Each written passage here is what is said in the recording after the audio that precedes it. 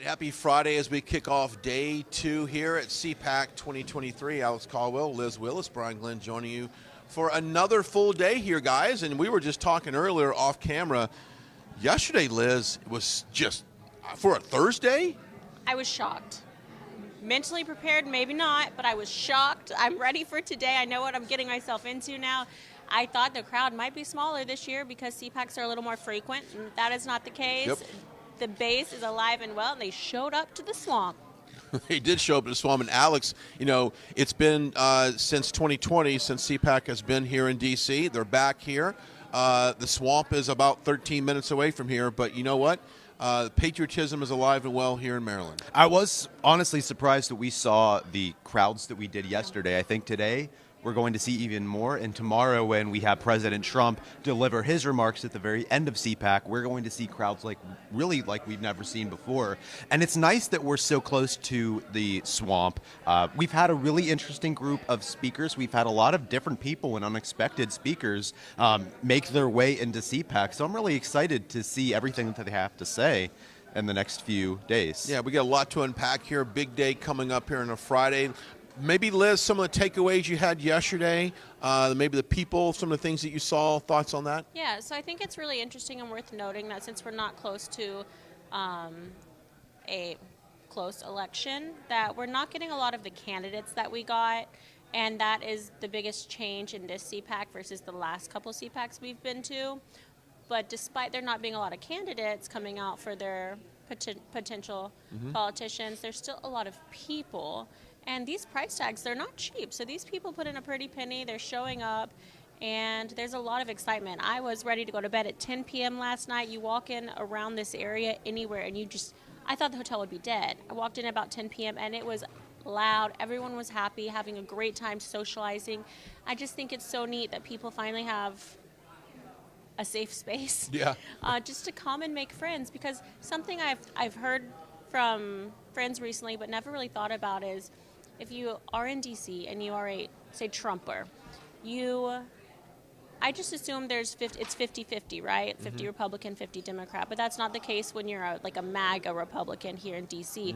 They say that's totally different. Like, if you're a MAGA person on Capitol Hill, people don't necessarily like you, and it's more than just the Democrats that don't like you. You're right. And that's an excellent point, Liz, that you brought up. And that was a big difference yesterday as far as the type of crowd that was here. Excellent point. This is not an election year for the most part, so you don't have those regional, those statewide candidates that are always wanting to get interviews and things like that. So that was less of that. But to your point, it is a heavy MAGA crowd here. Yeah. You hear Trump 2024 break out all around this facility. Alex, I'll ask you real quickly, what was some of your takeaways from yesterday as well? I was a little bit disappointed that we didn't see more candidates, but I think ahead of next year, for 2024, if you were we'll a candidate, would you show up at this one anyway and say, look, I'm looking to challenge so-and-so? I did have one individual come up to me yesterday, and I think they're going to come back today. They're challenging Tim Kaine. In Virginia. I just saw him down having breakfast. But that was the only one. I feel like some people don't even know if they're going to run yet. That's true, too. So there's a possibility of that. Yeah. A lot of my friends that are considering it are like, I don't think 2024 for me. By the way, I want Mike Crispy to run. That's who I'm talking about. I need him to run. He has to run. I But here's support the Mike thing. Crispy. You understand why he may not? It's because of New Jersey is so strange on their ballots. So in a presidential election, people are going to be grouped differently. And basically he automatically, since Trump is on the ticket, he would be somewhere else. I think he would be grouped with different than the midterms. Yeah, it's different. And so he's saying basically he has no shot then. But I'm like, well, if you get your name out there, I love let's it. go. Hey, there's a lot of people that watch us. They say, I've been inspired to run for city council, school board, whatever the case may be. So maybe this CPAC. Everybody tell Mike Crispy he needs to run for Congress. He's against Chris Smith. He would be against Chris Smith, who's done it for over 40 years. It's time to retire. He voted to impeach President Trump. He's a Republican in a plus, I'm going to say at least 20 district up in New Jersey. It's time for a real Republican to take that district. Yeah. Big day here ahead. We've got some fantastic speeches, some fantastic seminars, some roundtables coming up. I know there's a couple of things that are themed around the swamp and how how the establishment, and that's just something that President Trump dealt with, Liz, for the first 2 years. He was dealing with the swamp. of the Paul Ryans. We have that. Marjorie Taylor Greene speaks at around 10 o'clock, and I'm sure that's going to be something as well. And, of course, we'll bring all the other stuff to you. Before we get to that, let's thank one of our presenting sponsors for the day. I had Philip from Birch Gold on yesterday, and we talked about the markets. We talked about how to navigate through these, untroubling times that we have, and well, one way you can do it is to diversify your portfolio and go to gold and precious metals. And our friends over at the Birch Gold Group wants to make that as easy as possible. They have a special intro kit that is absolutely free to you. All you have to do is text the words RSBN to 989898. That's RSBN to 989898 to get that free information kit. And I saw a stat on there, guys, that if with the way the debt is right now, the national debt, that each one of us would have to stroke a check for like $124,000 right now. I think it's higher. It's higher. Okay. Yeah. It's above $250,000. I don't even know. And we look at the interest that's going to be owed on this debt over the next 10 years is in the trillions. So we just want everyone to be protected. And, of course, no one's suggesting you put all your investments in gold and precious metals. That would be foolish. But we are saying this. You should have a sizable amount of your retirement in something as secure as a gold and silver precious metal. So go check it out. My 401k is foolish right now. Well, mine's a 101k, and it's very foolish. But we do have a little bit of gold in that. Text the words RSBN to 989898, the Birch Gold Group. Philip joined us yesterday. He might come back today. Do a little with us. This is kind of cool. Nice guys. Look, when you do business with people that you genuinely have your best interest at heart, you can't beat that. And that's with any one of our sponsors that we have. These people have stepped up and said, look, we believe in what this country's founded upon. We want to help support outlets like Right Side. So we want to definitely thank the Birch Gold Group. All right, we're sitting about 8:07 here at local time. We're glad you're joining us. This is going to go all day, guys. This is one of those things where, the speakers start at about 9 and they go to about 5. And then we dip in and out of our coverage with interviews here. But what are you looking for? Who are you looking for, I should say, Liz, today? Speak. I think it's around 9:05. It could be 11. That schedule's a little wonky. But I really do enjoy listening to Jack Posobiec talk. I enjoy listening to his podcast. It's about 15 minutes or so. Mm-hmm. And truly, that's like my attention span, especially when I'm driving or whatever. I'll switch it. So I Sure. like to I think it's called Daily Events, Human Events Daily. Mm-hmm. So I like listening to him speak. And then on top of that, I've enjoyed interviewing Kash Patel before. He worked with the Department of Defense, and I just find that fascinating. So both of them are going to be on a panel today. And they're just two very intelligent. I think they started.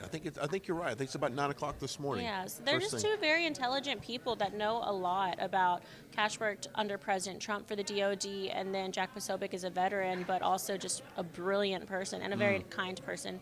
So I think that I want that, and of course I'm excited to see Marjorie Taylor Greene and the crowd she brings and the energy that she's going to bring with her.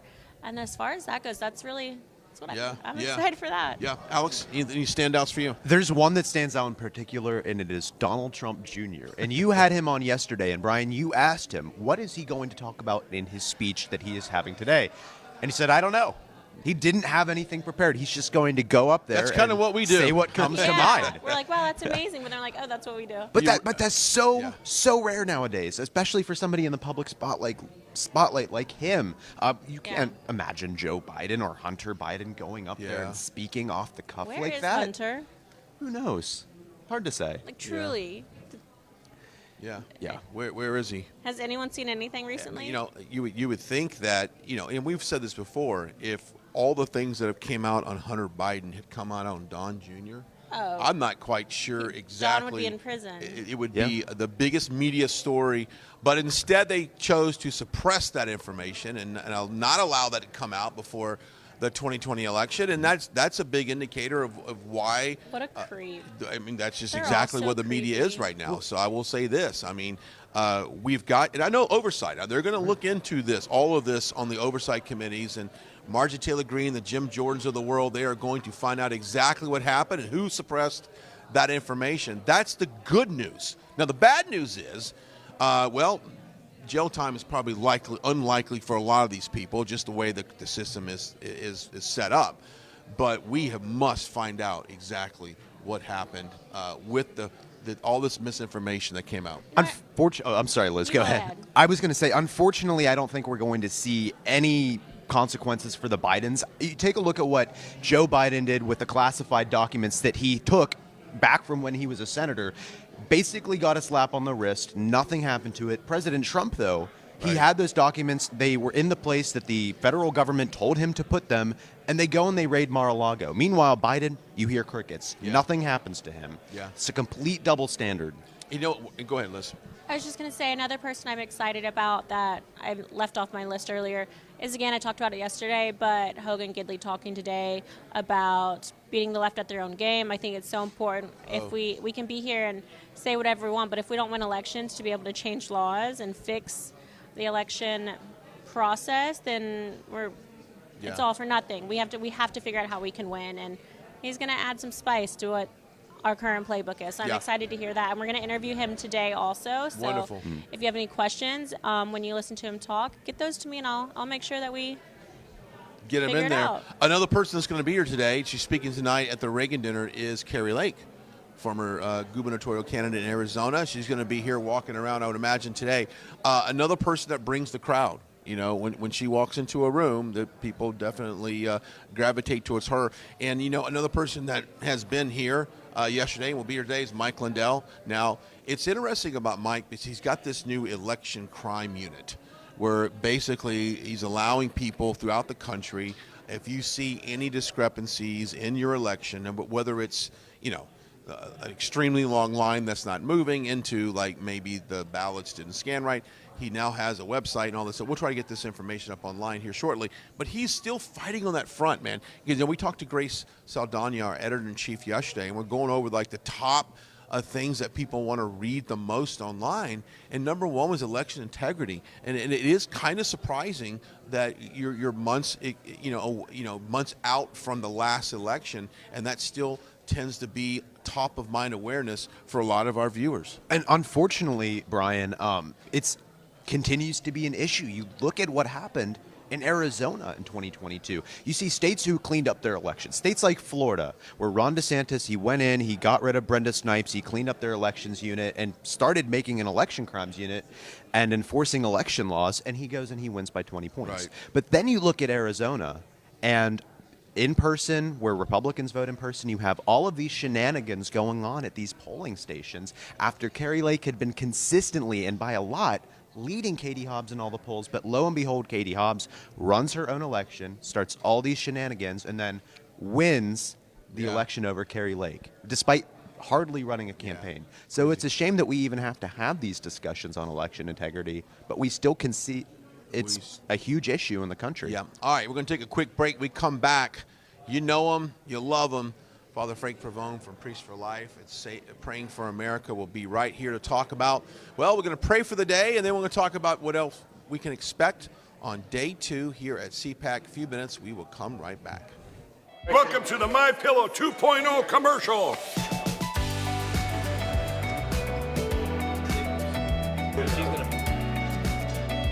Miss Makeup. Well, you look good.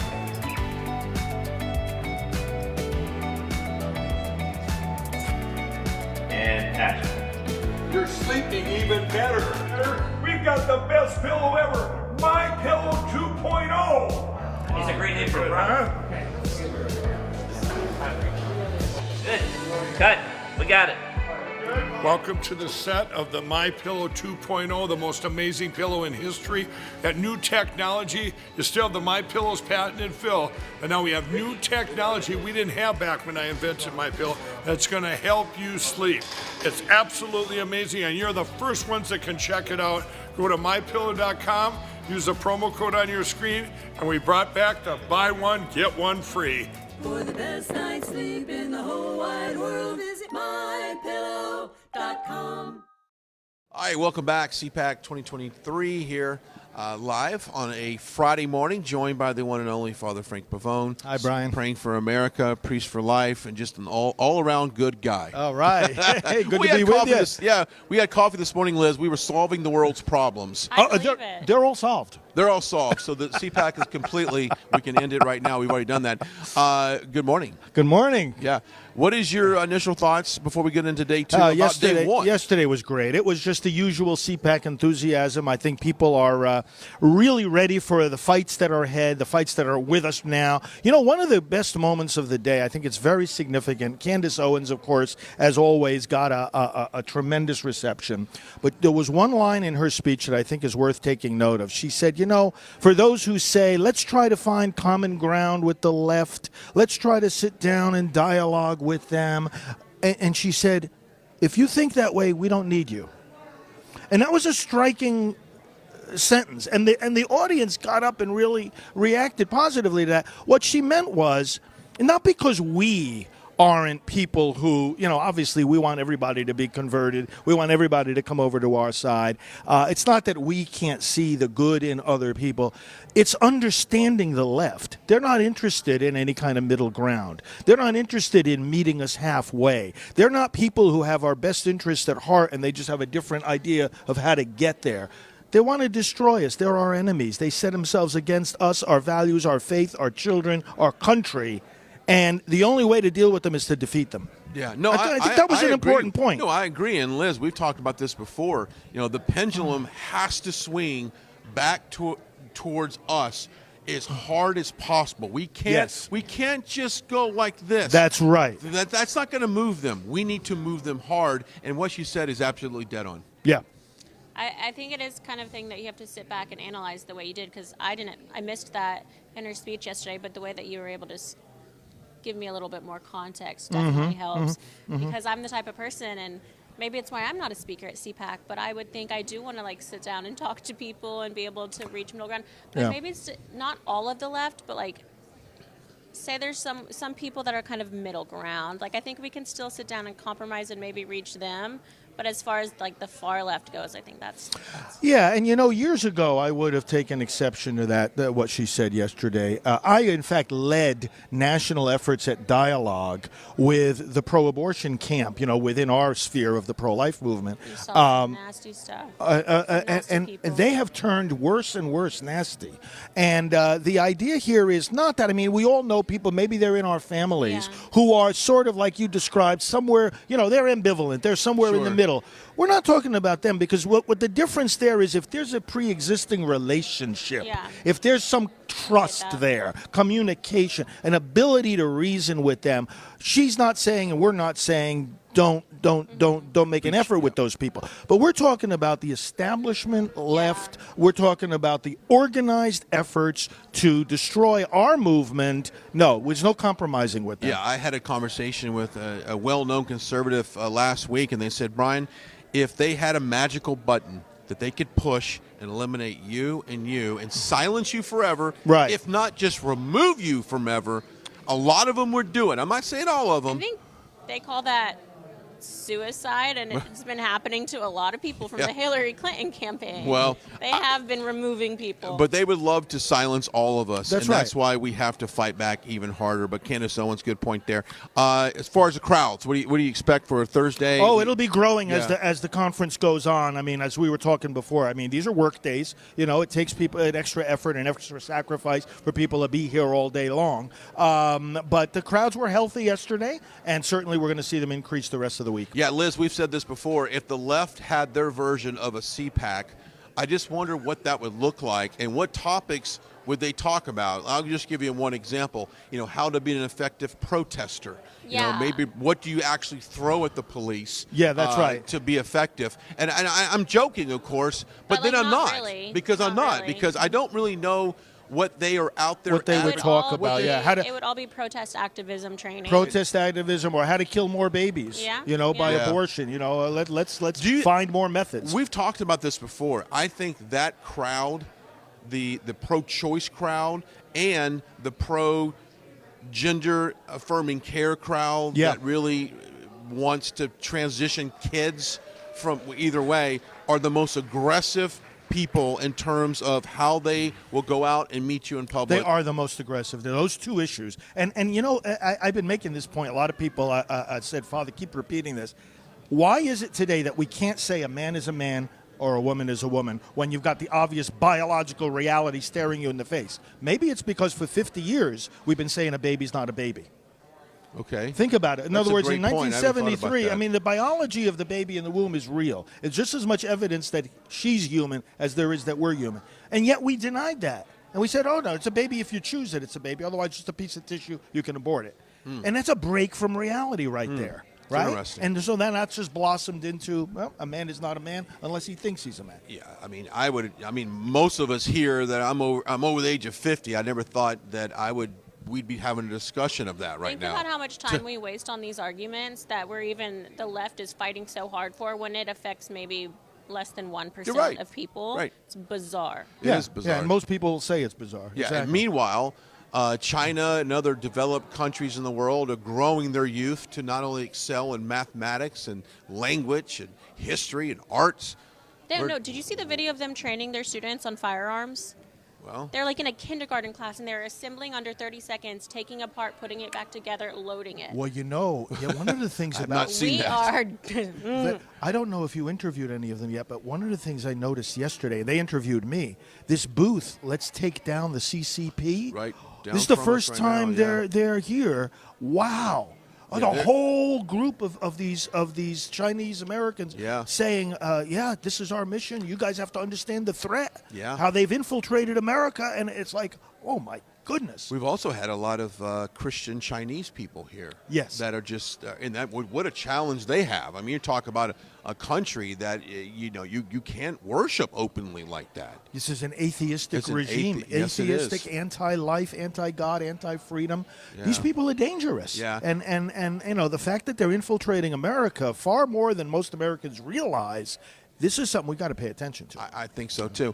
Another thing that people are talking about, obviously, is the open borders and the wild immigration that we have right now. And I don't want to seem cynical or sarcastic, but the last thing I need to see right now is another roundtable at the border from conservatives saying this is what's going on, or another hearing at Capitol Hill saying this is what's going on. We know what's going on. We've seen it for 2.5 years. I want to see action. And I'm one of these people, and I'm sorry, guys, I'm one of these people that if I was a governor of a state, I don't care what the federal government says. I'm protecting my borders. Right. I'm going to put up the biggest fence That's with right. barbed wire, electrocution. I'm putting in Scud missiles if I have to. I'm doing whatever I can to protect my border because we know the federal government's not going to do it. Yeah. So I'm Yeah. at the Yeah. point now where I'm tired of roundtables. I'm tired of discussing. I'm tired of just dragging out the same problems in front of the American people over and over again. I want action. And I Yes. think a lot of people here are angry, and they want action as well. The physical danger, the psychological trauma of the people coming across that border because we're announcing to the world that it's wide open are the responsibility of those who think that there's... You know what, Brian, what gets me so angry is how they try to dress this up in religious language. But they're welcome, and they're our brothers and sisters. You are abusing them. Yeah. By opening up that border and having no regulation whatsoever about what determines who comes across it. Yeah. These people are being harmed. And let's be perfectly clear on this, guys. I'm all for legal immigration. Legal, right. Legal immigration. Get in line, fill out the forms, wait for your court date, go through the whole thing. What we're seeing now is chaotic. It's chaotic, It's chaotic. It's abusive. You know what it's like right now? It's like a major music festival, and everyone's lined up to get inside. And then all of a sudden, all of the barricades, Barriers the go fences down. go down, Right. It and was people the Travis just. Scott music festival. It's exactly where what it's everyone like. got killed. They That's get actually killed. when I was thinking about the example. That's exactly what I was thinking about. But like that's the state of our immigration right now. Because- it's out of control. Because mentally, we have to get into our minds when we say, okay, make it legal and therefore put up a wall, have a gate, have a door, have a process, which we do have a process, but except we're throwing it out the window. The idea there is not just that you're protecting the people that want to come across, Yeah. not preventing. You're protecting them. The other thing too is 9 million people right now are waiting to take their immigration test. And I came across that statistic the other day. And it's like these people that are just waltzing across. Yeah. What kind of test are they taking? What kind of information are they learning? Absolutely I would nothing. be so upset if I went through the process and I paid all my attorney fees, which, by the way, we do need to work on that. It's very expensive to become a citizen or even to get your immigration papers. But it's like going to a grocery store and there's 20 people in the checkout line, but you decide you want to walk past everyone with your groceries and you just walk on out the store. The people that are in line are like, wait a minute, we've been in line for 10 minutes. We're waiting to check out. It's a total disregard. So people who did it the right way are angry. They don't like this. Rightfully so. They don't like this at all. So glad you're joining us. What I want to do now for you, like we did yesterday, maybe lead us in a little bit of prayer. Pray for the day. Pray for everyone here at CPAC. Let us pray. Father, we thank you for life. We thank you for the opportunity to stand up for freedom. We thank you for the people who have come together at this conference, Lord, and so many more who are watching us now know that these patriots, these believers, are also representing them because they're going to take the inspiration, they're going to take the information they gained at this conference, and they're going to bring it back to their local communities. Bless, therefore, Lord, the people here. Give them the strength to carry out that mission, to bring this back to their local communities.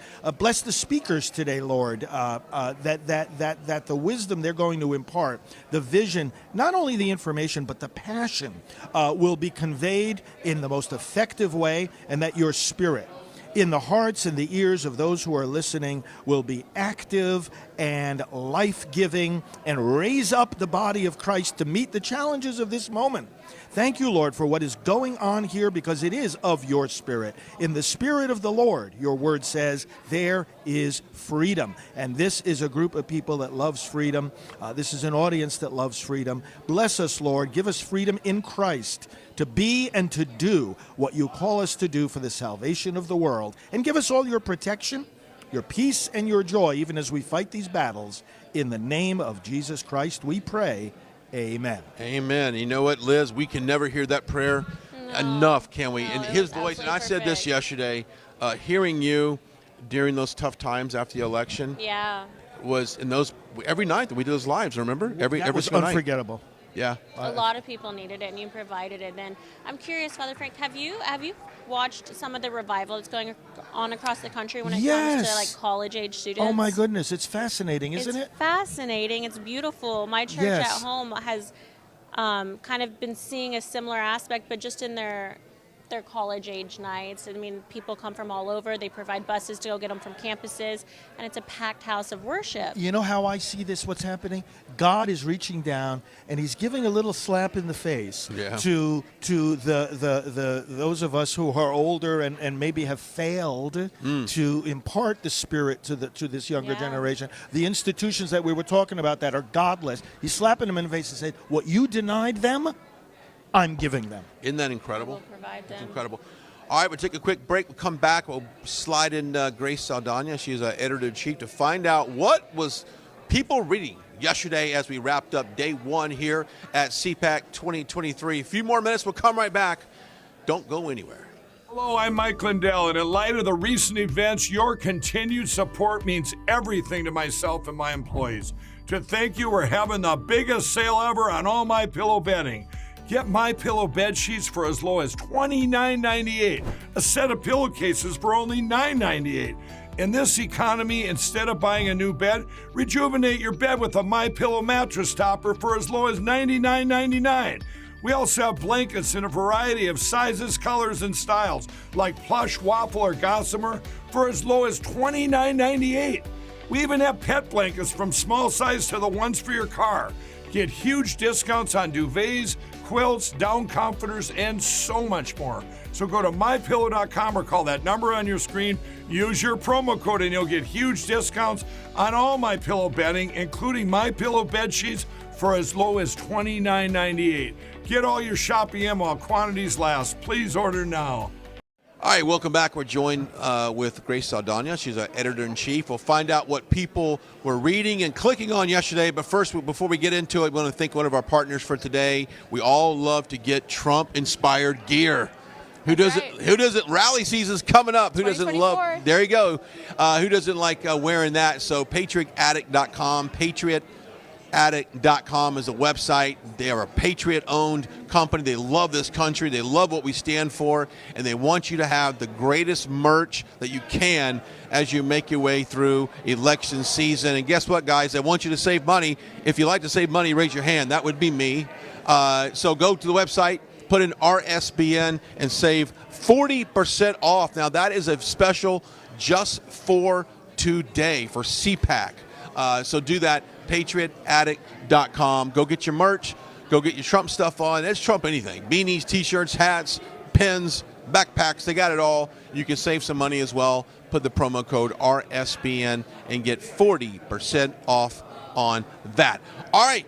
So we had a lot of interviews yesterday. A lot of people were talking about, a lot of the guests that we had on. They were watching some of the clips from inside, some of the nice sound bites. Observations from day one. Observations from day one, it was incredible. It was very busy for us. We had a lot of big names on. I'm sure you guys have already recapped, but to go over it again, we had Donald Trump Jr., Kimberly Guilfoyle, we have Devin Nunes, Congressman Keith Self from Texas. We had so many people back to back to back. You can actually go watch all of the interviews on our website right now. They are all posted there, so you can see a replay. But we have a huge lineup forecasted for today. I don't want to say anything yet, just in case things change. But in terms of what did well on social media, I would say people were very excited to see Mike Lindell back in action at CPAC. It's kind of been a while since we have done much with him, but and you know what? He's on the main stage, so that was CPAC's before. He's been in a smaller room. He's also not been invited at all. True. So would you say that maybe the CPAC community recognizes the impact of Mike Lindell and how the base loves him? Absolutely. Yeah, they must. I couldn't believe that one year that he was not invited, but fortunately, we had an extra pass from our booth, so we were able to get him in. So we really enjoyed that and seeing the support for him, and maybe it made CPAC more aware of just how popular this guy was. People love him. Yeah. Don't forget promo code RSBN at mypillow.com and mystore.com as well. I feel like he's still going through it. I'm getting emails from MyPillow, and they're really working with Carrie Lake and her legal team. So if you guys want to support that, you can just support him by going to MyPillow and using promo code RSBN. That's the best way to kind of help out there. Yeah. So let's kind of recap. You missed Grace yesterday. She went over some of the things that trend the best with our networks, and that's things that you find more interesting than not. And let's kind of recap what we talked about yesterday offhand. Sure. I know you may not have it exactly in front of you, but I'm just real curious to see if what's being consistent right now to what they're used to seeing. Absolutely. So our top topics pretty much always remain the same. Number one, hands down, election integrity. That is the number one topic. People want to hear about what happened in 2020. They're still upset that so many people were censored over just talking about the 2020 election and asking questions about it. So they're still looking for answers, and they're looking for answers about the 2022 midterms, and they want solutions, most importantly, for 2024. So election integrity is the top topic, but aside from that, of course, anything President Trump does, we follow. So we provide all news related to everything Trump is saying on Truth Social, where he's headed next, what he's going to say. So we do lots of previews on that. So those are our top two. Yeah, and then of course everything else falls beneath that, but those are definitely the dominating things. So what you're seeing is what's popular on the website is what they're seeing as well. Like I was looking at some of the numbers. Don Jr.'s numbers yesterday did really well. Your interview with I can't remember who it was, but was it the father from Illinois or the dating app? The The dating app did pretty good, I think. The dating app, which was very interesting. I know. I was like, I don't know how professional it is to talk about my dating life on air. But we just had fun with it. I think some of us have kind of been used to maybe that before. Unfortunately, it's kind of the truth of where we live. Like if you're my age, if you're any age. I got to go back and watch that, by the way. But if you're single now, you need some help. What a great idea! It's not great. What a great idea not great that they out developed. Your interview with I'm just drawing a complete blank. But the numbers were really good yesterday were. on the views. Yes, numbers were fantastic on the views. Social media did great as well. It's Friday, so we have a lot of great interviews coming up, and I hope we get the same numbers today, although Fridays are usually a little slower on the social side. And Oh, that's broadcast side, interesting. but Why do you think that is? I think people they're trying to finish up work, they're trying to go home and take a nap, I don't know, go out. What is the best time so people I find this fascinating. Yeah. What is the best time of day to post something? Definitely the evenings, it's The like evenings. 7 to 8 p.m., like Tuesday, Wednesday, Thursday. The mornings are also good too, like 10 and 11, but any other time, mid-afternoon, late at night, That's early like morning. when I check my phone. Never post. You think Around 10. Yeah, in the morning? Yeah, after I like wake up and get my stuff together, and then when I get home and have my stuff taken care of. I got Exactly. I got my screen time report. Like every week they give it to you. Oh, I bet yours is bad. One time it was, but keep in mind this is almost like a laptop too. So Yeah. you're the screen time is when your screen time. We do all our work from our phones. Right, it was like 14 hours, and I said I need to be Oh, locked my in a goodness. closet because I'm like I am on my phone for You 14 can hours. purchase a Glasses. cage for your phone, and you set a timer, and it doesn't let your phone out until like 15. So it's like a 15-minute timeout.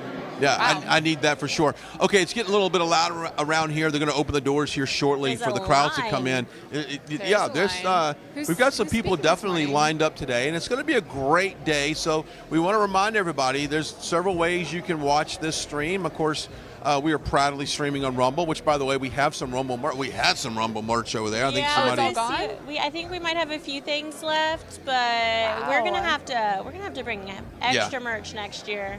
Yeah, extra So- merch. You can watch us on Rumble, of course, YouTube, Facebook, Twitter. And we don't have a live thing on Instagram, but we do post some stories on You can watch Instagram. directly on our website as well. So Oh, yeah. rsbnetwork.com. All of our posts are pinned, so you're already watching, but if you want to send it to a friend, then go there. Grace, also, we discussed which articles are popular, Yes. but we didn't discuss how people can follow the articles, Okay. get access to the articles. Where are they? Yeah, so all of the articles are on rsbnetwork.com. They're also posted to all of our socials, every single one of them. Facebook, Instagram, Getter, Gab, Truth Social, Telegram. The big ones go on Telegram, not everyone, because I don't want to blow you guys up in that group Yeah. chat. But you can find them there. We also send out a weekly newsletter and additional alerts for when President Trump is speaking at rallies. So you guys can follow us there at rsbnetwork.com/newsletter. It is also just on our website. It's on our website on the right-hand sidebar. You scroll down, you can just input your information right there, and we'll send you emails. I think that's the best way to do it. I love getting those emails.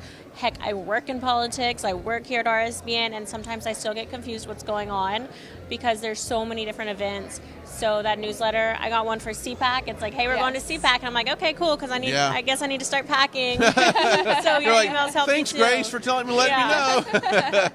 Well, I'm glad it could help. Yeah. Glad you could help. And by the way, it's absolutely free. We didn't point that out. It's 100% free. And we don't sell your emails. We don't sell your emails. We just, build our list and try to send you the most relevant stuff. I go back and look at the reports, see what did well, what you guys clicked on, and I'm trying to give you guys what you want. So Yeah, because I think that's important to point out. We've had people offer to buy our email list for marketing purpose, and we say, I'm not going to do We it. probably have one of the most valuable email lists. We probably do. I've had people come up to me and say, can I buy RSBN's email list? I'm like, it's not for sale. Not for Not sale. for sale. You are not for sale. We're not going to The way sell that your. people, I would think it was Steve Bannon that I was listening to on his show podcast, but he was talking about just how corrupt fundraising is within the conservative movement. Sure. And when you're like donating to Win Red, really you're giving about 70% to the fundraisers and about 30% is going to the actual campaign. And we do this because the left was doing it. It's called like Go Blue or something. So Yeah. he was just talking about how messed up our fundraising Yeah. process is when we're actually, these people work really hard. They have $5 to give. They think they're giving it to Carrie Lake, but really Carrie Lake is getting like $1, Yeah. Right. something like that. I got an email the other day, and it said, Marjorie Taylor Greene's trying to keep the guns. And it was basically a gun grabber organization. I would say, is this good or bad? Because I would donate to that. No, they were. They're basically telling their followers it was a leftist pack that were saying, Marjorie Taylor Greene wants you to scare keep your tactics. scare tactics. So they use conservatives to fundraise on the Yeah. extreme. Right. and that's what they do. You know, Donald Trump might be back in office. Can you use somebody's likeness and make money Well, off yeah. of that? I mean, you can say that she that's voted technically- for this, therefore you must I fight guess us as a public servant, on this bill. maybe. Yeah. But if But somebody was making money with my image, being like, we hate Yeah. Liz, donate here, Yeah. I would. I don't That's know, how they do but it. I think you can sue over that. I think I could too. I don't know. Yeah. I would try. All right, we're glad you're joining us. If you're just now tuning in, welcome. We are live here at CPAC Day 2. The beautiful Gaylord. Let's take a second to talk about the facilities here, because you and I, we've been in Orlando, we've been in Dallas several times, and now we're in the D.C. area. This is a beautiful hotel. Yeah, it's a beautiful hotel. It's built for conferences of, I'd say, wealthy people, because I've been to conferences all over the country, and this one is the nicest conference hotel center I have ever been to. There's like a bowling alley downstairs. It's bizarre, but in the best way. It's very nice. I do think they are probably a bit anti-CPAC, just from some issues that I've seen, but the hotel itself is very nice. Right, yeah, the hotel itself. Yeah, the hotel is gorgeous. I mean, there's a downstairs atrium with like a waterfall and plants everywhere, and you have this amazing view of the National Harbor. Yeah. There's a Ferris wheel right outside.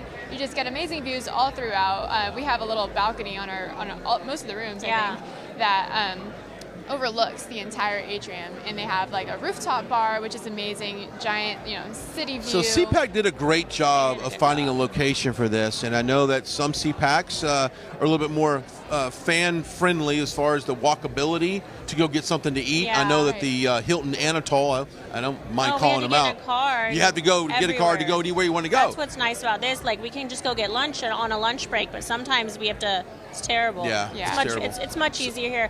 Also, we're like 5 minutes from a casino, so I got to go to the casino last night. That's a whole different subject we can talk about on that. But we do appreciate the CPAC for selecting this hotel, because what a great place it is. We got a lot of people outside these doors. Big line forming. The first, line. if I'm not mistaken, Who's first. speaking? Jack Posobiec is on a panel. I don't let me pull up the rest of it, but they were talking about basically taking on the swamp. I And want the- to listen to it. and the swamp I might turn the volume up on a TV here so we can hear do what they're that. saying. Yeah. Yeah. So that's going to be going on. Plus Marjorie Taylor Greene, Donald Trump Jr. Where's Eric Trump? Maybe Eric Trump might show up. Maybe that's why there's increased security. Maybe so. They're checking badges today. They're Oh, are doing they the whole checking thing. badges today? Yep. That's when there's a lot of They people lined up. stopped me Is to there something manage we your don't know? Yeah, there's something that we don't know. Also, we want to know from you the topics that are concerning to you. So in the chat, whatever outlet you're watching us on right now, talk about where you're watching us from. I know you pull the analytics. We've got a lot of international viewers as well, which is crazy. We do. Right. I love, when we're at the rallies and we're reading the super chats and Me too. people donating from the Iceland, Japan, Netherlands. the Netherlands, Yeah. everywhere. It's really amazing to see how much support we have, not just in America, but worldwide. And how about the same people? We've seen a lot of familiar faces at this CPAC that we've seen at past CPACs. I mean, there's people that this is their vacation for the year. Like, this is what they save up for, and they travel, they drive across the country. I noticed the Front Row Joes are here this time, which is kind of Yes, cool. I love them. I don't necessarily remember them being here at previous CPACs, but I love the fact neither. that they're here today. Speaking of front row Joes, we have a Trump event coming up pretty soon, March We do. 13th. We do. I think it's a policy speech in Iowa. Policy speech in Iowa. It's going to be about was it education, I I'm believe. pull it up. Pull it up and see if we can go ahead and read that. Yes, so 45th President of the United States, Donald J. Trump, to deliver remarks on America First education policy in Davenport, Iowa. So that will be March 13th at 7:15 p.m. Eastern Standard Time. It's a Monday night, so you guys will not want to miss that. It should be really cool. March 13th is next Monday. And of course, I like the fact that he's doing these policy tours. I was in South Carolina, and he put it together, his South Carolina team for that. You were in New Hampshire that same day. So he's starting to go around and do some of that positioning for kind of, it's very presidential to be doing that. Iowa obviously is very presidential to be in Iowa. Absolutely. I mean, he could have picked any other state to do this in. He could have done it in Florida, but he chose. It's very strategic. We talked about this yesterday. The rumor is, obviously, the feel is that Ron DeSantis will eventually put his name in the hat for president and jump on that. He's not here at CPAC for whatever reason, and we can all speculate. And obviously, he's a very he's running probably one of the best states in the country right now, and he's doing that. But that's going to be very interesting if and when he decides to publicly announce his run for president. And if he does decide to announce, he mentioned to Fox, I think, Business the other day that it would be after the legislative session ends in May. Okay. And some outlets are saying, between May and early fall, he'll say something. He just released a book, so he's doing a lot of book stops and trying to promote that. So we'll see if he actually puts his name in. I think he was in Texas yesterday promoting that book, if I'm not mistaken. Liz, what's your thoughts on that? I mean, I had a guy come up to me yesterday, and he's running for president, and I can't wait to have him on because I want to talk about how do you think this is going to happen. Is it Perry Johnson? I don't know who it was. I have to get his card. But what's your thoughts on DeSantis and how? I think it's going to be very interesting if he does get in, because then we're going to see some fireworks from both sides. I feel like there's so much preparation for him announcing, and I'm kind of just taking it one day at a time. Yeah. And I think it's just because I've spent so much time with President Trump and running for President Trump and him being the nominee that's what I hope for. Yeah. I hope that we don't have to deal. I would be disappointed if DeSantis decided to come out and run. Now, I do think he probably will, but I'm going to be disappointed. I think he's an incredible governor, and I think that if he could, I want our party to be united, and honestly, I think that him announcing is just going to divide us more. I think President Trump is a great president. I think if they could work together as a team, where we still need him in Florida. Florida is so important, and that's the ideal situation for me. I think that as a conservative, you should just respect Donald Trump for what he's done for the country, what he's sacrificed, and support him while he does this. And then I would say for DeSantis to run later. I think he'd be a great president eventually. Yeah. Right now, it's just going to divide us. And then Nikki Haley, I thought was really interesting because she had said prior that she would not announce any run for president if President Trump announced that he would run again. Yeah, that seems really fake. I'd be mad. And then she does. I'd love to. He supported her so much too. Like, he was really in her corner. Right. And for her to turn around and do this as well, I'm wondering, is it just a fundraising tactic for her? Well, I think a lot of people decide to run so that they get their name out there. Yeah. They start building up a maybe a case for VP too is what she's probably for what she's doing. He did hint at that actually. Too upset about it. No, he actually mentioned, and it was really unique. So at Club 45, he took questions from the audience, which I absolutely loved. I was like, he should do this more often, like a 2-hour sit down where he just takes random people's questions. They're good questions. One said, "When are we going to know your VP?" He said, "Honestly, I announced so early, like most people wouldn't announce their VP till way later on." He's like, "And I'll announce when it's ready, but as of right now, like he basically said he has no real, it's not lined up yet. He's still looking." It's and so early in he the said race. It could still very well be another presidential nominee who just doesn't do as well as me. Right. Yeah. And I was like, really interesting, because I'm like, that could be anyone. That could be Nikki Haley, could be VP. Ron DeSantis, if he runs, could be VP. And I think he's planning on he's a numbers guy. I think he's planning on running and seeing who does second best and taking that as a VP. Doesn't that make sense? It does. Your second to a certain favorite degree. Conservative politician, you just you would think that the first two horses that cross the finish line, you make that a deal. He also mentioned that no one really cares for the VP. He's like, people vote for the president. That's true too. He's like, he's like, it is nice in the off chance that something happens, but for the most part, I'm not that worried about my VP because people are voting for me. That's you true. need someone who's willing to play second and will have a personality that meshes with President Trump. Which Pence did for a while. Yeah, up until that very end. It's got to be someone, and so we talked about this pendulum swinging, and it needs to be somebody that supports the momentum going forward. You can't have a squish anymore. We can't have a squish Mike Pence. That's towards the end. We can't have that. We got to have somebody that supports. We can't keep playing defense. We can't be playing defense. So that's positioning. Because think about this: how early we are in the election season. We really are. I mean, we're just so early, and we feel like Trump's been doing it for 2 years. He did 36 rallies after the election. 36 rallies after the election, and I felt like it was still one big campaign push, and I think it still is. I mean, everywhere he goes, it feels like a campaign speech. He's constantly reminding the American people of the failed policies of the Biden administration, and that his policies worked. And when people say, "Well, I like his policies, but I don't like Trump as much," I'm like, you don't get the policies without Trump. Trump has to navigate the policies because you can't put the policies have to stay in place by someone who believes in them and pushes them. And that's why I think President Trump, if you like the America First agenda, is the person for that. That's just my personal opinion, because I don't think that a Nikki Haley can push the America First policy agenda that Trump laid out. They're two different people. So, but hey, you know what? That's why they call this election, not selection. So we'll let the people decide. And he's still working harder than Biden. He is still working harder than Biden. We're still following Trump, and he's keeping us busy.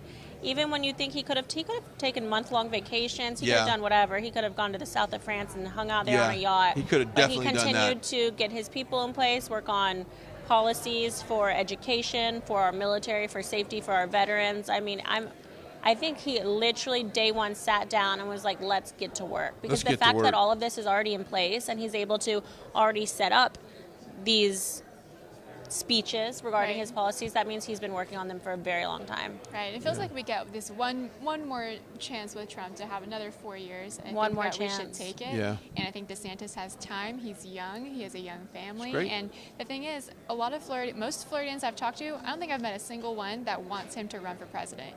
So if you're listening to your constituents and to the people of Florida, you would stay governor for another 4 years. Yeah, because think about it, because you vacate that seat, and that's important to mention, and this is another side note, that if whoever is VP, if you're an elected official, you'll have to vacate that seat to run for vice president. Therefore, you're giving up a very secure seat, whether it's in Congress, whether it's in Senate, whether it's anywhere. Right. So that is a risk, if you will, that you're willing to take, because if for whatever reason it doesn't work out, you just vacated a seat that you maybe had somewhat of control of when you were in. Which makes me think, when I heard about him running, I was thinking, well, I think Kari Lake would be a great VP for him. I'm not sure how I think about that now. I feel like too MAGA. I don't know if that's too much. I don't think she'd play second. I don't think she would. Role. Me either. But the only reason that I'm bringing that up is because now technically she didn't, or I guess technically whatever. Now that she's not, I thought she was going to be the governor. She won, we all but thought, whatever. yeah, I thought right. she was in the governor's mansion right now. So I was like, she can't be VP because Arizona needs her. But if Arizona's not using her, then she could be. I think she could be a great spokesperson. I think she'd be press secretary. Press secretary. Oh, she would dude, knock it out of the house. That's true. Every single time. Okay, let's go. Real quickly before we toss it back inside, I want to talk about our friends over at Blackout Coffee. Right now, I need some. I've had some bottled water because I don't drink enough water, but I need some coffee. Blackout Coffee, patriot company, conservative company, loves this country, loves coffee, and they literally get the best coffee beans possible, and they want you to have it. Go to blackoutcoffee.com, put that promo code RSBN, and you'll get a special discount on your coffee. Nothing wakes you up. Nothing gets that brain stimulated like a great cup of coffee. It is mildly roasted. It is smooth. It's from the best beans in the world. And I'm going to tell you something, man. There's a lot of crappy coffee companies out there that aren't backed by American patriots. There's coffee companies that say they're patriotic, but they're not. Blackout Coffee is just that. Go check them out, blackoutcoffee.com. Put that promo code RSBN. And we love when companies step up to sponsor an event like this. And one way we can say thank you, and you can say thank you, is to go onto that website and buy something. Buy something. Find a pint, whatever content, weight, distribution you want for that coffee. Go buy something, have it shipped to your house. And you're helping, not only helping them, you're helping us as well. Blackoutcoffee.com, promo code RSBN. And like I said, we all like to start our day with a cup of coffee. Absolutely. And by the way, just for the record, how do you like to drink your coffee? How much cream, sugar, and flavor? I like to put, if I have the little cream cups, I like to put 2 and 1 packet of sugar. Oh, Liz? Big tea gal, chai tea, matcha lattes. But if I do have to have a coffee, grandfather, JFK, Scoop Jackson would not be allowed into today's Democrat Party. So we have to cause an utter annihilation, and it's up to us. Seriously, it is up to us. But let me share with you just one data point. These are the kinds of things you need to use when you're talking to your friends who don't do politics or think, hey, Uncle Joe's so nice. That president, he's just such a nice old man. I did a little bit of math for my last Sunday show on Newsmax. the Gawker reality check. Because my thing is national security. I'm a wonk. I eat, drink, and dream national security. If you take every war we have fought in since the end of World War II, so from 45 to today, you can add up every soldier, airman, Marine, sailor, and Coast Guard who has died. Whether it's Korea, Vietnam, First Gulf War, Second Gulf War, Afghanistan, you can add it all up. The number of total killed in action, total in 70 years, is 103,000.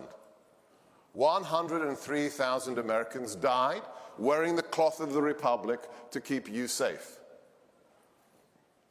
On Biden's CDC website, you can look it up right now. It's very hard to find because they don't want you to find it.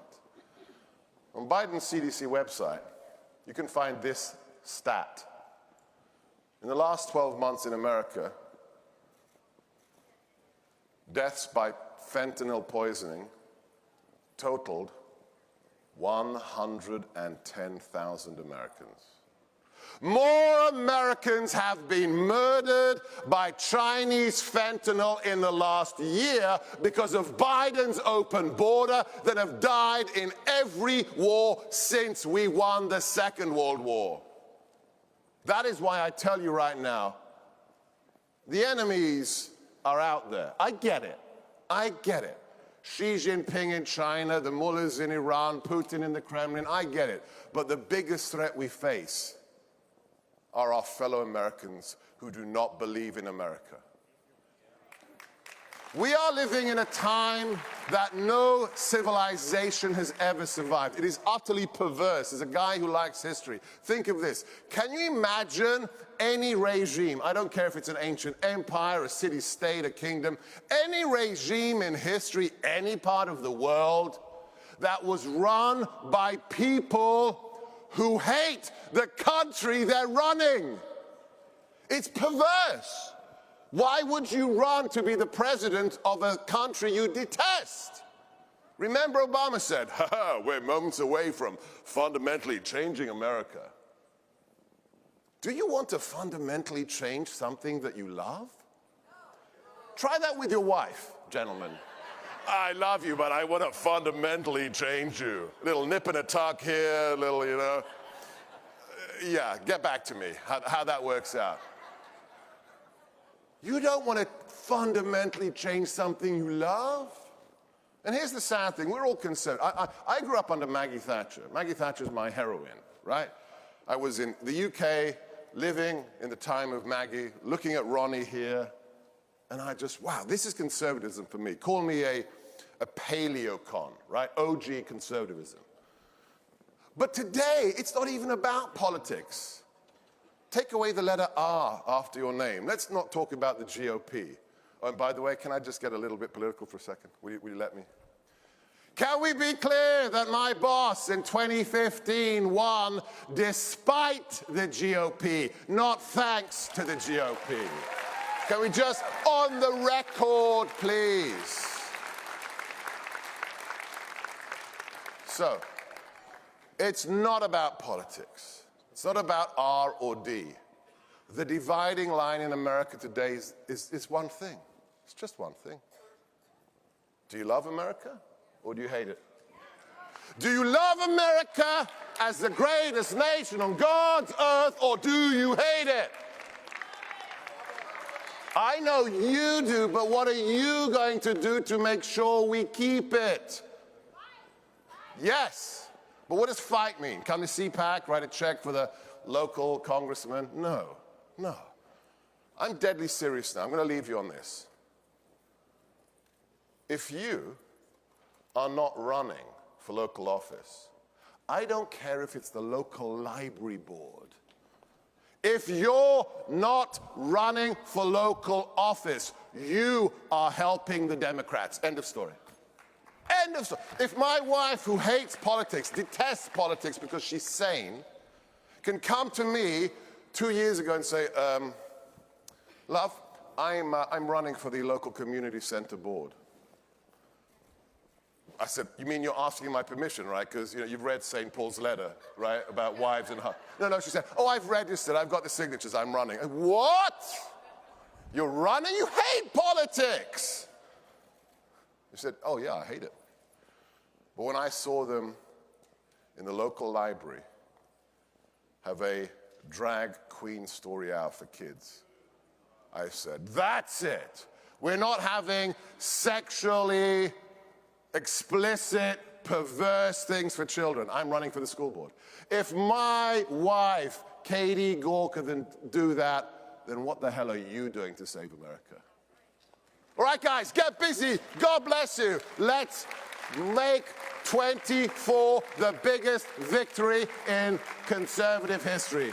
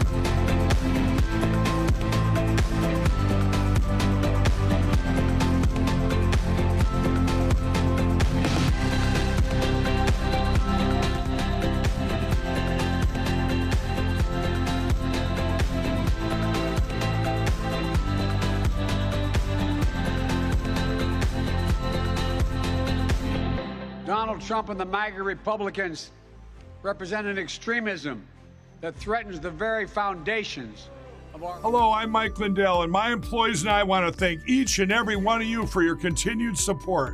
With everything going on right now, your rest is so important. That's why we're having the biggest MyPillow sale ever. Not only are my bed pillows as low as $19.98, but you can get the best body pillows ever. Regular $89.98, now only $29.98. Take your rest on the go with our Roll and Go Anywhere MyPillows for only $14.98. And we have our new couch and accent pillows. They aren't just for looks. They have MyPillow's patented adjustable fill that gives you that amazing MyPillow comfort. In this economy, you get the best gifts ever for the best prices ever.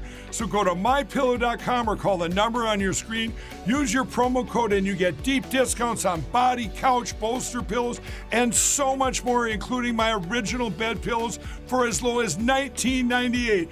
Please order now while quantities last. Hello, I'm Mike Lindell, and my employees and I want to thank you for your continued support by bringing you the biggest bath sale ever. Get my 6-piece towel sets for the lowest price ever, only $39.96. His and her bathrobes, 50% off. Bath mats for as low as $17.49. And I'm also excited to announce the original My Slippers are back in stock. And now they come in even more colors and wide sizes. They're made with the same great patented technology, and yes, you'll still save $90 a pair. So get the biggest savings ever on... For American greatness, Julie Kelly. Producer and director at AMDC Films, Amanda Milius. And your moderator, host of Human Events Daily, Jack Posobiec.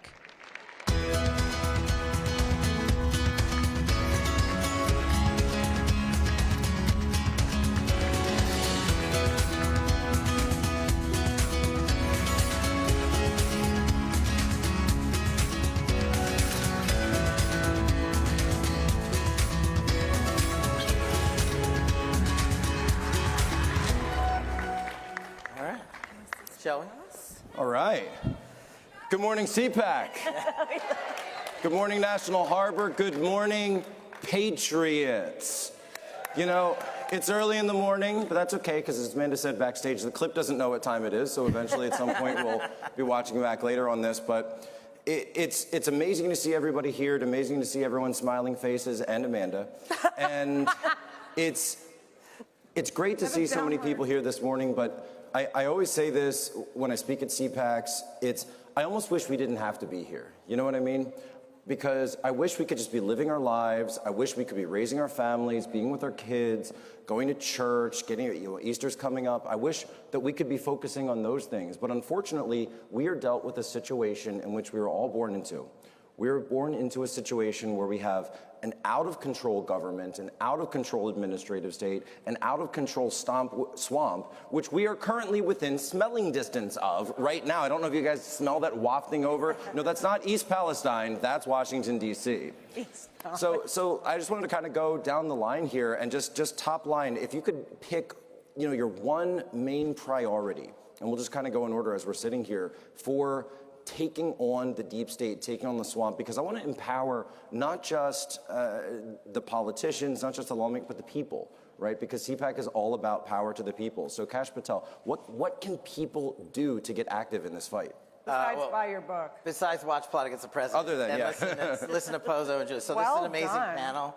Get that out of the way. And, buy the books, listen to the podcast. The deep state is something that, like Jack was saying, not only did we wish we didn't have to do this. I wish we didn't have to address a deep state. Yeah. That's something that you're talking about in like tyrannical dictatorships. But in 2023 America, you have a two-tier system of justice that was created by the very people that were supposed to serve you and create an equal tier system of justice. I mean, Julie is the expert on how the January 6th defendants have been mistreated and how their due process rights have been violated. So the way that I think you crack the deep state is personnel.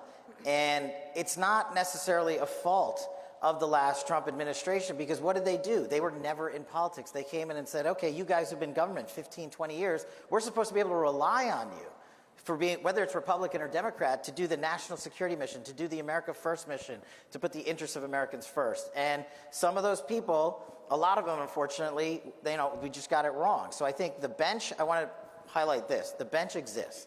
The people are there for every agency and department. And I got so motivated behind it that I wrote a book called Government Gangsters, which the deep state is actually trying to prevent the release of that manuscript. But we're going to take them to court. It'll hopefully be out this spring. And you got to educate everyone. I list every single government gangster by agency and department. But the one thing Donald Trump taught me was don't just highlight the problem. What's the solution? How do we fix the FBI, DOJ, and the swamp and every other agency? And it starts with personnel, and it ends with congressional oversight. And hopefully that's something that's ramping up. And that means getting the right people in office who understand exactly what Kash is talking about. I want to see congressional candidates that have your book with notes and highlights and underlines and dog ears and everything. Some people think that's... Not with the RNC we have now. We'll talk about that. Julie Kelly, though. And by the way, congratulations to Julie Kelly because of your yeoman's work on the Jan 6 issue. Seriously, give it up for her. And I want people to understand that in the dark days, in Jan 7th, Jan 8th, Jan 9th, I'll tell you something. Everybody knows I'm on Twitter constantly. I didn't even tweet those days because I didn't know what was going on. I went 3 days without tweeting. Now that is a national emergency. That's a national emergency right there. We didn't know what was happening. The censorship hammer was coming down. People were getting arrested left and right. And there was one person that stood up and said, what's going on is wrong, and that was Julie Kelly. Yes. And just this week,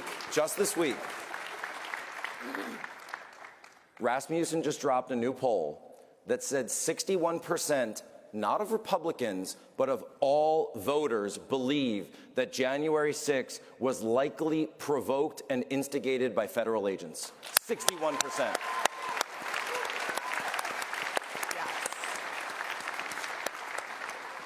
Julie, how did you do it? Well, first of all, Jack has been a friend of mine since the very beginning, even before January 6th, and I would not have any sort of platform on Twitter to share my work without you.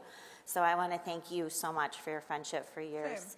Also, I would not be able to write about January 6th or cover it if it wasn't for following Kash, Devin Nunes, and a small team of courageous warriors who took on not just the swamp in the Democratic Party, but 90% of the Republicans to uncover the biggest scandal in American history, which was Russiagate. And what they tried to do and are still trying, is to destroy them. But because I had a basis of covering that, it helped with my learning curve on what to cover for January 6th. And then, of course, the plot against the president, the documentary that Amanda, if you haven't watched it, please watch it, because, you know, these are the people who saw this first and fought it first. But unfortunately, what started in 2016 with Crossfire Hurricane has only accelerated. And when the DOJ decided and FBI to go after Donald Trump, his closest campaign associates, people like Carter Page, and everyone was like, who cares about Carter Page? Who cares about Paul Manafort? Who cares about Trump or his family?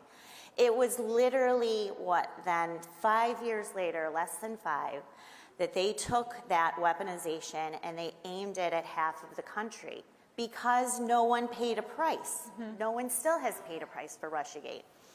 And so they took their cues, they've accelerated the national security state, the intelligence apparatus, and more importantly, law enforcement against Americans. We now have nearly 1,000 people who've been charged related to their involvement in January 6th, criminal charges that are mostly low-level misdemeanors that nonetheless have destroyed their lives, ruined their families, bankrupted them, and alienated them from their own communities because they are considered domestic terrorists.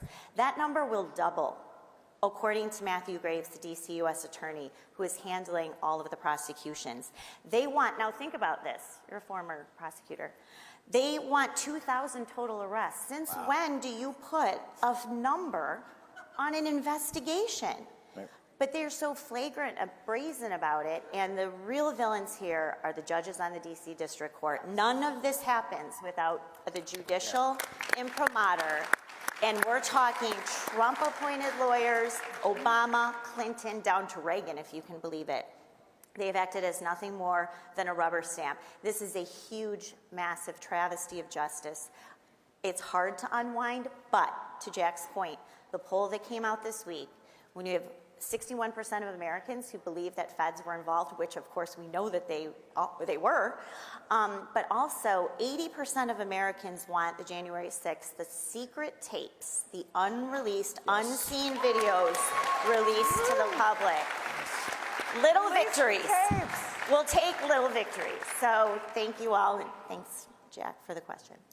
Okay, so Amanda, now we were joking, I think, before we came on the panel today. Were we? We were talking. Was it a joke or was it serious? I don't know. We were guessing which one of us would say something that gets this panel canceled first. And we bet, we have bet a it was bet. definitely Amanda. Yeah. Definitely Amanda. No doubt. So I'm ready. When it comes to this, so Amanda, you had a tweet recently. Oh no. Where you said, if I can, and I'll paraphrase. I'm playing a character. That when Donald J. Trump is reelected President of the United States in 2024, right? And that's the old Reagan line about recession, depression, recovery.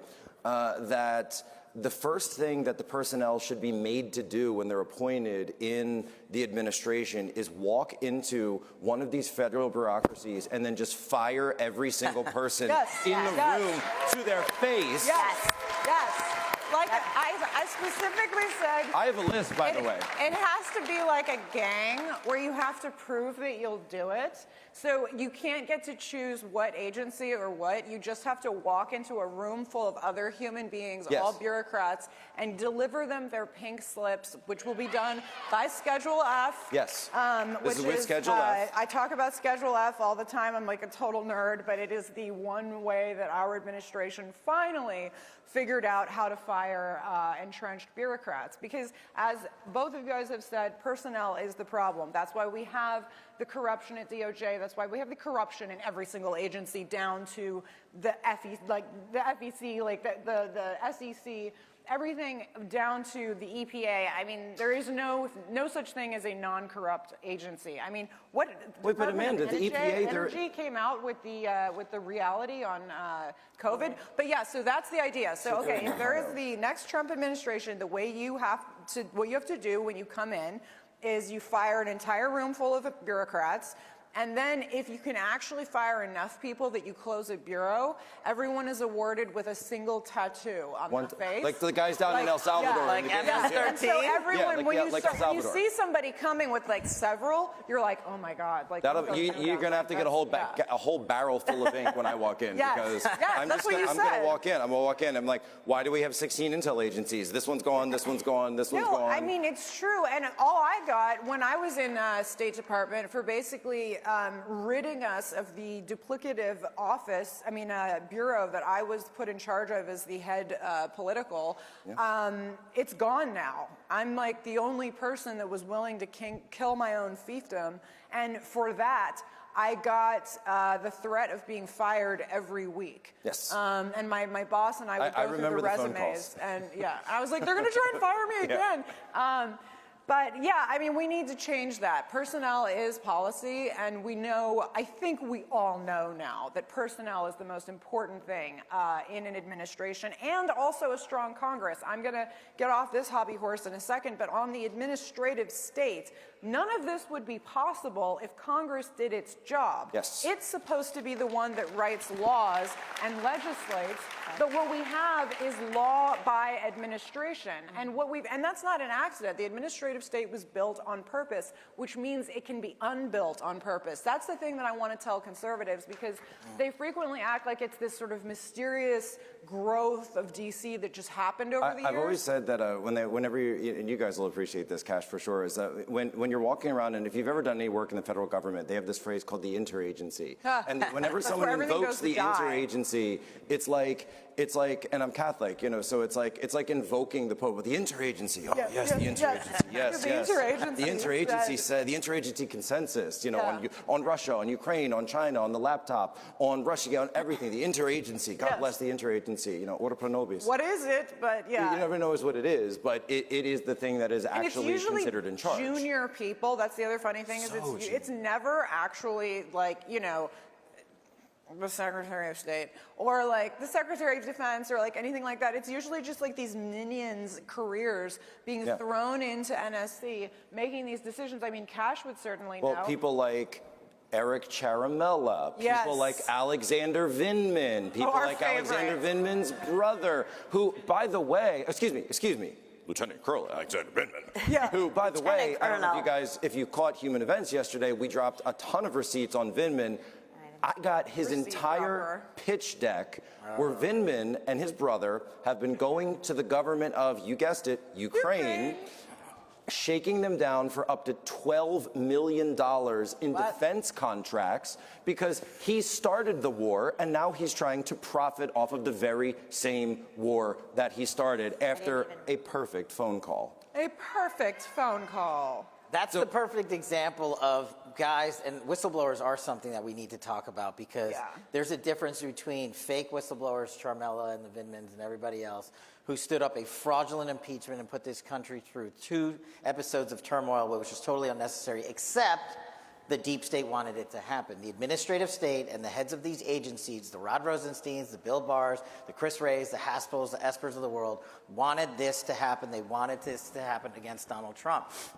And like what always happens is we fight for the truth, it gets put out there, y'all listen, and then they move on to their next false narrative. But right now we have a critical movement in Congress that is another key piece of defeating the administrative state. We have brave whistleblowers from the FBI who are coming out and now showing us how the FBI is targeting based on political orientation and religious faith. 2 things the Attorney General was asked about this past week under oath, and he basically lied when he said we don't do that, yet you have an FBI intelligence report that was rescinded by Chris Wray, the director of the FBI, because they literally took targeting warrant applications against people who went to church. This is the most fundamental violation of free speech. What you all need to do is get out there and help Congress understand the importance of these whistleblowers, and they must be protected. Under the prior administration, even though Charmella and Vindman and company were basically lying the entire time, they still receive whistleblower protection status. You know who got fired? The latest slew of FBI whistleblowers, Kyle Saravan, Steve Friend, and a couple of other folks who just have done amazing work, and we have to stand for it. One thing, and I know we've talked about this before, but I'd love to see, whatever the organ is, whether it's the ACU or CPAC or RNC, whatever, a whistleblower fund that's actually able to be set up to help these people who come out and from these agencies, and by the way, not just in the agencies, but I'm also talking about the people that come forward to a good friend of mine, Mr. James O'Keefe. Whether you're in pharma or media or the entertainment complex or wherever you are, we need to set up a fund for patriot whistleblowers so that they can be taken care of. Because look, and I say this as a prior intelligence officer myself, who was part of the swamp, right? That when you're in there, you see this stuff going on. When Benghazi was going on, I remember I said, this guy is lying. This president is just going on TV lying. We could see the videos. We could see everything. This is a terrorist attack, obviously. And he just went up and lied because there was an election in 6 weeks. Well, but when you start thinking about it, is, well, what about my family? What about the fact that I've got 5 years in, I've got 7 years in, I'm working towards my pension, I'm working towards this, and all that money really plays a role. And so these brave, courageous people that are coming forward realize that they're throwing that all away. They're throwing away their name, they're throwing away their reputation, they're throwing away not only their money, but their promise of future stability, economic stability for their families and for their kids. That's scary. Potential prosecution. And not even opening themselves up to all that. Because they, as we've seen with this DOJ, they will make up a charge. They'll generally they will weaponize a statute like obstruction, and I'll show you the crime. Obstruction of an official proceeding, which was a post-Enron felony that dealt with tampering with evidence that this DOJ has bastardized and now used to criminalize political dissent, which sounds okay, except it's a 20-year felony, and this DOJ has charged more than 300 January 6 defendants with this to leverage either plea deals or throw them in prison for years if they take a plea or... So, I mean, they can make up any law, any charge, and I'm sure this is what the whistleblowers are afraid of, justifiably so. Anybody should be. I mean, we can see what they're doing. They're dusting off the old playbook that they started in the 90s when they were doing things like Waco, Ruby Ridge, et cetera, when they decided to make Americans the terrorists. Like, I said this like the day before January 6th. I can't believe it. I was on some podcast. Actually, I was on, with Josh LaCash. And I said, like, the only thing about me and my friends hollering so hard about, like, get out of Afghanistan, like, no more pointless wars, like, blah, blah, blah, blah, blah, blah, is I was like, what are they going to do with all that money, power, and Raytheon influence? And I'm like, oh, gosh, they're going to turn it inwards, aren't they? And this is exactly what happened. And that's what they're going to do. And they're going to keep making this domestic terrorist idea of anyone who owns a gun, of any ex-soldier, of a veteran, or of anybody who's ever sought medical treatment for the horrible things that we've put these people through in foreign lands, all of this stuff, everyone is going to be considered a potential, if you go to a political rally, you're going to be considered an American potential domestic terrorist. And we are absolutely all at risk of that. I mean, it's insane. The other thing that, so I wish that, like when you have your phone and when the new operating system comes out, you just kind of wake up and there's a new, your phone, oh, we updated your operating system, it just comes out. I wish that I could take the conservative movement sometimes and just push a new operating system out. Because this, and I say that with love, And I've been coming to CPACs since Andrew Breitbart was on this stage, okay? Right? I remember him at the Omni Showroom with the tri-corner hat and the bullhorn screaming at Antifa, and I was standing up there, and I was just, one of the little hobbits back then. And it's this mindset, and Andrew had this, where you have to go on offense. You have to actually confront these people. You have to take the fight to them. And I'm sick of thank you, but I'm sick of the whining and the crybaby act, and oh, they beat us, and oh, the media is lying about Trump, and oh, they're the hypocrisy, the double standard. Imagine if it happened on the other side. Imagine if it happened on the other side. We know they're going to do this. We know they're going to act like this. So this week, I made a deep fake of Joe Biden that got a little bit of attention. Newsweek, Snopes, USA Today, they're very, very upset with me because what I did was I kind of dialed the calendar forward about a year, and I had Biden coming up and saying, in order to meet Russia's illegal occupation of Ukraine and China's blockade of Taiwan, I am now instituting the Selective Service Act. Anyone who turns 20 years old Male or as female? of calendar year 2023, male, female, or other, Yeah. will now be required to register for service with the United States military. And people lost their minds because I said where they're going, and I showed everyone. And so people were saying, well, how, and I had people on the right who said, how could you do that? Why would you make something like this? And they said, and I said, first of all, we're trying to prevent World War III. Okay, we're trying to prevent the military industrial complex and Joe Biden from doing this. But second of all, this is my best response. They said, well, could you imagine if someone did that to Trump?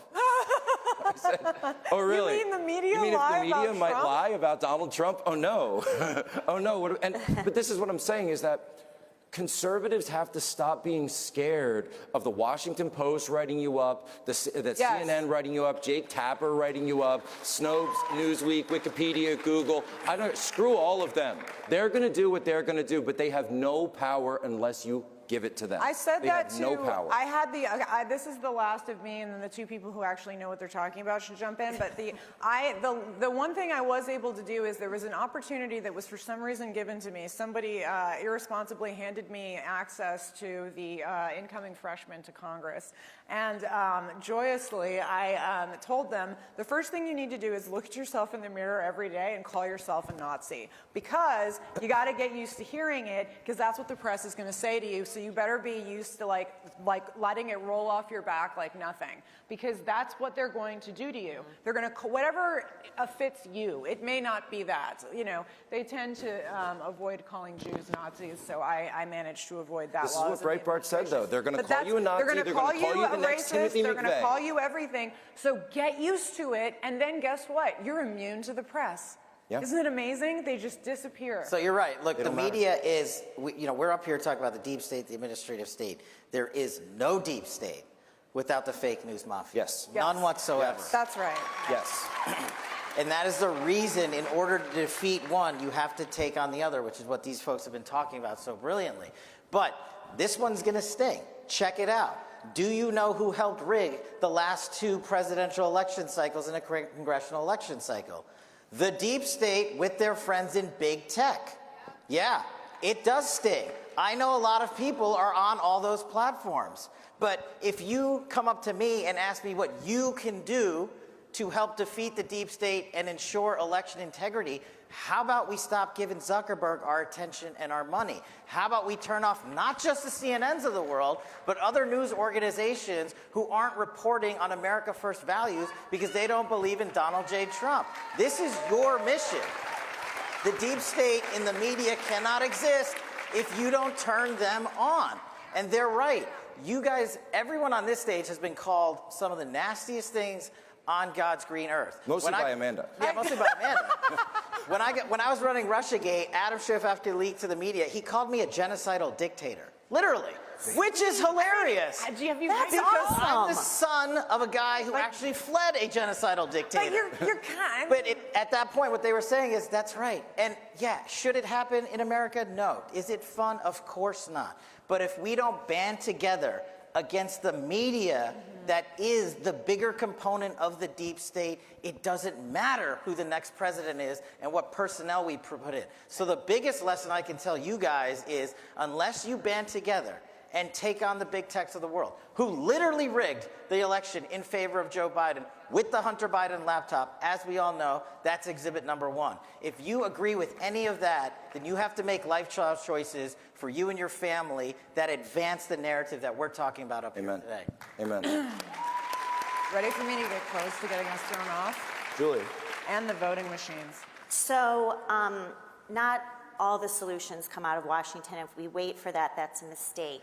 In terms of what's happening with the DOJ and FBI related to January 6th or any political protesters, Governors and attorney generals have a role as well. I would point to the lawsuit filed by Eric Schmidt, who's now in the Senate, thank God, the Missouri Attorney General, and Jeff Landry, the Attorney General of Louisiana. They filed a brilliant lawsuit against the administration based on the violation of their constituents' First Amendment rights. And what they revealed really helped bolster the Twitter files, because they forced Elvis Chan, how can I forget that name? Elvis Chan, who is basically a big tech advocate operative in the FBI's San Francisco field office, forced him, deposed him, and what he revealed really confirmed this collusion. Anyway, the lawsuit is genius. Republican governors, especially in states like Florida and Texas, who have the highest number of January 6 defendants, and Republican attorney generals can file similar suits. Not just violation of 1A, Fourth Amendment rights, Sixth Amendment rights, Eighth Amendment rights. I mean, it's right there. So they have a role as well. So I would push you to also ask your governors, attorney generals, state legislatures. You have an oath of office. You are not subservient to the federal government. It's inimical to how our whole system is set up. So take your role, defend your constituents, take on the deep state yourself. And I think that that is a role that local, or at least state officials can play as well. Just to ping off what you said about January 6th and what Cash was saying, when you see somebody in the movement or someone in your personal life, if someone's going in front of a school board and they're getting smeared, if someone is they're going after James O'Keefe now, if they're going after Stephen K. Bannon, they do every other week, Don Jr., whoever it is, go and support them. Yeah. Go and say, and that point, that's the time when you see somebody walking to the fire, always support them. And I will say this, I don't know if she's here today, but something you can do while you're here at CPAC. I happened to run into her yesterday very briefly, and then I lost her, but I think she's walking around still. And Julie, you would know better than me, but Ashley Babbitt's mom is here at CPAC. She's right there, Jack. She's here? Right there. And and if you happen to run into her and she's into it, come on. Actually, yeah. Yeah.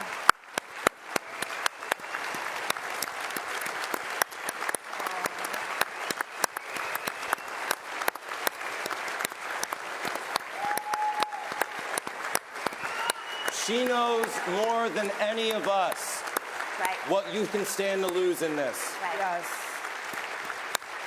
And if she'll have it, I would say just give her a hug. Just give her a hug. And ask how you can help. And if I can say really quick, and I talked to Mickey in 2021, when I saw what the media, the reaction by the Democrats to what happened with Ashley, I think that was the first realization of the pure evil that we're up against. Oh, yeah. I mean, it is contemptible, despicable, but on the flip side, the support that has been offered to Mickey and her family and other people. The tragedy is, as horrific as that was, it wasn't the only tragedy of that day. That's right. Yeah. The narrative by the media was we were the insurrectionists because we stood up for due process and our conservative values, when innocent people were actually being killed by law enforcement, by instigators in the undercover agent community and whatnot. And that'll all come out. Yeah. But I agree, the best place to leave it for me is there are many ways to help these folks, whistleblowers, these tremendous families. We started a little movement called fightwithcash.com, and we've literally last year gave away $100,000 to active duty service members, whistleblowers, Jan 6 families, and we're going to keep going. I'm not saying you got to go there. I'm just saying if we can do it a little bit at a time. This year we want to give away $1 million. Come check us out. We are looking to help wherever we can, but the whole point is we're doing it together. It's not a one-man show. And that's how we help people like Ashley and her family and y'all here today. So these guys are some of the toughest people I have ever seen come out of D.C. So to be on a stage with them is an absolute blessing. Thanks, Cash. You too. Go ahead. Yeah, no, I just think, as I agree 100%, we all need to support the people that get besmirched by the media, need to support the people that have, and especially because, as you will see, there are defamation lawsuits that are about to start dropping, that have started dropping, that Kyle Rittenhouse. Daniel Bostic, Daniel Bostic. who are going to actually be taking these media organizations to task and are going to win because they are being defamed. Yeah. And that's the thing, is do that. Don't just sit there and accept it. Use use the power at your hands, which is the tiny little bit of the legal system we have left, and use it. We are just about out of time, and I think I'll end on this note. There's one man who's going to be speaking on this stage tomorrow afternoon who's been defamed, smeared, lied about, attacked, investigated, and prosecuted more than every single one of us combined. Yeah. And I say, if this swamp and this regime hates him that much, it's because he's the only man actually standing up and fighting them. Woo! And he's going to be our 47th president of the United States. 45, 47. God bless all of you. God bless guys. America. Thank you. God bless CPAC. Thank you. See you guys.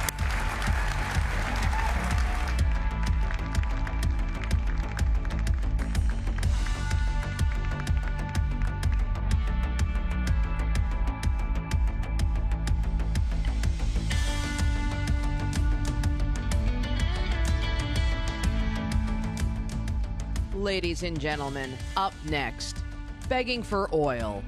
Please welcome 53rd Secretary of the Interior and Chairman of the AFPI Center for American Freedom, David Bernhardt. From Idaho, Governor Brad Little. From Montana, Congressman Ryan Zinke. And your host, President of the U.S. Oil and Gas Association, Tim Stewart.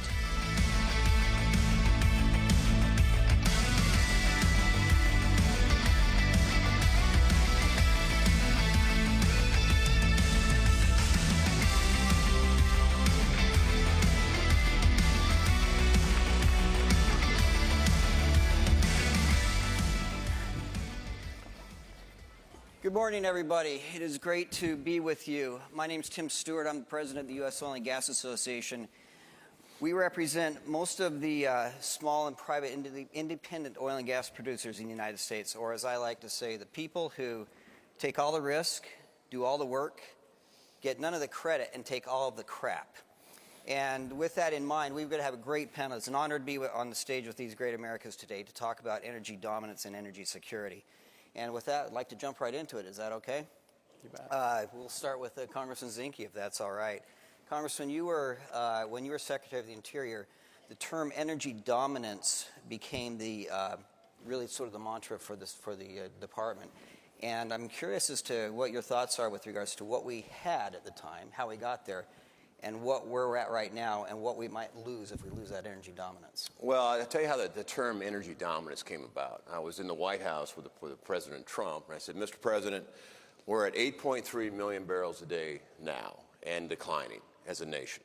But I bet we can go to 12, and we can beat Russia. I think we can dominate the board. And he looks at it and he goes, energy dominance. And he loves it. So that's how energy dominance.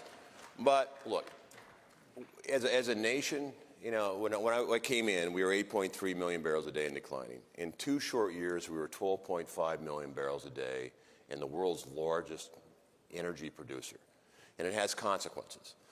First of all, you look at the environment. It is better to produce energy in this country under our regulation than watch it get produced overseas with no regulation. Period. Undisputed.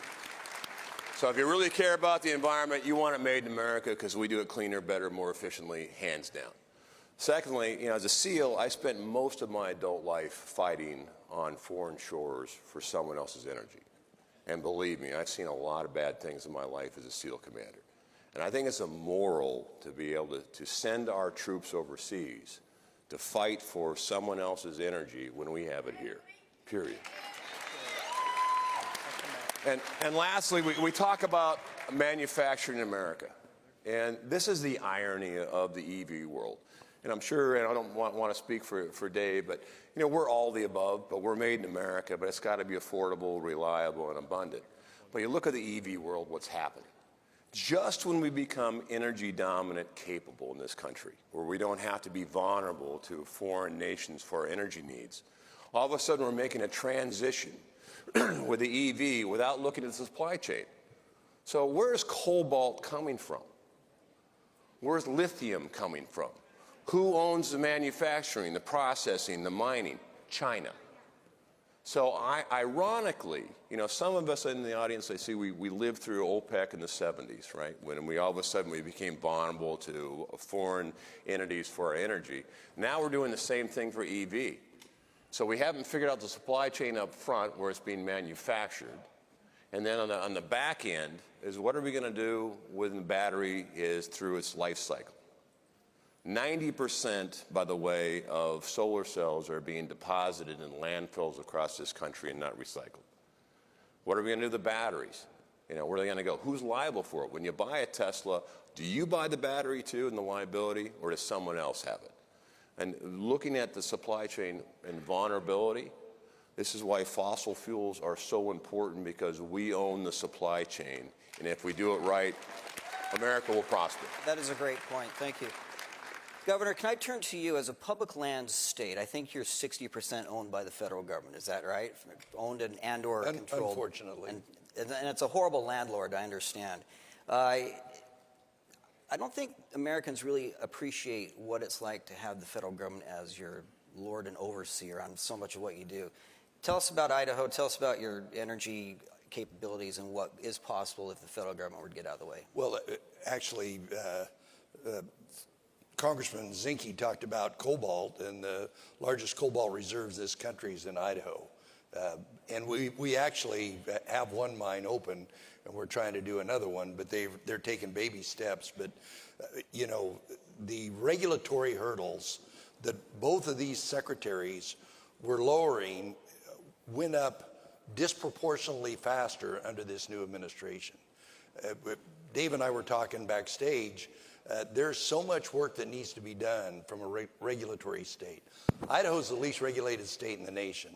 My first year, for every new regulation, I got rid of 40, and today we have zero-based regulation. And the reason Idaho's growing so fast is because we've freed those regulatory bonds from the very smallest individual entrepreneur to the largest company to be successful, just the opposite of what the federal government's doing right now. And so, you know, the big acts, Water Act, Clean Air Act, Endangered Species Act, and NEPA, the reform that needs to take place there. And every one of those was passed with good intentions, but different administrations in different Justice Department and different lawsuits have made them where they're totally unworkable. And Dave was doing more to change that around and got interrupted prematurely on a very wise task. So all of us, to make the federal estate work, to make energy independence, to make critical minerals available, need to be focused like a laser on reducing that regulatory friction going forward. I appreciate that. I don't think the Americans realize that the United States is the world's only energy superpower. We are the top in production for oil, for natural gas, for coal, and nuclear, and we're second in wind and solar. And it would not have happened between the time of 2015, 2016, when our industry started to coordinate with the governors and with the Interior to get to that point. We are an energy superpower, and we are at risk for losing that. But David, give us an idea of what the federal asset is actually like, what the real potential and capability is, and what is at risk if we do this wrong.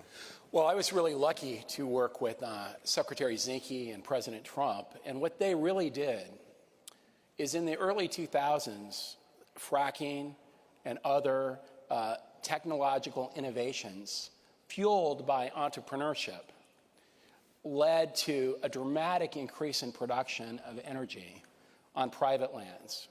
And in 2016, when the election took place, Secretary Zinke, President Trump, and myself, and many others, took the model and success that had been on private lands and drove it forward on federal lands. And we have a tremendous federal mineral and energy wealth, tremendous.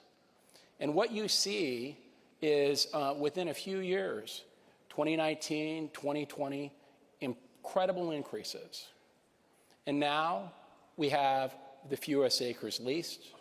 We have a very small number of permits coming out at a very small time. And they just simply turned the dial.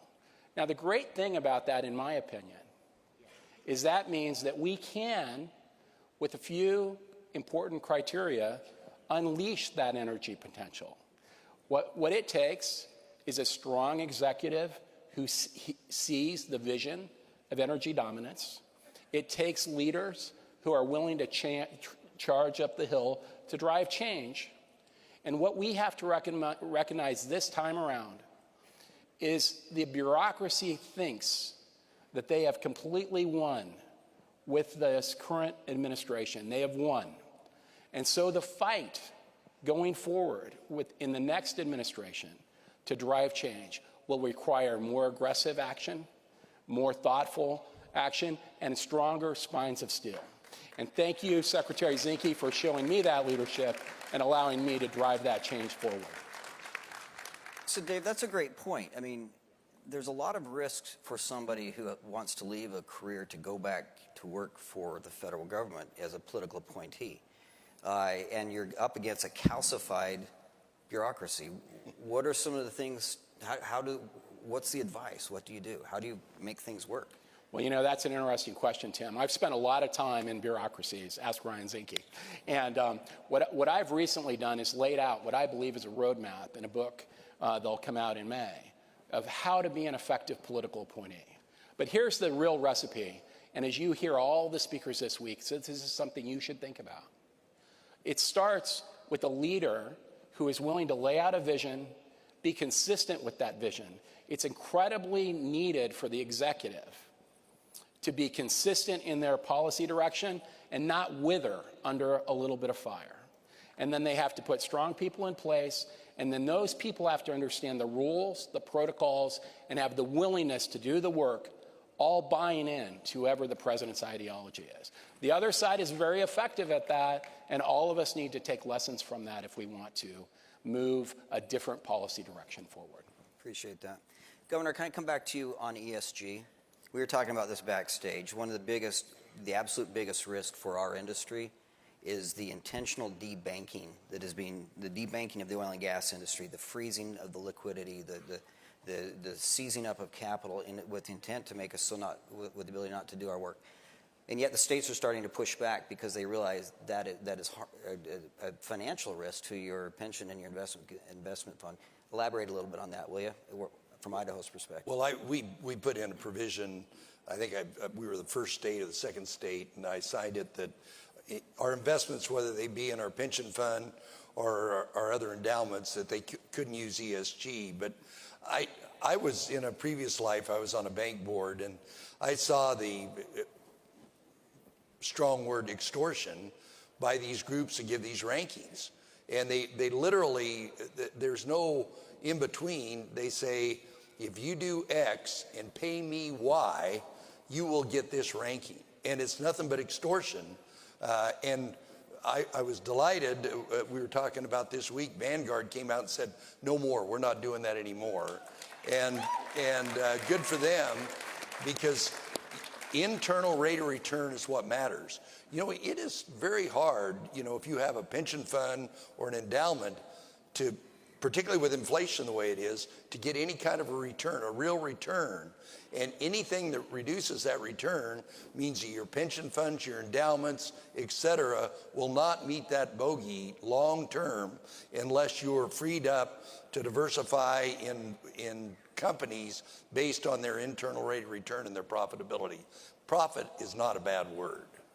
Yeah, and I agree. That's what keeps us in business, as the saying goes. So, Congressman, you're back in Congress. Oh, I'm back. You're back in and we're very happy for that. We're back in a Republican House. A lot of people are happy, including my wife sometimes. So it's nice to have the sobering yin to the raging yang, so to speak. It's nice to have a counterbalance. Divided government oftentimes is a good thing. From your perspective as a Republican in the House, what do you see going forward as the opportunity to kind of bring balance back to things, particularly in the energy policy Well, area? where I think we are in our country today, I think the House of Representatives is actually the last line of freedom. We don't have control of the Senate. We don't have control of the administration. So the House is it. So the House, as you know, we went through a Speaker's Week, and the House is a little contentious. But I'm actually an optimist. If we work together in the House as a Republican caucus, we can provide adequate checks and balances. What we're going to face out west, particularly, is waters of the U.S. I know they can't get things through by law, but they're going to try by rule. And there are some awful rules that are coming out. One of them is waters of the U.S.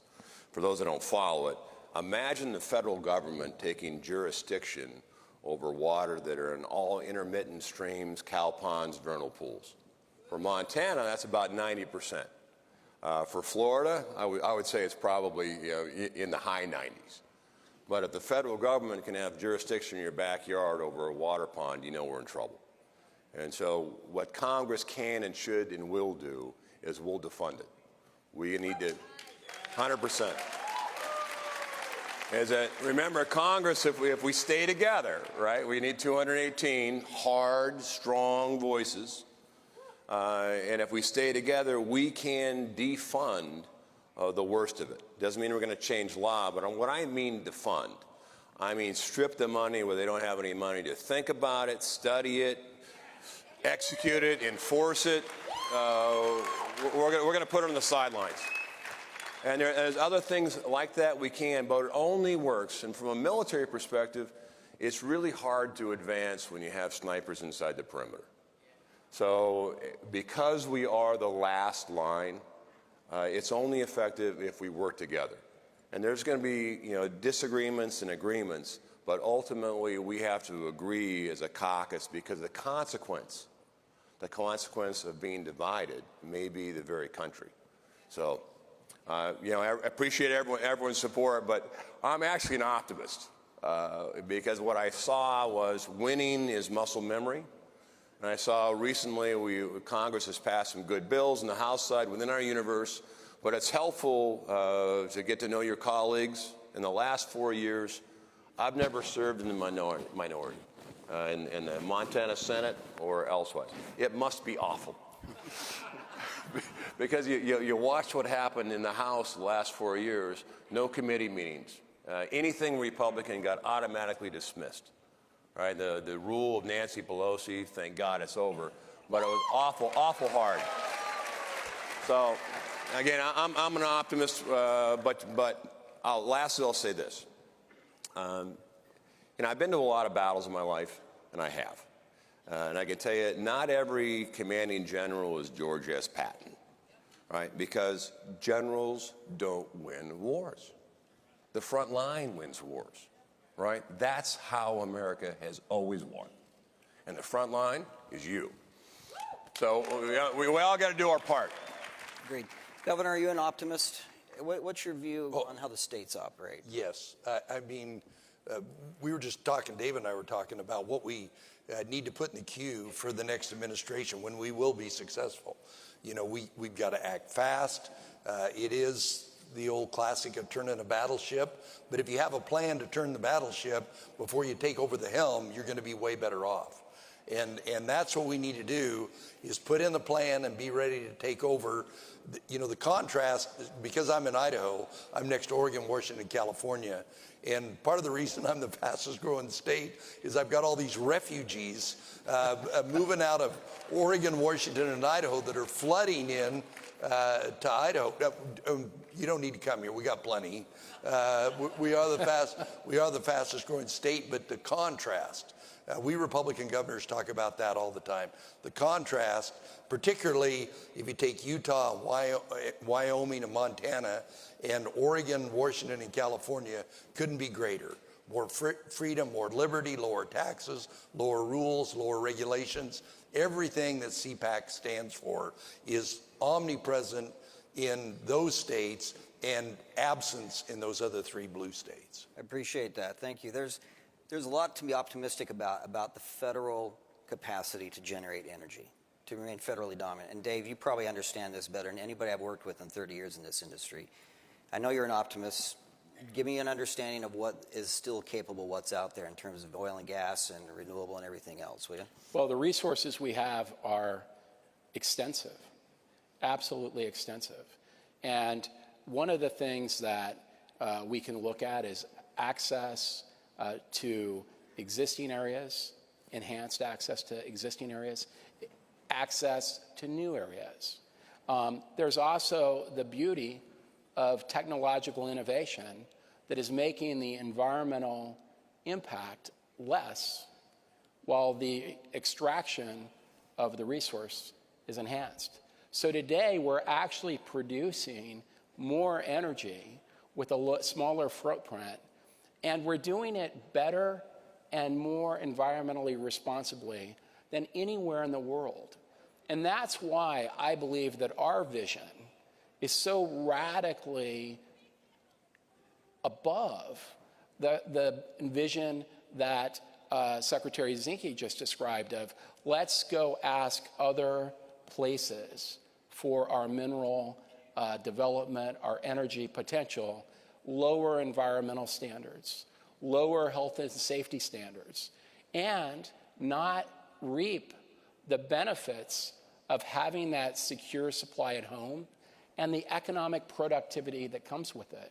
It doesn't meet any rational test of anyone. And that is why, at the end of the day, it's inevitable. If you insist on it, it is inevitable that we will drive to that energy policy direction. It's absolutely inevitable, and we just need to keep pushing. Thank you. And it's true, smart money follows. The United States the U.S. oil and gas industry is the best in the world. The rest of the world sends its people here to learn how to do what we do. We do it better, cleaner, and smarter than anybody else. And yet, despite this administration's best efforts, we're still around. And frankly, I'm going to be around in 10 years, whether President Biden likes that or not. I'm still going to be doing this. We have just a couple minutes left. Let's just do some final thoughts, if we could, and we'll start with you, Congressman. How's that? Well, I want to say thanks for everyone showing up, because, again, the front line matters. On energy, we have great potential, but we have to use it. Again, you look at the Biden administration. So where are they getting the crude from? Venezuela. They're begging Iran, Russia, and it's immoral and unconscionable that we can't, use our resources here. And wind, solar, everything has a consequence. If you're wind, you got to accept you're going to chew up probably 750,000 birds or so a year. That's a lot. If you're a solar, minded person, guess what? When you propose these hundreds of square miles of solar fields, that is public land oftentimes that you're not going to recreate on, you're not going to fish on, you're not going to hunt on. It's fouled, single use. And yet people object to a pump jack that's an acre someplace hidden. This is an issue because energy matters. Lastly, you look at our inflation, which is robbing all of us, right? What are the two drivers of inflation? Energy and excessive spending. Energy side, gas should be $2 a gallon, as it was when Dave and I were secretary. It should be $2 a gallon. It matters. We curb the spending, we bring inflation back down, and we'll get this country back. But we're going to need your help, and you're here, which means you care. So thanks a lot. Thank you. Dave, we'll go to you and then have the governor have the last word. How's that? So I have my primary thought as we leave here today is one thing we have to recognize is that the bureaucracy that leads so many of these agencies, both at a state level and a federal level, seriously question whether you are capable of making informed decisions. And as a result of that, they think it'd be better for them to choose whether you have an electric or gas stove. They think it would be better for them to choose whether you have a one type of vehicle or another. And we can't let that happen in America. At the end of the day, you, the voter, get to pick the leaders of this country. The leaders of this country need to hold the bureaucracy accountable. And that is the only way we maintain representative government. Absolutely. Governor, close us out. Well, if we're worried about our children and our grandchildren, whether it be the debt, whether it be having an ample supply of the energy we need to run this country, whether it's the opportunity for them to have a better job and a better way of life, regulatory friction is the biggest dampener on that taking place. And it's important for us to all aggregate together. And I know there's going to be a little family feud between now and the presidential election, but we absolutely have to get together, because to turn that battleship around, we've got to have enough velocity behind that battleship, behind turning that battleship around when we get there, that we can get it done. And so thank you, everybody, for participating. These two former secretaries made this country the most energy independent country in the world. We need to have them back. Thank you. Well said, and thank you. It's great to be with you. Thanks for your comments. Thank you guys very much. Nice job. My pants are going to fall down.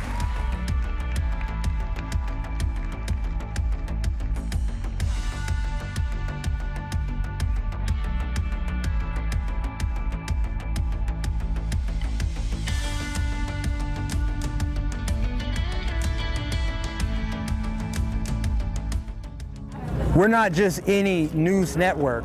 We show the crowd, we show the energy, we show the enthusiasm, we interview people, we show the smiles on everyone's faces as they fill into one of these venues to support their president, to support their values, their beliefs, their flag, their country. We show all of that to you. We bring it right up to you and make it personal, as if you're with us here experiencing it for yourself. This is one of the things that we pride ourselves in doing, is showing you on the ground experience of how people are seeing it and experiencing it for themselves. Just the energy, it's so electric and exciting. People recognize us everywhere we go. We have to stop and take photos. There are thousands of people that come up to us after each event and ask us to keep fighting for them, keep showing the truth. They thank us. They thank us for giving them a voice, because nobody else will give them a voice. Instead, they take who they really are and turn them into something that they're not. They try to say that these are white supremacist gatherings and they're neo-Nazis. They spin all these false narratives, but in reality, there are Filipinos, there are Thai people, they're Chinese, they're Brazilian, they're Cubans, they're Africans, they're Jamaicans, they're Americans. There are people from all over the world, to be honest with you. Everybody supports this president. Everybody supports American ideals of liberty, truth, freedom. We can't thank you enough for supporting us at Right Side Broadcasting Network. We are almost entirely viewer supported. This isn't just our network, it's your network. This is a network for the people. This is a network that's about truth, delivering the truth, showing what's actually happening in the world from the perspective of the average person. We don't take money from big corporations. We don't take money from billionaires and big donors. We are all about the people. We're an independent media corporation. Your donations keep us to support Right Side Broadcasting. Go to our website, go to rsbnetwork.com/donate. Send your checks to our physical address or donate via Super Chat during our live streams. God bless you, and thank you for supporting Right Side Broadcasting Network. Welcome to the My Pillow 2.0 commercial.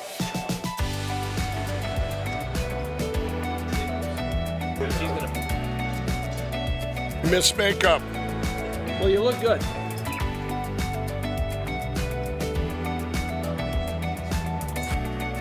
And action.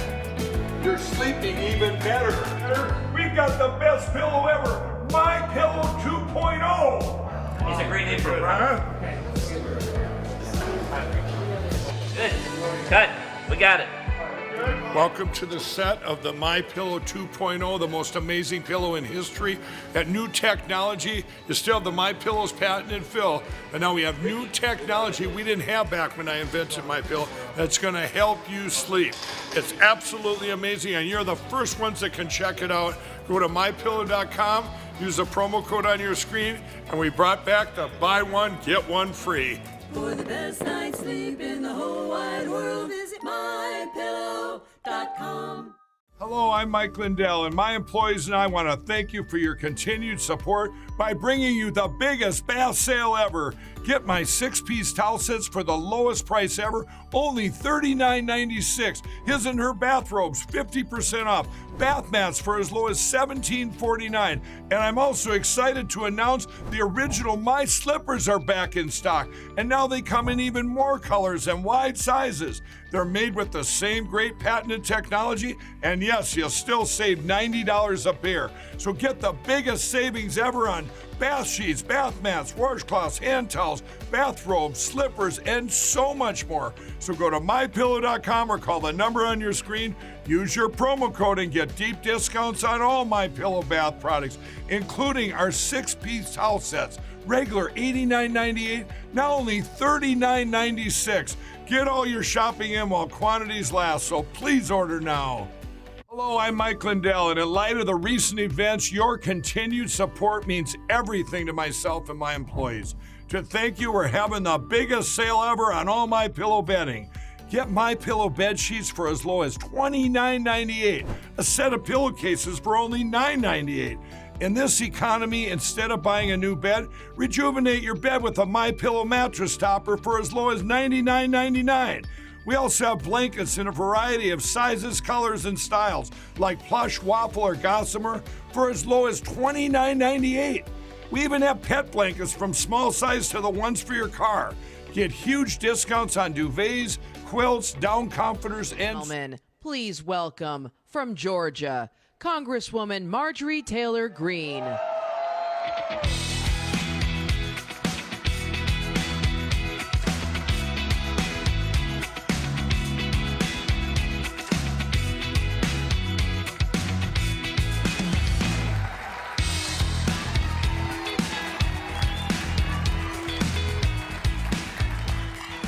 Thank you.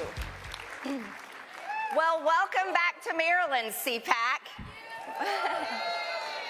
We're so excited to be here, and this is such an important time for conservatives to come together. And I'll tell you why.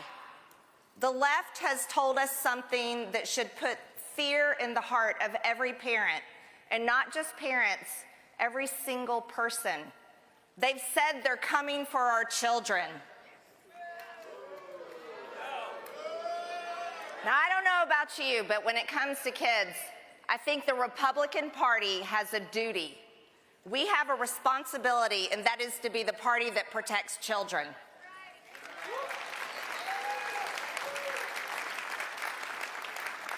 Now, whether it's like Zelensky saying he wants our sons and daughters to go die in Ukraine,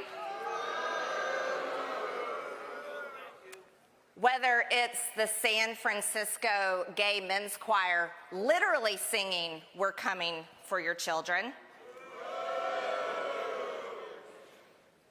or it's a new, disturbing ideology that tells the most incredible lie that children can actually change their gender before they've even grown up, before they've even finished puberty, before they've developed into an adult, before they're old enough to vote, before they're old enough to graduate from high school, before they're old enough to even get a tattoo, put ink permanently on their skin, before they're old enough to buy nicotine, before they're old enough to buy alcohol, before they even graduate from high school, many of them before they drive a car.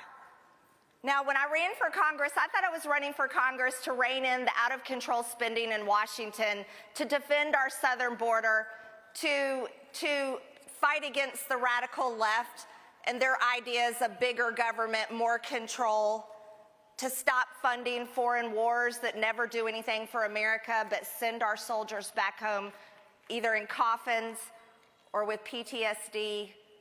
I thought I was fighting for conservative values, to support businesses and give our kids a future.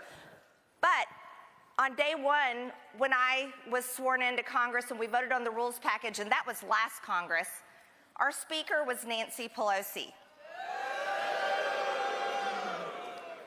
And to my shock, we had a new rule in our rules package, and that was there was no more gender. You couldn't say family names, mother, father, sister, brother. You couldn't acknowledge he, she, him, her, because gender was no longer in existence. We had a big fight on the Equality Act where I ended up putting a sign outside my office door that said there's only two genders, male and female, trust the science.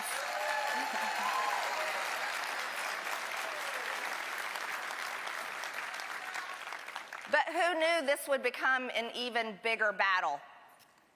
But then I started to learn about an industry that is turning into a multi-billion-dollar industry, and they have a target, or should I say a victim. You see, their target is not adults that, adults can choose what they want to do. This isn't about adults. We're talking about people under the age of 18. Their target for their multi-billion-dollar industry are children. And everyone knows that when you're growing up, think about it. How many times did you say when you're a kid you wanted to be a fireman or a doctor or a police officer, or you wanted to be something when you're an adult, but when you grew up you became something else? My favorite thing to say that I did become when I was growing up is I wanted to be a mom. And thankfully I am a mom.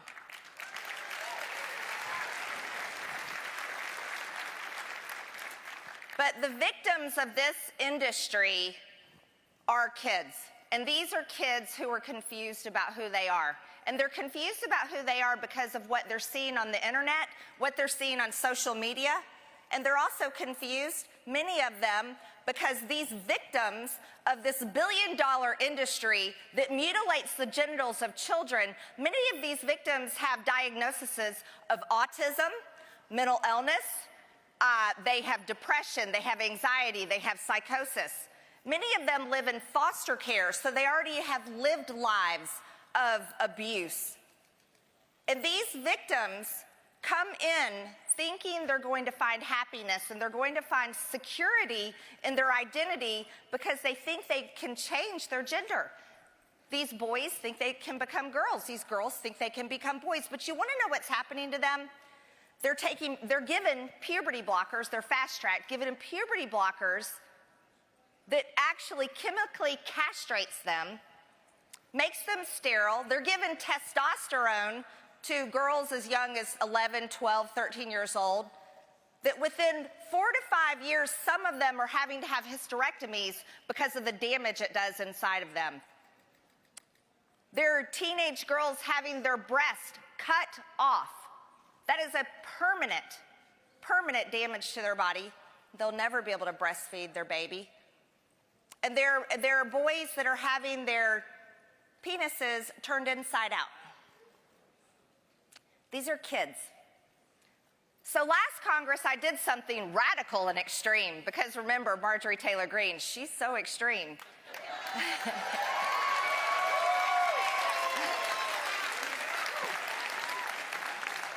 Introduced a bill called the Protect Children's Innocence Act. Protect Children's Innocence Act. And let me tell you my great news this morning, ladies and gentlemen. It couldn't pass last Congress because, like I said, Nancy Pelosi was the Speaker of the House, and she doesn't believe in gender at all. But we have a new Speaker in our Republican majority in the House of Representatives. And I'm going to be introducing my bill, the Protect Children's Innocence Act, that will make it a felony to perform anything to do with gender-affirming care on children. Yes.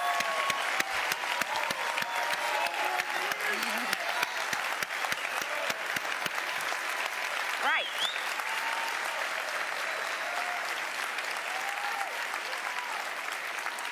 And obviously, you all agree with me. But it's not just conservative Republicans that agree with this. This isn't a right-wing extremist idea, everyone, that we should protect children from making a horrible mistake, because many of these kids do realize it's a mistake and they hate what they've done to themselves. And then they're left with lifelong disabilities by the people that are making billions of dollars mutilating their genitals. So let's think about it like this. This is actually an idea for all Americans. It's not just a Republican idea, because people like Bill Maher agree with me on this issue, even though he attacks me.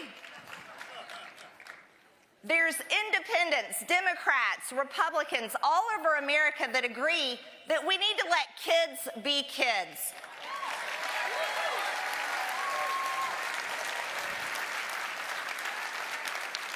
And while I'm still committed to saying no money to Ukraine, and that country needs to find peace, not war,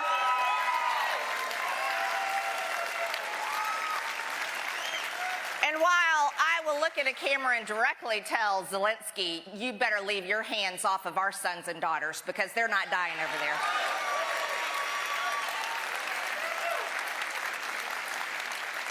I will also inform the lion that looks to devour, and that lion is looking to devour our children, that our God is bigger. And our God is the God that created us, man and woman. In his image, he created us. And our God is the God that created our children.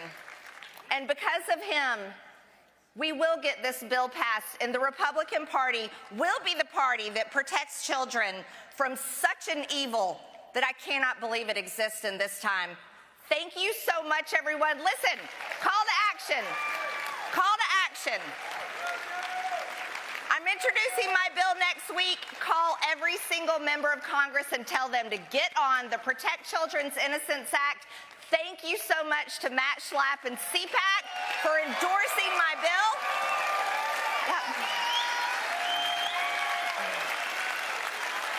Thank you. Thank you so much, guys. Thank you.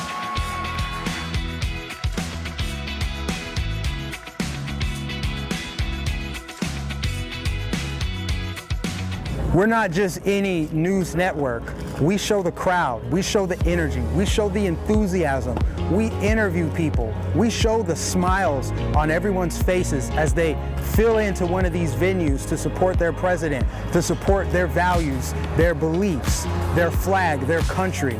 We show all of that to you. We bring it right up to you and make it personal, as if you're with us here experiencing it for yourself. This is one of the things that we pride ourselves in doing, is showing you on the ground experience of how people are seeing it and experiencing it for themselves. Just the energy, it's so electric and exciting. People recognize us everywhere we go. We have to stop and take photos. There are thousands of people that come up to us after each event and ask us to keep fighting for them, keep showing the truth. They thank us. They thank us for giving them a voice, because nobody else will give them a voice. Instead, they take who they really are and turn them into something that they're not. They try to say that these are white supremacist gatherings and they're neo-Nazis. They spin all these false narratives, but in reality, there are Filipinos, there are Thai people, they're Chinese, they're Brazilian, they're Cubans, they're Africans, they're Jamaicans, they're Americans. There are people from all over the world, to be honest with you. Everybody supports this president. Everybody supports American ideals of liberty, truth, freedom. We can't thank you enough for supporting us at Right Side Broadcasting Network. We are almost entirely viewer supported. This isn't just our network, it's your network. This is a network for the people. This is a network that's about truth, delivering the truth, showing what's actually happening in the world from the perspective of the average person. We don't take money from big corporations. We don't take money from billionaires and big donors. We are all about the people. We're an independent media corporation. Your donations keep us to support Right Side Broadcasting. Go to our website, go to rsbnetwork.com/donate. Send your checks to our physical address or donate via Super Chat during our live streams. God bless you, and thank you for supporting Right Side Broadcasting Network. Hello, I'm Mike Lindell, and in light of the recent events, your continued support means everything to myself and my employees. To thank you, we're having the biggest sale ever on all MyPillow bedding. Get MyPillow bed sheets for as low as $29.98. A set of pillowcases for only $9.98. In this economy, instead of buying a new bed, rejuvenate your bed with a MyPillow mattress topper for as low as $99.99. This is a time for courage. Please welcome political activist Chloe Cole, 12-time All-American swimmer and Independent Women's Forum spokeswoman Riley Gaines Barker, and your host, President of the American Principles Project, Terry Schilling.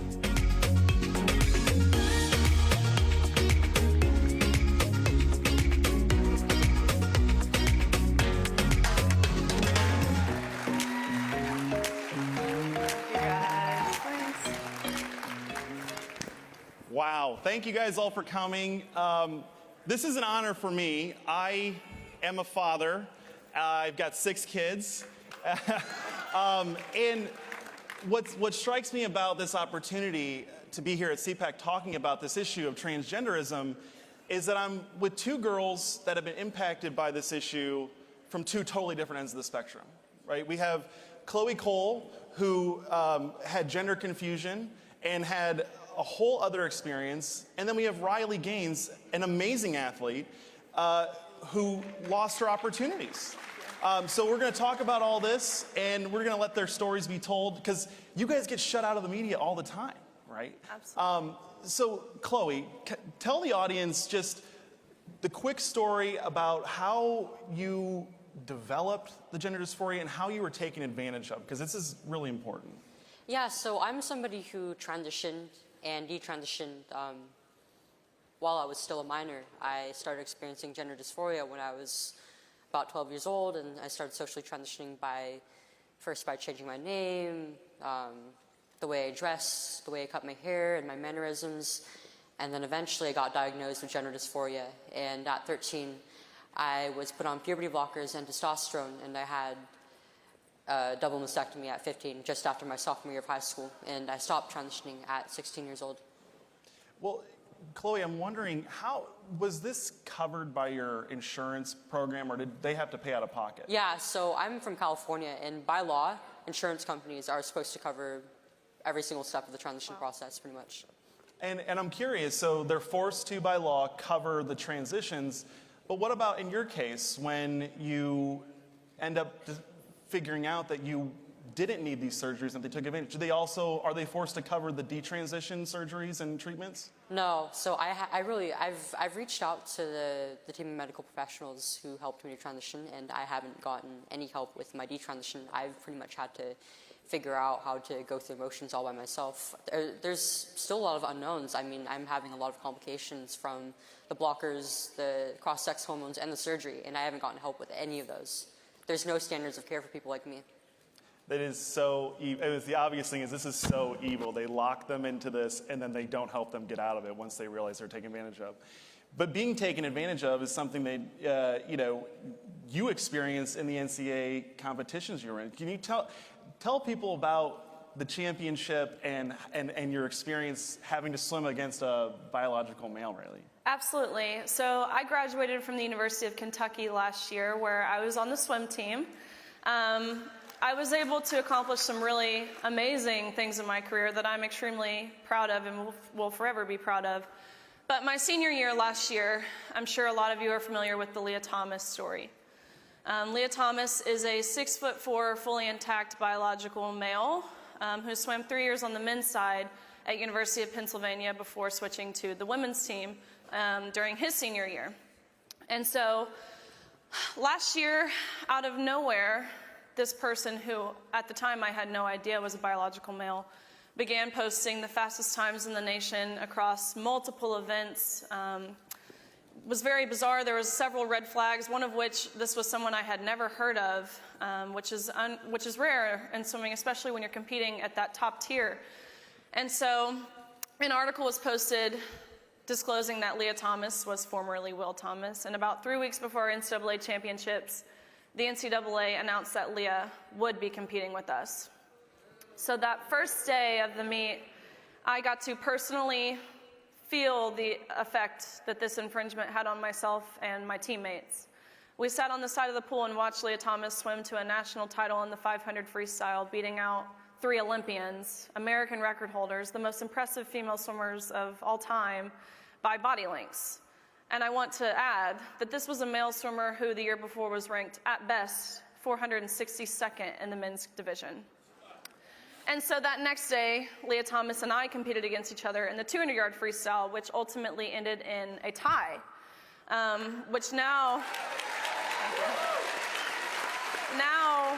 looking back, I realize kind of how God has moved through all of this. But we tied. We went the exact same time down to the 100th of a second. And so upon tying, we go behind the awards podium where the NCAA officials hand you your trophy and you're marched out and you're named an All-American.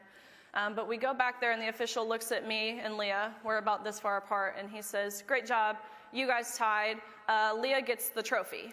And so I look at him and I say, okay, I understand we tied and I understand there's one trophy, but what's your thought process as to why Leah gets the trophy? And he said, well, for photo purposes, Leah has to have the trophy, so you can pose with this one, but you go home empty-handed, Leah takes the trophy. And so that's truly, of course I knew what was happening was wrong in regards to our unfair, or the disadvantage that we were at, and I knew what was happening in regards to the locker room being forced to undress in front of a fully intact biological male. I knew that was wrong.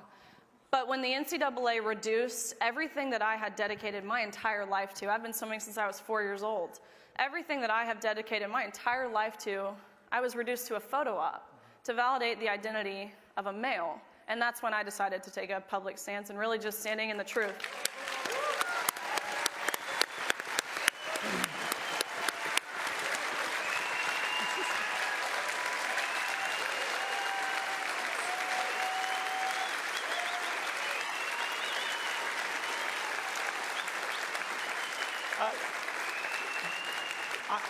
I am a little bit bewildered, though. I'm confused because I'm told by the transgender activists that this doesn't happen, that we don't do these surgeries to little kids, that we don't have men competing against women. Chloe, what do you have to say to the people that say that this isn't happening? I mean, we have clearly documented cases of this happening all the time. Like Jazz Jennings, they had a whole show about a kid who underwent sex reassignment surgery at 17 years old and started a medical transition at 8 years old. And I started medically transitioning when I was 13, and I went under the knife when I was only 15. How much do these procedures cost? Did they give you a bill that showed how much it costs to get the hormone treatments? Or because I know that Lupron is a pretty expensive drug. And by the way, if you didn't know, Lupron is a drug that we've been giving to sex offenders to chemically castrate them for decades. Right, and then we stopped doing that because it was deemed too cruel for use in sex offenders. So if it's too cruel to use in sex offenders, why are we using it on kids? Why not use it on children? Great logic. Oh my gosh. There are a few transgender activists on Twitter that are notorious, and they're freaking out right now, primarily because they're getting their butts kicked, right? You have 19 states that have passed laws to protect women's sports, to keep boys out. Tennessee, Bill Lee, just became the 9th state in the country to ban these surgeries and hormone treatments for minors. And so they're freaking out. And one of the things I saw recently, there are two activists that come to mind, Ari Drennan and another guy named Aaron Reed. They're both transgender, so they're males, but they try and, do women face. They say that you two are committing genocide by opposing their movement. What do you have to say to that, Riley? It seems as if we've gotten to a point in society where, well, it doesn't seem as if we have gotten to a point in society where we're denying basic truths. Man and woman is the sheer essence of humanity, and these people are trying to blur that line so we can't define what it is to be a woman. We have a sitting Supreme Court justice who refuses to say what a woman is. This is a problem, and this is something that translates far beyond my expertise of sports and far beyond Chloe's expertise. Look at what's happening in prisons. Look at what's happening, of course, within the education system. There's so many realms of life where they're trying to, they're pursuing this aggressive attempt to fully eradicate women as a whole, which is incredibly heartbreaking, especially being 22, sitting back here seeing this. I don't know if I was just naive before or if this is something that has been totally sprung upon us, but it's an attack, and it's an attack on women. It's the women who are at jeopardy here.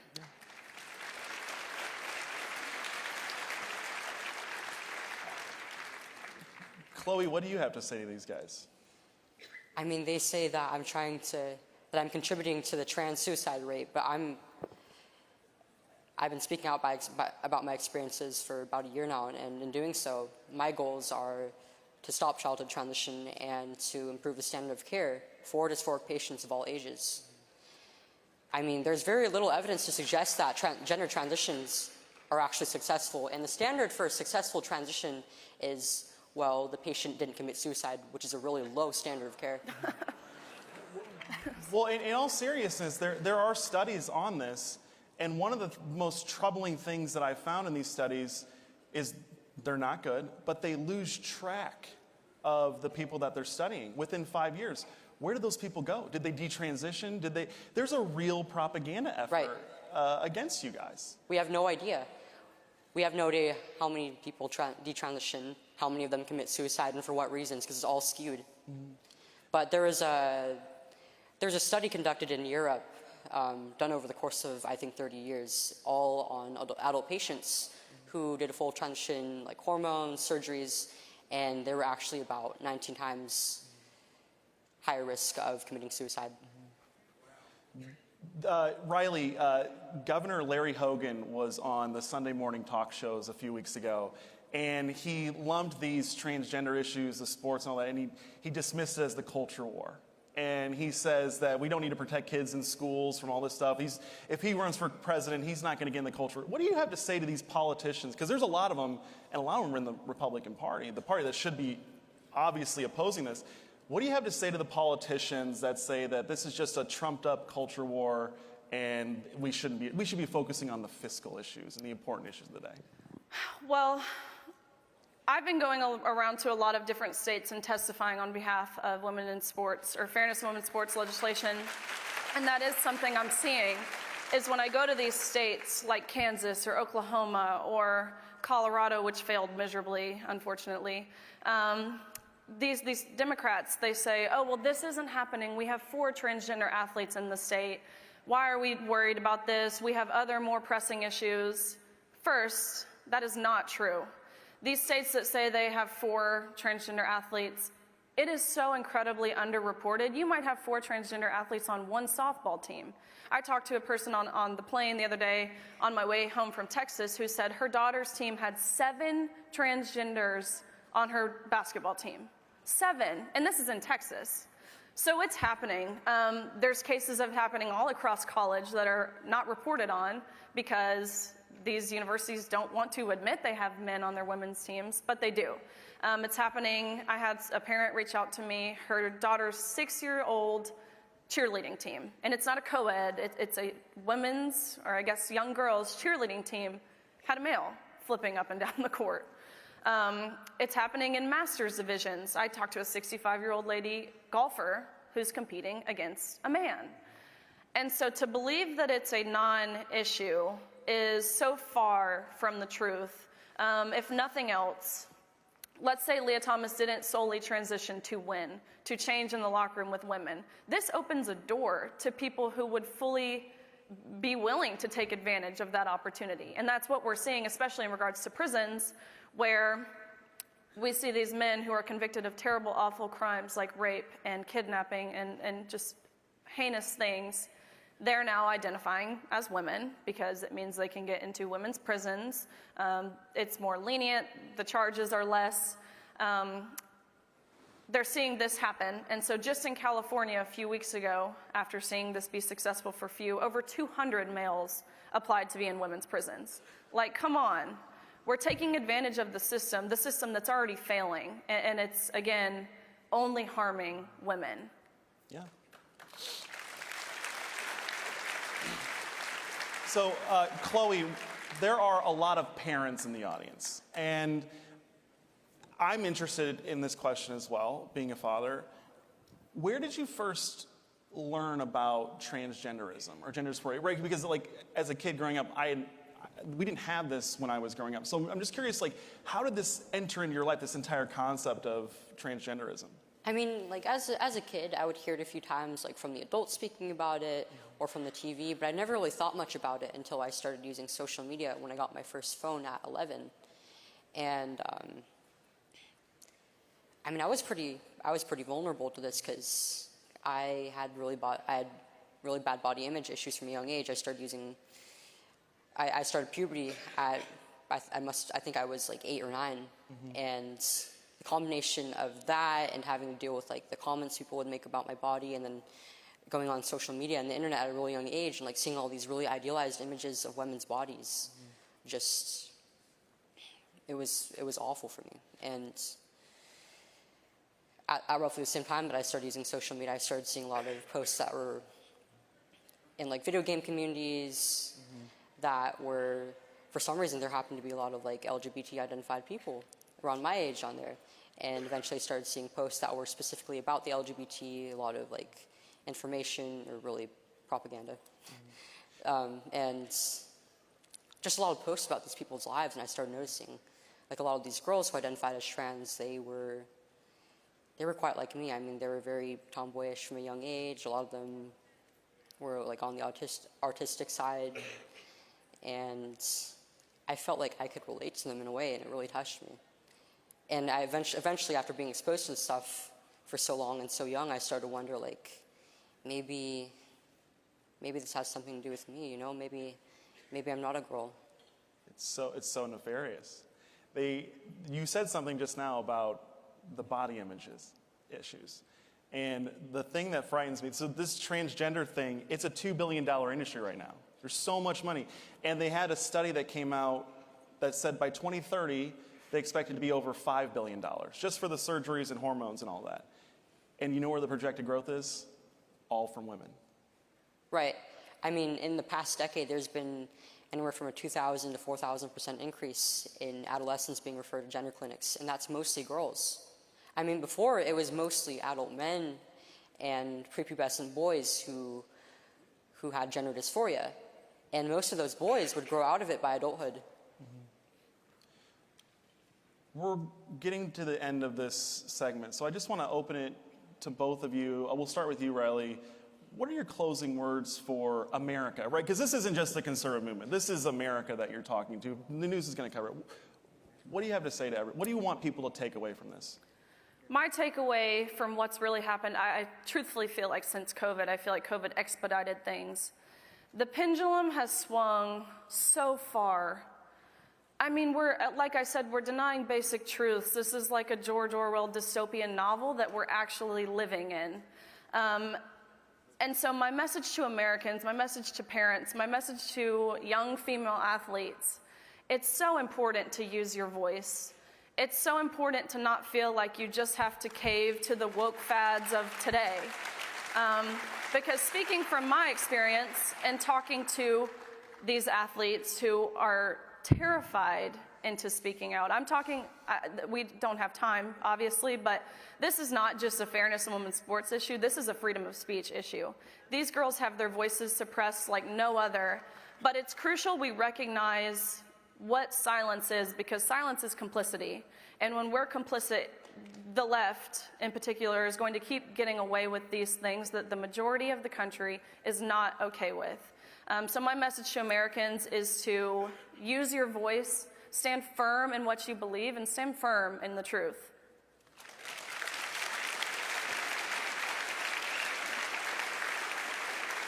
Chloe, any parting message? I mean, the reason why we've gotten to this point now is that so many people have dismissed this as just having to do, as just being like a California issue, like such a fringe issue that it's not going to affect me, it's not going to affect me or my kids or my family. But it's that attitude that's allowed this to fester. And it's made its way into schools, into institutions, because of this carelessness. But whether it's 10 kids or 100 kids or 1 million kids being affected by this, one is too many. Absolutely. Chloe, Riley, I just want to thank you guys so much for your courage and bravery. Thank you all for coming. Have a great life. Thank you, guys.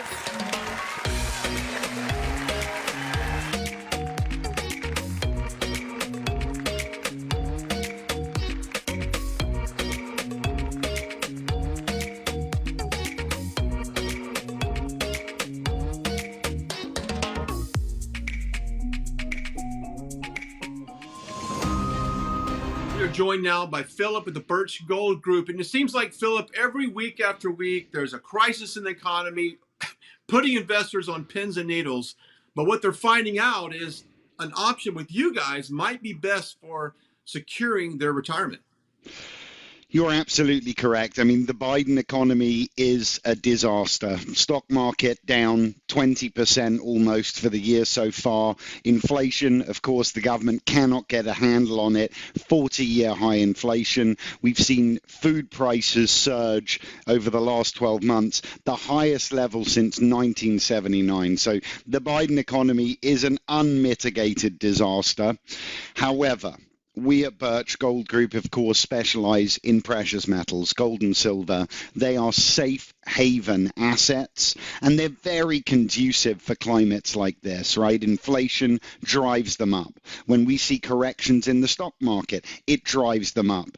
So they're very, very useful tools to protect against, like we said, what is a disastrous economic situation in front of us. And you guys have made it really easy for that person to take that first step in getting that information kit. And it really is all involves a simple text. You're absolutely right. All people have to do is text the word Trump to 989898. Again, that's Trump to 989898. What that will give them is an information kit. It'll talk you through the precious metals markets and will help people, provide the information in terms of how they can protect themselves in climates like this. Because, Philip, when you look at what's happening around the globe, it's just not U.S. investors. It's world investors are really nervous of what's going on right now. You're absolutely right. This isn't just a U.S. issue. It's global. And that means that there are even less options for investors today, right? Bonds aren't working. They're losing to inflation with such low interest rates.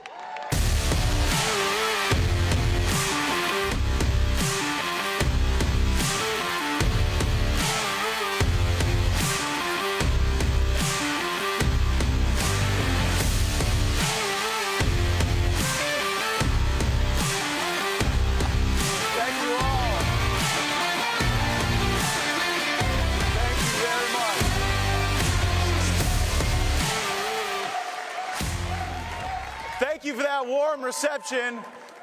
If you don't mind me saying so, I think vindication looks pretty good on me. But there is no time to celebrate. I sense a true uneasiness around our country right now. Here at home, we see layoffs by the thousands. We're concerned that the jobs for Americans aren't generating higher wages. More and more companies are suspending their plans for promotions and capital investment and growth. It bears a stark and concerning contrast to the roaring Trump economy, where we made things and produced things and were the envy of the world. And there seems to be no end in sight for the government-induced inflation that the Biden administration would want to visit upon all of us. And when we look to the world, it's not much different. We've got a president who stumbles up and down the stairs of Air Force One as his policies stumble across Europe. I think we had to spend 4 or 5 days asking the Chinese spy balloon what its pronouns were before we were willing to shoot it down. And so, in times of concern, throughout all of human history, people have looked to leaders for inspiration and courage and guidance. And increasingly, when Americans look to Washington, D.C., we see but husks of humans, vessels through which the foreign interests abroad and the special interests here at home operate. And so I am proud to stand before you as the only Republican in the United States Congress who refuses all donations from every lobbyist and political action committee. Their money is no good with me. I work for you and you alone.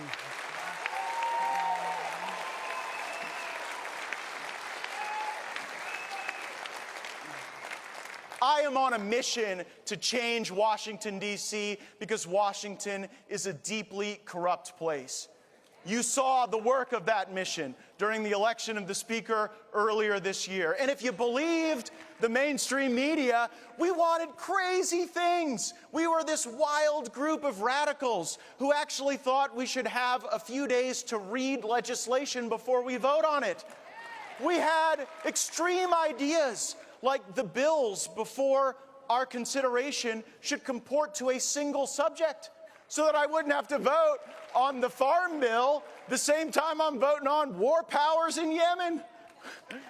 We thought we really could send a shock through the system with a requirement that the amendments to bills actually be germane to the subject area of the bill. We thought that bureaucrats who had turned against the American people should have their salaries singled out so we could vote against them. Imagine if we could have voted against the salary of Dr. Fauci years ago. What a better place America would have been. And instead of governing by omnibus, where our representatives have to look at some multi-thousand page piece of legislation that spends $1.7 trillion, where you got to vote for the VA at the same time you're voting for the Department of Education, where you're having to vote for the equipment for our troops the same time you're voting for the woke policies of the Department of Labor. We will never legislate by omnibus again. We will individually consider the budgets of the agencies of our government and give them the thorough review that they deserve. But perhaps the most important concession that we received during that fight was the establishment of a special group of legislators to analyze the weaponization of this government against our people. It seems like every time I turn around, they're engaged in surveillance or list building or monitoring, and I don't care if it takes every second of our time and every ounce of our energy. We either get this government back on our side or we defund and get rid of, abolish the FBI, CDC, ATF, DOJ, every last one of them, if they do not come to heel.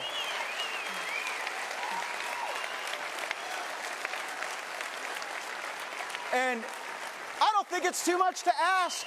I really don't. And in this effort, I must update you on an important update.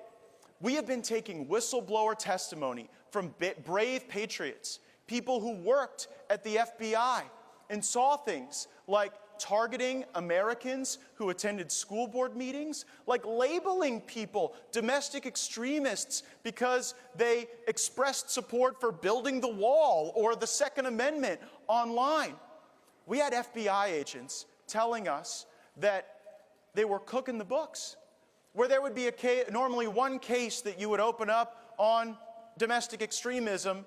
You had the Washington field office putting pressure on agents to open up separate cases on each individual so that there would be the veneer, the illusion, the appearance that all of our fellow Americans, that our neighbors, were somehow extreme in trying to overthrow our government, when in fact that is not the case.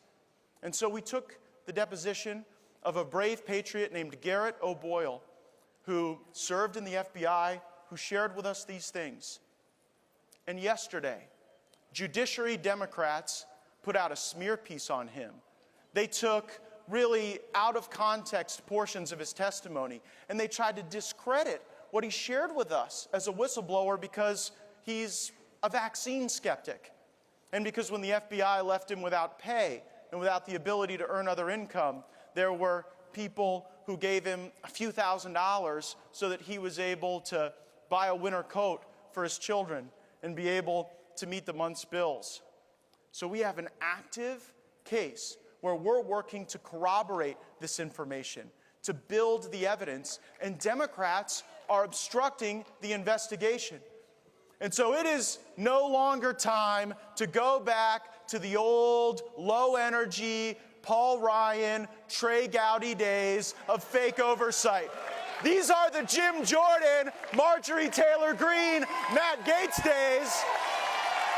And And if the Democrats are going to obstruct our investigation, then I am calling to remove the Democrats from our investigation. They shouldn't be allowed to sit in the depositions and hear the evidence if they are going to use that to try to get in the way of thorough, rigorous oversight.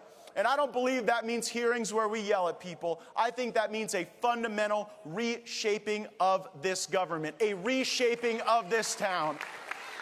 I know every time I give talks like this and meet with our great activists, I always get a question at some point where people say, do you still have hope? Can we even still save this thing, this great experiment? And I know we can. And here's what I would say. Even though at your job it may feel like you're outnumbered, sometimes even in your social groups, it may feel like you can't wave your MAGA flag at full mast. But I saw what a group of parents did in Loudoun County who at first were outnumbered. I saw what pilots did at Southwest Airlines who stood up against the vaccine mandate. I saw what Navy SEALs did who got injunctions so that now we are in a position to, in a Republican House of Representatives, restore every one of our military patriots with their full rank and back pay.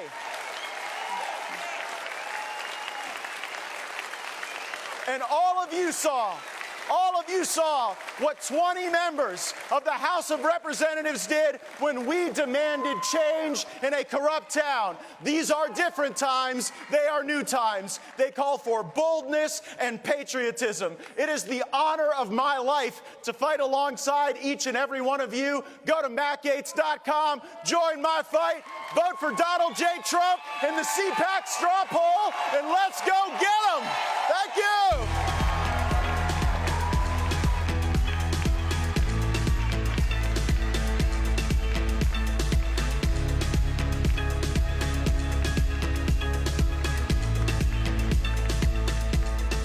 Everyone is talking about Newsmax. Newsmax? Hello, I'm Mike Lindell, and in light of the recent events, your continued support means everything to myself and my employees.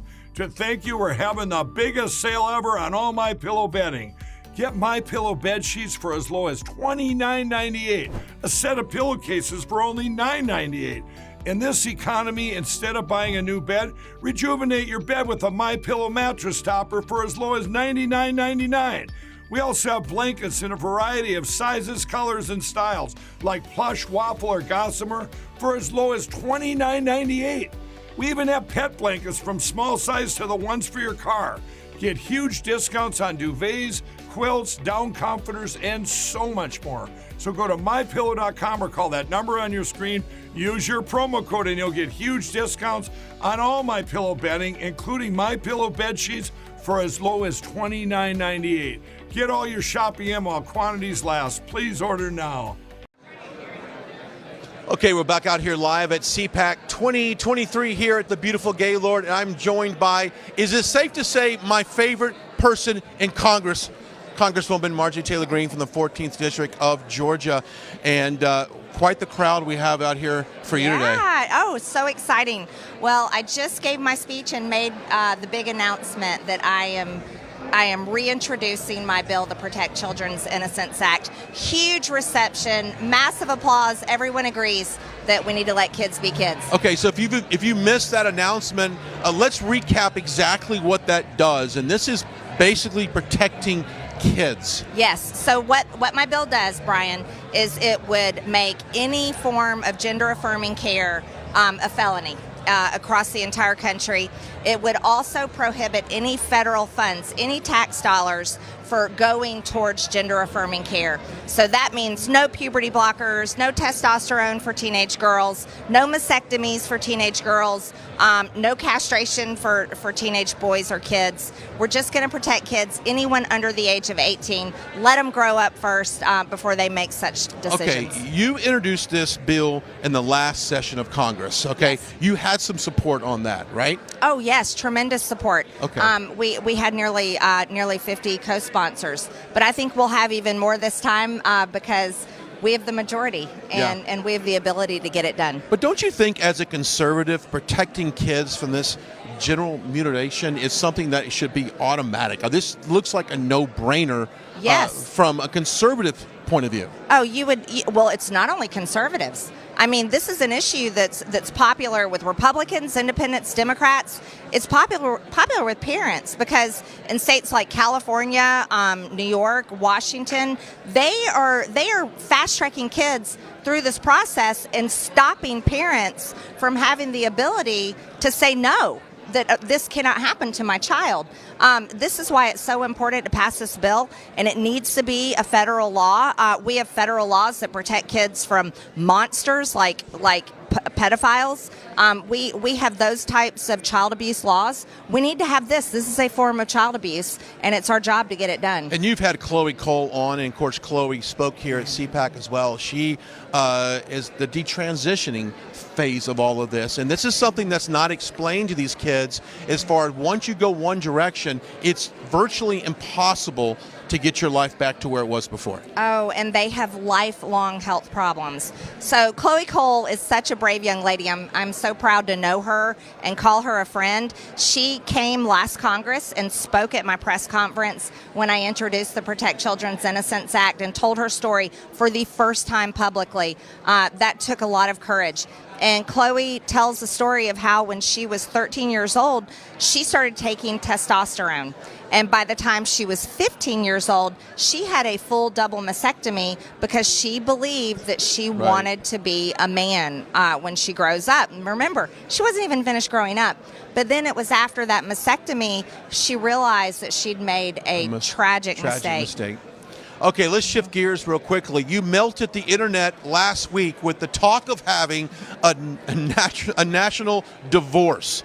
And of course, a lot of people came out of the woodworks criticizing those words. What do you mean by that?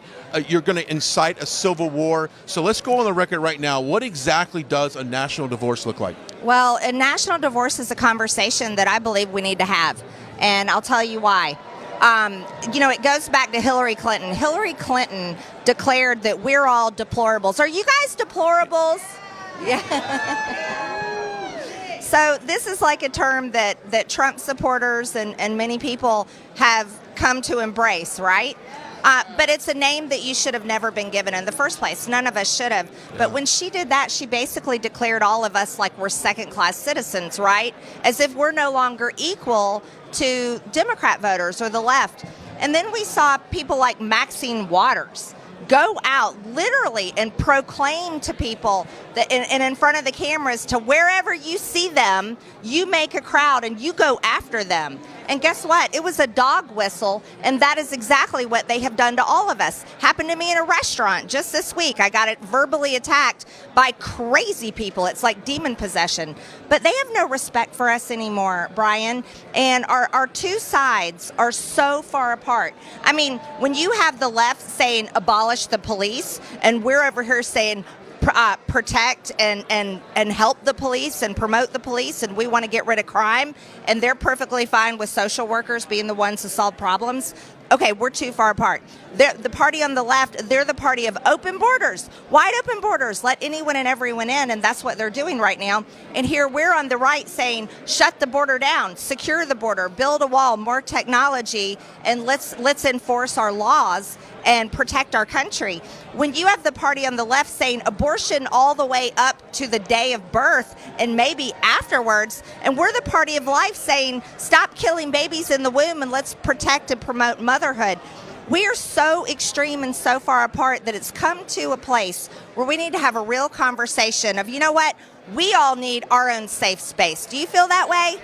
Yeah. From the left and their ideas and their policies we respected them for a long time, but now they're like bullies, and they will not leave us alone, Brian, and they're trying to control everything to the point where they're literally coming for our kids and telling us, too bad, Mom and Dad, you have no say in how your children are educated and their own bodies and protecting their own bodies. And so I think it's a conversation. Does it mean civil war? No. We don't want. Does anybody want civil war? No, absolutely not. It's about avoiding civil war. Is it secession? No, it's not secession. It's shrinking down the federal government to what it should be, because right now it's an overgrown monster that is ruining everyone's and lives. putting more power in the states. More so power if you to live the in states. California and you believe in all those things, then it's up to you to. You can Yeah. stay there if you want to go to Texas or Florida to do that. And guess what? Well, let me add on. Yeah. It's not a radical extreme idea, everyone, because the polling shows that on both sides of the aisle, they support this idea. People just support it. Yeah. That blue states, they want to have their blue states and their ideas. Red states, we want to have our red states and our ideas, and we're sick and tired of the fighting.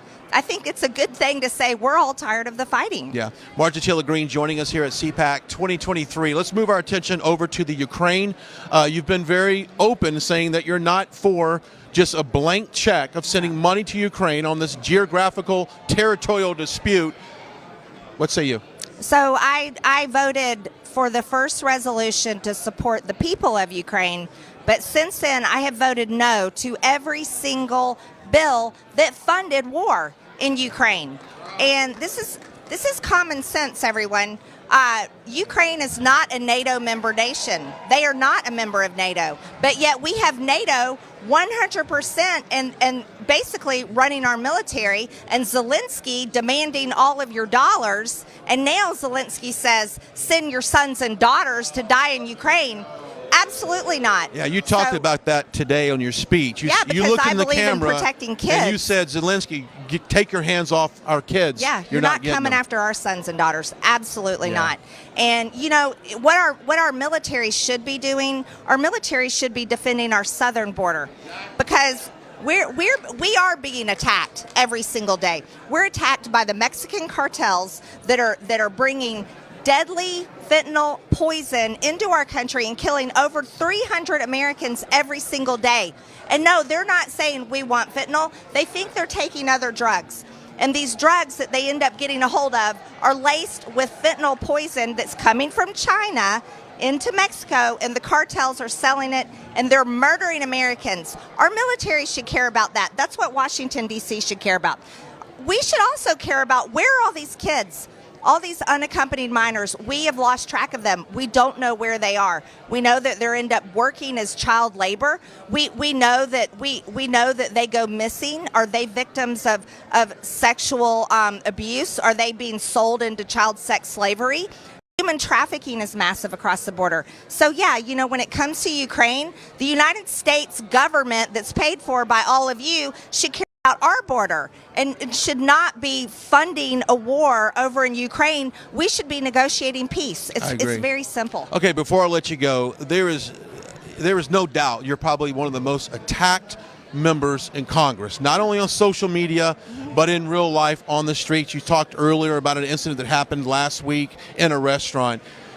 How has life changed for you? You survived 2 primaries. Yeah. You not just destroyed your opponents. How has your life changed now that you're in Congress, one of the highest ranking members of Congress? But what has your life changed outside of Congress as far as people coming after you for what you believe in?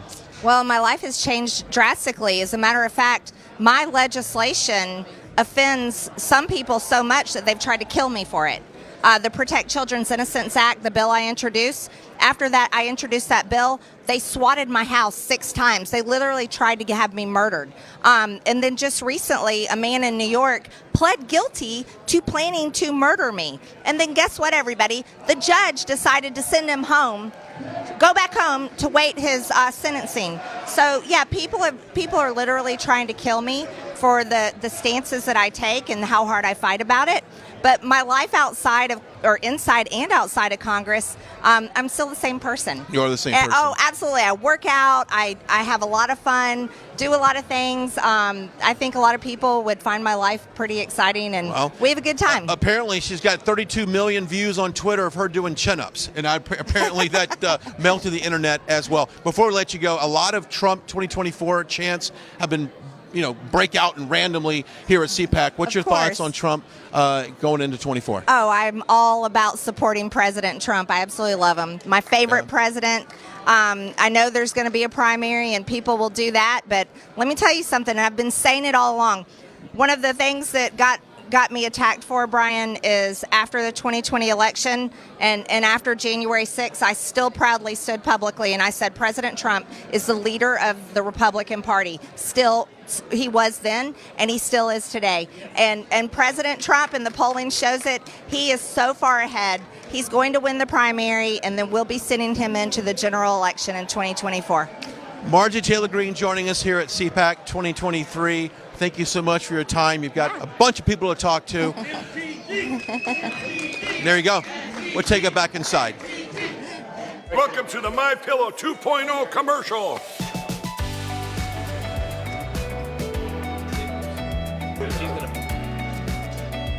Miss Makeup. Well, you look good.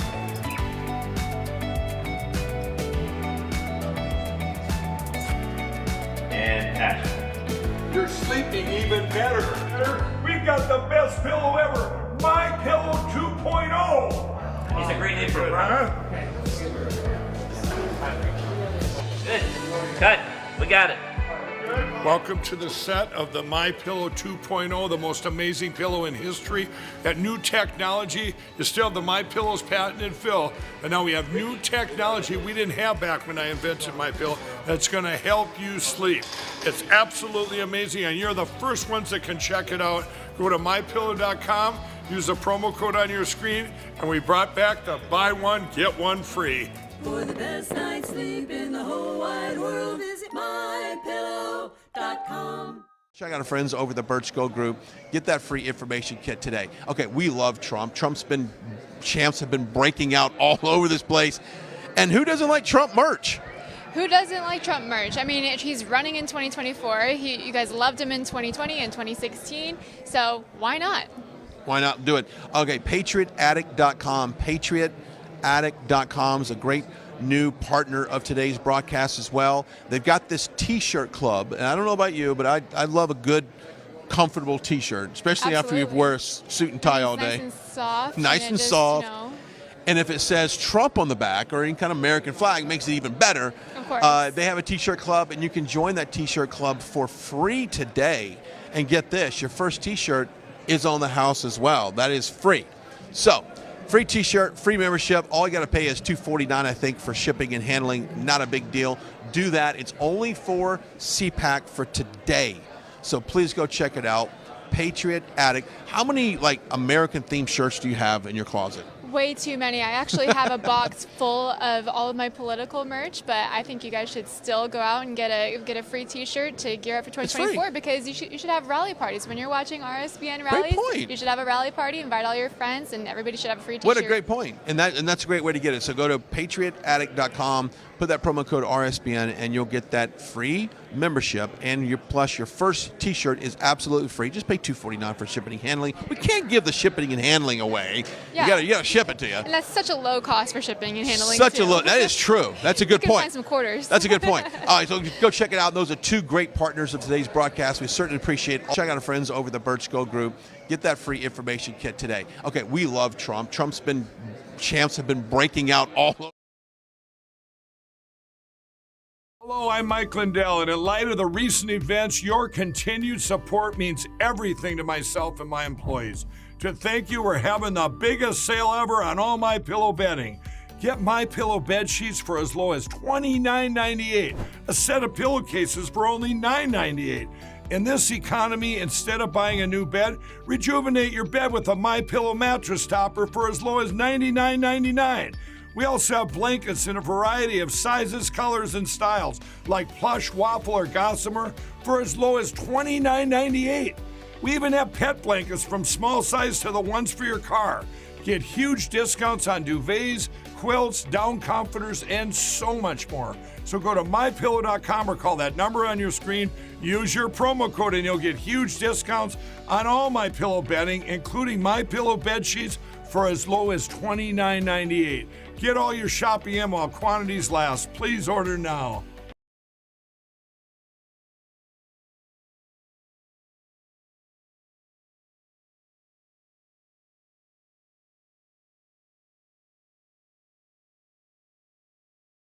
Hello, I'm Mike Lindell, and my employees and I want to thank you for your continued support by bringing you the biggest bath sale ever. Get my 6-piece towel sets for the lowest price ever, only $39.96. His and her bathrobes, 50% off. Bath mats for as low as $17.49.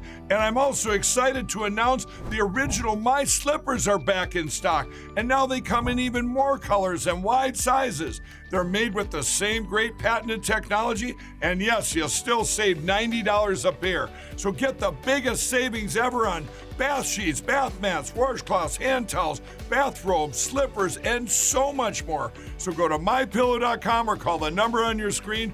Use your promo code and get deep discounts on all MyPillow bath products, including our 6-piece towel sets. Regular $89.98, now only $39.96.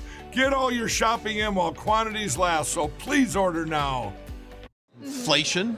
Yes. And just the instability of the U.S. and global markets. And when it comes to retirement, well, you got to make sure that your money's safe. So we've got a special offer just for CPAC, and these Birch Gold Group wants to make it really easy to take that first step in investing in gold and precious metals. You can do that right now by texting the words RSBN to 989898. That's RSBN to 989898. That is the Birch Gold Group. And get this, we talked earlier about inflation. How much was the check that you would have to write to pay off the deficit? It was like $200 and something thousand from every U.S. citizen. It would be insanity. It would be insane. We don't have that money, and neither do you, and neither should you. But you need to protect your savings. So please talk to our friends over at the Birch Gold Group. Text RSBN to 989898 to take that first step.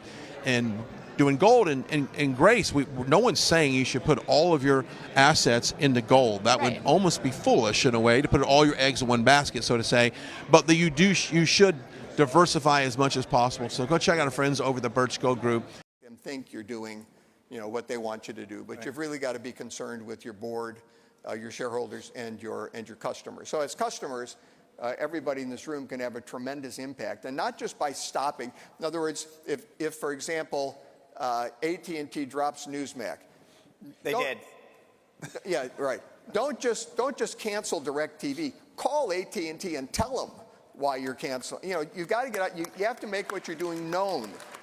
It isn't just enough to say, I'm going to stop buying this. I'm not going to buy Coke anymore because it's woke. I'm going to buy Diet Dr. Pepper, which is better, by the way. I'm not going to buy Coke. But let Coke know why you're doing this, because that's what will impact. Well, I want to pick up on that, because I believe in the last 12 months in particular, the right and people in this room in particular who have been super active, we've gotten some wins. We've actually gotten some wins on the board when we've stood up and said no. They can't just roll over us anymore. And I guess the question is, what do you think, Speaker, has changed? Do you think that we're organized better, that there are groups that are, do you think we've just had enough? What is it? But I feel empowered more than ever before. I think people are just fed up with the current administration in Washington, and they're looking for states to take action. And we are a republic. Who do you listen to? I mean, I'm always amazed when you talk to a politician. What comes into your phones, your email? What DMs do you get? What do you go? Okay, I've got a problem, or I'm doing well. It comes. It's for us in the House of Representatives. We listen to the people that elect us in Oklahoma. We carry the priorities to our legislative session. Our legislative session is only 4 months every year. But it's a collaboration between the other conservative states in the union too. My relationship with, let's say, Speaker Cameron Sexton in Tennessee, it's great to be able to pick up the phone, collaborate and exchange. Hey, how is this affecting your state? What are you seeing? And build a coalition to move this type of pieces of legislation through to protect the people of our states. So it's a multi-faceted issue, and we have to be motivated and inspired to really not only just focus on our state to get it right, but to work with these other states to help them. And coming with ESG, we have been working to come up with model legislation. And Andrew, thank you for your input. And Senator Braun was here yesterday. I appreciate his involvement in championing this issue that in this bill that we saw go through both the Senate and the House this week in Washington on this Department of Labor rule. We have to fight this at all levels, but in the state of Oklahoma, we have no one to blame but Republicans for not getting things done. So we are highly motivated. Every day we were in session working for the people. Yeah. Andy, you touched on cancel culture a little. Let me ask you this. From a conservative standpoint, you look at a company like Disney that has gone like woke plus. What is your advice? I mean, you touched on it for a second. Don't just cancel call. But do you say to a parent, don't get Disney Plus, don't watch Disney movies, like, or do you just call Disney? I mean, what is it? Because how do we strike that balance between being active and protest? Well, the more active you are, the more effective what you're doing. It's going to mean more. If you don't go to Disneyland or Disney World for a vacation and it's because of their woke policies, call them and tell them that. If you just don't go, it'll have an effect. But it'll have a much more meaningful effect if you go there. Look, Disney's aware of this. I mean, you don't offend half your target market, and and not realize what you're doing. I mean, they're aware that they've messed this up, and they've lost control now in Florida of the land in which Disney World stands, thanks to Governor DeSantis, who deserves a round of applause. So they're aware that they've messed this up, but the more pressure you can put on them, the easier it makes the CEO to resist the internal culture. They've made so many changes that their culture has now changed. So when you're running that company, you want to make changes. You got to move. It's like moving the Titanic. It's not like turning a speedboat. You got to move. You got to turn the Titanic. And when you let them know that supports what they're doing, it makes it easier for them to do it. And so. Do you guys think that when you mentioned talking to the Speaker of Tennessee, is there a collaboration among the states to say, hey, I know I've talked to a lot on my show with Jimmy Petronas in Florida. I mean, they've done a great job in Florida of pulling out of BlackRock and saying, we're not going to let BlackRock invest our funds. Is there collaboration among the states and saying, hey, we've had a win, look at what you guys can do? Absolutely. And when 25 states in this country make a move like that, we send a very clear message, and that changes the dynamic. But you cannot, I don't want to underscore the fact of the point that Andrew's making also. It's the people of our country also. Government can't do everything. They can't protect against everything. The people of this country have got to engage and act with your own money and make a protest vote by changing your business, whether that's Disney, whether it's the financial institution that you use, the investment company that you use. If you want to get people's attention, you have once again, the man with the goal makes the rules. Well, and ultimately, that's the people of this country. I think about the instance of Goya Foods, when the CEO of Goya Foods went to see President Trump, and he said something positive, and they tried to cancel him. In fact, everyone went out and bought garbanzo beans just to buy them and said, screw you, we're going to support, Goya and President Trump, and they were benefited. So, I mean, that's another example of going out and voting with our pocketbooks and showing that we'll stand up for principles. But yes. I think that gets back to this idea of we've got the ability to vote with our wallets, too, just as much as the left. Yes. And if we stand up and do the right thing, that happens, right? I mean, that's the takeaway. And that's what I believe the far left is ultimately concerned and scared of. Right. The people of this country activating and making those decisions with their pocketbooks. Andy? Yeah, the left doesn't want a second economy, and that second economy would be an economy that's supported by conservatives. And you do start to see the widening out there now, where some companies are going left, some companies are going right. The ideal world would be a Milton Friedmanish kind of world where everybody actually just focused on making profits, generating returns for investors, doing the kinds of things companies traditionally did. It's the change. It's that emphasis on this environmental, social, and governance investment criteria that's really had a terrible effect our economy. I'll quote Joe Manchin. He said yesterday that ESG puts politics over the interests of 150 million retirees in this country. And Manchin isn't always right, but he was right yesterday. Well, I want to thank you both for having this wonderful conversation. I think the big takeaway is, like, we've got power. Let's be active. Let's go out there and vote with our wallets. Let's have our voices heard, and let's get things done. Thank you for being a wonderful audience and being here. Thanks, everybody. Anyway, thank you. By the way, I've got a great new book on fake news. I'll be signing it at 12 o'clock down in CPAC Central. I'll see you down there. Oop.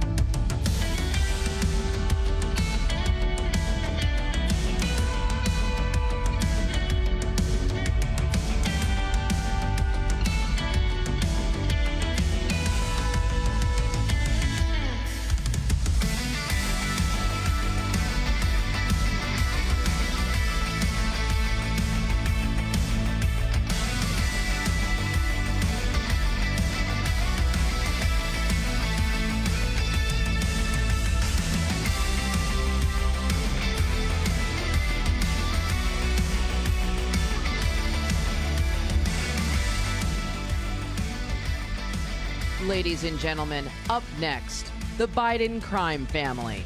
Please welcome, from Kentucky, Chairman of Committee on Oversight and Accountability, James Comer.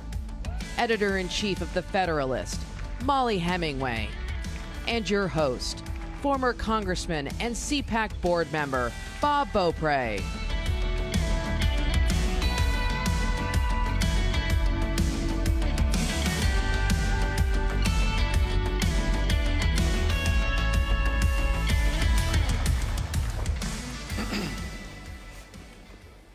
Welcome. Is everybody having a good time at CPAC? It's a great crowd and another great program. I'm really privileged to have Molly and Chairman Comer with me today. Let's get right to it. Mr. Chairman, first to you. I don't know that there's anybody in this crowd, but maybe there's somebody outside that's paying attention to this. Why in the world should we even be interested in this investigation? The Oversight Committee has begun on the Biden family, and what's the end game? What legislation or what fixes are you anticipating coming up with? Everybody should be concerned because this is a threat to our national security. I mean, we all agree in Washington, even the Democrats, that China is our biggest threat. And what the average American is concerned about is China taking over the world. Every American was watching those balloons go over. They're angry that China's buying farmland. But what we're finding out is part of what the Biden family influence peddling involved was the Biden family were trying to work with China to get their foot in the door on the American energy industry, to try to help them not only buy liquefied natural gas, but also to buy ownership in the drillers. So this is an instance where our energy industry is a significant threat to our national security. And who was helping China navigate the federal bureaucracy? The Biden family.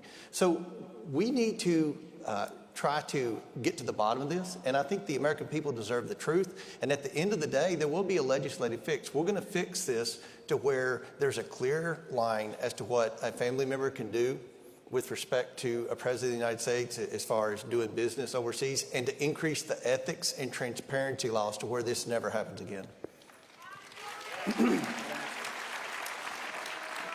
Molly, the chairman mentioned a threat to national security. How big a threat is it? And I mean, you've followed this story about as close as anybody I know, and for as long as anybody I know. How big a threat to national security? How deep in the Biden family does it go? We all know about Hunter. We know a little bit about Joe. What else is there to dig into? Right. People are familiar with some of Hunter Biden's business dealings, but I don't know if they understand how much the entire Biden family has been involved in this pay-to-play operation for many, many years. So it's not just Hunter, it's also most prominently Joe's brother James, who's been involved in he's been investigated as well for some of the pay-to-play schemes that he's been involved with, or alleged pay-to-play schemes. But also other family members, nieces, and it goes beyond that. The reason why it's interesting is precisely for what Chairman Comer said. The way that the Biden family has made money is by collecting funds from foreign governments or oligarchs, compromised people, in exchange for favors to be named later.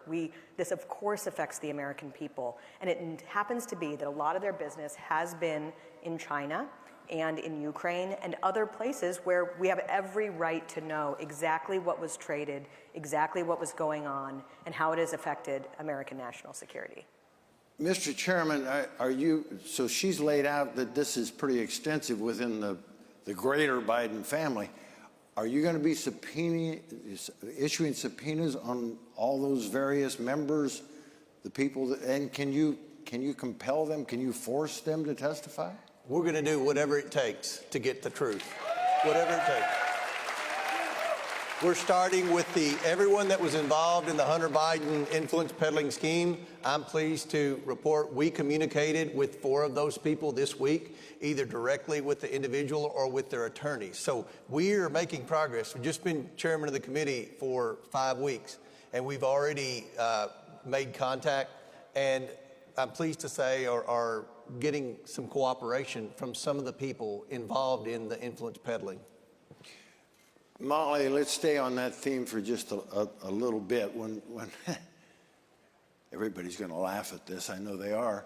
When Joe Biden was campaigning, he said that he never talked to Hunter Biden about any of this China business. We find that curious now, and especially, a guy named Tony Bobulinski, I think I'm pronouncing his name correctly. He kind of blew the whistle on that. But we haven't seen much of Bobulinski since then. Are we going to see him again? Should we see him again? Well, if we could just revisit this, too. We had, from the 2015 to the current moment, an absolute paranoid conspiracy theory that the Trump family had engaged with Russia and had stolen the 2016 election. This was a widely held conspiracy theory. And if you recall, the Trump family actually was engaged in global business, like legitimate global business. It would not have been that crazy if they'd had involvement with Russian interests. Then you have the Biden family, which has no legitimate business interests in all these foreign countries. You have Joe Biden saying, not just that he never talked to Hunter about China, but that he never talked about his China business, but that he never talked about the Hunter Biden business at all. You had an eyewitness account, Tony Bobulinski, saying, well, that's not true because I personally spoke with Joe Biden about this. But you have all sorts of other evidence as well. You have meetings between Hunter Biden affiliates in Ukraine with Joe Biden during the vice presidency. You also have interesting stuff coming out with the classified document scandal. So the classified documents, which in Joe Biden's case he's mishandled going back to his time as a senator, involve a lot of things that almost read like they would be bulletins of interest to someone who is trying to do a pay-for-play type operation. So all of these things are really important. I also want to say the reason why this investigation is so important is that the Department of Justice should have been investigating this. And they, in fact, had been investigating some of this. But because of our politicized Department of Justice, they shut down investigations. They did not help with these investigations that were looking into different aspects of the Biden family business. The current U.S. attorney looking into it is highly understaffed, and he's operating out of a very small office that doesn't have the resources necessary. And even though there's a conflict of interest, Merrick Garland has not named a special counsel, which is in complete violation of rules there. So what's being investigated is very important. Quick follow-up to both of you. How far back in the president's career does this go? He's been in D.C. almost since Lincoln. A long, long time. So how far back does this go? Molly? I just want to say that there are so many, we have an overclassification problem in this country, particularly, it's not so surprising that you've had Biden, Trump, and Pence all brought up with this classified document issue. It happens. The fact that some of these classified documents that Joe Biden is accused of mishandling date to the Senate has kind of shocked the town. Because whereas these type of information is kind of flowing all the time in the executive branch, you actually kind of have to work hard to mishandle documents when you're in Congress, and some of them do date to his time as a senator. Yeah. Mr. Chairman? Right now, today, we're going from today all the way back to Burisma. We're trying to focus on that. There's enough information there. I think the American people are going to get a good taste of what the Biden family business is about. And what Molly said is exactly right. The Democrats like to compare to what Trump did. Trump and Kushner, they have legitimate businesses. I know what their businesses are. They own real estate. They own golf courses. They own apartment complexes. They have employees. What's the Biden business? They don't own anything. They don't sell anything. They don't manufacture anything. What is the business? Being the big guy. The business is influence peddling. And there's a term for that. It's called being a foreign agent. So one of the things the Department of Justice could have already indicted, it looks to me like it's pretty clear that Hunter Biden and possibly the president's brother were essentially foreign agents, which they weren't registered, and there should be ethics laws that say immediate family members can't be foreign agents for foreign countries. So, they don't have a legitimate business, but they were getting paid excessive amounts of money from some of the worst countries on the world. If there's any bipartisan agreement on putting sanctions on certain countries, I guarantee you those countries are where the Biden family were profiting. Stay on this topic for a little bit. If you can expand on what you've already requested in the way of documents and evidence, please tell us. And if I understand some of the news reports right, the U.S. Treasury, disappointingly, but maybe not surprisingly, is stonewalling you a little bit, given the Heisman on what's called suspicious activity reports. Yeah. What's that about, and can you break the logjam? Well, I have a banking background, and suspicious activity reports, or SARs, are things hardly no American will ever get. And the Biden family has at least 150, and I believe more, from, it looks like, around 13 different banks. Since September the 11th, the chairman of the House Oversight Committee or the chairman of the House Financial Services Committee has had access to these suspicious activity reports. That would be under President Bush, under President Obama, and under President Trump. When Joe Biden became president, he snuck in right at the very beginning and did what's called a rule change, not an executive order, but a rule change. And he changed rules to where the chairman of those committees couldn't have access to suspicious activity reports. Now, why would he do that? No, most members of Congress didn't know what a suspicious activity report was at the time, and no member of Congress knew that the Biden family had so many. So he's clearly trying to hide evidence of potential wrongdoing. I mean, his family has over 150 of these. I was a director of a bank. 150? Over 150. When a suspicious activity report is the bank notifying the Treasury Department that we believe our client could have potentially committed a crime. Now, no bank wants to issue those, because when you do, you are inviting the bank examiners into the bank. I was a director of a bank for a long time. The last thing you want are the bank examiners in the bank any more than they already are. You're not going to issue one of those on a good customer. You're certainly not going to issue one on the son of the President of the United States or the brother of the Vice President of the United States, unless you're pretty certain potential wrongdoing occurred.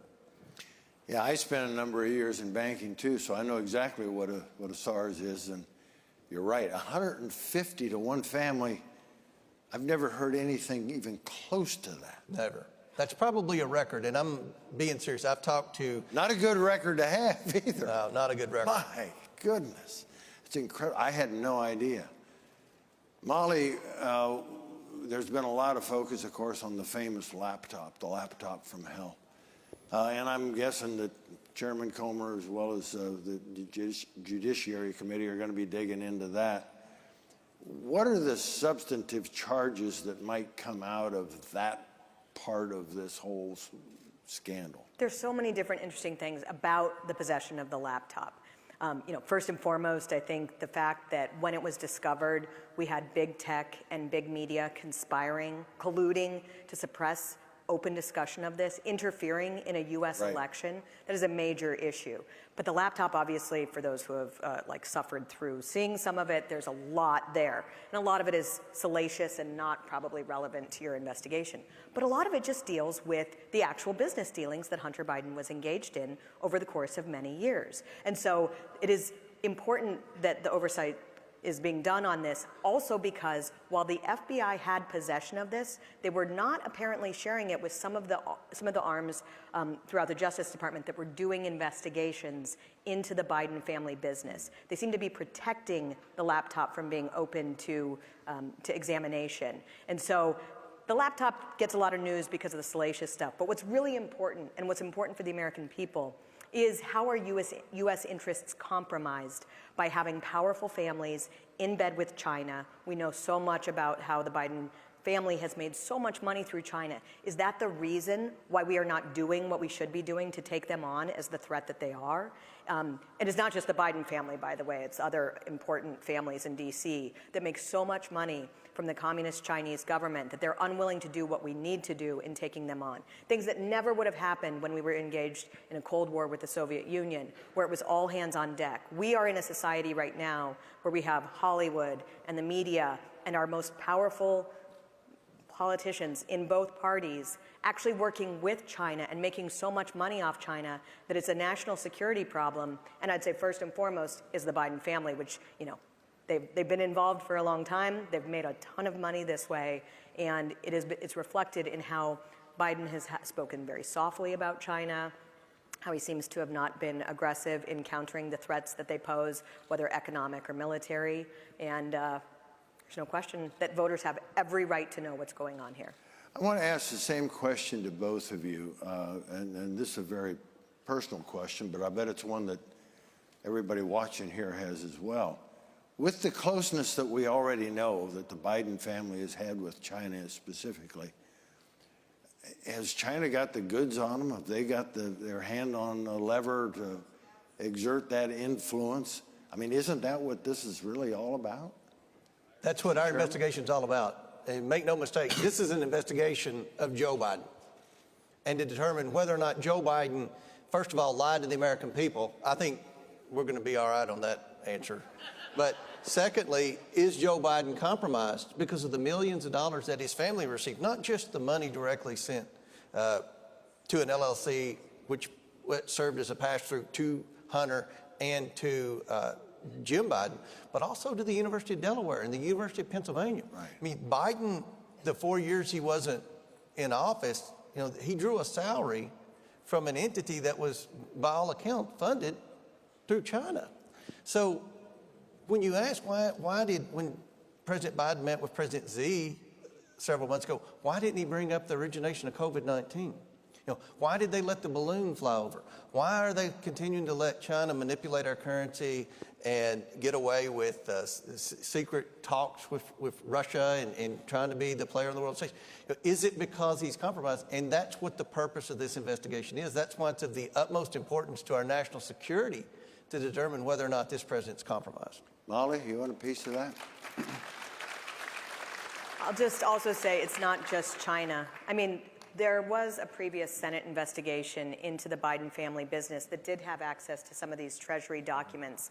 They showed that the Bidens were receiving money from Ukrainian interests, Russian interests, oligarchs throughout the world. And it's not just that we're not doing what we need to do to take on China. It's also that the Biden family has been just intimately involved with Ukrainian interests. And unfortunately, Ukraine has a massive corruption problem. And so some of the focus there, it relates to China in the sense that how we are waging this war in Ukraine is drawing Russia and China closer together. But it's bigger and broader and on a much more global scale than just China. Mr. Chairman, so far, I mean, you're into this thing pretty deeply, I can tell already. What's maybe the biggest piece or several pieces of information that maybe the general public isn't aware of that you've already uncovered?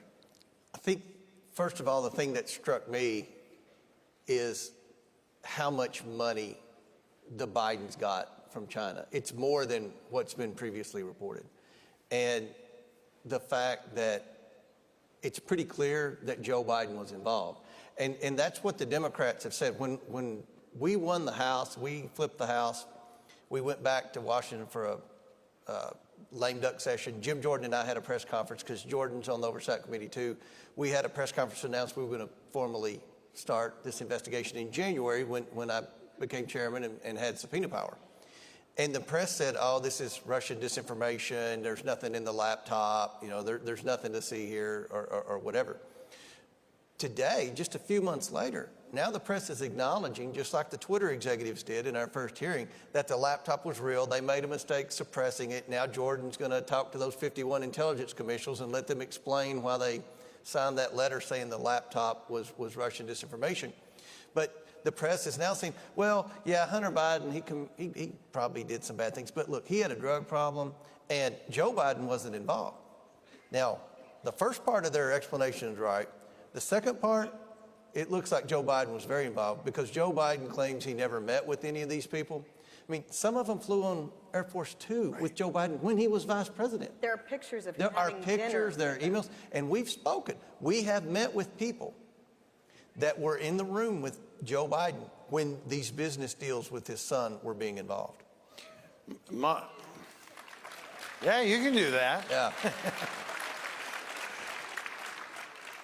Molly, again, you've acknowledging that you've dug into this thing pretty deeply yourself, and thank you for doing it. What surprises might still await both the chairman, the committee, and the rest of us in this investigation as it unfolds?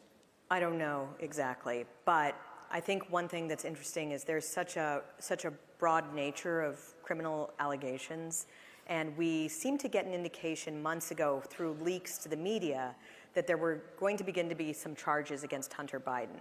I mean, he's done things that if you or I had done them, we would already be in prison, like on gun charges alone. But they didn't do it before the election, which kind of makes sense because you don't want to meddle. It would make sense if there was any consistency in our Department of Justice on that. But if they were legitimate and if they weren't corrupt, it would, and if they were consistent in how they did this, not doing things before the election would be understandable. But now here we are months later and we still haven't heard. So I think we might be interested in what it is they're going to do there. And I do think people would be surprised by the breadth of influence peddling that was going on. And just, things that we maybe already know but haven't gotten enough attention. Like I always think about that $80,000 diamond that was given from a Red China affiliated person to Hunter Biden, which we learned about because of like divorce paperwork. What are you expecting to get in response, in return for that kind of gift? And that's just like the kind of stuff that we happen to know about. There's so much more that we have yet to learn. Right. You mentioned big tech a little bit ago, and I should have followed up probably right there, but let me ask now, both of you, big tech's role in at least trying to keep the blankets on the bed, keep this covered up for as long as they could. That's obviously going to be part of the investigation. Can we hold them accountable too? It's such a massive problem, the role that big tech has in suppressing freedom of speech and freedom of debate, and truly election meddling. There is no question that every American had the right to know what the Biden family business was doing and what it was involved in. And it wasn't just that most members of the media did nothing to investigate it. It's when one brave newspaper, the New York Post, did get the goods on this and began reporting it. There was this concerted effort, a conspiracy, a collusion to shut this down, and many people should be held accountable. I don't actually know exactly what that means, but people need to stop giving propaganda press legitimacy. They are actively harming the country. They do not have the right to harm us in this way. And so I think that people who are victims of this should stop giving them any legitimacy whatsoever. Something needs to be done about big tech. And frankly, the typical conservative response is insufficient. Typically, conservatives will say, there's nothing we can do about this destruction of the country because they're a private company. No, they're more like another country. They're more like another government. And they are so powerful, and they have such an outsized effect on our, on the freedom of our elections, on the security of our elections, on our ability to just be free people and debate the truth. Something must be done. And I sure hope your colleagues are going to wake up and realize that something really needs to be done there. And then another part of it is that we have all sorts of agencies who are involved in this conspiracy to suppress conservative debate and information. We've had some reporting recently about this Disinformation Inc. It's a global billionaire-funded operation to say that if you are the New York Times and you lie for years about the Russia collusion hoax, you're good media. And if you expose what the New York Times is doing, well, you can't be trusted. They give that information to advertisers and other people like like search engines, and it ends up being that the New York Times gets to grow and the conservative media is declining. We are in an information war, and it's being waged by government agencies. They are funding some of these things, and so that's another area that really needs to be taken on if we want to have even any hope of being a free people. Mr. Chairman, do you want to add anything to this exposing that, I mean, at a minimum, it'd be nice if we knew the truth about big tech and the media's role in covering this up. Well, that was part of the commitment to America, to hold big tech accountable. There are committees that are supposed to be doing that right now, energy and commerce primarily. They're looking at Section 230 and some of the other things that we've all talked about. I'll tell you what my committee's doing, the House Oversight Committee.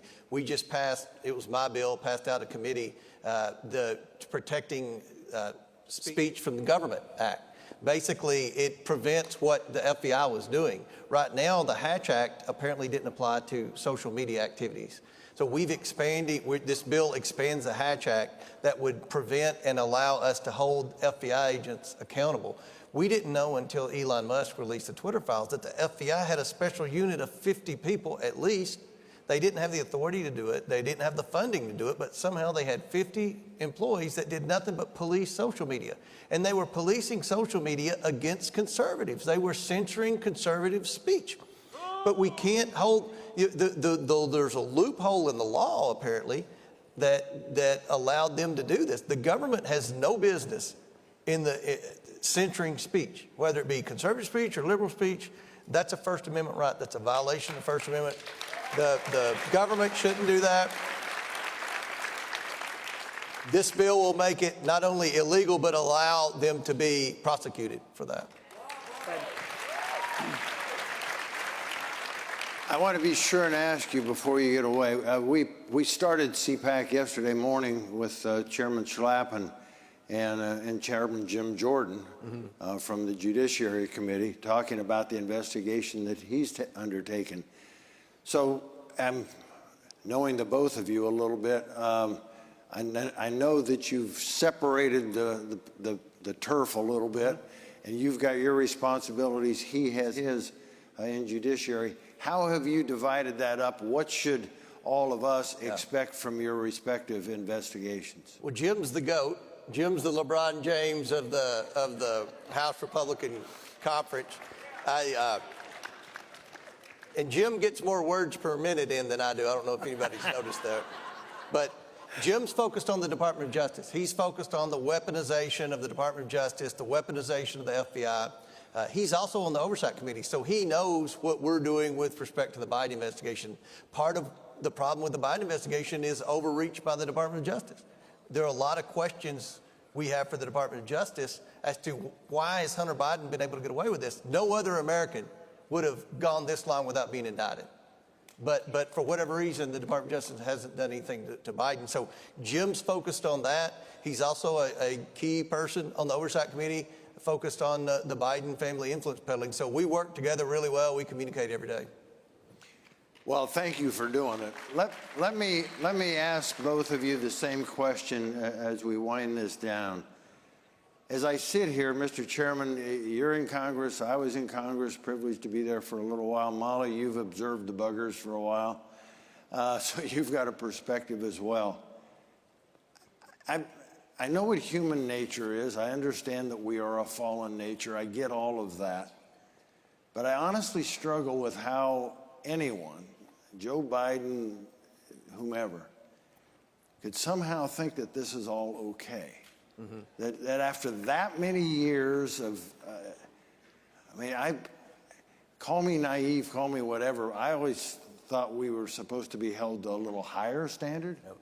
Not that the rules didn't apply, but in fact, they were more onerous. But you already said this, right? Like, this is a man who's been operating in Washington, D.C. for more than half a century, and he's gotten away with it the entire time. It's not just him, it's other people who are involved in some fraudulent activity. Money is very tempting, and but that's why it's important, why we have a system of government that has these checks and balances that is supposed to limit corruption, and so hopefully that's what will happen here. Yeah, it's very obvious. Joe Biden's very arrogant. He's very entitled. He thinks that the law does not apply to him, and obviously he thinks that applies to his family as well. One thing I've noticed in 6 years in Congress, I've been in Congress 6 years, it seems like the members get worse, most of the members get worse the longer they stay. One of the greatest things that this Republican majority can do, and I hope we do it, I'm for it 100%, is pass term limits. We need term limits. Right.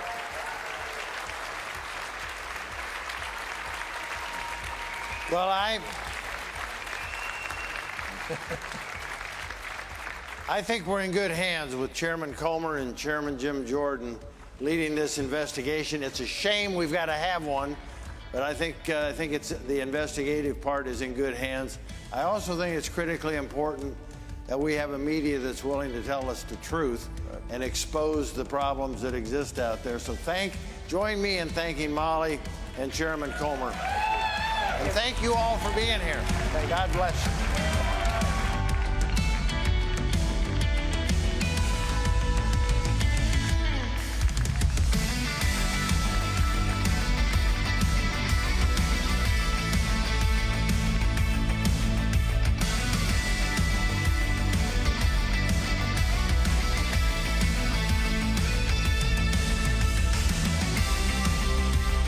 CRT. We are joined now by Philip at the Birch Gold Group. And it seems like, Philip, every week after week, there's a crisis in the economy, putting investors on pins and needles. But what they're finding out is an option with you guys might be best for securing their retirement. You're absolutely correct. I mean, the Biden economy is a disaster. Stock market down 20% almost for the year so far. Inflation, of course, the government cannot get a handle on it. 40-year high inflation. We've seen food prices surge over the last 12 months, the highest level since 1979. So the Biden economy is an unmitigated disaster. However, we at Birch Gold Group, of course, specialize in precious metals, gold and silver. They are safe haven assets, and they're very conducive for climates like this, right? Inflation drives them up. When we see corrections in the stock market, it drives them up. So they're very, very useful tools to protect against, like we said, what is a disastrous economic situation in front of us. And you guys have made it really easy for that person to take that first step in getting that information kit. And it really is all involves a simple text. You're absolutely right. All people have to do is text the word Trump to 989898. Again, that's Trump to 989898. What that will give them is an information kit. It'll talk you through the precious metals markets and will help people, provide the information in terms of how they can protect themselves in climates like this. Because, Philip, when you look at what's happening around the globe, it's just not U.S. investors. It's world investors are really nervous of what's going on right now. You're absolutely right. This isn't just a U.S. issue. It's global. And that means that there are even less options for investors today, right? Bonds aren't working. They're losing to inflation with such low interest rates. Stocks coming down at a massive rate. And it looks, based on the numbers, that we've got a lot more to come. There aren't many options. So I think everybody today needs to be thinking about how to diversify and to hedge using safe haven assets like gold and silver. And like Philip says, it's easy to do. Just text the words Trump to 989898 to get that free information kit from the Birch Gold Group. They are the experts in precious metals. And Philip, I can't thank you enough. And I know a lot of our viewers that have tuned into you guys and called and made that first connection to get that information. I know they appreciate what you guys are doing as well. Thank you so much. It's our pleasure. It's what we enjoy to do. We like helping people, and now's the time to be looking at it. Philip, thank you so much. Thank you, Brian, as always.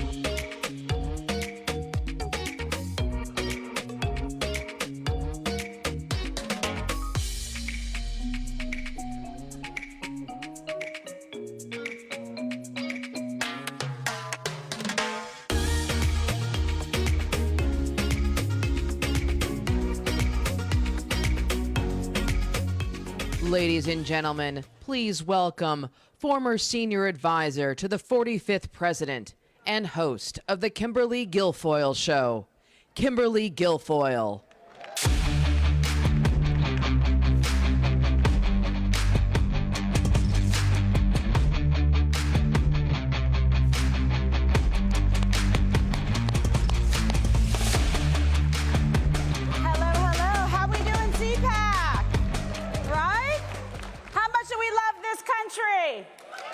Yes, we do.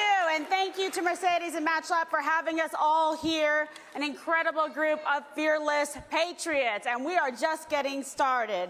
And thank you all for joining the conversation and being part of the conservative solutions to returning our country to prosperity, for growing the America First movement, and for wanting to make America great again. We are gathered here in our nation's capital at an inflection point in our nation's history, a point where Joe Biden, the Democrats, big tech, and their willing allies in the media are hell-bent on taking their far-left agenda mainstream and, frankly, destroying all of our lives. But we're not going to let them do it, are we? That's right. We're going to say no to open borders chaos, defunding, police disasters, attacks on U.S. energy independence, surrendering to climate alarmists, reckless spending, turning our schools into far-left indoctrination centers, no more lockdowns, lawlessness, far-left lunacy, censoring viewpoints who dissent, and then, of course, calling you a bigot if you dare to question any of it. Did I miss anything? Under Joe Biden, yeah, there's a lot more, right, Matt? Under Joe Biden, sadly, we are a nation in decline, a nation sowing doubt among our allies, and a nation emboldening our biggest adversaries. Remember the disastrous withdrawal in Afghanistan, which would have never happened under President Trump, where we abandoned our fellow Americans, surrendered to the Taliban as chaos ensued. Did Joe Biden take responsibility for any of it? Has this administration ever accepted blame for any of their delusional, destructive, diabolical, and dangerous actions? We all know the answer. And it's why we are here at CPAC, because all of us in this room have one message to Joe Biden. It is time to put America first. To put common sense, hard-working Americans first. To put our brave Border Patrol first. To put our police and first responders first. To put parents first. Leave our children alone. To put the residents of East Palestine, Ohio first, like President Trump did while Biden was in Ukraine. God bless President Trump. It is time to put all of us, all of Americans first, and not last like Joe Biden and his administration have done. And I have seen the far left failures in places like California, and we don't want that. Keep that there, right? That's what Democrats want for the rest of the country. Where Democrats are in charge, crime goes up, costs go up, and quality of life goes down. It's why we as America First conservatives have an obligation to lay out an agenda that centers around border security, national sovereignty, free and fair trade deals, law and order, school choice, safety and security, peace through strength. Foreign policy, freedom of speech, thank you, CPAC. The right to keep and bear arms. We love our Second Amendment. And election integrity. Never let another election be stolen in this country. And while the entrenched politics, we are fed up with securing our borders. These people have not done anything to secure the borders. We are fed up with one bait-and-switch spending bill after another. Fed up being pawns in their cheap political games. Fed up with being told we're the problem for calling it out. We have the courage to call it out. And most of all, fed up with the far-left failure in the White House who can't even string a sentence together or walk up and down a flight of stairs. Really? No more of the bend and snap Joe Biden. We got to quit him. Let us not forget, under Donald Trump, we achieved historic energy independence. Under Biden, we're now begging evil regimes to pump more oil while we drain our strategic reserves. No more. Under Donald Trump, we took out the world's top terrorists, and Putin didn't invade anywhere. But under Biden, hostile actors are ramping up their aggression. China is as emboldened as ever, and Beijing Biden refuses to hold them accountable. Under Donald Trump, we achieved historic peace deals in the Middle East. We saw robust wage growth, even amid a phony Russia hoax, and endless investigations against Donald Trump and the family. Under Donald Trump, it was a time for success. A vision for a better future, a whole lot of hope, and a whole heck of a lot of winning. Are you tired of winning? No, we want Trump back, let's be honest. But the Democrats, big tech, and the media would rather see hard-working Americans fail and suffer than admit to any of those successes. While we might find comfort in believing that their behavior is just a matter of incompetence, the truth is actually far more troubling. The pain they are inflicting is intentional. Because meanwhile, we continue to confront a totally compromised and corrupt two-tiered justice system. While there's one rule for Democrats, there's one rule for the rest of us. They have weaponized our agencies, the DOJ and the FBI. And it's one of the many reasons why you have all shown up here today and had the courage, by just even being here, and for me, returning us, this country, to greatness is just that. Courage. That's what we need to have. We're here to celebrate the innovation, the prosperity, the accomplishments, and the success of America, and not to be ashamed of it. We are proud to be born free Americans, are we not? To promote the values that make this nation great, like free speech, free markets, freedom to pursue your own happiness, freedom to accomplish your goals without the heavy hand of government getting in the way. Now remember, this country was founded on an experiment of self-governance and democracy, and we became the greatest force for good the world has ever seen. But now more than ever, there are nefarious forces at work to make us apologize for it, to make us ashamed for what we should be proud of. Because remember what this is all really about for the left. It is about undermining your ability to make the decisions that are best for you and for your family. It's about getting you to surrender your dignity and entitlement to a state that runs on never-ending victimhood. And it's about silencing and censoring anyone who dares to speak out. It's why we together have to and we will stand strong.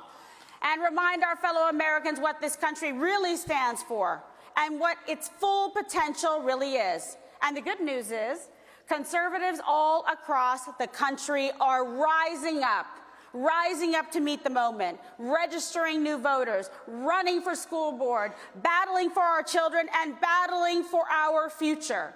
We are the backbone demanding action and accountability, the backbone demanding that government be responsive to the needs of hardworking, common-sense Americans, because the time for real accountability is long past due, and the time for action could never be more urgent.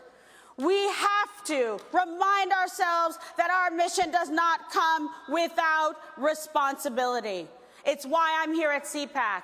It's why now more than ever, free and independent voices are so valuable. It's why I have a new show on Rumble where facts come first and where news is done right. They cannot cancel or censor us. We have to be relentless in the battle to protect and preserve the American dream.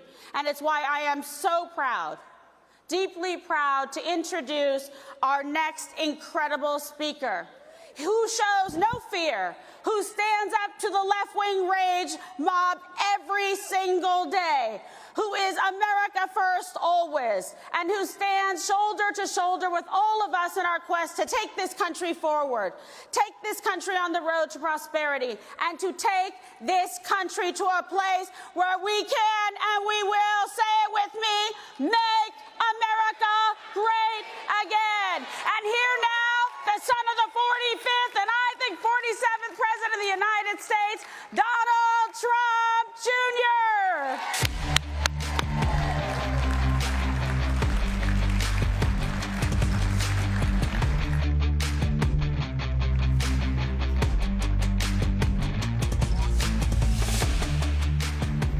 Ladies and gentlemen, Executive Vice President of the Trump Organization and host of Triggered with Don Jr. on Rumble, please welcome Donald Trump Jr.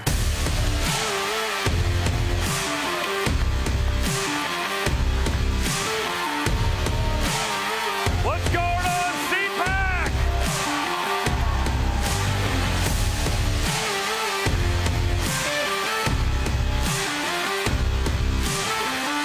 I don't know, guys, but this feels like MAGA country. All right, so a little surprise for all of you. Check under your seats. If there happens to be a gold chocolate bar underneath there, that's a VIP. Oh, I'm not joking. That's a VIP ticket to my father's reception tomorrow at CPAC. Because your president, President Donald Trump, will be here. He's not out raising money from the billionaire Chinese sympathists like others. You know, Matt, they're going to do that. Well, others didn't show. I was like, yeah, they're raising money from the people who don't necessarily believe in America first, but because they need their money. So who's got gold bars? There's one. Another. You're a lucky man, sir. Any more? They may do some more. Look at that, another one there. Well, I think you guys will have an awesome time. Yep. There's people gaming the system. What are you, Democrats? You're trying to get under other seats? They're ballot harvesting, Matt.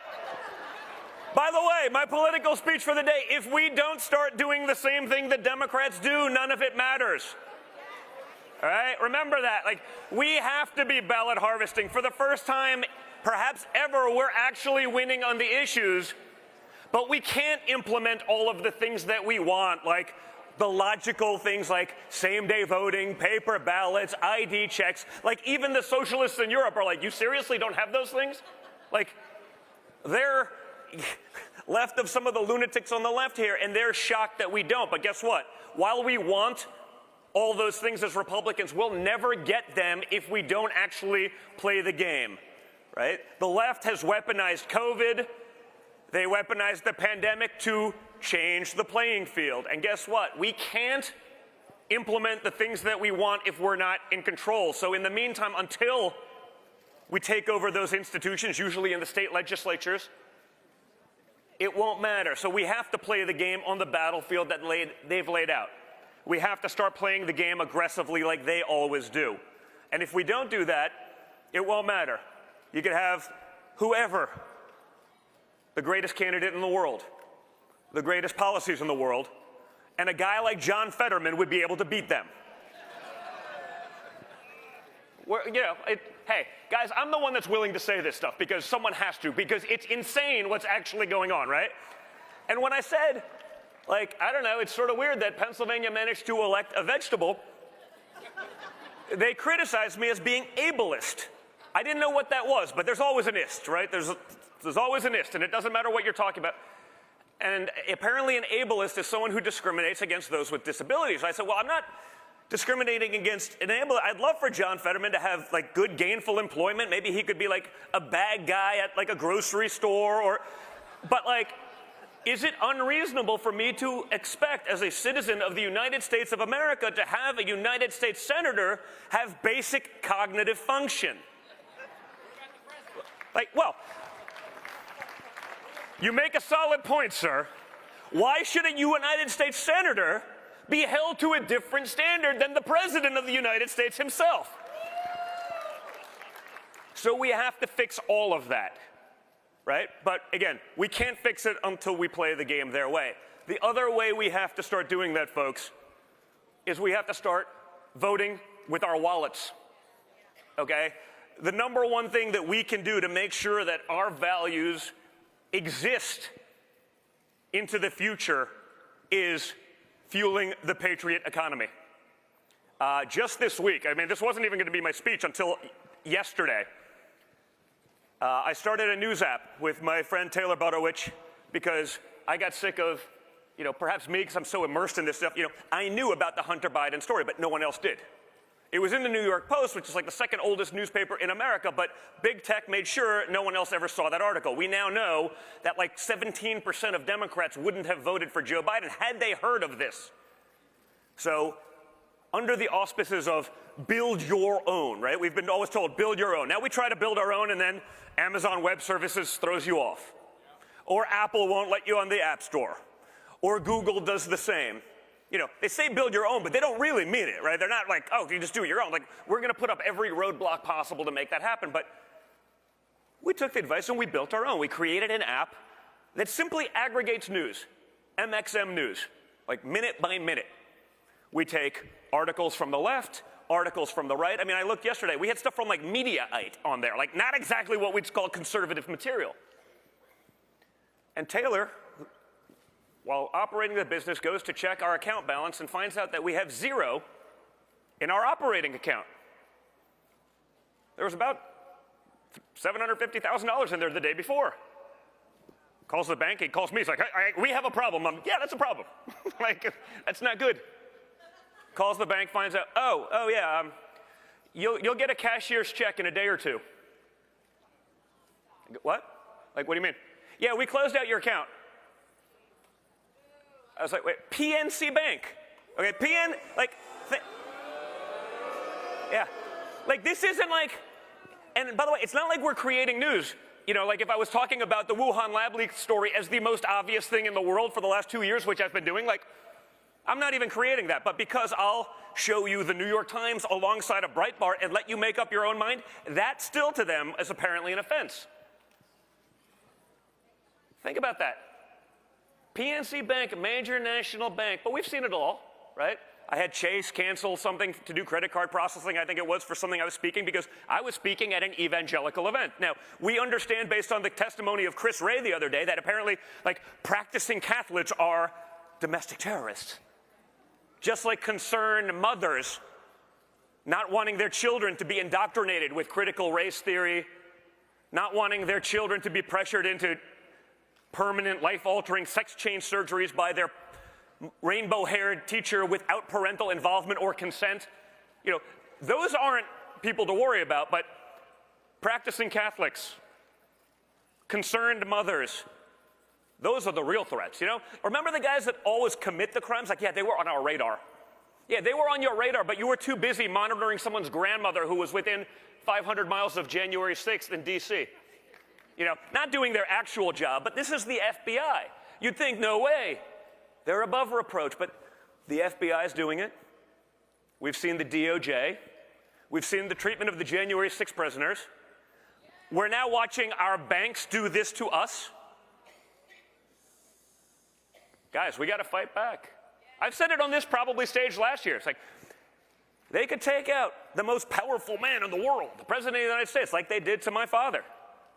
Because if you have one guy going out there by himself, all the slings, all the arrows can be put on that person. They cannot do it to us if there's 175 million Americans willing to stand up for themselves, for decency, for our values. I mean, think about what we're up against. A major U.S. bank was able to cancel, and just canceled, our ability to do banking. We didn't even get a call. It was like getting broken up with by text. Like, no reason. It didn't matter what, hey, you're letting people, it wasn't, again, we're not even creating news. We're aggregating it. Check out MXM. You'll actually see both sides of the story, and you can formulate your opinion. And I'm so confident that we're right on our side that I'm willing to actually let you see the leftist viewpoint, because you will realize that they are insane. Why aren't they willing to show our side? Because they too realize that they're insane. Right? So what we have to do is we have to be involved in this. It's sort of amazing. I think Michael Seifert's here somewhere from Public Square. Another one. Great guys. San Diego-based company. He was sitting there at home. He was sick of going to a coffee shop that was taking his hard-earned dollars and giving it to leftist radical causes that would throw any one of us in the gulags, with or without cost, right? They would do it just because of what we believe. So he created a list of the conservative companies that shared his values, turned it into a website, and now Public Square has gone national. They're actually going public. But we have an obligation, if we want to exist, to support those kind of businesses. You're going to search it anyway, right? You're going to go on Google and find out what's the restaurant. I did it last night. Okay? I had a table of 20. I called at 8 o'clock, say, hey, we need a reservation. We got on Public Square. We found a restaurant that signed up because I know I could go there and not get booed, even in D.C. I won't mention the restaurant because they'll probably get canceled if I do, but it was sort of nice for me. We walk in, we're with Carrie Lake, and we're with Matt Gaetz and Nigel Farage. Like, it was a pretty conservative crew. That would have had a hard time probably eating in D.C. without getting yelled at. Now, I do well with that, but it's fine. But sometimes you want to just avoid it. And so we were able to find that. We have an obligation to get out there and support those kind of businesses. Because again, once we show the other side that there is pain in their wallets, I have to say that because someone will aggregate that and say that I was advocating for violence. No, but they can cancel us at any second. I mean, imagine being a guy at a bank being like, you know what, I'm just going to cancel Don Jr.'s news app. What could happen? And I have a platform of like 10 million people on Twitter, millions on Truth, millions on Facebook and Instagram. Like, I have the ability to fight back. And I did, and I put it out there, I put a tweet, and we had some pretty powerful people jump in on this, like the Speaker of the House. I would not have wanted to be PNC's bank's comms guy last night. That was probably a long evening. But again, they probably knew at least some of that was capable, and they still don't care. Right? This morning, right as I was getting on stage, it was a mistake. Upon further review, bullshit! Okay? It wasn't a mistake. Okay? Have you ever noticed the mistakes only go one way? You know? So go check out Public Square. Check out MXM. Support those businesses that support your values. Put their kids through soccer camp and soccer practice rather than funding, 10-month abortions. Some of the insanity that we see on the other side. Again, you have a choice. Exercise it. But the other side is, they're willing to do it. They don't even care anymore. Look at this. Another perfect example. Glenn Story right here from Patriot Mobile. I promise you, folks, raise your hand if you don't have a phone.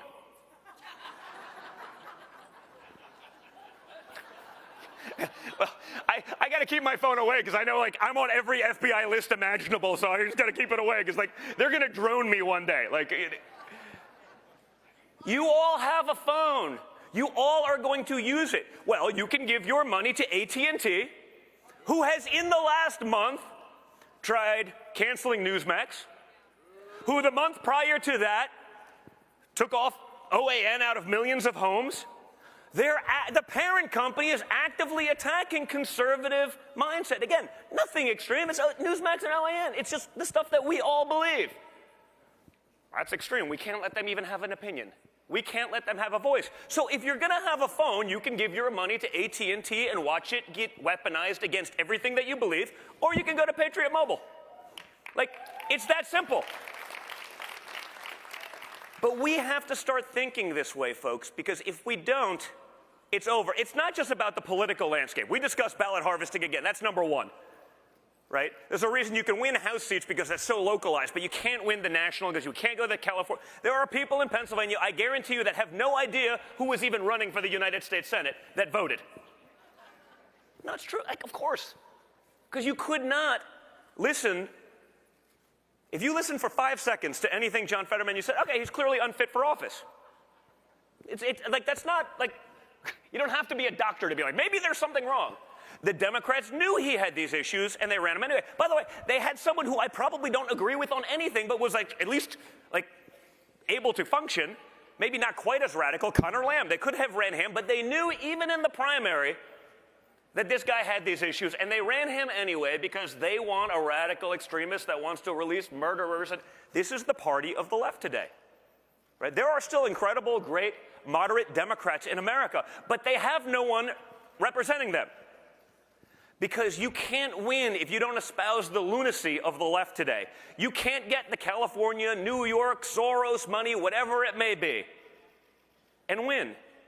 You see the prosecutor just this week who misgendered a biological male in San Francisco, I guess it was, and Soros-funded George Gascon, punished this prosecutor for misgendering a child rapist. The child rapist doesn't really need the punishment. The prosecutor who misgendered him is the one that needs to be taught a lesson. That is America under Joe Biden. That is America under Democrats. That is an America that none of us recognize, and it's an America that's going to stay that way if we don't fight back and say enough is enough.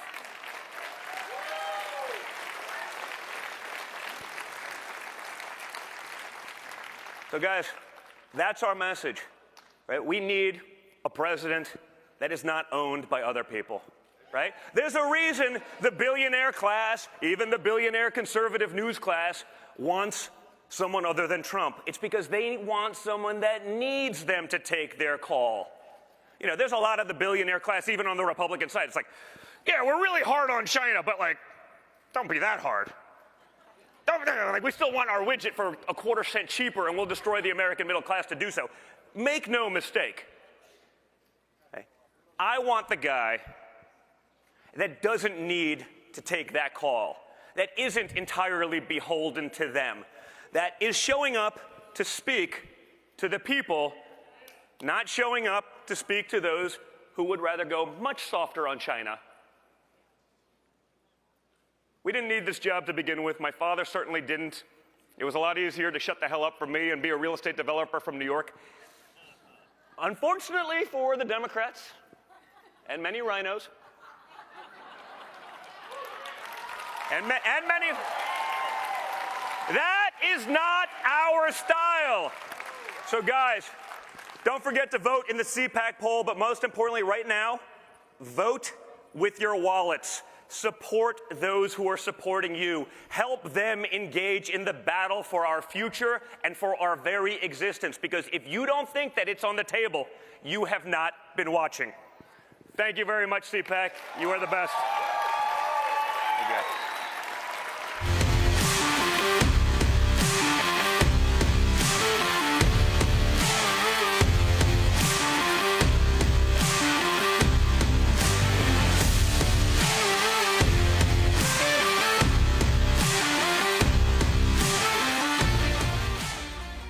We're not just any news network.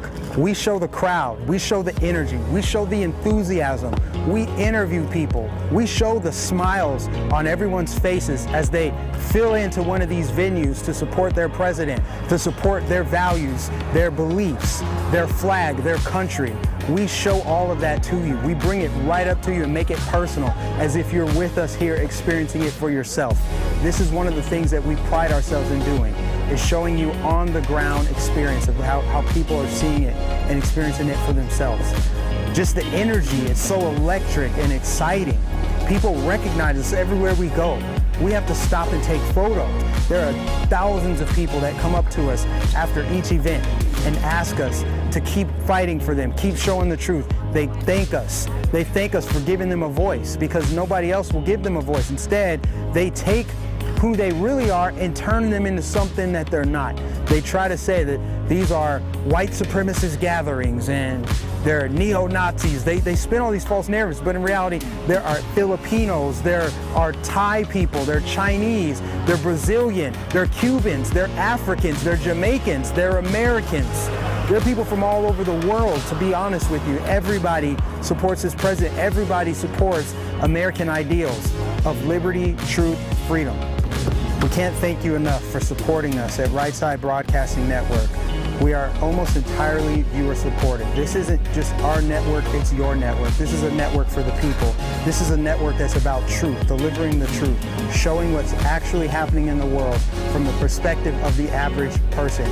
We don't take money from big corporations. We don't take money from billionaires and big donors. We are all about the people. We're an independent media corporation. Your donations keep us to support Right Side Broadcasting. Go to our website, go to rsbnetwork.com/donate. Send your checks to our physical address or donate via Super Chat during our live streams. God bless you, and thank you for supporting Right Side Broadcasting Network. Hello, I'm Mike Lindell, and my employees and I want to thank you for your continued support by bringing you the biggest bath sale ever. Get my 6-piece towel sets for the lowest price ever, only $39.96. His and her bathrobes, 50% off. Bath mats for as low as $17.49. And I'm also excited to announce the original My Slippers are back in stock. And now they come in even more colors and wide sizes. They're made with the same great patented technology. And yes, you'll still save $90 a pair. So get the biggest savings ever on bath sheets, bath mats, washcloths, hand towels. A rabbi, a Christian, and a cardinal walk into a bar. Please welcome founder of the Jack Brewer Foundation, Jack Brewer. Host of the Church and Culture radio show, Diehl Hudson. Rabbi Shlomo Hayek. And your moderator, host of It's Not About Us on CPAC Now, Elaine Beck.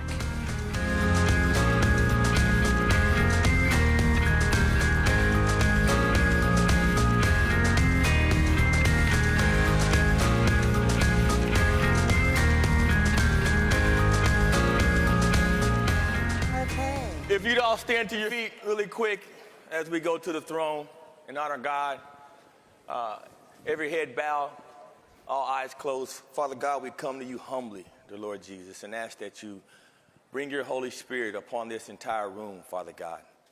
Blessing the Slaps, Father God, CPAC, and everyone that has anything to do with this event, Father God. Give us the strength through your word, Father God, and everything that we say, let it not be of us, but a representation of you. I ask you these things in Jesus' name. Amen. Amen. Wow. You know, nothing like bringing God right into the room and into our hearts and opening with a prayer, because that's what we're here to talk about today, is our wonderful Lord and how he serves us every day throughout the world, not just this country. So welcome to everybody. I hope you're having a wonderful time at CPAC this week.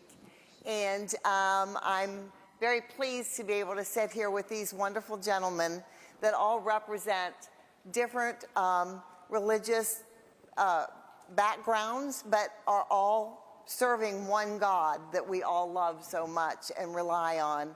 And as the name of my show is, it's not about us, it's because it is about our God. Amen. So it's my pleasure to get to introduce these wonderful gentlemen. And I'm going to start with Rabbi Shlomo. And I want you to know that last year when we went to the CPAC in Israel, and it's a wonderful place to go, let me tell you. When we went there, I met a partner of his by the name of Yehuda. He introduced me to the rabbi, and it's been a growing relationship between CPAC and Israel, and they are now working with us as well. So welcome, Rabbi Shlomo. Thank you so much. And next we have Deal Hudson, and he was the co-writer with Matt Schlapp on a wonderful book that they wrote called The Desecrators. And if you haven't read it, please read it. I read it, and I'm telling you, they really hit the nail on the head with what the desecrators are about and what we need to do to make things better in this country. And then, of course, Jack Brewer. Jack is was a football player. Come on, you go ahead. You can let him know how much you appreciated what he's done. But moreover, what he's doing right now is so wonderful. He is actually working with AFPI's Center for Opportunity. He also has done so many things. I was joking with him backstage about how he even played for the Cardinals, and I'm from Arizona, so I love all of that, and so many of us follow football. So, but what you're doing now is such an amazing thing, and I'm going to start with Deal, though, on the questions. Deal's like, what is it? So, Deal, let's start with you. There has been widespread rioting, looting, and political violence in America the last few years. What are the spiritual implications of the desecrators on American culture? Well, that's a great question. Thank you. And the rioting, the looting, the pulling down of images of great men and women who have made this country, who have created its basic institutions serving the common good is exactly what desecration is. Absolutely. The word desecration is used most often when someone goes into a church, breaks a window, pulls down a statue, messes up an altar, or even disturbs the act of worship itself. And desecration, what Matt Schlapp and I wrote about in our book, is precisely the act of attempting to destroy what is sacred, our human sacredness, the sacredness of human life, the sacredness of community, of the unity and brother and sisterhood we have all over this nation. There is a sacredness to our patriotism, to love of our country. And I want to say this. We talked a little bit about in our meeting together about the Catholic Church. I am a former Southern Baptist minister turned Catholic. But I want you to know that between evangelicals and Catholics, we have a lot in common. In fact, in the 2022 election, 76% of evangelicals voted for President Trump. 50% of all Catholics voted for Trump. But when you look at those who went to Mass regularly, 59%. I'm going to add one number to that. In the entire electorate, Catholics stand for 12%. Evangelicals for 12%. That's 24%. We come together, we can win. We must pray for each other. We must honor each other. We must see the good in each other, and not immediately, because of certain headlines, we're all familiar with that, come to the conclusions that Catholics aren't powerful, don't have influence, that they can't go arm in arm with our evangelical brethren. I was in charge of Catholic outreach in Bush's first 2 election campaigns. Ralph Reed was in charge of evangelicals. We partnered, and we won. That's what I hope you'll take away from at least what I'm saying today, if not from this entire gathering. Together we can win. Amen. We have to pray, and we have to be positive about one another. Thank you, Deal. Very good. Next, we're going to go to Jack. Jack, being a, you head up AFPI's Center for Opportunity now. What opportunities are we missing out on because of this spiritual darkness that has taken a hold of our youth? We're missing out on the opportunity to save souls. So many times we talk about politics, so many times we talk about, prosperity, but we forget what Jesus talked about. Jesus told us to go out and preach the gospel to every nation. Amen. All race, colors, and creed. He wasn't talking about your political party. He wasn't talking about your ideology. He was talking about people going to heaven. And so when we talk about the cultural issues happening in our time, that's because people don't understand heaven and hell. Right. People don't want to talk about heaven and hell. We want to sugarcoat everything and wonder why we have kids that don't have a fear of God that are going out riding in the streets. Why we have a country with 24 million fatherless kids.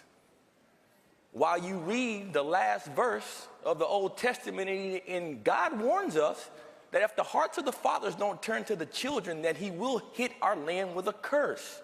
Amen. And ladies and gentlemen, we're living in that curse. And it's up to the believer to preach the gospel of Jesus Christ unbashfully. Right now, our land, is cursed. When you go into public schools across America and kids can't read and write, they just had 27 schools in Baltimore, Maryland, where 0 kids were proficient in any class. In the United States of America, where we're pouring billions and billions of dollars into our education system, where millions of families across the world are only dreaming about coming to this land. Are we going to protect it? Are we going to talk about the gospel? Or are we going to talk about our feelings? Well, that's a wonderful answer. Thank you so much. Thank you. And then for you, Rabbi, you are joining us all the way from Tel Aviv. And Jack spoke about missed opportunities. What is happening to families in Tel Aviv? So, first of all, I want to say thank you for having me all the way from Israel, and I want to bless everyone here. So happy to have you. So I think that that's part of the problem that we see across the world, and it's also hitting Israel a little bit less, but where we forgot to sanctify family. We forgot to take responsibility for family. It can be cool to be something else besides building a family. And I think that what we see today in Tel Aviv, ever since I moved there 14 years ago, part of what we preach is let's build a family, let's have children, let's educate, let's build something that has a future that is built on values. Whoever held the Bible in his hand knows that one of the #1 values is family, is being able to not look at the here and now, but look at the future. Look at our children and grandchildren, know that we're leaving behind a set of values that they will continue in the same way. And it was sad to me, I remember the first time when a couple came up to me, and they're like, why should we get married? We live together for ages, and we're modern, and why do we need... And I said to them, because there's that point in the Jewish tradition, it's called the chuppah, right? There's the point where they both stand under the chuppah and they get married. And I said that point is the biggest message you will ever give your kids. Why? Because it's the point where I've never played poker in my life, but I've seen enough movies where you push all the chips to the middle and you say, I'm all in. And that is exactly the message of building a family, is being all in to values and building and a continuation of the future. Thank you. That was a wonderful answer. Now, we're going to get low on time, so I need a little shorter answers this time, but you guys are doing wonderful, and I'm sure everybody's enjoying this, but we're going to go a little deeper right now. Deal? Are these rampant spiritual forces of the darkness signs that we are in the end times? What do we need to pray for to combat the desecrators in our culture? We should always act as if we were in the end times. Yes, I like that. The Bible says we don't know when the end times will come. Bible says we shouldn't even try to figure it out. Bible says there will be an end times, and there will be tribulation in preparation for it. But the point that is made throughout Scripture, both Testaments, is that we should be ready. And what being ready means is fighting the fight, saving souls. It all begins with saving souls. You're right. Because when souls are saved, they gain muscle. They gain muscle mass. They learn to be articulate. They learn to stick their face out in places where they may get it knocked off. But that's what we have to do. We have to be bold, and God will make our cups runneth over if we do that. Amen. Thank you. Jack, being a former NFL safety to devoted philanthropists, what do you need to teach our youth to empower them to rise above their circumstances and create value versus destruction? We got to bring them hope. And you only can bring them hope through the gospel. First and foremost, we have to stop putting them into these public schools that don't teach them the 10 Commandments. Amen. They don't know right and wrong. So how's the kid going to make those decisions if they don't know right and wrong? We have to start teaching our kids what sin really means. What sin means. And for adults, sin is just not the sin of commission that you commit. There's also a sin of omission. Right. If you stand on the sidelines and do nothing to protect the commandments of Christ, you are committing a sin. Amen. And so, amen. I like to say an amen. That's me. So if you are not willing to go to the depths of what the gospel teaches and preach to these children, then you are to blame for their souls being lost. Amen. The word of God says by the blood of the Lamb and the word of your testimony is how you overcome the evil one. And the evil spirits are everywhere. And so let's empower ourselves, but start off by teaching the kids the basic 10 Commandments. What would you think the great Moses and Jesus would think looking at a society that doesn't teach kids the 10 Commandments? Amen. We should be demanding every single public, private school give parents the option to give their kids the gospel of Jesus Christ. Absolutely. And before, last thing, I know time is coming up. If we don't bring the paddle back in these schools, the word of God says if you spare the rod, you hateth your son. It's not for us to put our feelings and emotions on how we feel about that. Some kids need their butts whooped. Amen. And they tearing up the streets. They robbing and they stealing and they filling up our juveniles. They need to start getting their butts whooped and being taught right from wrong. Thank you. Thank you. You know, it's so funny. I came out here with these questions because they needed to be answered. And you guys are doing such a great job. And I know usually panels, we just, talk back and forth and stuff. But, the power that God is bringing with your words is so meaningful to all of us. And it just gives me such hope. Rabbi, I'm going to finish with your last question. And it is, the family is the core of any nation. Any successful nation is built on strong, secure, and healthy families. What values do we need to restore in our Judeo-Christian culture to protect families?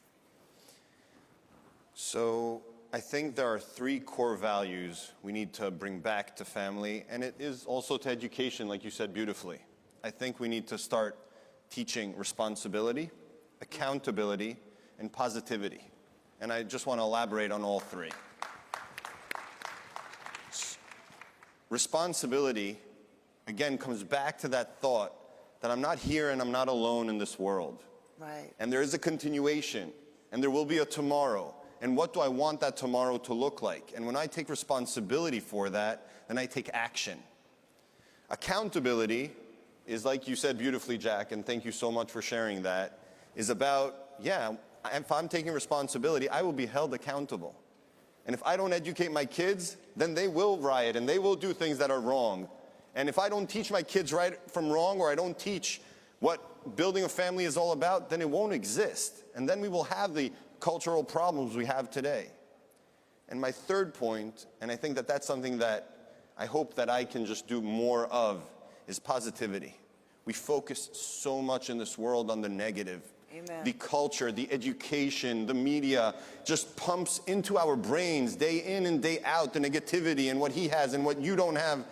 And there's just like that simple lesson that I think all our religions have taught us so many times. It's just, I heard a great saying, and that's what I want to end with, is so many times we look at other people and we say, oh, the grass is greener on the other side. So someone taught me a great slogan: the grass is greener where you water it. And if we start watering our grass, it's going to be very green and it's going to be incredible. I love that. That's great, great. Well, I'm so glad that you all were here to hear all of this. These are some men of God that, you know, to me, that's who I look up to. And, you know, our pastors, our ministers, our priests, our rabbis, these are the people that set the stage for all of us. And what a great way they've stood on this stage today to talk to you. And so I want to thank each of them, and I want to thank you, and I want to remind you that the one thing that I always talk about on my show, It's Not About Us, is the love of God and how the good things that are happening in this country.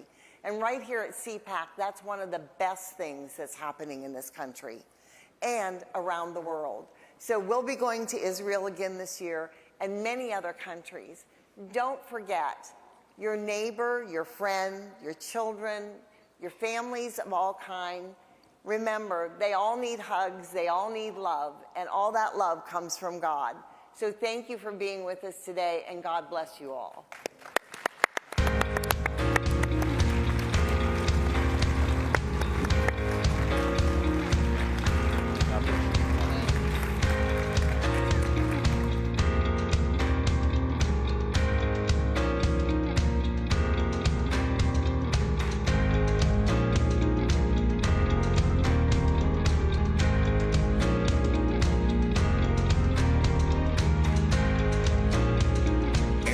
Is talking about. We're joined now by Philip at the Birch Gold Group, and it seems like, Philip, every week after week there's a crisis in the economy, putting investors on pins and needles. But what they're finding out is an option with you guys might be best for securing their retirement. You're absolutely correct. I mean, the Biden economy is a disaster. Stock market down 20% almost for the year so far. Inflation, of course, the government cannot get a handle on it. 40-year high inflation. We've seen food prices surge over the last 12 months, the highest level since 1979. So the Biden economy is an unmitigated disaster. However, we at Birch Gold Group, of course, specialize in precious metals, gold and silver. They are safe haven assets, and they're very conducive for climates like this, right? Inflation drives them up. When we see corrections in the stock market, it drives them up. So they're very, very useful tools to protect against, like we said, what is a disastrous economic situation in front of us. And you guys have made it really easy for that person to take that first step in getting that information kit. And it really is all involves a simple text. You're absolutely right. All people have to do is text the word Trump to 989898. Again, that's Trump to 989898. What that will give them is an information kit. It'll talk you through the precious metals markets and will help people, provide the information in terms of how they can protect themselves in climates like this. Because, Philip, when you look at what's happening around the globe, it's just not U.S. investors. It's world investors are really nervous of what's going on right now. You're absolutely right. This isn't just a US issue, it's global. And that means that there are even less options for investors today, right? Bonds aren't working. They're losing to inflation with such low interest rates. Stocks coming down at a massive rate. And it looks, based on the numbers, that we've got a lot more to come. There aren't many options. So I think everybody today needs to be thinking about how to diversify and to hedge using safe haven assets like gold and silver. And like Philip says, it's easy to do. Just text the words Trump to 989898 to get that free information kit from the Birch Gold Group. They are the experts in precious metals. And Philip, I can't thank you enough. And I know a lot of our viewers that have tuned into you guys and called and made that first connection to get that information. I know they appreciate what you guys are doing as well. Thank you so much. It's our pleasure. It's what we enjoy to do. We like helping people, and now's the time to be looking at it. Philip, thank you so much. Thank you, Brian, as always. Welcome to the MyPillow 2.0 commercial.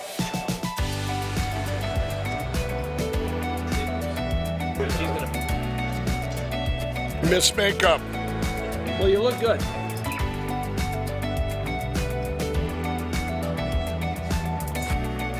And action. You're sleeping even better.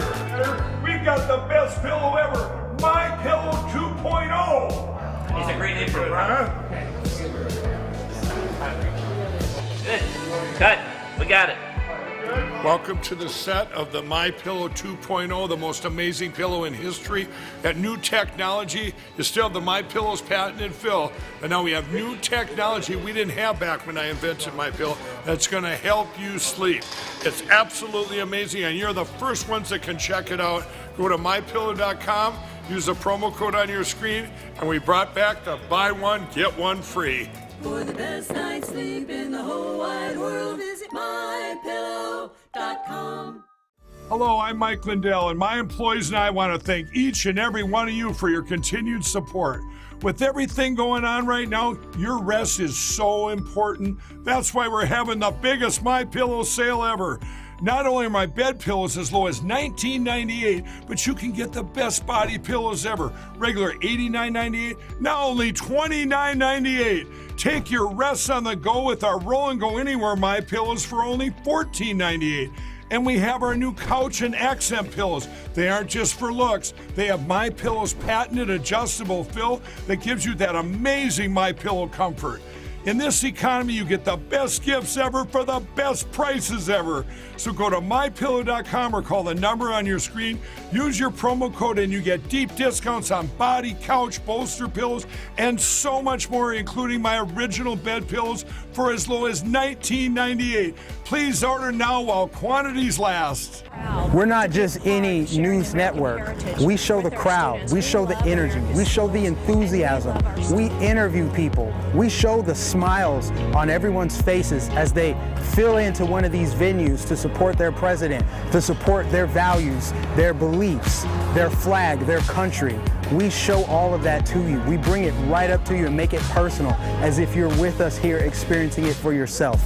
This is one of the things that we pride ourselves in doing, is showing you on the ground experience of how people are seeing it and experiencing it for themselves. Just the energy is so electric and exciting. People recognize us everywhere we go. We have to stop and take photos. There are thousands of people that come up to us after each event and ask us to keep fighting for them, keep showing the truth. They thank us. They thank us for giving them a voice. Please welcome, from Florida, Congressman Byron Donalds.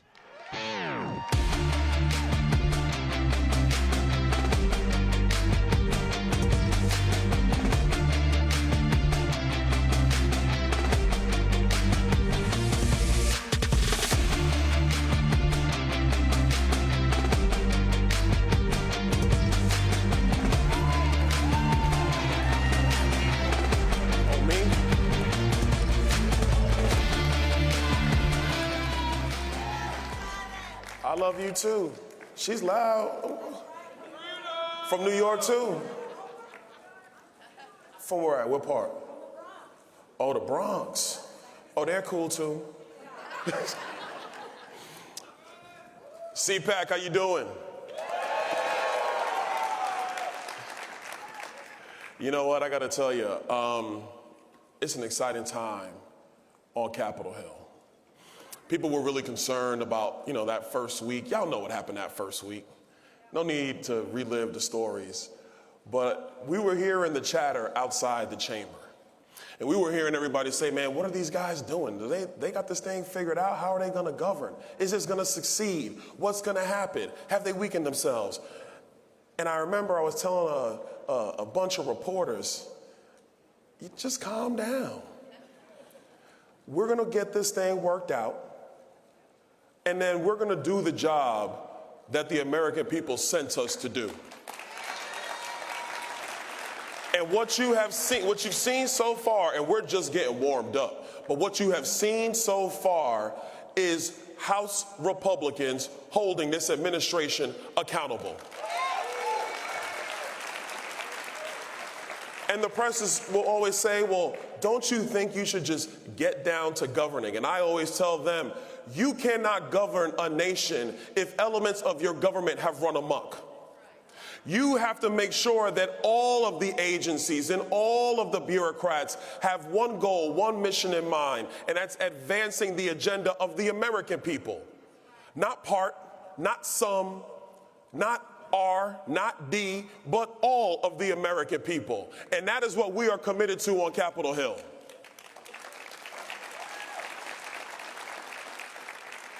I actually love my assignments too. I'm on some pretty cool committees. You guys might catch this stuff on Instagram or Twitter, stuff like that. Time out, Twitter. Let's focus on that for a moment. I am so happy that they have been bought by somebody who actually believes in free speech. Because what was going on before was a travesty for America. Our adversaries across the aisle, they like saying that they're the ones who are fighting for the soul of America. But it is conservatives who have always been fighting for the soul of America. Because we don't really mind disagreeing with you. We can have debates. I actually like campaigns. They're fun. A lot of work, but they're fun. But if we're going to be in the battlefield of ideas, let's be in the battlefield of ideas. Let's not suppress ideas through the back door because that's the only way you can win an election. Let's allow all of our people to have their voices heard. Let all of their ideas flourish. It's not for you to agree. It's not for you to agree with me. It's for you to decide which way do the American people want to go. That's what this is about. So when we're in oversight and we're talking to the old Twitter execs, and you hear the bias in how they viewed a lot of this stuff with the Hunter Biden laptop, and they said, well, we just made a decision. We just felt this was the right thing to do.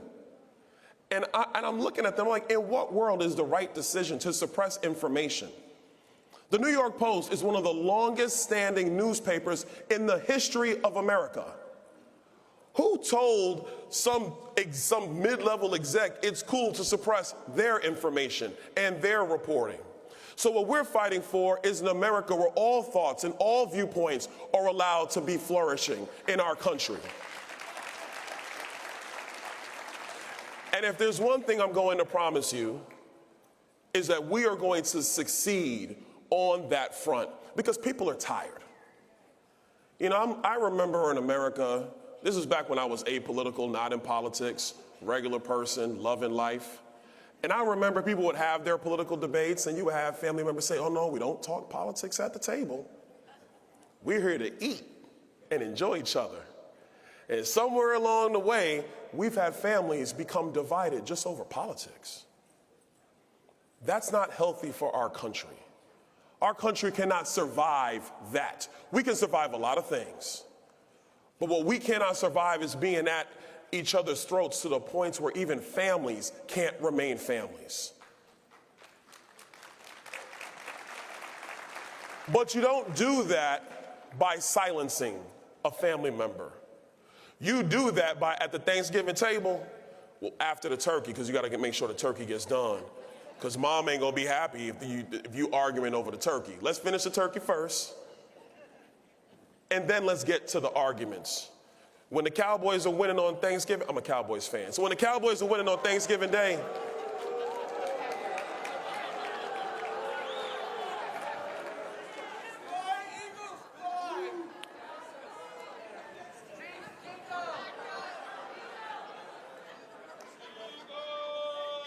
you see, this is why I love free speech, because we can't even agree on who America's team really is. And we know America's team are those Dallas Cowboys. But I see you, Kansas City. Patrick Mahomes, listen, Patrick Mahomes is a bad boy. That's a bad man right there. Anyway, back to this. Don't boo me anymore, okay? Don't do that anymore. But let me tell you right now, that's what we're focused on. Last thing I want to really bring up. What's the future going to look like? As conservatives, our job hasn't changed, but the way we go about our job has to change. Our job has always been a constitution that is strong, that covers all 50 states, that protects individual rights and individual liberty, that allows for free commerce and free opportunities, that allow all who come here and all who are born here to flourish using their God-given talent to seek the American dream. That is still the mission for conservatives. But the path forward is going to shift some. It's not good enough just to talk to conservatives. It's not good enough just to talk to Republicans. We have to take our message to all areas of our country. There are urban corridors in our country who have had enough. Y'all saw what happened to Lori Lightfoot. She gone. You saw what happened to her. Bye, Lori. You have voters in Chicago who have said enough is enough, and they want better. But it's not just good enough to point out what they do wrong. We have to show what can be done right. We have to talk about how in urban communities, a child's opportunities in education matter so much more than how many dollars you throw at education. We got to explain to parents that if you're at the head of the line, not some administration, not some principal, not some bureaucrat, that's the pathway for your child to be successful. That's part of my own story.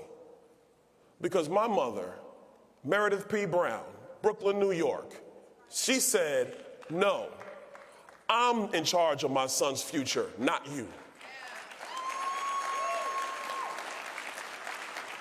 We got to take the message to urban communities. You have mom and pop businesses. They employ 3 to 5 people. That there's a better way for you to have access to capital. Not a heavy-handed government with a bunch of alphabet soup agencies that don't even know what they're talking about, y'all. These people are dumb.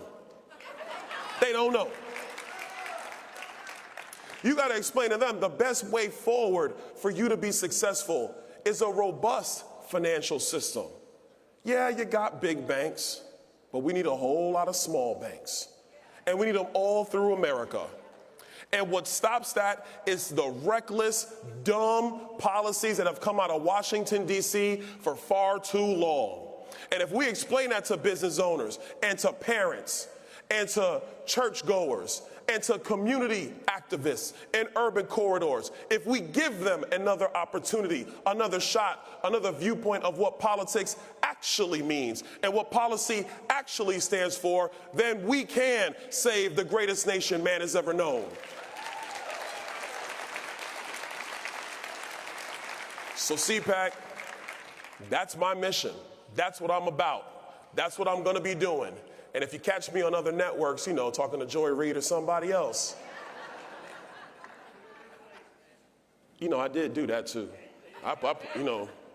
But when you catch me on these other networks doing this, the whole reason is to spread the message of conservatism. God bless you guys. God bless the CPAC. God bless America.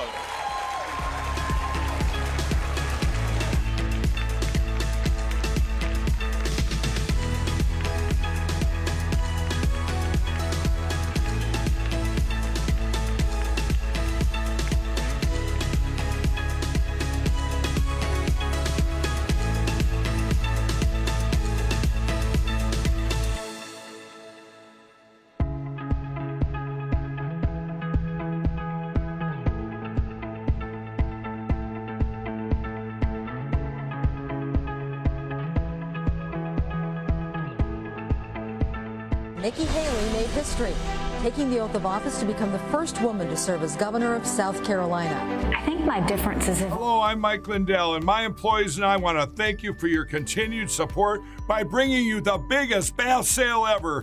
Get my 6-piece towel sets for the lowest price ever. The United Nations, and she's accepted. Daughter of Indian immigrants is considered a rising star in the Republican Party. There is a new U.S. UN. You are going to see a change in the way we do business. For those that don't have our back, we're taking names. She's so tough. And she is so consistent.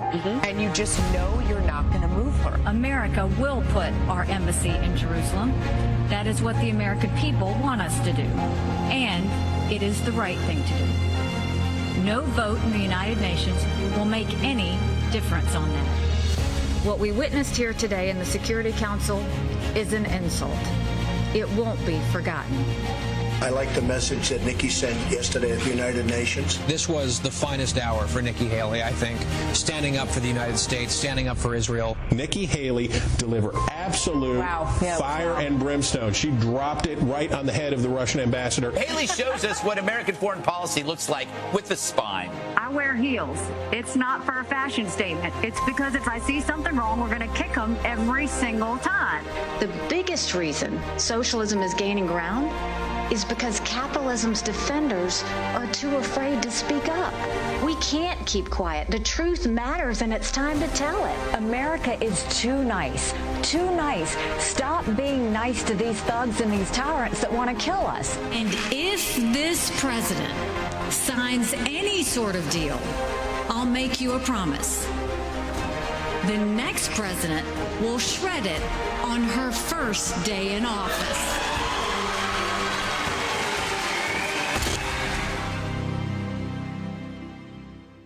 Ladies and gentlemen, please welcome former governor of South Carolina and ambassador to the United Nations, Nikki Haley.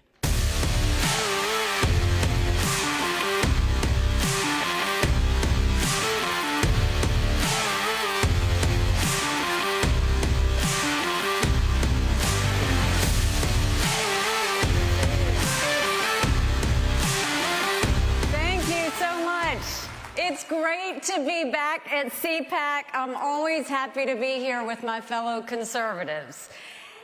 In case you didn't notice, the liberal media's heads are exploding about my run for president. And we all know why. The media can't stand the fact that I'm a conservative. Think about it.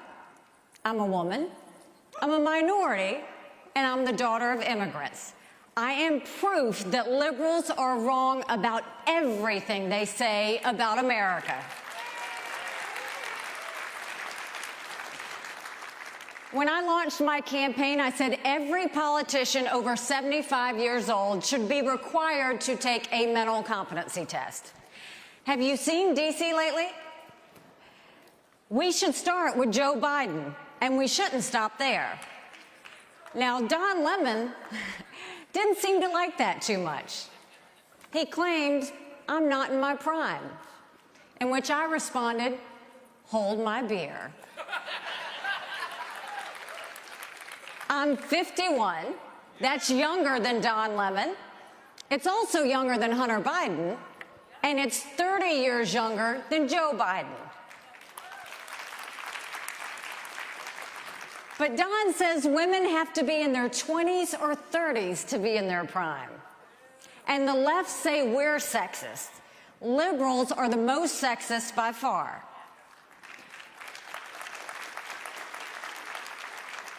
For the record, I was right. Every politician and judge should have to take a competency test. If you want to start at age 50, I'm good with that too. I didn't say the same for sexist middle-aged anchors, but Don Lemon proved CNN should probably consider that as well. Liberals attack me because they don't like who I am or what I say. I'm running for president to stop America's downward spiral toward socialism and end the self-loathing that has taken over our country. I'm running for president to renew an America that's strong and proud, not weak and woke.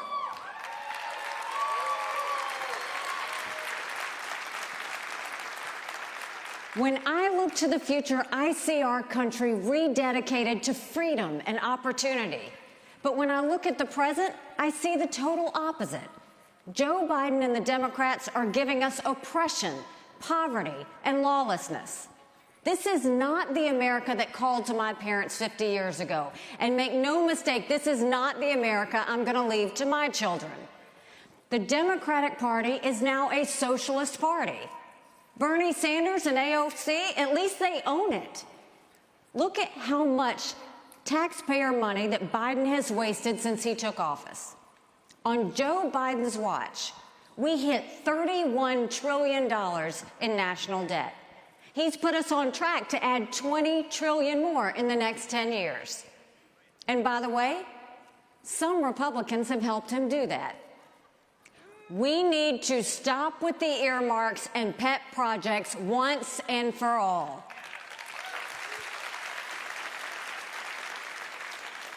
Joe's only regret is that he hasn't spent more. He wants more handouts to illegal immigrants, more bailouts to rich college students, and more carve-outs to big labor and big business. He doesn't mind spending so much because he knows it's your money that he's spending. And the only thing Joe Biden needs to spend more of is more time in retirement.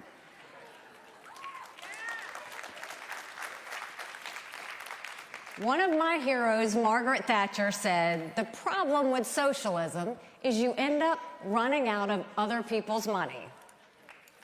This failed president is trying to prove it.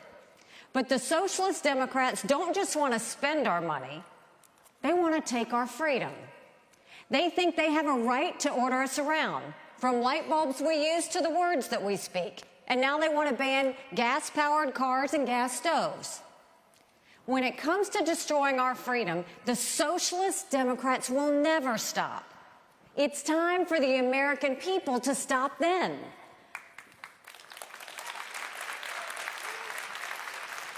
Socialism is weakening our country at the worst possible moment.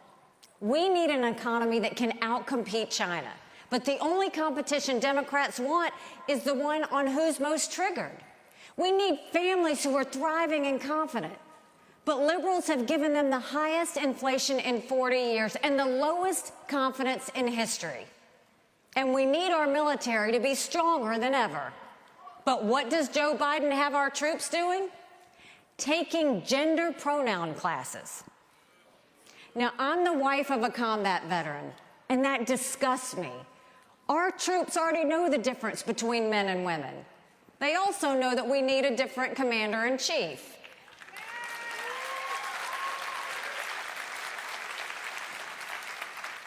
It's not just our military.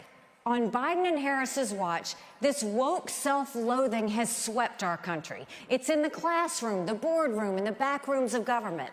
We're told our country is flawed, rotten, and full of hate. Joe and Kamala even say that America's racist. Wokeness is a virus more dangerous than any pandemic, hands down. I have traveled the world and back, and I've seen what's out there. America isn't perfect, but the principles at the heart of America are perfect. And take it from me, the first minority female governor in history, America is not a racist country.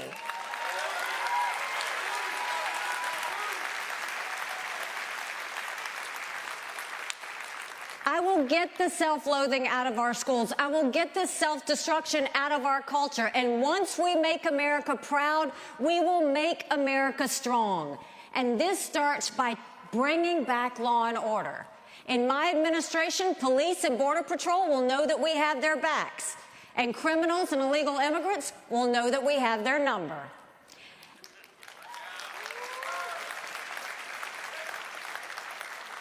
And I'll restore faith in our elections, too. As governor, I signed voter ID in 2011. The media went crazy, and I was vilified for it. They said I was trying to disenfranchise voters. So I called their bluff. I said, anyone that is unable to get an ID, we will go pick them up, take them to the DMV, give them a free ID, and return them home safely.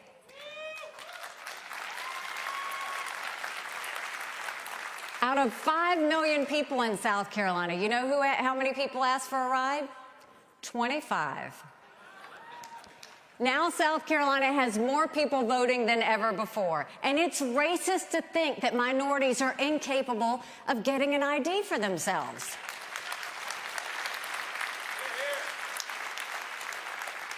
I'll make America strong at home. We'll have safe streets, secure elections, and a strong economy that lifts up everyone, not just a select few.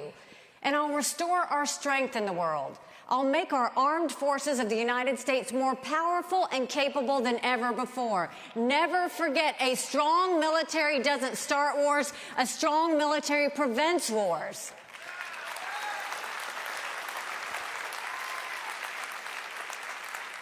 I'll bring the same strength to the White House that I brought to the United Nations. As ambassador, I said we'd have the backs of our allies. But I also told them that anyone that didn't have our backs, we'd be taking names. Remember what happened when we moved the embassy from Tel Aviv to Jerusalem? 128 countries condemned us. So I took names. I went to my office and I had my staff put a list together. They listed all 193 countries. The second column, I wanted them to say the percentage of times they voted with the United States and against the United States. And then I wanted the last column to show how much foreign aid we gave them. Guess what? We give billions of dollars every year to countries that undermine America every day. They stab us in the back and then they turn around and have their hand out wanting money. Some of them even support terrorists that try and kill our troops. To this day, we're giving foreign aid to Pakistan, Iraq, the Palestinians, and even communist Cuba and China. We need to stop trying to buy friends, and all we're doing is paying off our enemies. When I'm president, we will stop giving money to countries that hate America.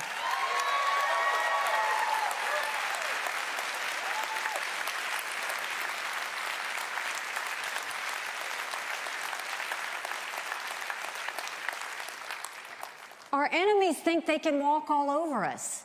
I mean, did you ever think that Americans would look to the sky and see a Chinese spy balloon looking back down at us? It was a national embarrassment. Make no mistake, Communist China is the strongest, most disciplined enemy we've ever faced. We need to hold China accountable, and we need to start with COVID.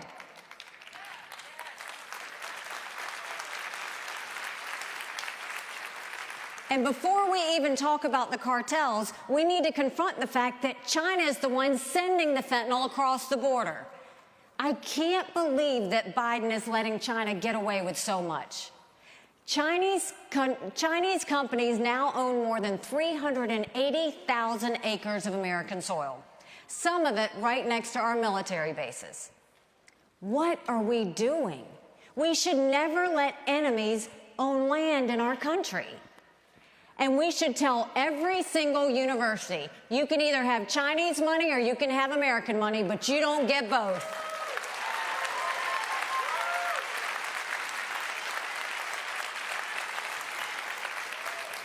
China thinks the American era has passed. So do our enemies. But they're wrong. America is not past our prime. It's just that our politicians are past theirs. It is time that we have term limits once and for all in Washington, D.C.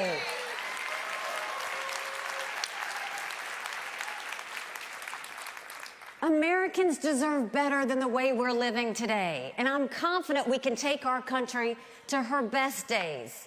The plan I'm calling for will do just that. It's fundamentally conservative and profoundly American, and I know we can unite our people. But real unity doesn't come from faint hearts or watered-down compromises. Real national unity comes from boldly proclaiming our national purpose. It comes from standing on principle and persuading opponents to stand with us, like I did when I was governor and when I was ambassador. I'll take this message far and wide in the days ahead. But I have a particular message for you, my fellow conservatives. We've lost the popular vote in the last 7 out of 8 presidential elections. Our cause is right, but we have failed to win the confidence of a majority of Americans. That ends now. If you're tired of losing, put your trust in a new generation. And if you want to win, not just as a party, but as a country, then stand with me. I'm here to ask for your vote, but I want something else even more. I want us to inspire our country again. Together, we can summon our fellow citizens to look past the failed ideas and leaders from Washington and find the courage to be part of the solution. I truly believe we can make this vision real in our time, because that's what I've seen in my entire life. As a brown girl growing up in a black and white world, I saw the promise of America unfold before me. As the wife of a combat veteran, I saw our people's deep strength and the courage to defend it. As governor, I saw our state move beyond hate and violence and lift up everybody in peace. And as ambassador, I saw that America is still the standard. When we speak, the world listens. Where we lead, the world follows. Who we are, the world wants to be. This will always be the greatest nation in human history.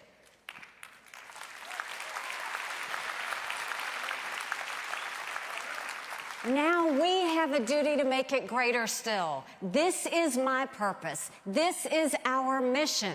Let's save our country from weakness and wokeness. Let's bring back a nation that's strong and proud. If anyone can do it, it's the American people. And I have faith that we will prove it again. Thank you, and God bless America.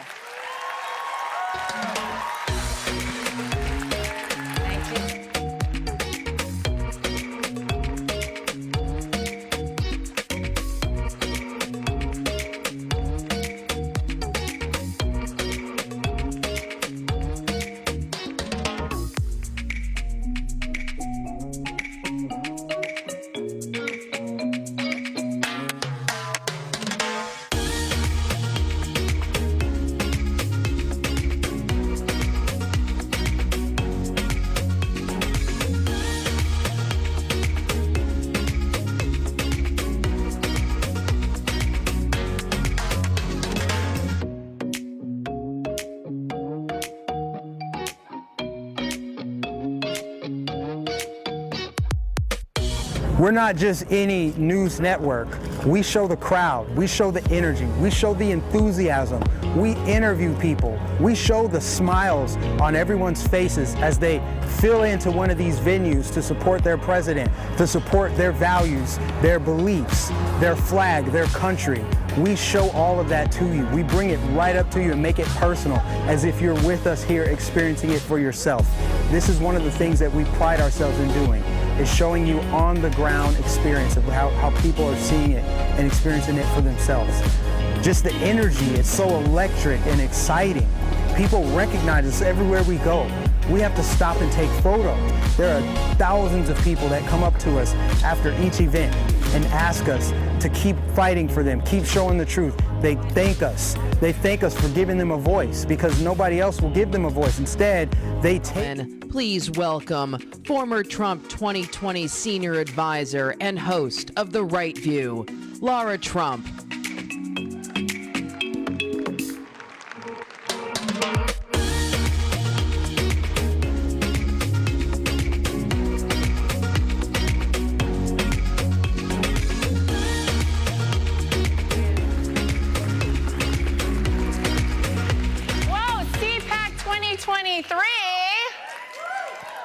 Patriots in the house today. All right, I love it. Well, gosh, it seems like it really wasn't that long ago that we were all here together. You guys remember the last time when we were all here together, right? The economy was soaring, jobs were plentiful, we had the lowest unemployment in American history. We had trade deals with Mexico, with Canada, and with China.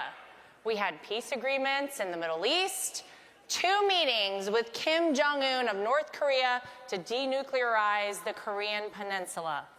Our military was strong. our border was strong, and America's future never looked brighter.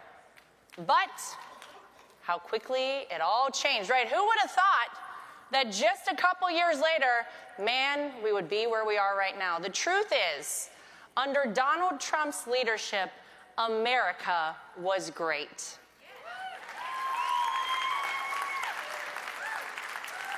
Under Joe Biden, America is crumbling.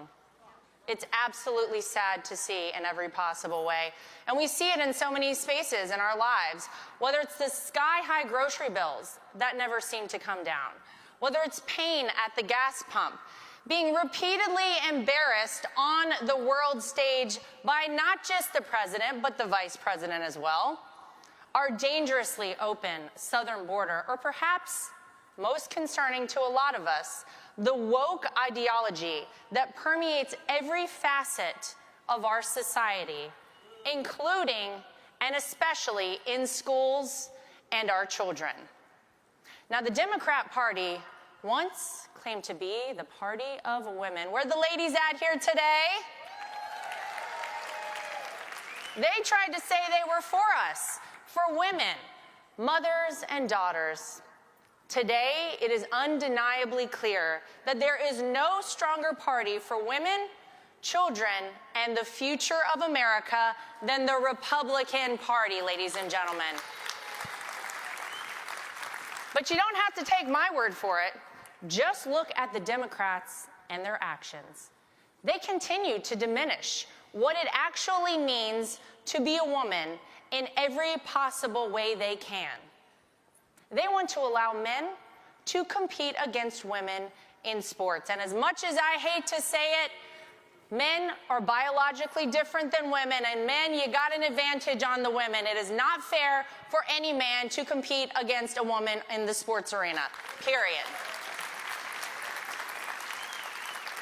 They're 100% okay with young girls mutilating themselves beyond repair to push their sick agenda. And perhaps most offensive to anyone who has earned the title of mother. And ladies, we earn that title, do we not? They want to take that away too and call us a birthing person. I can't think of anything more offensive to moms. It's so outrageous. What happens if you raise the most basic concerns? Of course, you're labeled a bigot. You are canceled, you are called a problem, and they do everything they can to destroy your reputation. Now, the Democrats thought all they had to do to show us that they're on our side, ladies, was throw some identity politics our way and install a woman as vice president. What do we think about that? Now, I don't know about you ladies, I can't think of a worse representation for our gender than someone who not only did not have the qualifications for the position, but has utterly failed at every single task she has been given, right? I have an idea. Don't do us any favors as women. We don't need any special treatment, okay? How about you let us be these strong women we are, and we will earn it all on our own, ladies. What do you think? As a woman, let me be the first to say that I don't need your help to achieve a position. I only want a position because I earned it and because I am the best person for that job. Don't choose me based on anything other than merit and merit alone, right? That's all we want out there, and that's fair and that's equal. And so many people wonder why. Why is this all happening? Why the war on women? Why the wide open southern border? Why allow criminals to roam free? Why try to indoctrinate and sexualize our children? Now, the truth is, this is not just a war anymore between Republican and Democrat, left and right. This is good versus evil at this point in the United States of America. We all feel it. And the truth is that those who are pulling the strings absolutely hate this country. They want to fundamentally transform it, and they've been happy to tell us that in no uncertain terms. So how do you do that? How do you fundamentally transform a country? Well, you tear it completely down to rubble, and then you build it back in your perfect globalist image. And that's what they think they're going to do to our country. What do we say to that, ladies and gentlemen? Absolutely not. We're not going to let that happen to America. While there are so many issues that plague our country right now, none are more important to me than our children. You can judge a society by how we treat the most vulnerable in our society, and no doubt those are our kids. And as a mom of 2 young kids myself, I often think about what kind of country are we ultimately going to be leaving to them? What will they think of America one day? How will they view America? How will they view this world? And whether it's critical race theory, woke ideology that permeates every nook and crevice of our society, or an educational system failing at even ensuring that our students meet the most basic standards of reading and math. Man, do we have some work cut out for us here in America. It's time for our leaders, from moms and dads on the school board all the way up to the President of the United States, to stand up for our future by standing up for our kids. That's what we need to be doing in this country right now. No child should be forced to go to a failing school, period. School choice should be afforded to every single American family to ensure that we hold our schools accountable for our children's education. Right? Seems pretty basic.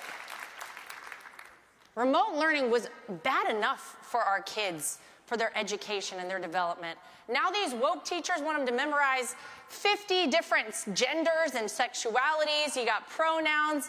It's too much for kids to handle. No child should be learning about anything sexual from a teacher, period. And no school in the United States of America should ever teach our kids to hate our country. They should not be teaching a single child that one race is superior or inferior to another. They should ensure that our children grow up knowing how truly blessed they are to live in a country that guarantees the equality not of the outcome, but the equality of the opportunities we have here in the greatest country on the face of the earth.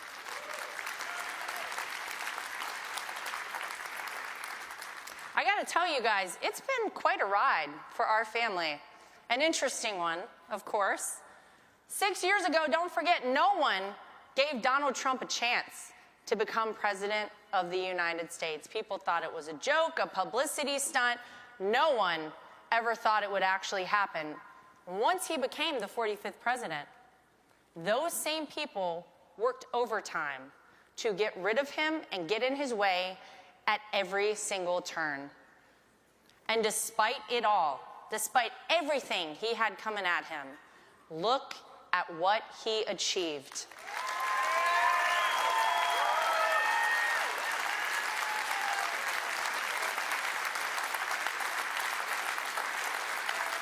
And don't forget, look at what they took away from all of us, right? Because we would not be in the situations we are right now in the United States of America with Donald J. Trump as president. We all know that. And 2020, I think, was tough. That was a tough time. Tough to have a guy who campaigned out of his basement, who had the mainstream media bolstering him at every possible turn, and a guy who inspired absolutely zero people declared the 46th president of the United States. I don't think anybody in this room was pretty pleased with that. But a wise man once said, sometimes by losing a battle, you find a new way to win the war. Now that wise man, of course, was my father-in-law, the 45th president of the United States, Donald J. Trump.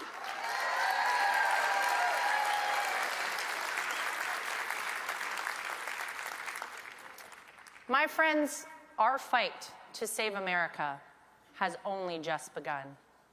And I can promise you that no matter what, and no matter how long it takes, our family and my father-in-law, Donald Trump, will be here fighting alongside you every single step of the way.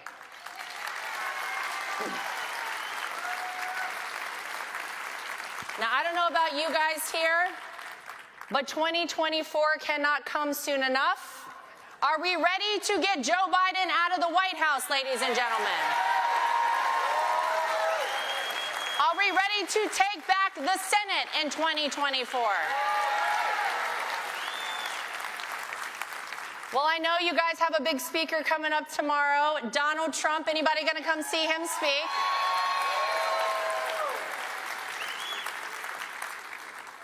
I can't think of anybody better to be the 45th and the 47th President of the United States than my father-in-law, Donald J. Trump. Anybody want to see that happen in this room?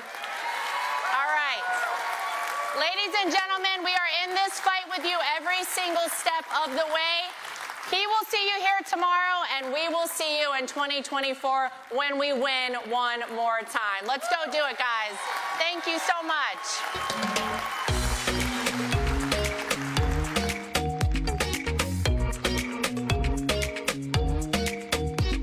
Hi, everyone, and welcome back to the RSBN booth. We are live at day 2 of CPAC. I am Liz Willis, and I am joined by Alex Caldwell. Alex? Liz, it's been great getting to work CPAC so far, especially getting to work with you. It is great work. Oh, well, you're so humble, Liz. But it really has been a good time, and we've had a lot of really interesting speakers and a lot of interesting guests on. It really has been fun. I love it. I've really enjoyed getting to know all the RSBN viewers that showed up as well. So thank you for everyone that's come over, stopped by the booth, and said hello. So we are just in between speakers right now. We just saw the beautiful Laura Trump. Not just beautiful, that's almost a discredit to her. She's also so smart and hardworking. We see her so much out on the campaign trail. So kudos to her for just really supporting her father-in-law and his mission and promoting the America First agenda. And so we just saw her on the main stage, and we're going to go back to general session in just a little bit. But we wanted to come out here, say hello, talk about what's going on, what you can expect tomorrow, and we wanted to talk about this beautiful book right here. We have the Kid's Guide to President Trump, and it is completely free. Completely free, that's right. You can go to freetrumpbook.com. I want you guys to check it out. I'm going to see if I can... Here. So we can... Let me use your microphone. Okay, so here, we're going to open it up, and you can see some of the illustrations that they use within the book. Now, this book is for children. It is completely free. If you go to freetrumpbook.com, you can put it in their bedroom, in their library, in your school's library, and it highlights different accomplishments of President Trump under his administration. So it is a great thing, honestly, to be armed with, because you would never know when you're going to meet someone and they're going to be like, why do you like President Trump? Okay, well, would you like my answers numerically or alphabetically? Because I have a list, girlfriend. Promises made, promises kept. Mike Huckabee set this book up and put it together so that you could have it for free. I think there's a very small shipping and handling. That's just a nice little example of what is in here. But we're so grateful for all the hard work he put into that. We've talked to many parents here, and they are struggling so hard. I just spoke to a mother. She actually said she has a son on the spectrum, and she's not just dealing with that, as if that's not difficult enough as a parent, but he is now wanting to transition, because of this crazy propaganda. It is happening, y'all. So make sure your kids have just the proper materials so that when they grow up, their minds are healthy and informed. It's really sad to see what parents are having to go through right now and fighting for their children. So if you have a child, or if you're an aunt or an uncle, I'm an aunt, go ahead, go to freetrumpbook.com. You can thank Mike Huckabee for putting this all together and making it available to you for free.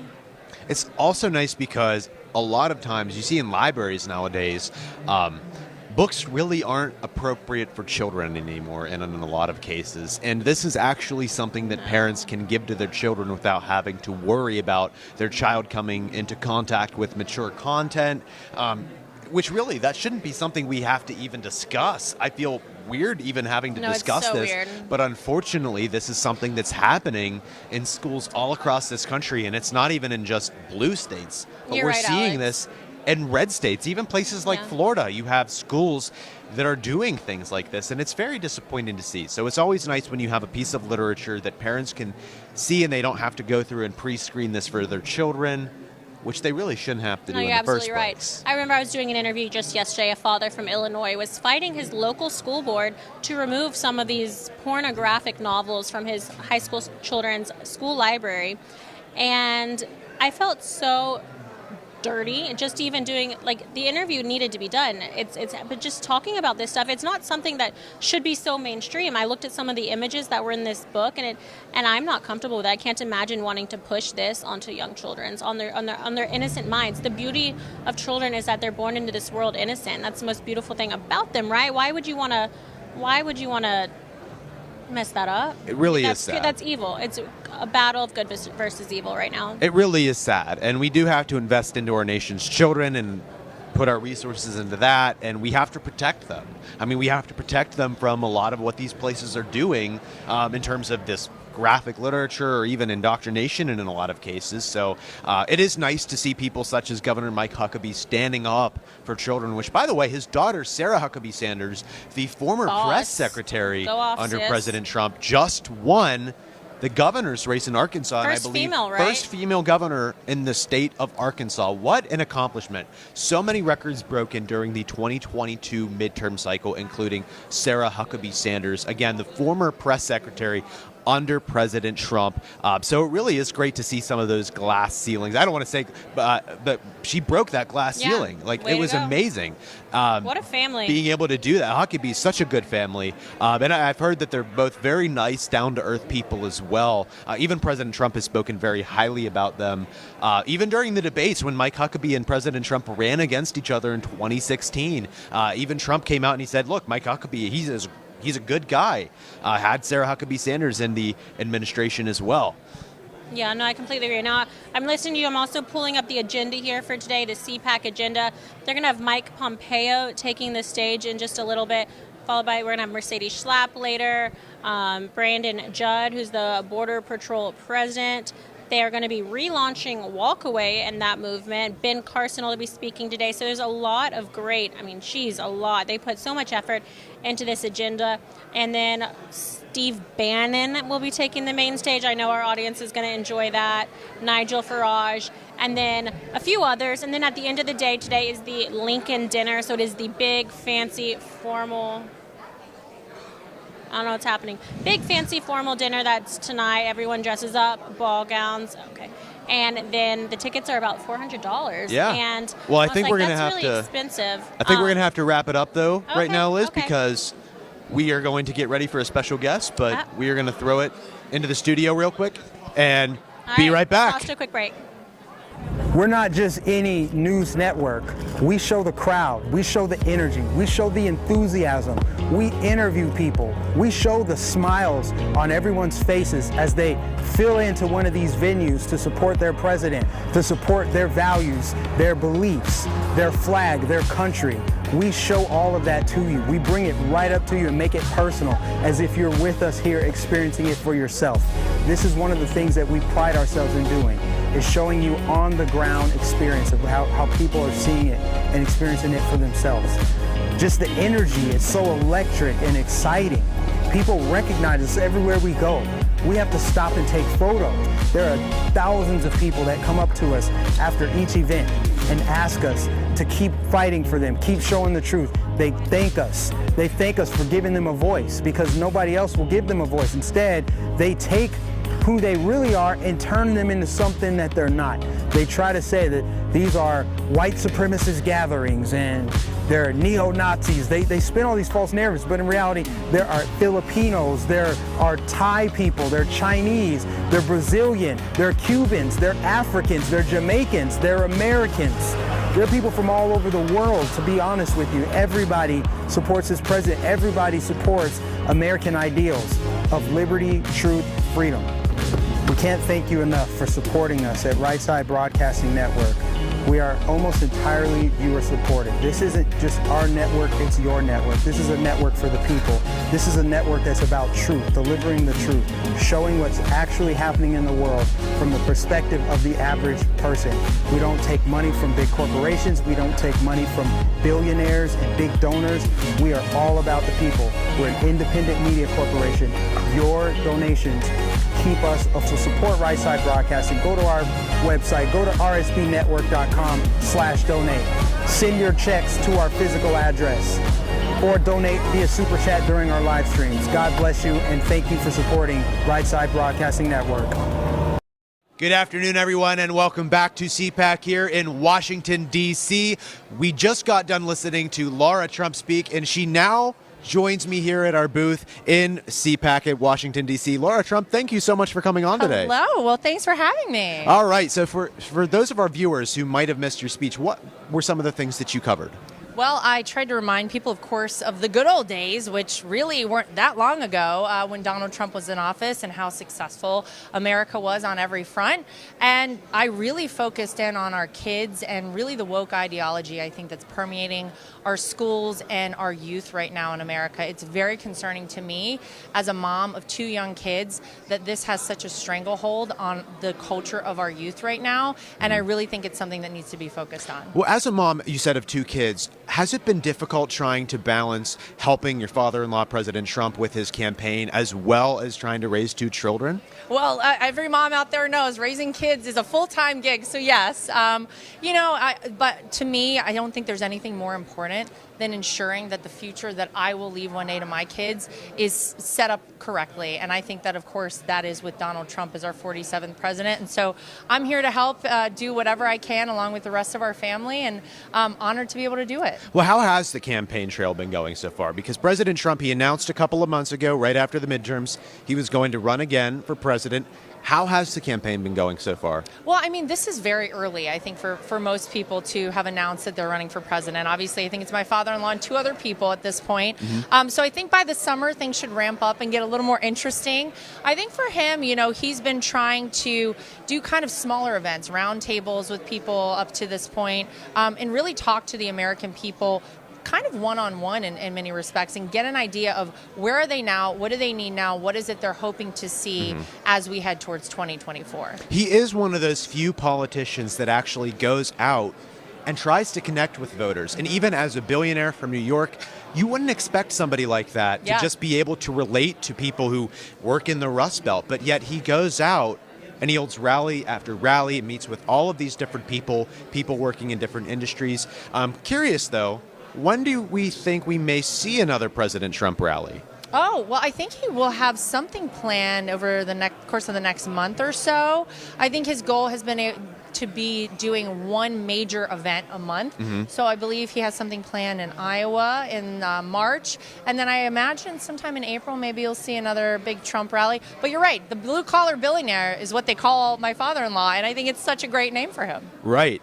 I bet it is difficult, though, being in the public spotlight all of the time. What challenges has that presented, facing attacks from the media or Democrats with you and your family? Oh, well, they've made it very easy for us. No, I'm just kidding. It's been crazy. I don't think anything can fully prepare you for the onslaught. And, it would be different if my father-in-law had run as a Democrat. We all know that. And that's the sad truth of all of it.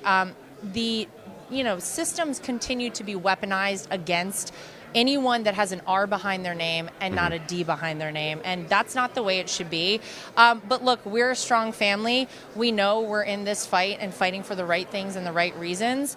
And so for us, I mean, they can bring it on all they want, but we've done nothing wrong. And then you kind of look over at like a Hunter Biden laptop sort of thing and you say, why aren't they investigating that? Why is there such a double standard? Why is it that it's 10% for the big guy and yet it's always our family that seems to receive all the attacks?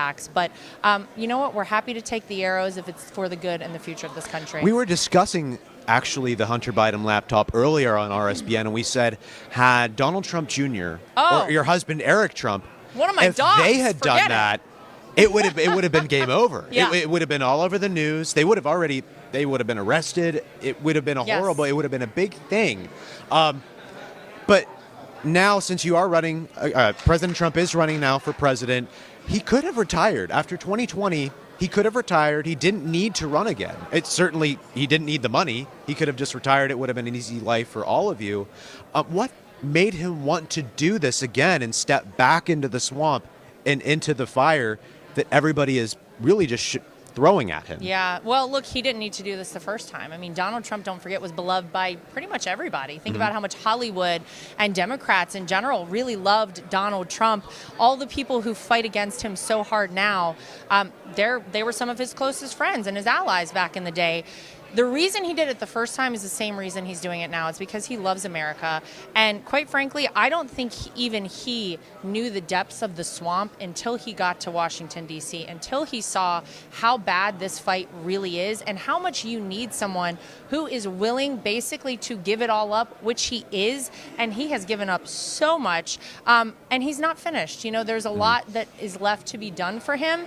And I think when you see how quickly the decline of this country has happened under the leadership, I have to put that in air quotes because it's absolutely absurd, of Joe Biden and the Democrats, you need someone who has been in there before, who has done it before, and who's been successful before to bring it back. And I think he knows, just like the American people, that there is only one person running for the White House in 2024 who has done the job and been successful at doing it. It's Donald Trump. So I guess he's willing to go back in for more. God bless him. Well, after 2020, we saw a lot of Republicans even jump ship, like people like Mitch McConnell, and they really just abandoned him after President Trump basically got people like Mitch McConnell elected. He was likely going to lose if it wasn't for his coattails. So do you think it will be easier now that you know who your real friends are going forward into 2024, and from an election standpoint and from a governing standpoint, now you know who you can trust? Well, experience is golden, and we certainly have a bit more experience now than we did the first round. That said, you know what? You really are constantly learning in this game, and the kind of tides and currents are constantly changing. I think it'll be easier in some respects because we know what to look out for, and my father-in-law certainly knows what to look out for. But I think it might be a little bit harder because don't forget, they never expected Donald Trump to win in 2016. They were caught off guard. And now, I can assure you, they will do everything possible. The people who didn't want him in the first time definitely don't want him in again because he exposed them. He showed just how dirty and disgusting all these people are. And he made their lives pretty tough whenever he actually kept his promises for America. They will fight tooth and nail to keep him out. So the fight is real. The fight is probably even harder this time. But at least we have a little experience under our belt. What kind of issues do you expect him to fight for going forward into 24? Because certainly the issues from 2016 to now, some of them have stayed the same and some of them have changed a lot. So what can we expect to see him campaign and make promises for? Well, gosh, I think we have to get our border closed. We cannot have a country if we just have a fully open southern border with millions of people allowed to just pour in unchecked. We don't know who they are. We don't know their intentions. And obviously it's a burden on every system we have in America. That has to be fixed.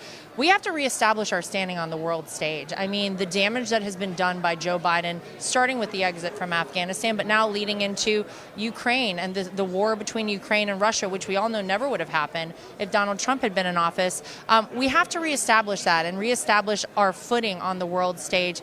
We need energy independence and dominance again, because that's something that my father-in-law did that I don't think Americans appreciated when it happened. They sure appreciate it now whenever things have gotten so out of control with the gas prices, and really making life better for people. And Donald Trump did that by making sure that everyone was employed and that we did have true low unemployment in the United States. So obviously I think those are key issues, and people feel those things every single day, and I think he's going to hit a lot on all of that. Well, Laura Trump, thank you so much for coming on today. It was an honor to have you and being able to sit next to you and discuss some of these issues with you. We wish you the best of luck with the 2024 campaign, and we're going to be excited to see everything that happens, and we will certainly be there at every event to cover the president.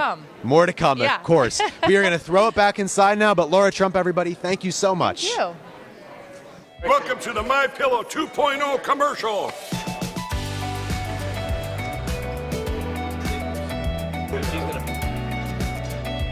Miss Makeup. Well, you look good.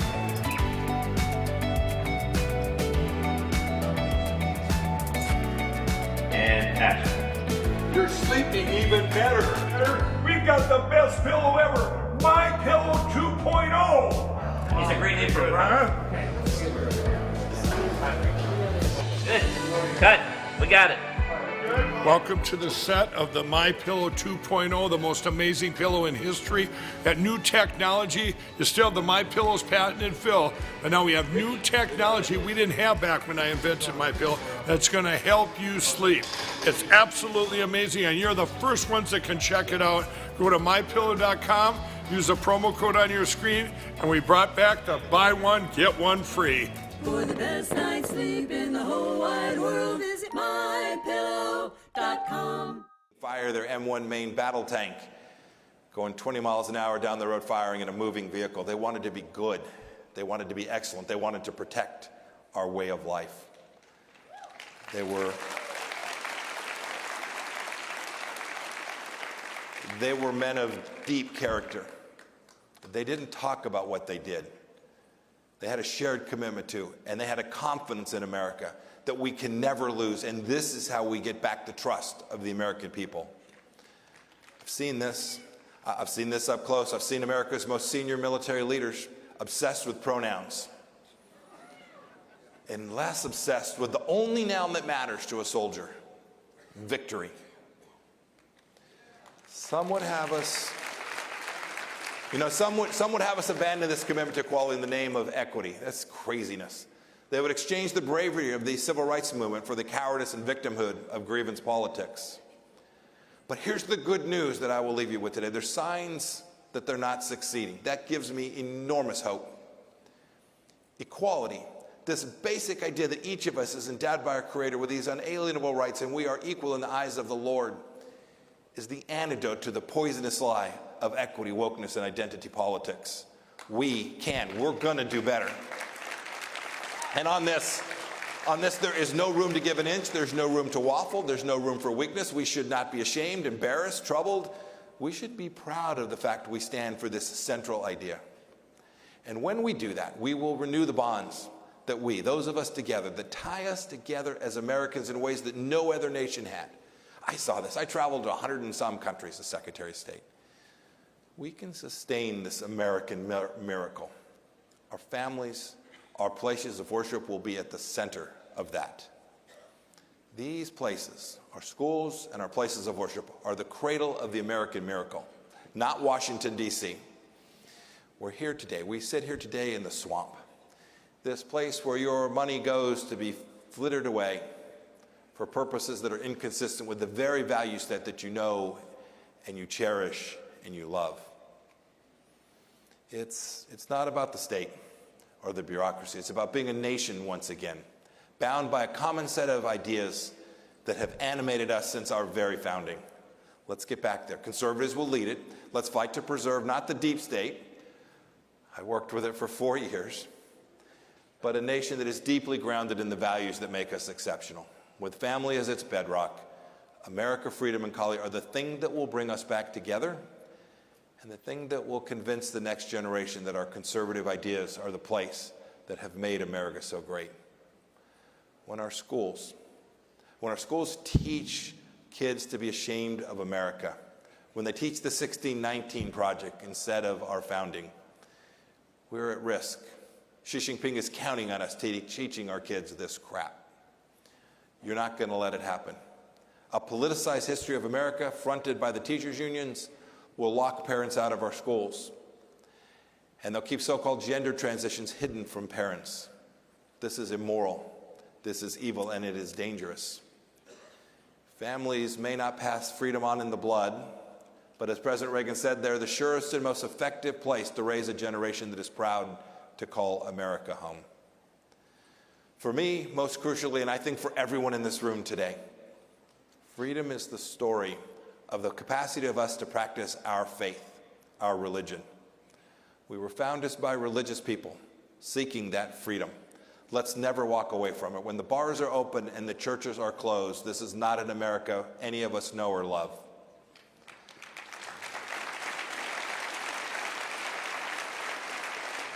Christians, Jews, Muslims, being pressured to abandon their beliefs that have been central to their faith for millennia. Small business owners being forced to do things that are inconsistent with their faith, to choose between their faith and their livelihood. We can't let this happen. I worked terribly hard as Secretary of State, and we did good work on religious freedom around the world and here at home. It's a shame. It's a shame that freedom here at home is under assault in ways that it is in other parts of the world as well. But we know this. They can cancel some things. You're not going to cancel God. Not happening.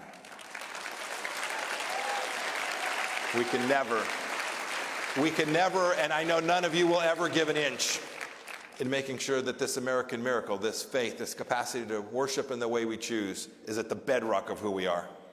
We've made it clear. The American people have made it clear. It is not enough to say we're different from liberals. We need to be different. We need to act differently. When I walked the halls today and got a chance to meet you, we are different. We're defining our commitments and our words and our deeds. We need true believers who understand the stakes of our fight and who are unafraid to act on it. It requires men and women who are fierce, like everyone in this room today. I know you wouldn't be here if you didn't believe these things. I'm entrusting you, I'm empowering you. Go do it every place you go, in your workplace, at your schools, at the PTA meeting, at the Little League Park. Talk about the very things you talk about when you're in the halls of this place today. I believe a conservative return to what matters will get us back to the right places. I'm convinced that we can do it. We sometimes hear each other talk and we get pretty down. We watch the things that are going on and we become more timid. We must do just the opposite. The American miracle is powerful. You are part of it. You will lead us back to the right place. We are going to restore a conservative America that has at its core our founding ideas of our Judeo-Christian tradition. The fight has started. We're in it. There's no turning back. We have a responsibility to act consistently that every day and stay in the fight. I'll always do that. I know you'll join me. God bless you, and may God bless the great nation of the United States of America. Thank you all. Thanks, everybody.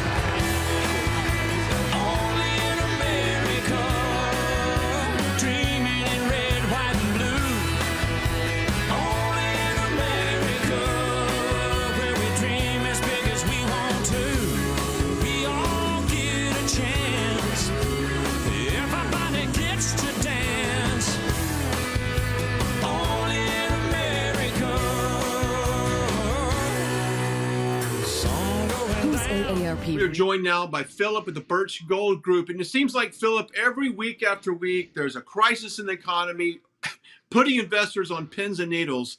But what they're finding out is an option with you guys might be best for securing their retirement.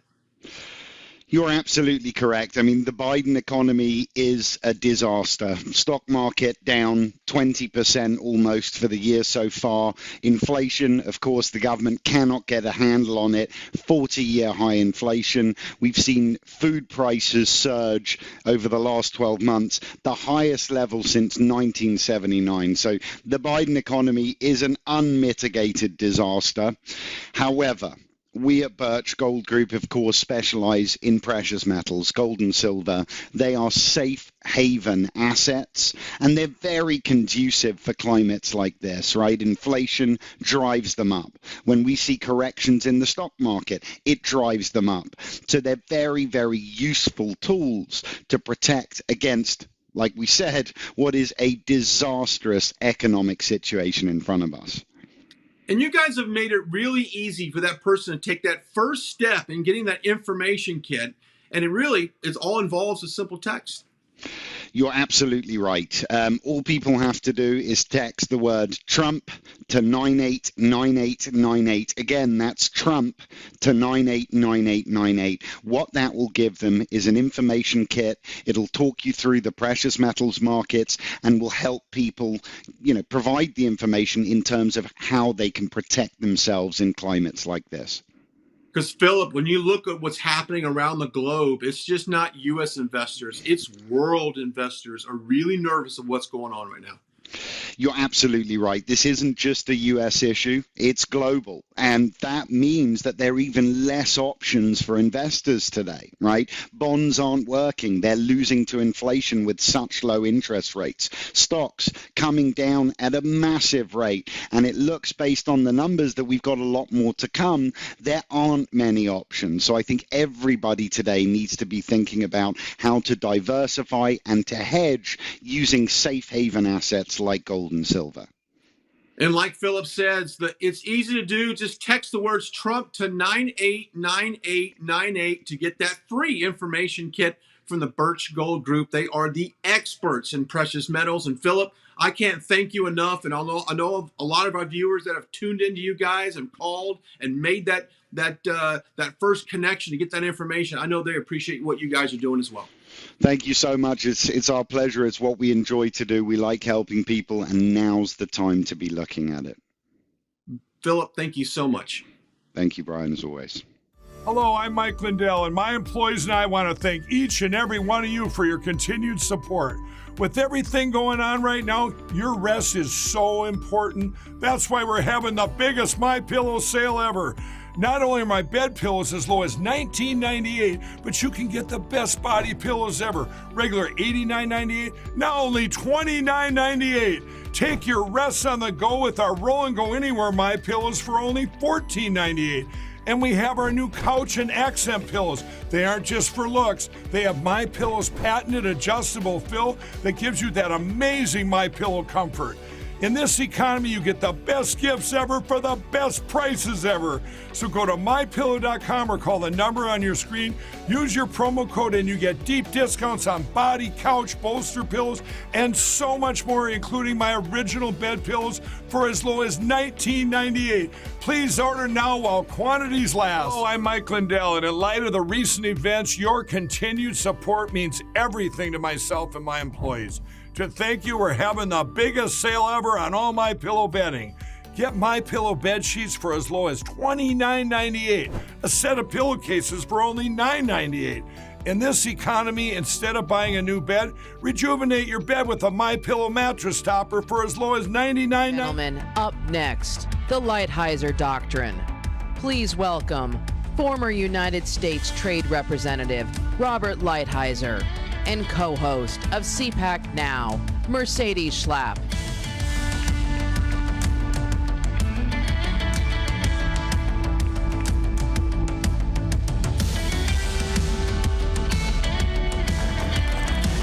Oh, come on. You guys got a little tired. Were you out late last night or something? Are there these after parties that we're missing? I mean, come on. This is so great. Are you all having fun yet? Okay, did you enjoy Nikki Haley and Mike Pompeo? I know, great patriots in the movement, and I have another great patriot with me, a former White House colleague, I would say, as our former U.S. Trade Representative, very important job, Ambassador Lighthizer. Thank you so much for being with us at CPAC. It's my pleasure to be here. So, trade, you would think trade is one of these very complicated issue dealing with negotiations, and talking about the doctrine, the Lighthizer Doctrine. I really like the title. How would you explain the Lighthizer Doctrine in terms of what works in trade policy? So, first of all, let me say it's a pleasure to be here. And what we did in trade in the Trump administration was, in my judgment, one of his most important accomplishments. And if it wasn't for CPAC and Matt and Mercedes and all of you backing us up, trust me, it wouldn't have happened. Because during that process, we not only fought with almost every country in the world, but we fought with free traders, big business, lobbyists, globalists, corporatists, and I could go on. And if we didn't have the backing of real Americans in the conservative movement, it would not have happened. So let me just start off with that. Now, in terms of, I'm not sure that President Trump would call it the Lighthizer Doctrine. He might refer to it by a different term. He might call you and be like, what is this about the Lighthizer Doctrine? I thought it was a Trump doctrine. So, yes, exactly. And if he said it was a Trump doctrine, I would not argue with him. So what did we believe? If you look at trade policy, at least since the 90s, has been a policy of free trade, globalism, corporate profits, maximizing consumption, price optimization. And what did we do? We wanted a policy that started off with, what kind of America do you want? Right. It's not important how much your third TV cost. It's important that we have strong communities, we have families staying together, we have kids respecting their parents because they work. So we started off with what I consider to be a very bedrock conservative philosophy. Worker first. America as producer, not America as consumer. That's right, America worker first.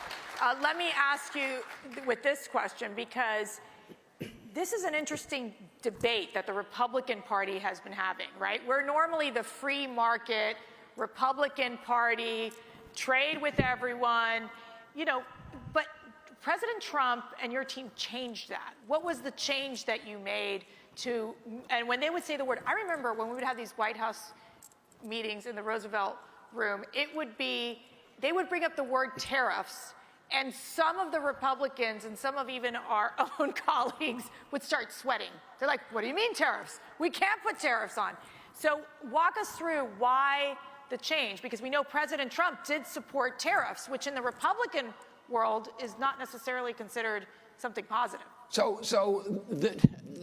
In the first place, let me say, in the Republican, in the conservative world, can I just take 1 minute on the kind of the history of this? Yes. So as conservatives, we like to think about values and tradition. All right, so what do we start with? We start with Alexander Hamilton in the Federalist Papers. He was in favor of tariffs, government subsidies appropriately done, and ultimately a national bank. We'll set that last issue aside. Then you had Henry Clay, who talked about something called the American system, and that is to build up manufacturing, make America a manufacturing powerhouse. Tariffs, government subsidies, building the Erie Canal, ultimately the railroads and the like. That became the policy of the Republican Party by the time of Lincoln, and it remained the policy of the Republican Party at least till the Second World War. During that time, we became the greatest country in the world economically. We had, by 1890, we had the biggest economy in the world. I don't believe in applause lines. I just talk through them. I'm trying to get through so much stuff.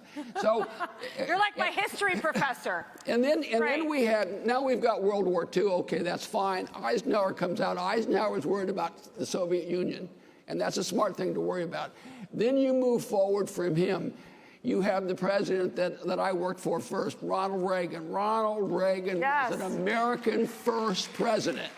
Ronald Reagan put limits on automobiles coming in from Japan, on semiconductors, on steel from everywhere in the world, on carbon steel. He promoted American agriculture, he promoted American manufacturing, but he demanded that these people respect our market. So that is basically, and I would say there is nothing conservative about free trade, and in fact, the opposite. Free trade is really about consumption. Consumption's about materialism. That is the opposite of values, which is what conservatives are for. So that was the fundamental change. Was it difficult? Yes. You have a lot of Republicans who had gotten into a habit of thinking, oh, we are for free trade. What that devolved into is we're for corporate profits, we're for cheap TV sets, and the cost. A liberal would say, well, the cost is fine. We'll just give those people money and take away the dignity of work. And what a conservative was saying is, well, we'll retrain them. But that also was sort of unrealistic, because you're not going to take a steel worker and have him code, right, or build semiconductors. We need an America that has basic values and that takes care of itself, and that is the difference. Ronald Reagan followed it, and Donald Trump started a worker-centered, community-centered, family-centered trade policy. And that was a revolution, and we did it. And then I would say the second thing he did, which was every bit as important, and in this area of trade and economics, is he raised the alarm on China. It's impossible for us to remember back 6, 7 years ago how people thought about China. Now everyone assumes that they're a problem, but people didn't assume that 6 years ago. And I fear that if the current administration gets another term, that they're going to go right back, get rid of the tariffs, get rid of the things that Donald Trump did to raise the alarm on China and to level the playing field with China. You brought up the current administration. Okay, you all can say boo now. The Biden administration. One of the interesting things that we were talking about is Biden came out and said, we seek competition, not conflict with China. Your thoughts on that? So, all right, now I want you to stay with me for a second. We have two issues. We have a security military issue and we have an economic issue, okay? We have the two issues. So basically you have four possibilities. You could have a military conflict or no military conflict, economic conflict or no economic conflict, right? Those are the only four options. Obviously, to have neither is basically just surrender, right? Letting the Chinese have their way. To have a military confrontation is something that we want to avoid. And the way to do that is to have the strongest economy in the world and stop transferring $350 billion a year, $6 trillion in the last 20 years to China to build up its military and the like. So to go back to my analysis, the two options are, one, the smart people say, let's prepare militarily, but not do anything economically. And what I'm suggesting is we should right now try to avoid the military and do everything we can to take them on economically. And that means strategically decoupling our economies. And President Trump, President Trump this week on Monday, and if you haven't watched this thing, watch it, all right? President Trump laid the cards down. He said, here's my position on trade. And in that, he called for tariffs to get back to balanced trade, but even more importantly, he called for tariffs and decoupling. He didn't use the term, but you read it, with China over a 4-year period. And it's absolutely essential that we do it. And when I have all these other candidates come out and say, China's a problem, China's a problem, China's a problem, my response is, tell me, where are you on decoupling? Because if you're not for decoupling, if you say we got to get tough with China, but yet you want to continue to transfer $300 billion a year and all of our technology to China, you want to continue to do that, but yet you want to be tough on China, it's madness. We're not going to beat China with the military alone. We're going to beat China economically. And right now, they are winning. Trust me, they're winning. And we're letting them win. And it's crazy. So these are the two things that, in my opinion, will cap off the first Trump term, the great accomplishments, change the way we think about trade towards workers, towards communities, towards families, and take on China. And unfortunately, all we did in 4 years was a good beginning. And at some point, we have to now finish it. Let me ask you, President Biden, he's kept these tariffs on China. Is there concern that he's going to move away from them? What do you think? What do you think the plan is for the administration on dealing with China from a trade perspective? So let's be honest. People tend to think of administrations as sort of monoliths. They're not a monolith. There are people in this administration that are good, smart people and see things more or less the way we do, all of us. There are people in that group. But I don't think the president's one of them. So there are people that are giving him advice, good advice. Do this, do this, do this. And for now, at least, he's kept the tariffs in place. My fear is that that's largely because of politics. That's my fear. I don't think he understands. And if you see everything he says, none of it seems to get the fundamental point. All right, this is the threshold. The threshold is they have the biggest army in the world and they're growing it. They have the biggest navy in the world and they're growing it. They're building nuclear facilities all across China. They've armed the South China Sea. All right, they're flooding the United States with fentanyl and responsible directly or indirectly for probably 70,000 deaths. They are spying on us. They're involved in espionage. They have this balloon that goes across. If you don't cross the threshold and say they are an adversary, then none of the things that I'm espousing make any sense. Right. And my fear is that he doesn't understand that, or that there's some other motivation that I don't know about. But if you sit there, I tell people 7, 8 years ago, a sensible person could decide they weren't a threat. Now, I said they were a threat, and I have for quite a while. But no sensible, honest person can say that now. You're either ignorant and don't know what you're doing, or you somehow are compromised. Let me ask you, for Americans, should we be concerned about trade deficits? So the answer is yes. And President Trump's second video that he let out this week is just on trade deficit. So, and for those of you who want to spend a pleasant 30 minutes, I did an article in The Economist a year ago, which you can get online, and you can get the first one for free. So I'm not subscribed. I'm not telling you to subscribe to The Economist. I wouldn't do that to you. But basically, trade deficits are an enormous problem. I'll spend 1 second to describe it in a second, though. First of all, what's the trend? Last year, our goods deficit was $1.2 trillion.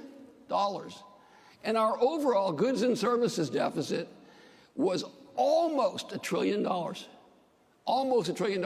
Before COVID, under the Trump administration, we had 5 of 7 quarters in a row where the deficit came down. You're not going to have it drop off like this, but it was coming down like this. Now these people it's probably 60% bigger than it was when we left. It's literally. So what is the problem with a trade deficit? Other countries get this money, and what do they do with it? They ultimately have to buy assets in the United States. I want to squeeze in this last question before we have to get off stage here, because we were looking. We're selling out the country. And I got to say this, the negative investment, how much foreigners own here versus how much we own overseas in the United States right now is $16 trillion. Wow. So are you worried about the trade deficit? Yes. $16 trillion more they own here, including China. I'm sorry. No, you're good.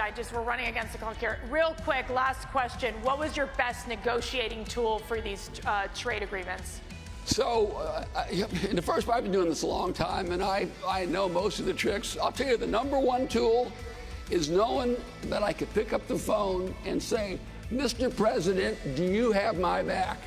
And knowing that Donald J. Trump, in every case, had my back. So when I said we're going to do something, nobody doubted it. And it was for that one reason. One of the toughest negotiators, a great ambassador, our U.S. Trade Representative, Ambassador Robert Lighthizer. Thank you. Thank you.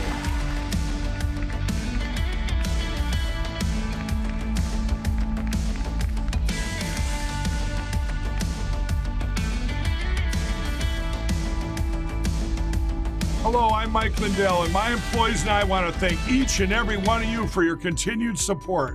With everything going on right now, your rest is so important. That's why we're having the biggest MyPillow sale ever. Not only are my bed pillows as low as $19.98, but you can get the best body pillows ever. Regular $89.98, now only $29.98. Take your rest on the go with our Roll and Go Anywhere MyPillows for only $14.98. And we have our new couch and accent pillows. They aren't just for looks. They have MyPillow's patented adjustable fill that gives you that amazing MyPillow comfort. In this economy, you get the best gifts ever for the best prices ever.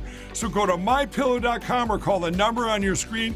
Use your promo code and you get deep discounts on body, couch, bolster pillows, and so much more, including my original bed pillows for as low as $19.98. Please order now while quantities last.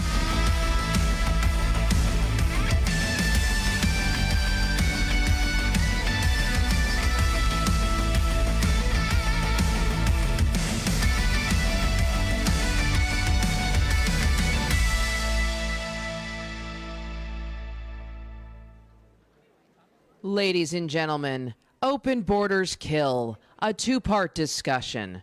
Please welcome your moderator, host of The Sarah Carter Show, Sarah Carter, and her first panel from Utah, Attorney General Sean Reyes, former Deputy Legislature of the Mexican Congress, Rosie Orozco.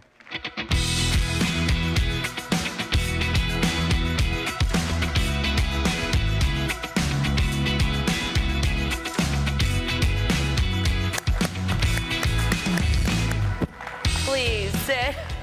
I gotta tell you, I can't even begin to explain how happy I am to be here with my good friend Rosie Orozco, a true hero in the fight against human slavery, and the Attorney General here, Sean Reyes from the great state of Utah, who is fighting that battle every day. If you don't know who they are, you will today.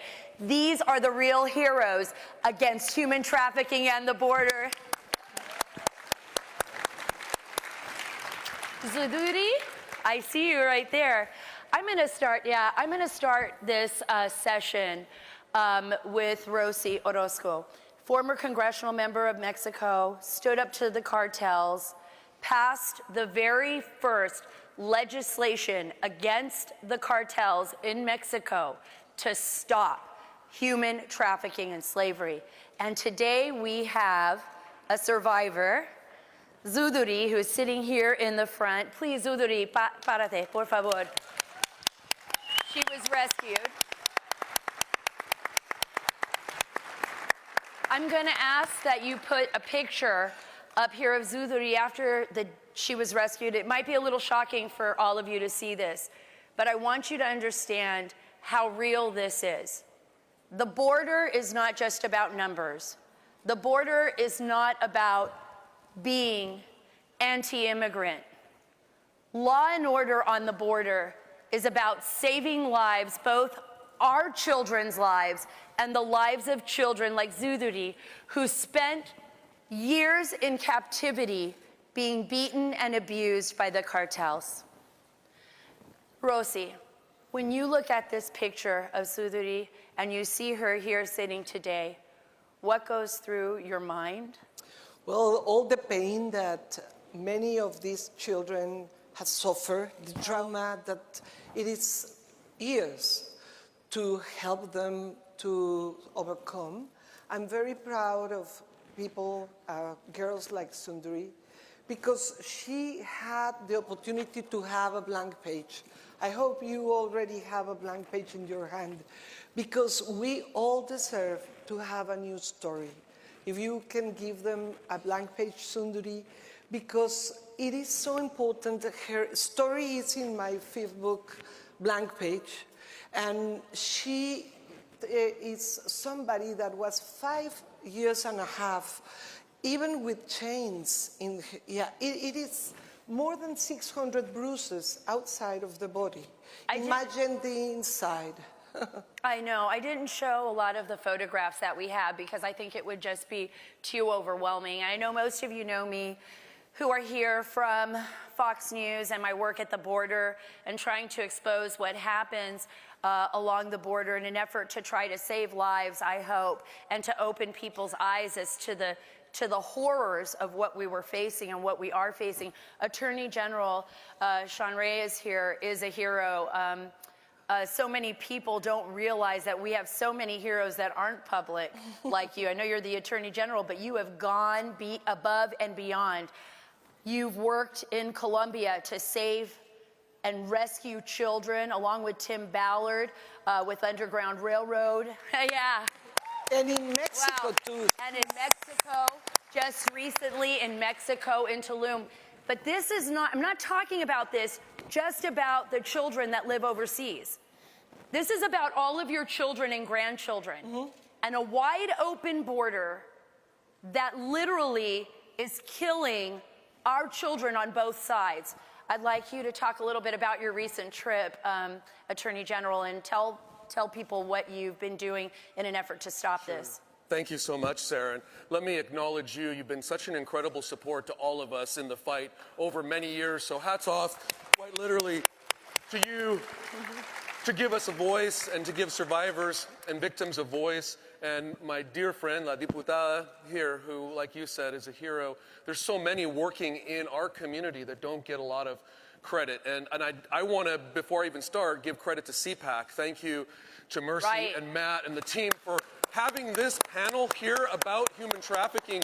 I don't think we've ever had a panel in all the years that I've come to CPAC solely about human trafficking. Now, as a subset of the border issue, which is a huge issue, and we're going to talk about that later, but there's so many facets of this. And let me say this. When I first became AG, I hired some consultants out of D.C. I know, bad move. And they said, stop talking about human trafficking. It's so depressing. No one wants to hear it. You're never going to get reelected. So I fired them, and I kept talking about human trafficking because I was so torn up. My soul hurt so much seeing the hell that too many of these men, women, and little children were in. Now, I've had the mainstream media tell me, stop talking about it. You talk about it too much.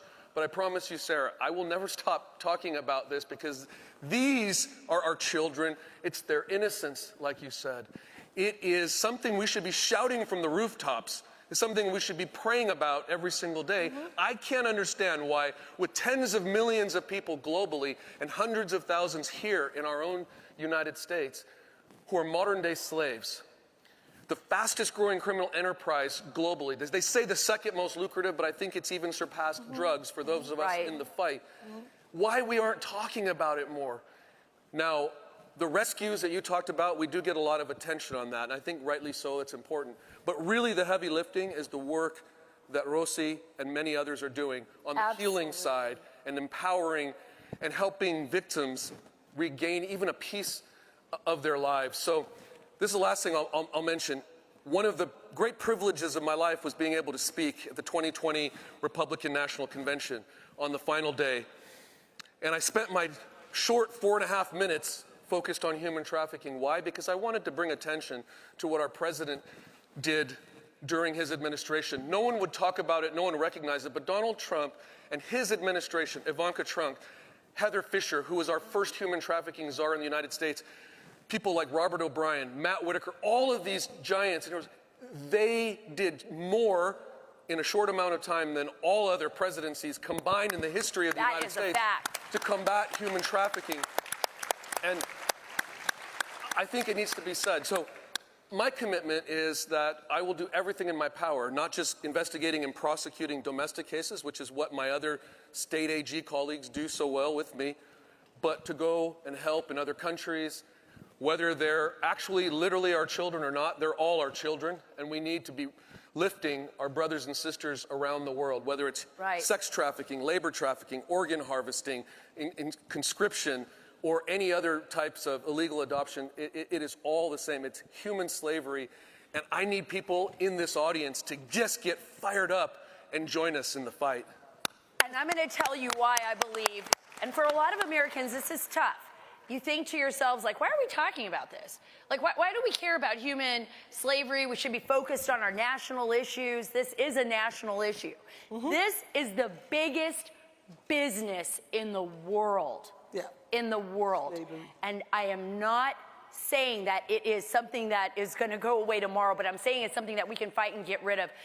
Because it's the biggest business, hundreds of billions of dollars, you have groups like Al-Qaeda, you have our adversaries, you have the cartels raising that funding, utilizing that funding to target our children and our country in the United States.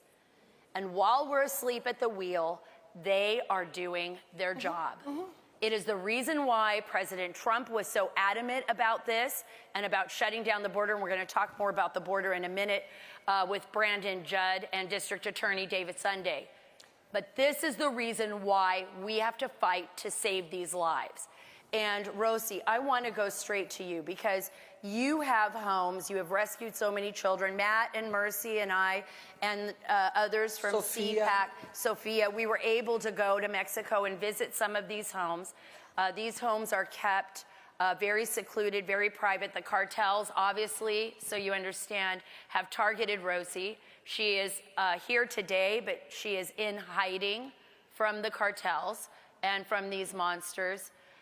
Tell me a little bit about the homes, what we can do. I know we don't have a long time here, but what the audience can do to help fight back and to do the right thing. Well, first, to have the same heart as Matt and Mercy. They were very busy in CPAC, Mexico, but they had the time with Sophia, with you, to go and visit. And anytime you want to go in Zoom, it is possible because they are very secure. They were having a very fun time because it was, they had to go with you with the eyes. We had a fun ride. So I'll give you guys like a little inside scoop. Because it was so secluded and private, nobody could know where the houses were. So the funny thing is, and it is kind of funny, not for me necessarily, but Matt and everybody in the vehicle had to be blindfolded. Nobody could know where I was driving them. I was the only person with the address, along with Rosie, to where this home was, where they have the children. Imagine some of the children are as young as 6 years old, 5 years old, to teenage years. These kids have been trafficked for sex. They've been trafficked, been used and, as slaves by some of these cartels, and these cartels are extremely powerful, and some of them try to find them again or try to locate the people that are stopping this. And remember, these hundreds of billions of dollars go to buy. They go to buy influence, not only in Mexico, but believe it or not, here in the United States as well. Here in the United States as well, where we are the biggest, actually, purchasers of children in the world. Sadly. Yeah. Sadly, and that's a fact. So I had to blindfold everybody in the car, including Jack Posobiec, and I don't want to leave him out of this because he did show up. And we drove through Mexico City until I got to the house. The interesting thing was, I was sure I was going to be pulled over by the cops. I thought I looked like a cartel leader, but it didn't. It didn't happen. We made it there. We made it there safely to both homes, and they had the opportunity to see all the kids. And the good news for you is that the ambassador at large in the Trump administration, now John Cotton Richmond, is now the head of one of our organizations here in the United States, Atlas Free. So a man with such a heart that made the best impact in the history of the United States now leads an NGO. So I'm so happy about it. They are helping our shelters too. That's fantastic. As far as the work that you see Rosie doing, Attorney General, here in the United States, I mean, the battle really is the narcotics that we're seeing, the deaths that we're seeing on our streets, the children that are being exploited here in the U.S. And because of the wide open border, and this is something that I'm going to be talking about, we have seen children brought into this country under the Biden administration, into our communities, without any guardianship, without anybody, no supervision. We don't know where these children are going. We don't know in fact, 40% of them have just disappeared into the fabric of our country. What can be done? What, as an Attorney General, are you doing to put a stop to this? Well, you've really stated the crisis well, Sarah, because the cartels aren't even fighting with each other now because it's such an open border system and there's so much profit to be had, whether it's through fentanyl or human trafficking. There are billions of dollars coming up of those illicit drugs and sex every single week. You talked about much of adult pornography, and certainly all of child pornography is a form of human trafficking. Prostitution is a form of human trafficking. And what I need more than more prosecutors, although I could use a lot more investigators and prosecutors, is for, again, this God-fearing, incredible, influential group of people to help us across a number of things. We need more awareness and education, certainly. We need better laws and policy to be able to empower us in investigations and prosecutions. We even need law enforcement to change their strategies, to put victims first, to have very trauma-informed, victim-centric approaches to this. We need the private sector to lead in, right? We need businesses talking about this. We need them incentivizing their employees to educate themselves, to learn more.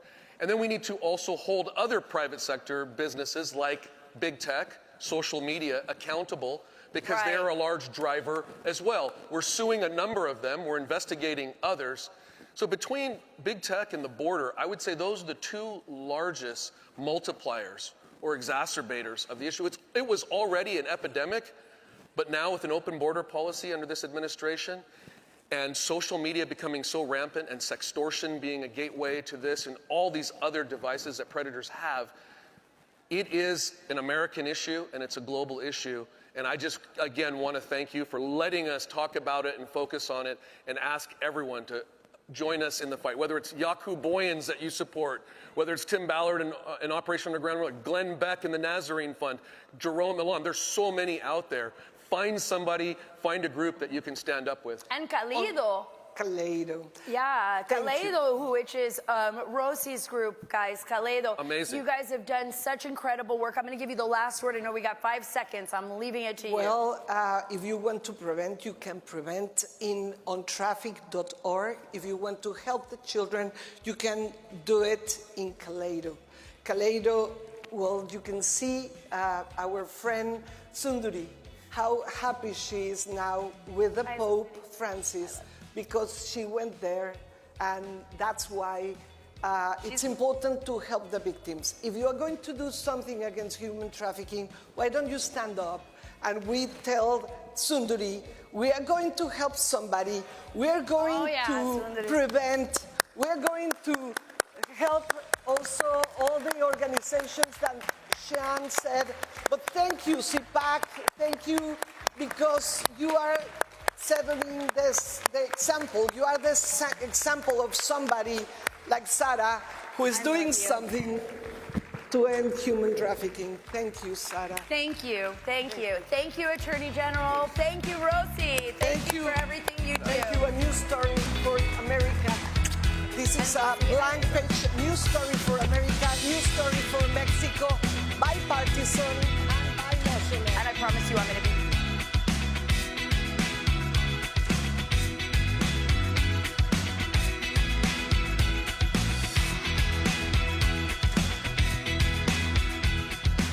Please welcome Border Patrol Union President Brandon Judd and York County, Pennsylvania District Attorney David Sunday.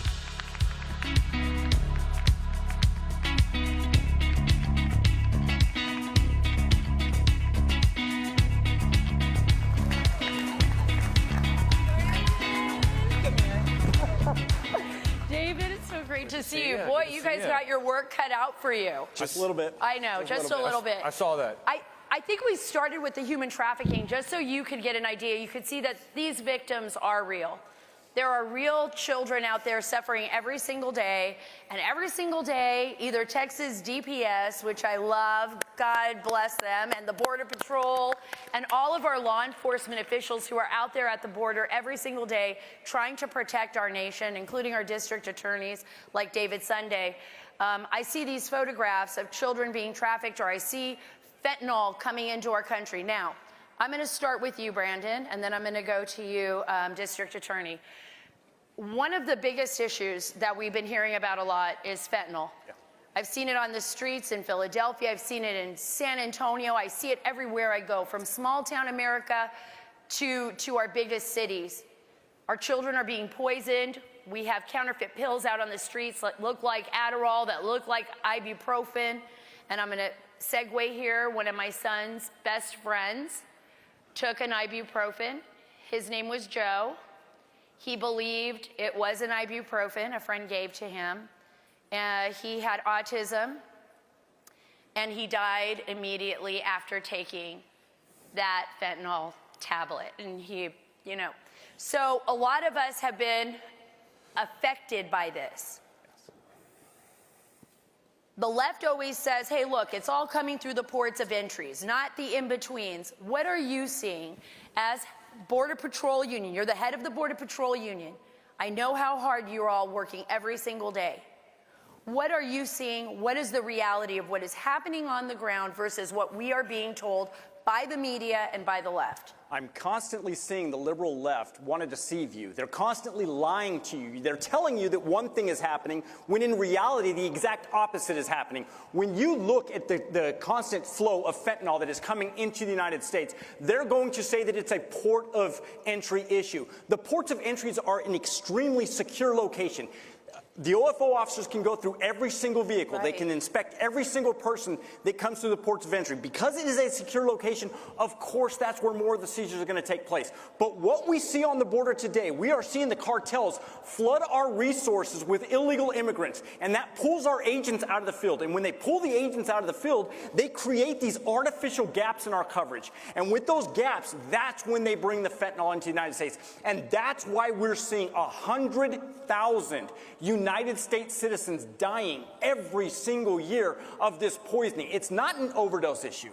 It's a poisoning issue. If you can take one aspirin and die because you thought it was an aspirin, that's a poisoning issue. And these cartels know exactly what they need to do. And the worst thing about it is they're being aided by the liberal left. They're being aided because they're constantly lying to you. And because they're lying to you, they're generating billions of dollars of profit because of those lies. And those billions of dollars in profit are a national security threat to our country, are they not?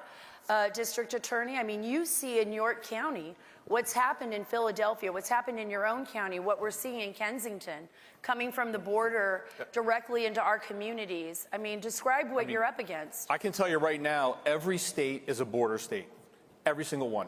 So when those federal, when you have fentanyl that crosses the border, where does it go? I can tell you right now in York County, we've been fighting the opioid epidemic since 2014. We've been fighting it nonstop with aggressive policing, with getting treatment for people, with training, with education for kids. And something has been changing over that time period. What has been changing is the lethality of the drugs that are coming in. So what has changed, it went from heroin to stronger heroin. We're now at fentanyl, okay? And the one thing that has not changed during that entire time period is where it was coming from. And that is absolutely critical component to this. It is. And that's something that absolutely must be addressed. And let me address this, and I'm going to go right to you, Brandon, on this, and then back to you, District Attorney. We have seen that the precursor chemicals that are coming into Mexico are working hand in hand with the drug cartels is coming from China, one of our greatest adversaries. They completely understand what is going on here. They absolutely are aware that these chemicals are pouring into Mexico, that the Mexican cartels are then utilizing that to send these counterfeit pills into the United States. We also know now, based on evidence, that the Chinese are laundering, the Chinese Communist Party and their banking system is laundering the money of the drug cartels from the United States through the Chinese banking system so that we can't even touch it. Why did it get to this point? How did our government allow this to happen to us? Why are we under siege right now in our own nation and can't even protect our own children from this scourge? It's all about policy. When I entered on duty with the United States Border Patrol 25 years ago, what we saw was a lot of mom and pop organizations that were doing the smuggling. Today, that is completely gone. Everything is controlled by organized crime, these criminal cartels. And one of the scariest aspects of that is now China is involved with these cartels. China has infiltrated these cartels. Now we have a very, very dangerous country who hates us that are involved right in Mexico that is coming into the United States. Everything that we're seeing is now being funneled through China. If the Chinese get control of these criminal cartels, we can expect to see everything go up exponentially. And the deaths that we're going to see on the street are going to be even more. We have to look at border security, and we have to make it a nonpartisan issue. We have to look at this and say, this is what's best for our children. This is what's best for the United States. Who cares about all of the liberal activists that exist in the West Wing right now? Who cares what the base wants? We have to look at it and say, what is best for the United States? What's best for our children? And that's the problem right now. Everything goes back to politics. Yeah. Everything is about politics today. They don't care about you. They care about getting reelected. They care about power. And it's all about themselves. It's not about you, and we have to get away from that. I'm going straight. I agree. You brought up a really good point, and you did also, and you touched right on it. It's not just the lives that are lost. It's the cost all across the board. What about those that survive? They get a Narcan shot. How are they brain damaged now? Are we seeing not only 100,000 people that have lost their lives, but we're also seeing hundreds of thousands of young Americans that have now become, I guess, capacitated. So, you know, I have a son in second grade. So as a DA, it can't always be the easiest thing to have a son in second grade. And what I can tell you is, you know, you're talking about, from your personal experience, fentanyl coming over the border. Before I came here yesterday, I sat down with some of our undercover drug police in York, which is an hour and a half from where we're sitting right here, Pennsylvania. And I said, what are you seeing? What is happening out there? And they said that we see fentanyl in cocaine, we see fentanyl in heroin, we see fentanyl in pressed pills because people have their own pill pressers. We see it in meth. We see it in everything. And what has happened is we have this whole community that has already been suffering from the opioid epidemic for so long that has now been given drugs that kill instantly. And if they don't kill instantly, they create a life of pain and suffering for children. And there is no hell on earth like the one that I've seen when I sit and I talk to parents who have lost their loved ones, or their loved ones are in the throes of addiction, and what they have to see happen to their children day after day, month after month, year after year, as they cease being the child that they knew and become someone else that ultimately dies because of this horrific poison coming into this country.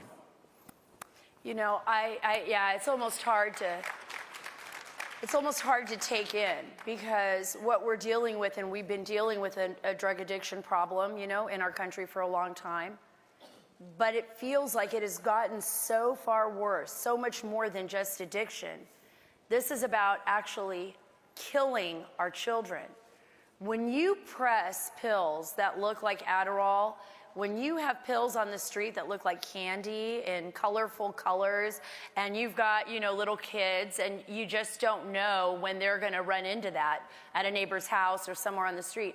I mean, you really are dealing with children being targeted, our society being targeted. How do we fight back when we have an administration that fails to see this as a problem, that fails to do what's right at the border? This isn't about immigration. You and I have talked about this over and over again.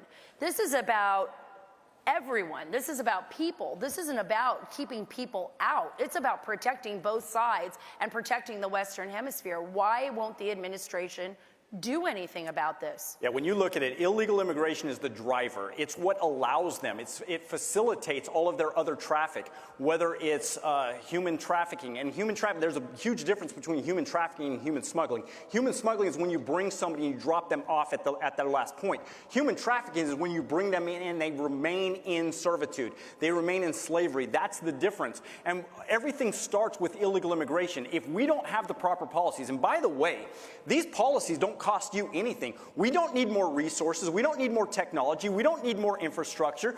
The burden should not fall on your shoulders. All we need is policy that doesn't cost you a penny. And if we had the policy, we could shut the border down tomorrow. We saw that under President Trump. We dropped to 45-year lows in illegal immigration under President Trump. It was policy. It wasn't more money. We didn't throw more money at the problem. It was policy. And if we had the proper policy, the problem is, again, it circles back to politics. It circles back to what does the liberal left want? The liberal left wants this chaos to continue. They're continuing to push the chaos. Look at the activists that permeate the West Wing right now, and that tells you where it's all coming from. And as a DA, you have to be astonished when you look at certain cities and you see district attorneys that have low bail, no bail policies. They give more rights to the criminals than they do to the victims. And I know all of you have probably seen that in your own community. We have. How do you handle that? How do you challenge that? As the elected DA, I'm responsible for York County. And what we do in York County is, number one, we do everything in our power to hold violent criminals accountable and to put them in jail, period. We do everything in our power to arrest and prosecute people that are illegally using firearms. We do everything we can to prosecute and arrest people who are committing sex crimes, anything of that nature. There's a place for them, and it's called prison.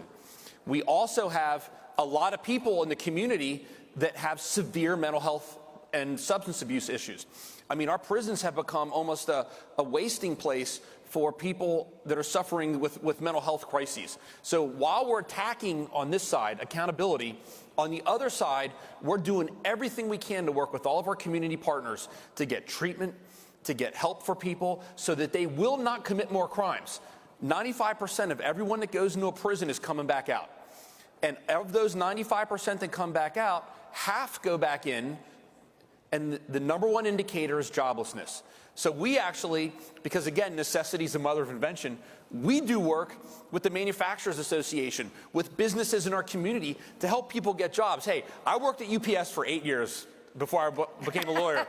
And I'm going to tell you right now that one of the greatest gifts in my life was coming up by working at UPS. And there's what a job can do for you is amazing, and it's something we need to get back to. Right. Get people back to work. Yeah, you know? absolutely. So, our economy. Yep. And everything, I'm going to leave the last word to you, Brandon, everything kind of rolls downhill. If we don't have law and order, like the district attorney said, he has that in place in York County. But if we don't have law and order on a federal level, what does that do to us? It leaves us in complete and total chaos. If you look at what's going on the border right now, it is absolute chaos. It is monstrous that we're allowing these cartels to operate the way that they're operating. We can stop it tomorrow. We just need the help. Thank you so much, you guys. I guess the answer is let's just follow the law. Let's follow policy. Let's put someone in office who can do that for us. Thank you. Right.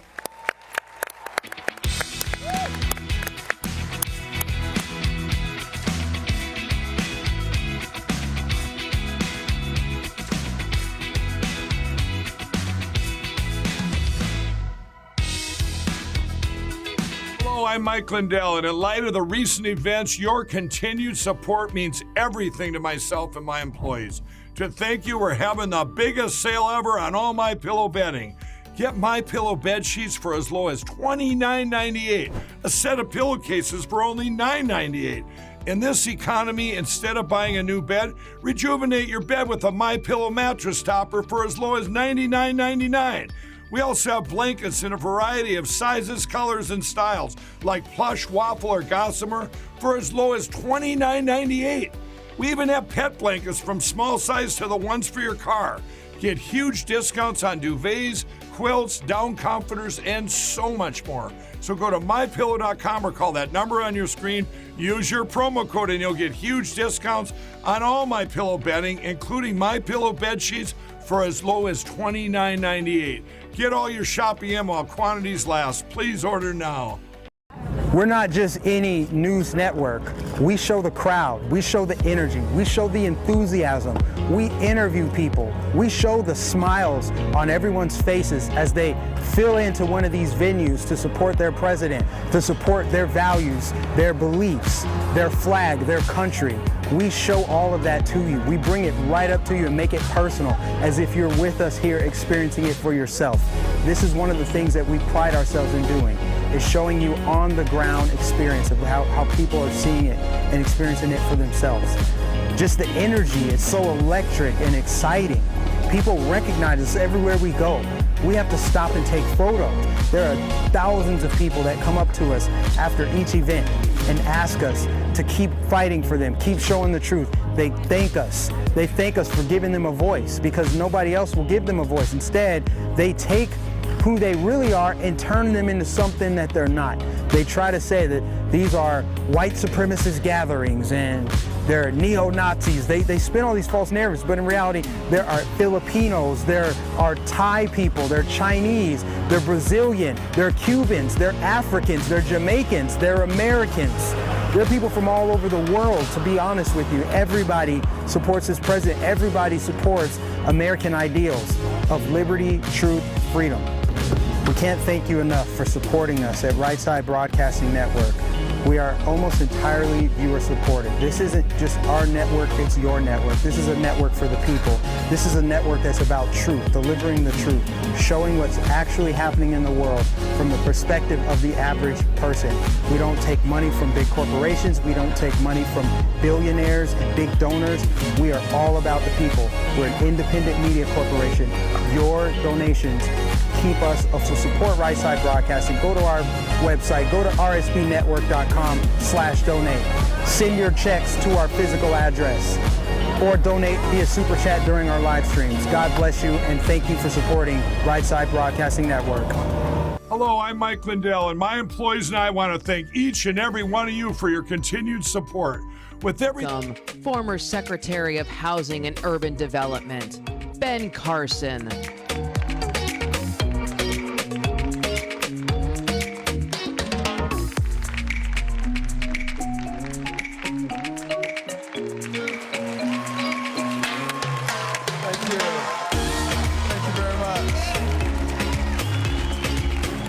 So much. It's wonderful to be back here with you once again. You know, I just found out instead of 15 minutes, I only have 10 minutes. But I'm a surgeon and I know how to cut. So, not a problem. But, you know, other thing that's easy for me is that I don't have to spend a lot of time working on what words I'm going to say because I'm not politically correct. And so I don't really care about that. I think that that's a big problem in our society. We're letting media and big tech and people tell us what we can and cannot say. That's a bunch of garbage. We can say anything we want. A lot of people fought for our rights to say what we want to say. And I'm so glad we have this CPAC conference because as the Bible says in the book of Isaiah, come, let us reason together. And that's what we do. We come and we reason together. Unlike the other side, which doesn't reason, they just like to impose and to mandate. And it doesn't lead to the kind of place that I think Ben Franklin and our other founders worked so hard to give us. You know, our founders have gotten a bad rap by the people on the left. And they try to attribute all kinds of evil intentions to them. I wonder if they ever look in the mirror. You know, I mean, that's where the evil intentions are. And there are no perfect people. There never have been any perfect people except for Jesus. And they crucified him, right? So, you know, we need to stop applying all these litmus tests to people in the past and deciding whether or not they're good or bad people. You know, our founders were amazing individuals. They worked so hard. They studied every single government system that had ever existed in the history of the world. They were eclectics. They took the good things, rejected the bad things, because their goal was to have a government that didn't become like the other kind of governments, which naturally grow, infiltrate, and dominate the people. They wanted something that would allow us to remain free. And it was hard to get. And in 1787 at the Constitutional Convention, it looked like everything was going to fall apart. They couldn't come to agreement. And then Benjamin Franklin, the elder statesman at age 81, stood up and said, "Gentlemen, stop. Let's get down on our knees and let's seek wisdom from God." and they prayed, and they got up, and they resolved their issues.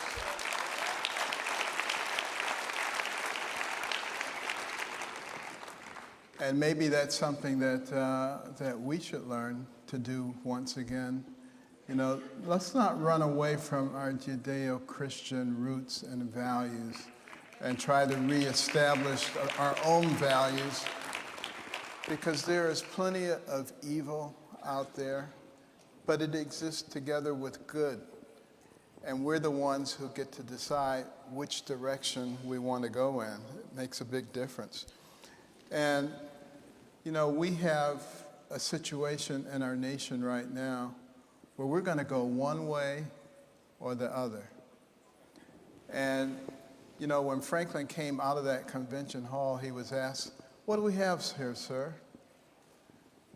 A monarchy or a republic?" And he said, "A republic if you can keep it. If you can keep it." We've kept it for 240 plus years so far. But we're in danger of losing it. We're closer to losing it now than we ever have been. We're closer now than we were at World War I, World War II, any of the other world wars, the civil rights movement. Anything that's happened in the past has not led us to this point. And we must be extraordinarily vigilant now, and we must be willing to stand up for the things that we believe in. And we have to realize that we are together in this. You know, America is strong when we are united, but we're letting people come in and divide us up on the basis of race, income, age, religion, political affiliation, gender, you name it, and they're trying to divide us up. And it's causing significant turmoil in our society. And you have to realize in the early days of America, we were able to live together in small communities, families of 20, 50, 100 people, 50 miles away from any other groups of people, sometimes speaking different languages, coming from different countries, different thoughts. They were able to subjugate all that for the common good. And not only were those communities able to survive, they were able to thrive and to grow into an incredible nation. And that's because they didn't allow all those little factions to grow and to tear them apart. And that's what the Federalist Papers talk about. That's what Madison talks about. The factions, and how we must be careful, because no matter what we build, if we allow the factions to grow, they will destroy it all. We need to understand what's going on, why these people are working so hard to destroy what's going on here. But the good thing is, there are courageous people here, and there are people who are looking for what's right. And we have entered a new phase in our country. It's Asbury College versus Harvard. And, you know, and I think, like in David and Goliath, Asbury's going to win, because it's starting to spread.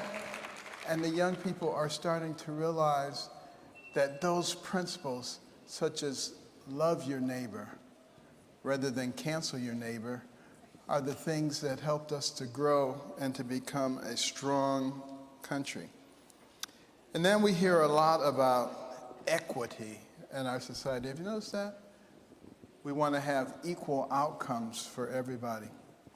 Well, that wasn't what made us into a great country.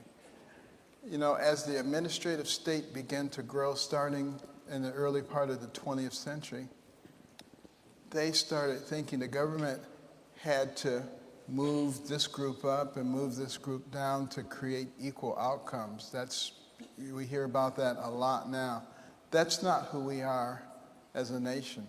That's certainly not who I am as a person. One of the reasons that equity lovers don't like people like me is because they say, You're not supposed to grow up in the environment that you grew up in and be successful, because this is a horrible racist country. And you simply aren't supposed to be successful in that setting. What a bunch of crap. You know, that...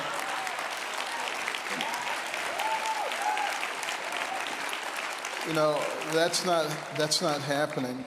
But what is happening is that administrative state is getting bigger and more powerful. And look what they did during the Trump administration. They were after him from day one. They were making up all kinds of stories. You know, you had Schrock and Page saying, we got to make sure he doesn't get into the presidency. Senior FBI agents, you know, they're working and colluding with big tech to shut down certain stories and to elevate other stories, to favor one party over another party.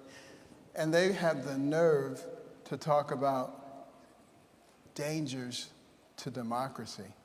They are the danger to our democracy.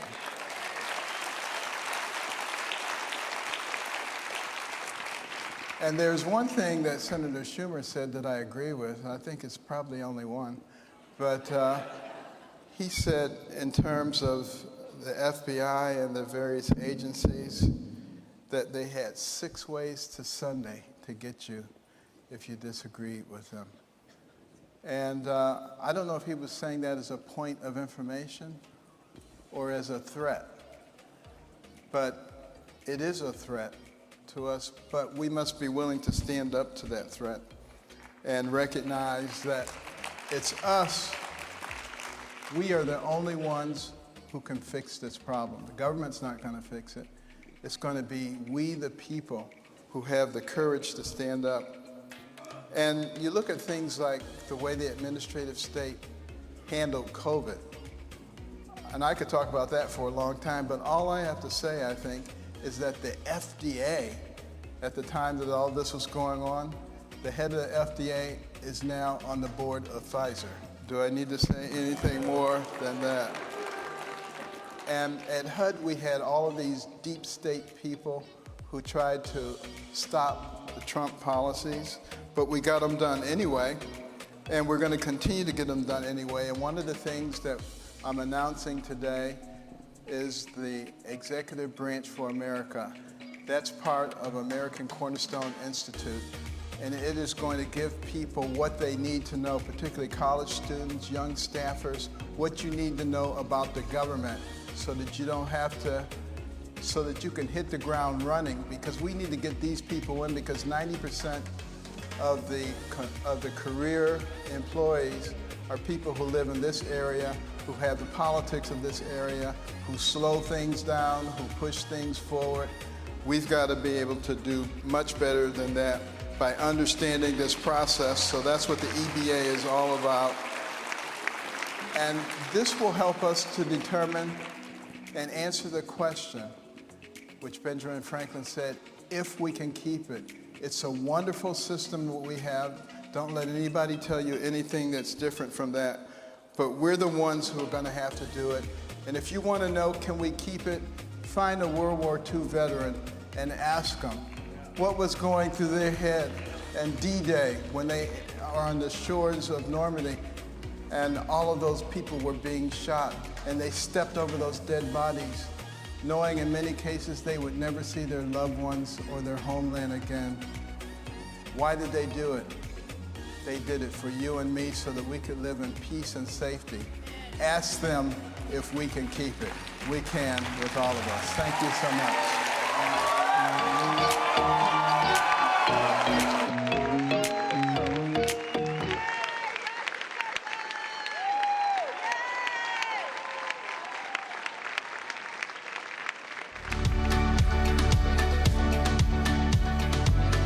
Ladies and gentlemen, please welcome CEO of the National Rifle Association, Wayne LaPierre.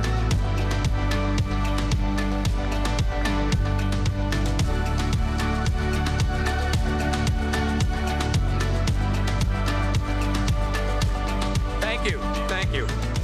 And I applaud all of you for being here today. You know, I've been coming to CPAC for years, and I'll tell you, it's always great to see so many young people here. You're the future of this country, and don't ever forget it. You know, when I was young, I believed in our government institutions. I had then, and I still have today, a profound appreciation for the checks and balances, guaranteed individual rights, and the constitutional republic that our founding fathers established. I believed that this country was different than others in a noble and a virtuous way. And I learned very quickly that our freedoms need to be protected by all of us. In fact, I've spent much of my career fighting for Second Amendment freedom. Today, we're on the cusp of losing our founders' vision forever. Anti-gun, anti-freedom politicians are shamelessly and illegally using the awesome power of government to trample those rights, to exact revenge on their political adversaries, to destroy organizations and individuals who get in the way of their personal political agendas. Let me be very specific about what I'm talking about. Back in 2016, when the polls confirmed that the men and women of the NRA played a major role in defeating Hillary Clinton, our political opponents embarked upon a sinister scheme to wipe NRA off the political map. They plotted to weaponize the offices of state attorneys generals in nearly every anti-gun jurisdiction in the United States. And in New York, the governor's office and the Department of Financial Services, which is as powerful as any financial regulatory body in America, including the federal government.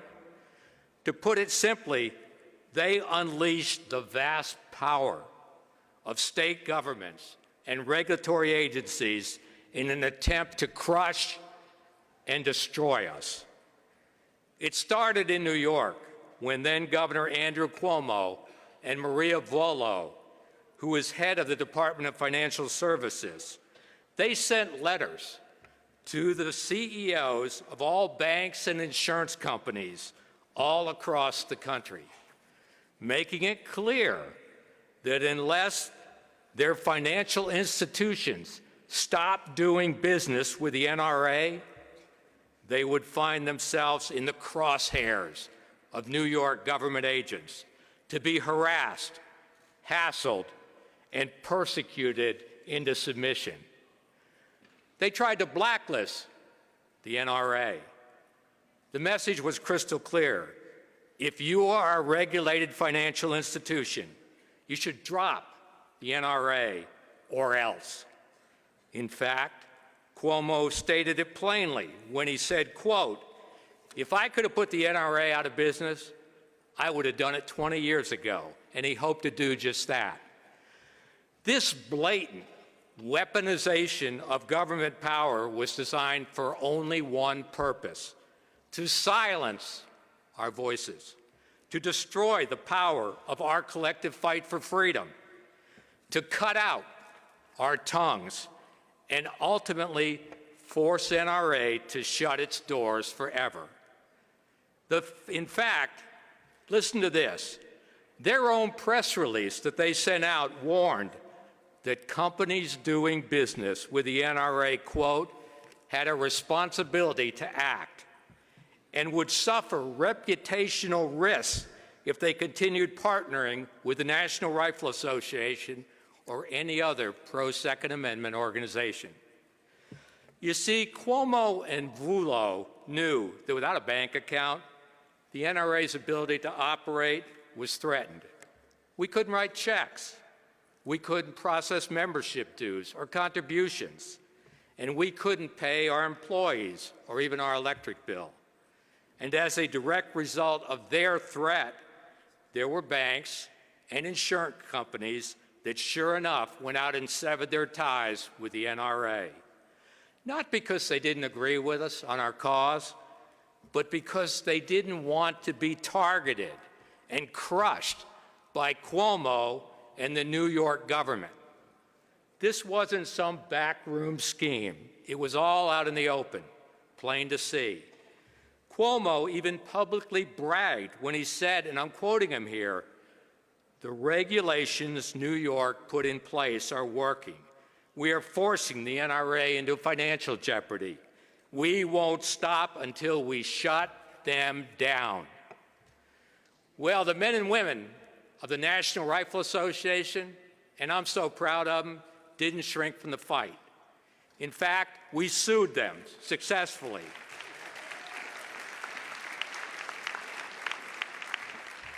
A senior judge in New York 3 times overruled motions to dismiss our claims, and the NRA was headed toward its day in court. But late last year, the Second Circuit Court of Appeals shockingly reversed a portion of the decision of the trial court and dismissed the NRA claims against Vullo.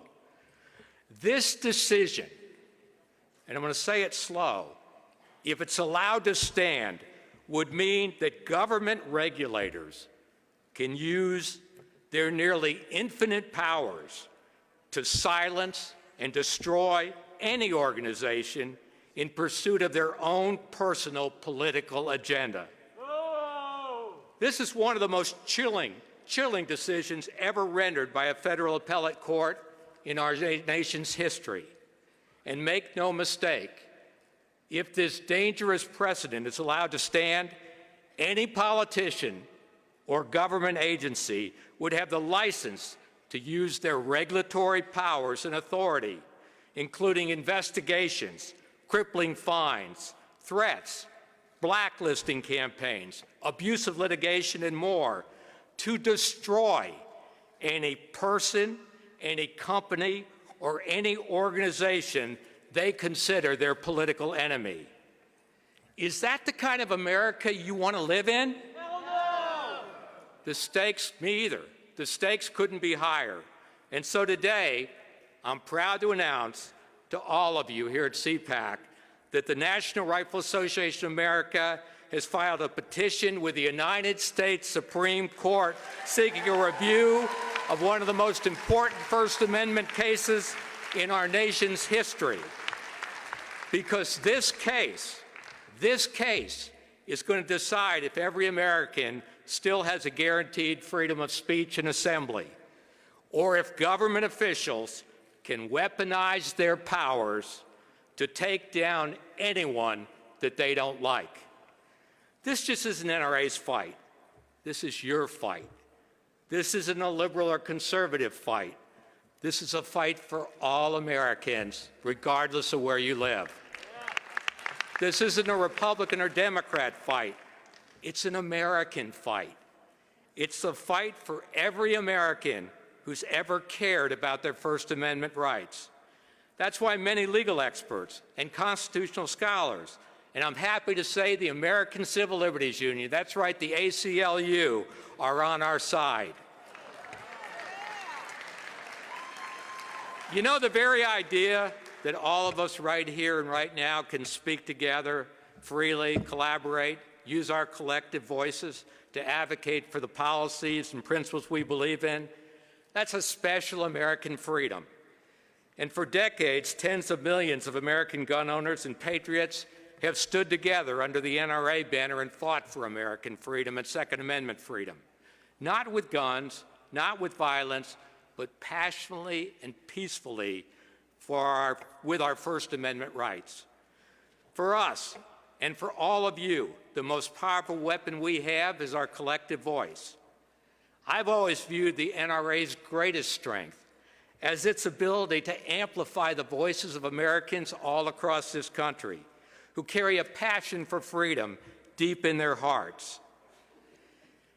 Our strong collective voice depends entirely on our First Amendment freedom to assemble, speak freely, and advocate for those causes we hold dear. And you know as I do, if the government can take away our First Amendment freedom, the Second and all our other freedoms are not far behind.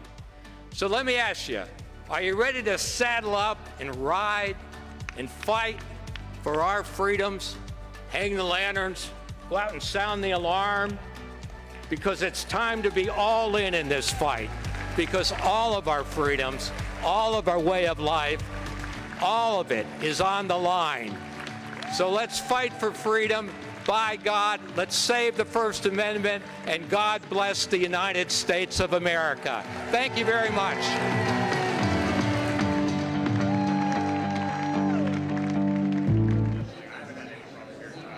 You know, we couldn't do CPAC Grace without some great partners in our broadcast. And one of the guys I want to talk about first is our friends over at the Birch Gold Group. Now, we've been talking about the economy, inflation, Yes. and just the instability of the U.S. and global markets. And when it comes to retirement, well, you got to make sure that your money's safe. So we've got a special offer just for CPAC, and these Birch Gold Group wants to make it really easy to take that first step in investing in gold and precious metals. You can do that right now by texting the words RSBN to 989898. That's RSBN to 989898. That is the Birch Gold Group. And get this, we talked earlier about inflation. How much was the check that you would have to write to pay off the deficit? It was like $200 and something thousand from every U.S. citizen. It would be insanity. It would be insane. We don't have that money, and neither do you, and neither should you. But you need to protect your savings. So please talk to our friends over at the Birch Gold Group. Text RSBN to 989898 to take that first step. And doing gold and Grace, no one's saying you should put all of your assets into gold. That would almost be foolish in a way to put all your eggs in one basket, so to say. But you should diversify as much as possible. So go check out our friends over at the Birch Gold Group. Welcome to the MyPillow 2.0 commercial.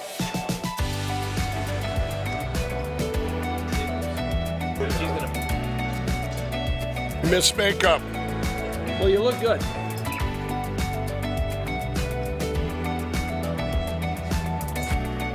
And action. You're sleeping even better. We've got the best pillow ever. MyPillow 2.0. He's a great name for it. Good. Cut. We got it. Welcome to the set of the MyPillow 2.0, the most amazing pillow in history. That new technology is still the MyPillow's patented fill, but now we have new technology we didn't have back when I invented MyPillow that's going to help you sleep. It's absolutely amazing, and you're the first ones that can check it out. Go to mypillow.com, use the promo code on your screen, and we brought back the buy one, get one free. For the best night's sleep in the whole wide world, visit mypillow.com. We're back here live at CPAC 2023 here at the beautiful Gaylord, and I am joined by the one and only, the amazing Kari Lake, former gubernatorial candidate of Arizona. And, when you walk by these halls here at CPAC, I think people still remember a little bit what happened in Arizona. Oh, they do. What I'm hearing is keep going, keep fighting. Thank you for fighting. And when they steal another election in Arizona and people just walk away from that, you're walking away from the people of Arizona. And so I decided when they did what they did in the election on November 8th that I was going to stand up and fight back so that we do have a voice and it counts at the ballot box. And so our case is moving forward, and people are following it. I think you know that because whenever you guys run a story, we've been on it. And what is the very latest from Arizona? I know you've got a filing with the Supreme Court, if I'm not mistaken. We filed this last week with the Supreme Court, and we're asking them to expedite the case, and we're asking that the 7 justices take a look at it, apply the law, and rule in our favor. When you apply the law, we believe we will get a ruling in our favor, because right now, if the Arizona Supreme Court doesn't take this up, and the lower court judge's ruling stands, they're basically saying that election procedures and election laws don't matter. You don't have to follow them. Yeah. Chain of custody doesn't matter. Don't worry about it. You don't have to run a smooth operation on Election Day. Don't worry about it. That's why it is imperative that the Supreme Court in Arizona take this case up and listen to it and rule on the law. It's interesting as we meet, thousands of people. I have not heard one person say that they either voted for Katie Hobbs or even acknowledged they ever saw a Katie Hobbs sign. It was all about Lake. You're the one that campaigned. You're the one that went out and fundraised. You're the one that went out and did the town halls. That's right. She didn't do any of it. So a lot of it doesn't really pass the common sense smell check, if you will, any of this stuff. It's again what they tried to do in 2020 when we had Joe Biden in the basement He couldn't draw a crowd of 10. President Trump was drawing tens of thousands of people everywhere he went, and they try to tell us that Joe Biden's the most popular president in history. Yeah. 81 million votes. Don't insult our intelligence, and the people of Arizona are tired of it. Katie Hobbs knows she didn't win. Everybody in Arizona knows she didn't win. She can't go out anywhere in public. She's getting booed at sporting events. She went to the most liberal town in Arizona, Tucson, and got booed at a basketball game. That tells you something. It does. Even the Democrats voted for me, and the independents as well. And we won, I believe, in a landslide. And we hope to get that word out, and that the justices will rule and apply the law. Okay, a little bit later tonight, you're the keynote speaker at the Reagan dinner, which is a very distinguished honor that you should have tonight. Give us a preview of your speech. And we talked off air, and it's all about this threat that we have from globalism. Truly. I mean, this is why they're having to steal elections, because when we, the people, stand up and vote, we choose America first, common sense policy. And they have to bring that movement of we, the people, down in order to push globalism. They want the destruction of America. That's what it's about. And I think this is how we bring Americans together. We tell them what globalism really looks like. It looks a lot like communism. And right now it's not Democrats versus Republicans. It's not even establishment Republicans versus America First Republicans. This is about globalism versus Americanism. And I want for my children, and I know, Brian, you want for your children, that we have in America, the same America that we were able to live the American dream in, we want that for our children. So I think at the end of the day, Democrats are going to start coming over when they realize what globalism really is and what that will do to their hopes and dreams and their children's hopes and dreams as well. How has your life changed post-election? I mean, you became a national figure, obviously, after the election. You still go to events. You went to Iowa. Yep. People are going crazy over you. How does it make you feel that you not only did you have an impact in Arizona, but you've impacted this country? I think what it is they recognize in me a fighter, somebody who is not going to lay down and take our rights being trampled and take our elections being stolen. I will not lay down, and I'm not going to stop. This is a hill worth dying on, and people want a fighter. That's why President Trump was so popular, and he remains popular, because he's standing up and fighting. No matter what they throw at him, no matter what lies the fake news media lobs at him, no matter how they try to tear him down, he stands up and fights for us, and that is what the people want. And at the end of the day, we are all in this together, and I can't stress that enough. I think as people wake up to what the push to destabilize America, to have wide open borders, drugs pouring across, killing a young generation, our streets unsafe, the homeless crisis growing, it's not going to look good for America, and we don't want that. We don't want our money going over to Ukraine, starting a third world war. Yeah. We want some common sense. Yeah, it's common sense. And that's why I'm well known now and well received across the country. Everywhere I go, whether it's Georgia, Tennessee, Florida, Iowa, they say thank you for fighting. Well, this whole thing that the fake news is saying, like, don't talk about the elections. You're looking past. You're looking in the past. No, we can't move forward and reclaim our country unless we have fair, honest elections. So we have to fix what's wrong, and we need to reform our elections. And the people want that. I can tell you from where I travel, they say, keep fighting. Thank you for fighting for election reform and election integrity. Yeah, and I know that you're going to have your finger on the pulse there in Arizona as far as everyone's keeping Katie Hobbs in check. Like you said, she can't go anywhere without being scrutinized, and she should be getting... Well, and she's been trying to dismantle all of the good things that have been happening in Arizona. You know, the moms and dads worked so hard to get education freedom, ESAs for all. Some people call them vouchers, but basically in Arizona, the tax money follows the student. It doesn't go to some failing government school. It follows the student. We worked hard to be on the forefront of that and make sure that our kids have those options. She's trying to dismantle that and take that freedom away from our kids and our families. Well, the future for you, politically speaking, and I've told you offline, is huge. I think that it's limitless of what you can do in politics, but I think it's also limitless what you can do for just the American people as far as providing a faith and hope. People need hope right now, because there's a lot of people have walked around here and they feel some of them feel lost because the government has let them down, and they don't have any faith in the elections. They showed up, they did everything right. They got involved politically, they got off the sidelines, they got involved in races that they cared about, only to see them stolen. There was a pallor of depression over Arizona. Oh, I would still imagine. there. Oh, yeah. And people just go, what do we do? We've got these intruders. I mean, they're really, I call Katie Hobbs a squatter in the governor's office. And the cartels have taken control of our state, and we don't want that. Yeah. But I do want people to have hope, because I don't just have hope in our case. I have confidence in our case. And I have confidence that the American people are never going to throw in the towel and quit. That's not in our DNA. It is not in our DNA. We have our founding fathers' DNA inside of us, and I just don't believe that we're quitters. Are you taking a break at all? Are you trying to go find a beach somewhere, relax, maybe have read a book, and just escape from all of this political circus that we're in right now? A little bit of time off around the new year, and it's really hard. I'm somebody who enjoys time off and family time and all of that, but when you're watching your country fall to pieces, I have a hard time think about anything else. Sitting around vacationing when I'm watching the country fall to Isn't that pieces. pathetic? So Yeah. I'm just not there right now. And for me, when I'm feeling this way, how I remedy that, when I'm feeling like, oh my gosh, we have very little time on the clock to save our country, I go out and I just work. Well, when I wear my Kerry Lake hat, and I've got multiple hats, when I wear them around, I always get someone that says, Kerry Lake.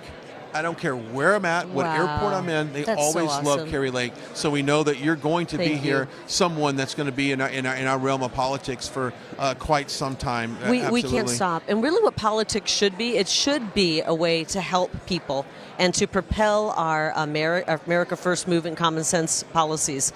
It's become ugly and dirty because we have so many corrupt politicians. Right. I think I'm seeing a new wave of America First politicians who are in it not to be politicians.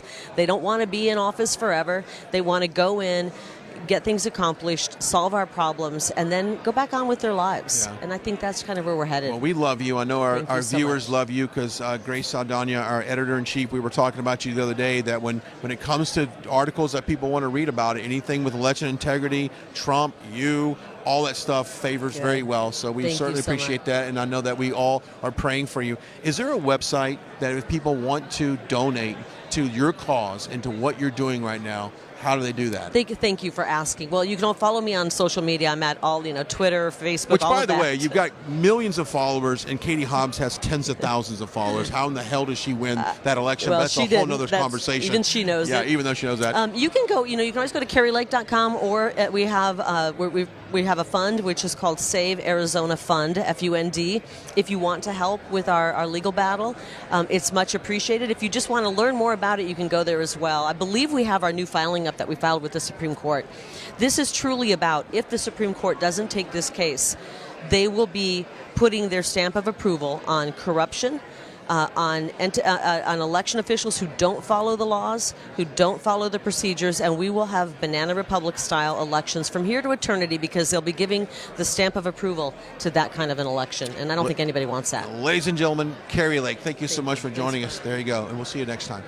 Hello, I'm Mike Lindell, and my employees and I want to thank you for your continued support by bringing you the biggest bath sale ever. Get my 6-piece towel sets for the lowest price ever, only $39.96. His and her bathrobes, 50% off. Bath mats for as low as $17.49. And I'm also excited to announce the original My Slippers are back in stock. And now they come in even more colors and wide sizes. They're made with the same great patented technology, and yes, you'll still save $90 a pair. So get the biggest savings ever on bath sheets, bath mats, washcloths, hand towels, bathrobes, slippers, and so much more. So go to MyPillow.com or call the number on your screen.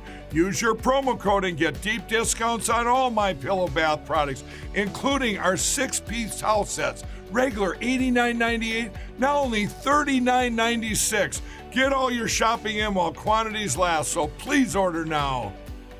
And welcome back to day 2 of CPAC 2023 here in Washington, D.C. I'm Grace Saldana, joined by the Scott Pressler today. How are you doing, Scott? Life is good. I'm glad to be here at CPAC with y'all. I'm glad that you are healthy and you are back in action. Thank you. Yeah, it was a rough ride for a little bit, but 5 months of recovery, and I'm ready to rock.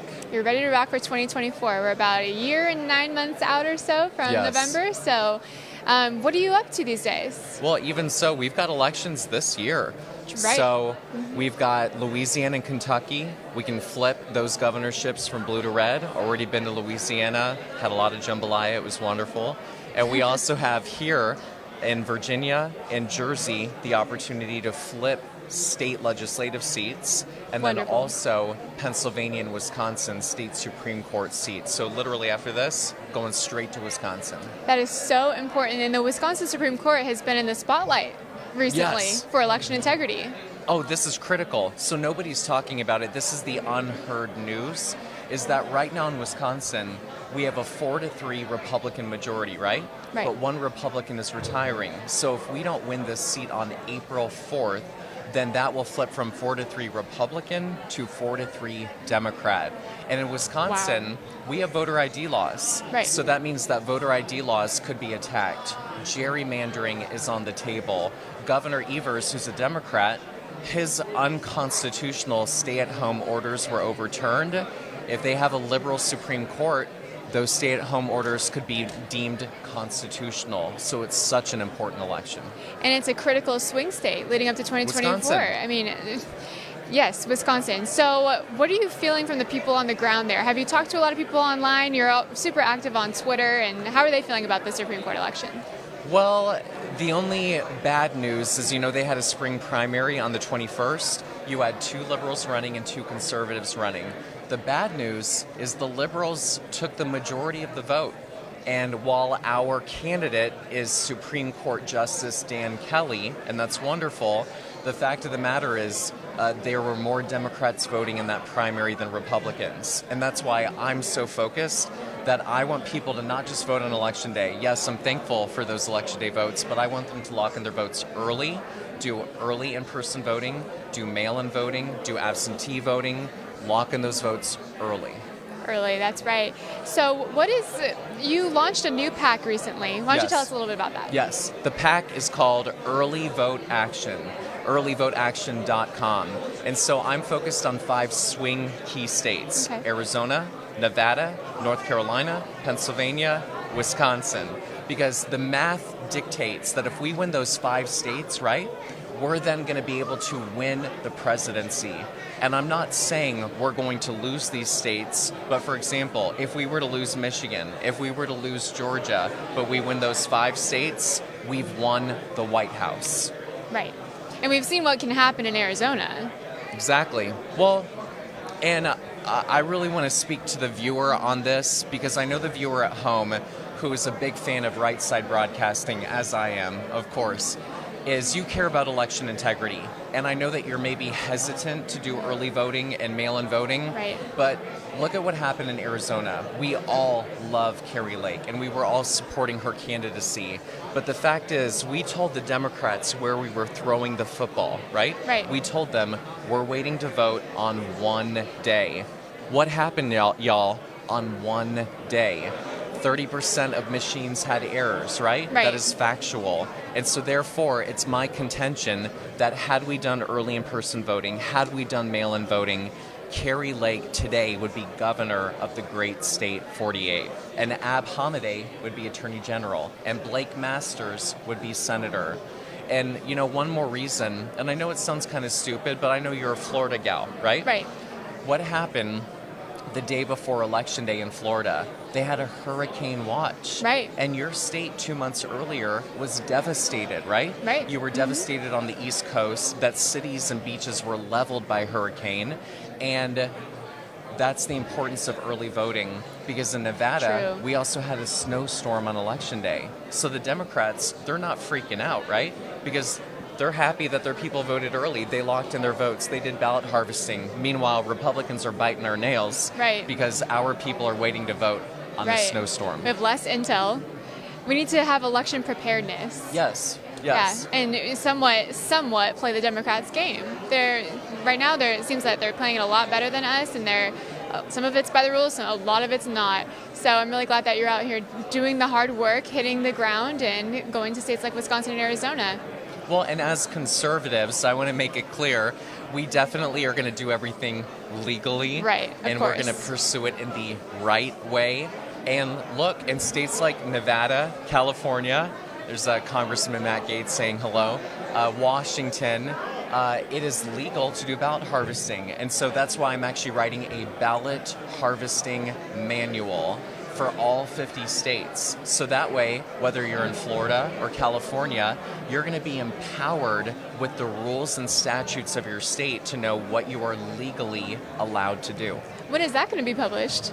Well, I don't want the Democrats to know everything we're doing. However, if you go to earlyvoteaction.com, you can sign up as a volunteer. You can sign up to do letter writing or phone calling for Wisconsin. And I will be making the ballot harvesting manual available at earlyvoteaction.com. Awesome. Top secret.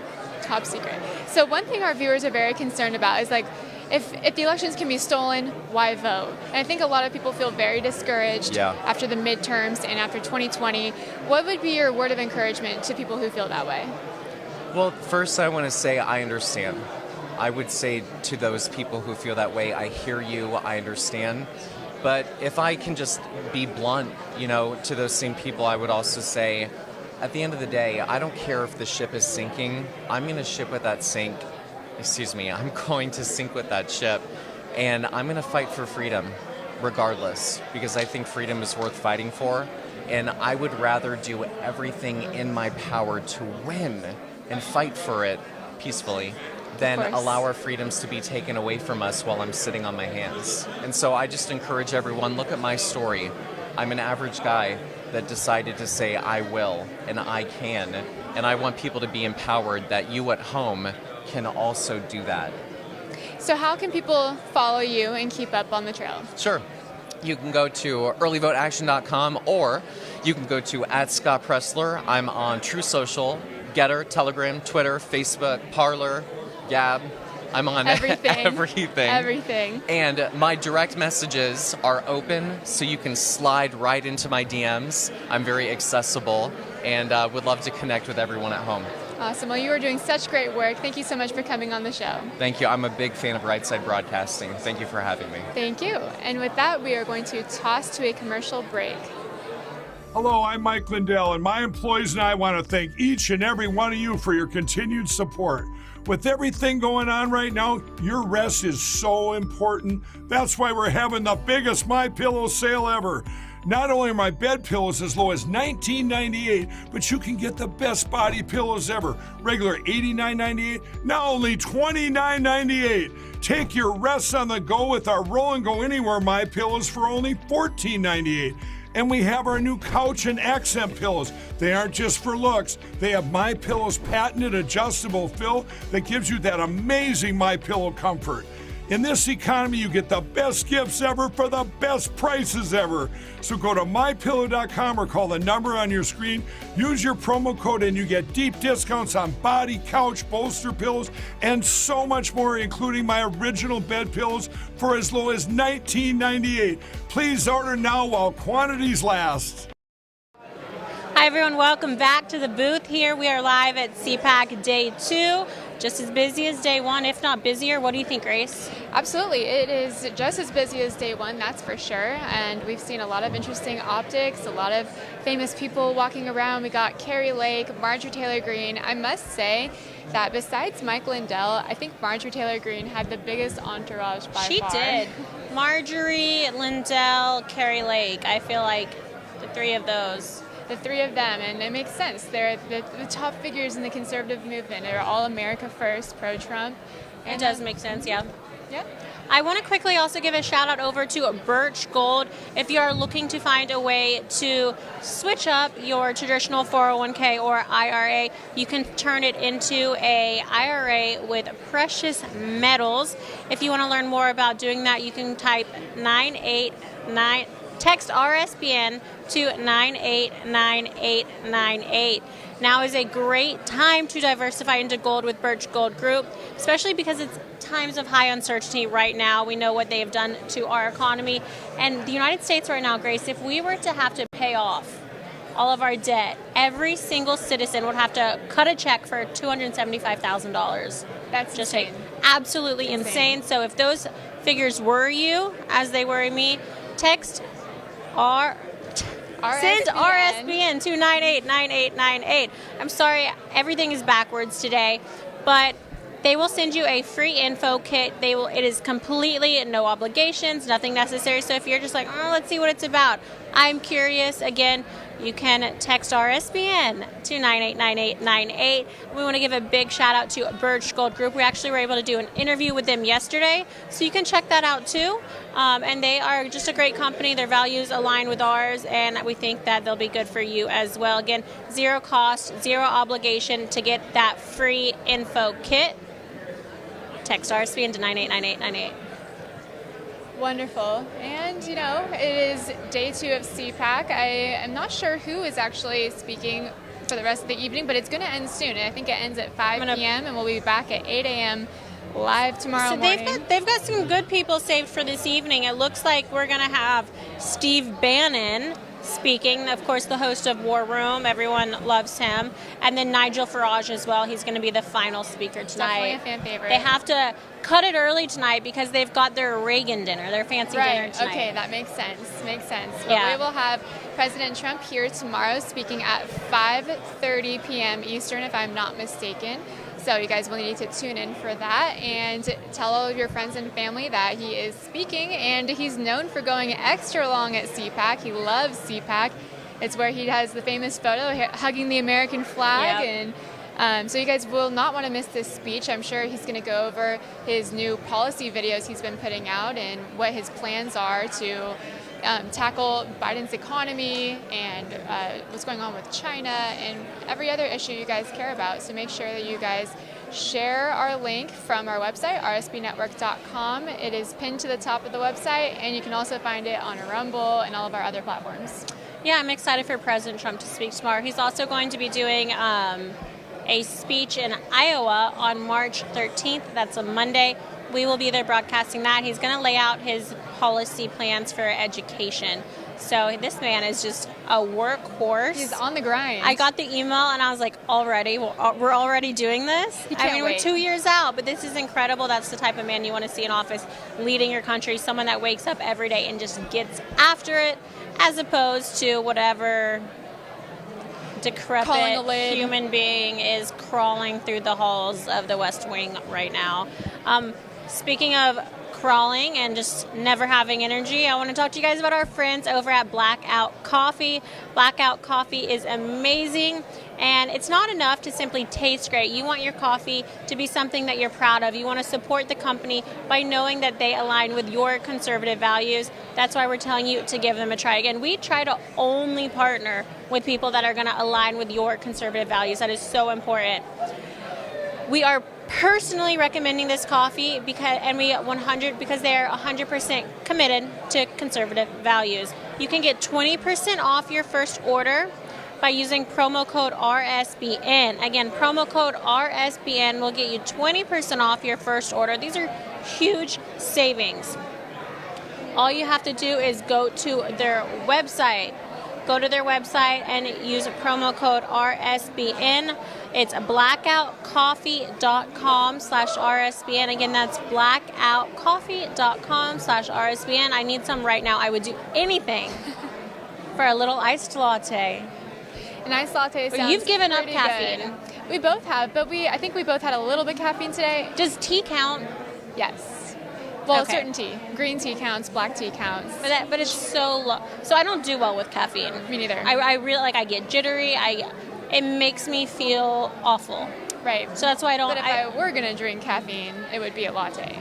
Me too. Caramel macchiato. And I make exceptions for events like this here at CPAC, Trump rallies. Those are days I call them caffeine days because I'm just like, I got to get through them. I have to beat my normal, just like, I got to have dragon energy to keep up with President Trump's energy. And those are the days where I pull out my coffees. But I do love tea. I love tea as well. We need a tea sponsor. We need a tea sponsor. We need all kinds of sponsors. But Again, you guys, blackoutcoffee.com. Make sure you're spending money with people that support you and care about your family and your values. You can save 20% off today by going to blackoutcoffee.com/RSBN. Feel free to buy some and send it to me because I need it.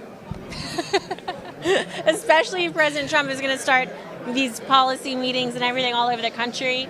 And I guess we'll be in Iowa next week. We got to plan that out. We heard a whisper today that rallies are starting up very soon from someone who is very close to President Trump. I've heard whispers. Laura was saying maybe April in her interview. I'm hearing end of March. Who knows? It could be sooner. He has been teasing them a lot. What did you hear? Secret. I heard from a friend. I've heard from a little bird. A private source. Okay. A source came talking about rallies coming up soon, and they're very excited, and they want to get back out there with us. Yeah. So that's all I can say. We do want to get back out there. We're excited. RSBN will be at all the rallies. You don't have to worry about that. We'll be broadcasting them. We'll send our teams. We're saving up for it right now because we're just anticipating him just going all over the country. And we will notify you guys every single time that there is a President Trump rally. We will send you a newsletter. We'll post it all of our social media channels. You guys can find us, if you haven't already, on all of our platforms, including Facebook. We got Instagram, Getter, Gab, True Social, Telegram. You guys can find us on any of those platforms in addition to Locals. Make sure you guys head to Locals. It is partnered with Rumble. That you can basically, it's an exclusive kind of thing where you can pay a certain amount of money per month, and then you get access to special live streams with Brian Glenn or RSBN's beautiful Liz Willis. And you need to start doing them too. I know. People want grace. Look at the face. Beauty and Grace. So sweet. So it's kind. It's a cute name. Beauty and Grace. Beauty and Grace. That should be your Instagram handle. So you guys got to go to Locals and sign up for our exclusive behind-the-scenes content that you won't see on any of our other platforms. Our studio works very hard on it. So, and lastly, sign up for our newsletter. Definitely. rsbnetwork.com/newsletter. We send you out a weekly email that includes our top 5 stories in addition to other trending topics that all of our readers like you are clicking on. And we also have a column by V. Summer Lane. She's our associate editor here at RSBN. So we send you all the inside scoop on everything. We have plenty of platforms to do that on, and you can find us on all of them at RSB Network, Right Side Broadcasting Network. So, is there anything surprising about your data so far from CPAC? I mean, like, as socials, is it just doing well? It's doing normal? Yeah. Anything? Any outlier in that data? I feel like it's doing as usual, and we're posting a lot of photos of the interviews that we have coming up, which, again, you guys can actually find all of those right now on our website. Any congressman or senator that we've interviewed today or yesterday, you can find it on our website or on Rumble. But in terms of outliers, I don't really have any Pretty standard. outliers. It's pretty standard. Okay. It's pretty standard, but I'm sure there will be tomorrow when Trump takes the stage. Again, President Trump will be speaking tomorrow. You said 5:30, right? Yeah. 5:30. We're going to be live, though, at like 8 a.m. So tomorrow's going to be the big day. Everyone shows up. There's lines. Hopefully some of you will come in to see it.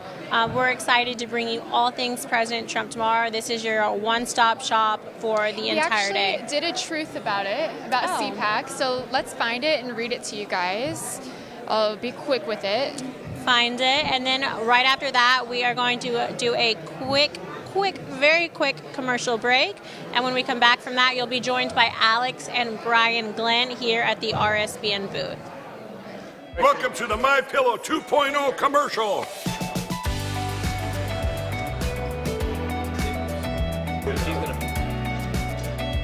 Miss Makeup.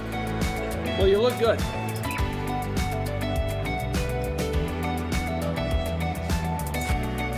And action. You're sleeping even better. We've got the best pillow ever. My Pillow 2.0. It's a great name for it, huh? Good. Cut. We got it. Welcome to the set of the My Pillow 2.0, the most amazing pillow in history. That new technology is still the My Pillow's patented fill, but now we have new technology we didn't have back when I invented My Pillow that's going to help you sleep. It's absolutely amazing, and you're the first ones that can check it out. Go to mypillow.com, use the promo code on your screen, and we brought back the buy one, get one free. For the best night's sleep in the whole wide world, visit mypillow.com. Hello, I'm Mike Lindell, and my employees and I want to thank you for your continued support by bringing you the biggest bath sale ever. Get my 6-piece towel sets for the lowest price ever, only $39.96. His and her bathrobes, 50% off. Bath mats for as low as $17.49. And I'm also excited to announce the original My Slippers are back in stock. And now they come in even more colors and wide sizes. They're made with the same great patented technology, and yes, you'll still save $90 a pair. So get the biggest savings ever on bath sheets, bath mats, washcloths, hand towels, bathrobes, slippers, and so much more. So go to MyPillow.com or call the number on your screen. Use your promo code and get deep discounts on all MyPillow bath products, including our 6-piece towel sets. Regular $89.98, now only $39.96. Get all your shopping in while quantities last, so please order now. All right, back here at CPAC 2023 here at the Gaylord. Now, Alex, I don't know what I was doing when I was 11 years old, but our next guest is doing amazing things at the age of 11. Daniel joins us to talk about the organization, the foundation that he is, the group that he has organized, and how he is trying to save America, one 11-year-old after another. Welcome, Daniel, to CPAC. Thank you. Thank you so much for having me. It's my third time actually on RSBN. Nice. Wow. Yeah, third time. The first one was my first Trump rally. Okay. My second one was at my second Trump rally where I had the honor to meet Trump, and this is my third at my first CPAC. Isn't that amazing? Yeah. Okay, so where was the rally at for the first CPAC? The first CPAC was in Sarasota. Sarasota. That was that rained that day. Yeah, that day it rained and it poured 4 times. Liz and I often relive those nasty weather days that we had there. But you're glad you're here now. Thank you. Let's talk about what you formed and how you're getting involved and really getting kids to become more patriotic, fight for this country, right? And really learn the history about this country and learn to appreciate it. So what I have created is Patriots Kids Foundation. And what we do is bring back the love from kids to our country, our history, our values, our Constitution, our family, God, and everything that's made America big. And how about you go about doing that? I mean, is this through, you have meetings, you have groups, how's that work? So what we have is various projects. And the first one is a Founding Fathers Week, where we are going to teach the kids and new generations about the lives, careers, financial balances of our Founding Fathers. We're also going to talk about the Founding Mothers, the wives, daughters, and mothers of the Founding Fathers, because they were an important part. They were the backbone of our Founding Fathers. They were the big support because they needed someone to help them. Because it was all, imagine, it's a group of men, and they needed someone like, I need help to express better my message. And there was the women, there were the daughters, there were the wives, and they would help out. Alex, what do you think about that? Because I know that you've got a background in education, listening to Daniel explain all of this. What does that make you think? I mean, I'm very impressed. When I was 11 years old, I'm still not as smart as Daniel is, and it just amazes me. Daniel, my question to you is, I used to be into history a lot. I still am, but when I was your age, what got you so into history and so into politics at such a young age? Well, I always liked history. History was a subject that I would always be reading. I would always be writing any article for a school. I would be writing articles over history. Wow. Because it was something that I really was interested in. And then I started seeing a big rejection, and I started seeing that kids would have shame, actually, on being Americans, on being born in America, on our flag, on our Star-Spangled Banner, on our Pledge of Allegiance. Everything that makes America big, they had shame for. And I experienced that firsthand at home. I was just going to ask you, Daniel, what's been some of the kickback from your friends, and positive and negative? I mean, what's been some of the reaction? Well, I would actually say mostly negative, because... Mostly negative? Really? Yes, because kids, like I am saying, they have been adoptionated, and this is the problem, because we have trusted the education of our kids to the schools and social medias, and they're penetrated by the left and by the 2030 agenda. And that already tells you everything. They have been adoptionated, and they don't like to know the truth. They don't like to say, look, this kid is going against it. It's very hard. Once you believe something for so long and someone says, but that's not right, that's the other way around. Yeah. It's very hard to It's very understand. hard. Okay, so let's look into that camera right now. There's a bunch of 11, 12-year-old kids around America watching us. What's your message to them, and how can they get a hold of you to maybe do exactly what you're doing in your community? Well, my message is read your Constitution, read your Declaration of Independence, get involved, and make sure that you get, if you want, your parents can help out on this, or you can do it by yourself. Get educated politically. What I mean this is that not by running for government, not for running for an office. No, what I mean is getting to know what's happening in your country, getting to know what your country's about and what governs your country, what type of people govern your country. So when you're older, when you have the right to vote and when you have the right to lead our country, you know, and that you will be acknowledged and say, thanks to Daniel. When I was watching RSBN with my parents, I learned and I educated myself politically, and now look, maybe now I'm a president. Now I'm running for office. Thanks to that kid. And you can find more information about me on patriotkidsfoundation.com. I repeat that, patriotkidsfoundation.com. And you can learn more about what we're doing, our projects. We have actually a new one that is, it's called A Way to America Pack. It's going to be a packet that consists of the Constitution, the Declaration of Independence, a coloring book about our Constitution, Declaration of Independence, our Founding Fathers, made by Patriots Kids Foundation, and we're going to give them a little flag. It's all going to be a little packet where they can take them, and this is for the kids that are coming through the border. There you go. With their family. And the last one is that we are going to start conferences at the schools, where we're going to talk to the kids about our founding history, about why it's so important to have God in your life, why it's so important to have values, to have morality, to love your family, love your country, love your history. And we're going to be talking about all of that in conferences. There's going to be a CPAC one day founded by Daniel, for sure. We appreciate your time, Daniel, as we once again send it back in here at 2023 CPAC. Welcome to the My Pillow 2.0 commercial.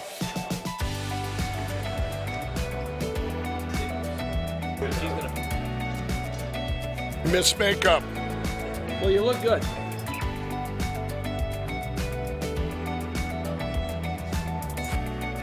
And action. You're sleeping even better. We've got the best pillow ever. My Pillow 2.0. It's a great name for a product. Good. Cut. We got it. Welcome to the set of the My Pillow 2.0, the most amazing pillow in history. That new technology is still the My Pillow's patented fill, but now we have new technology we didn't have back when I invented My Pillow that's going to help you sleep. It's absolutely amazing, and you're the first ones that can check it out.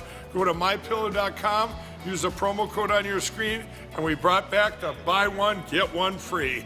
For the best night's sleep in the whole wide world, visit mypillow.com.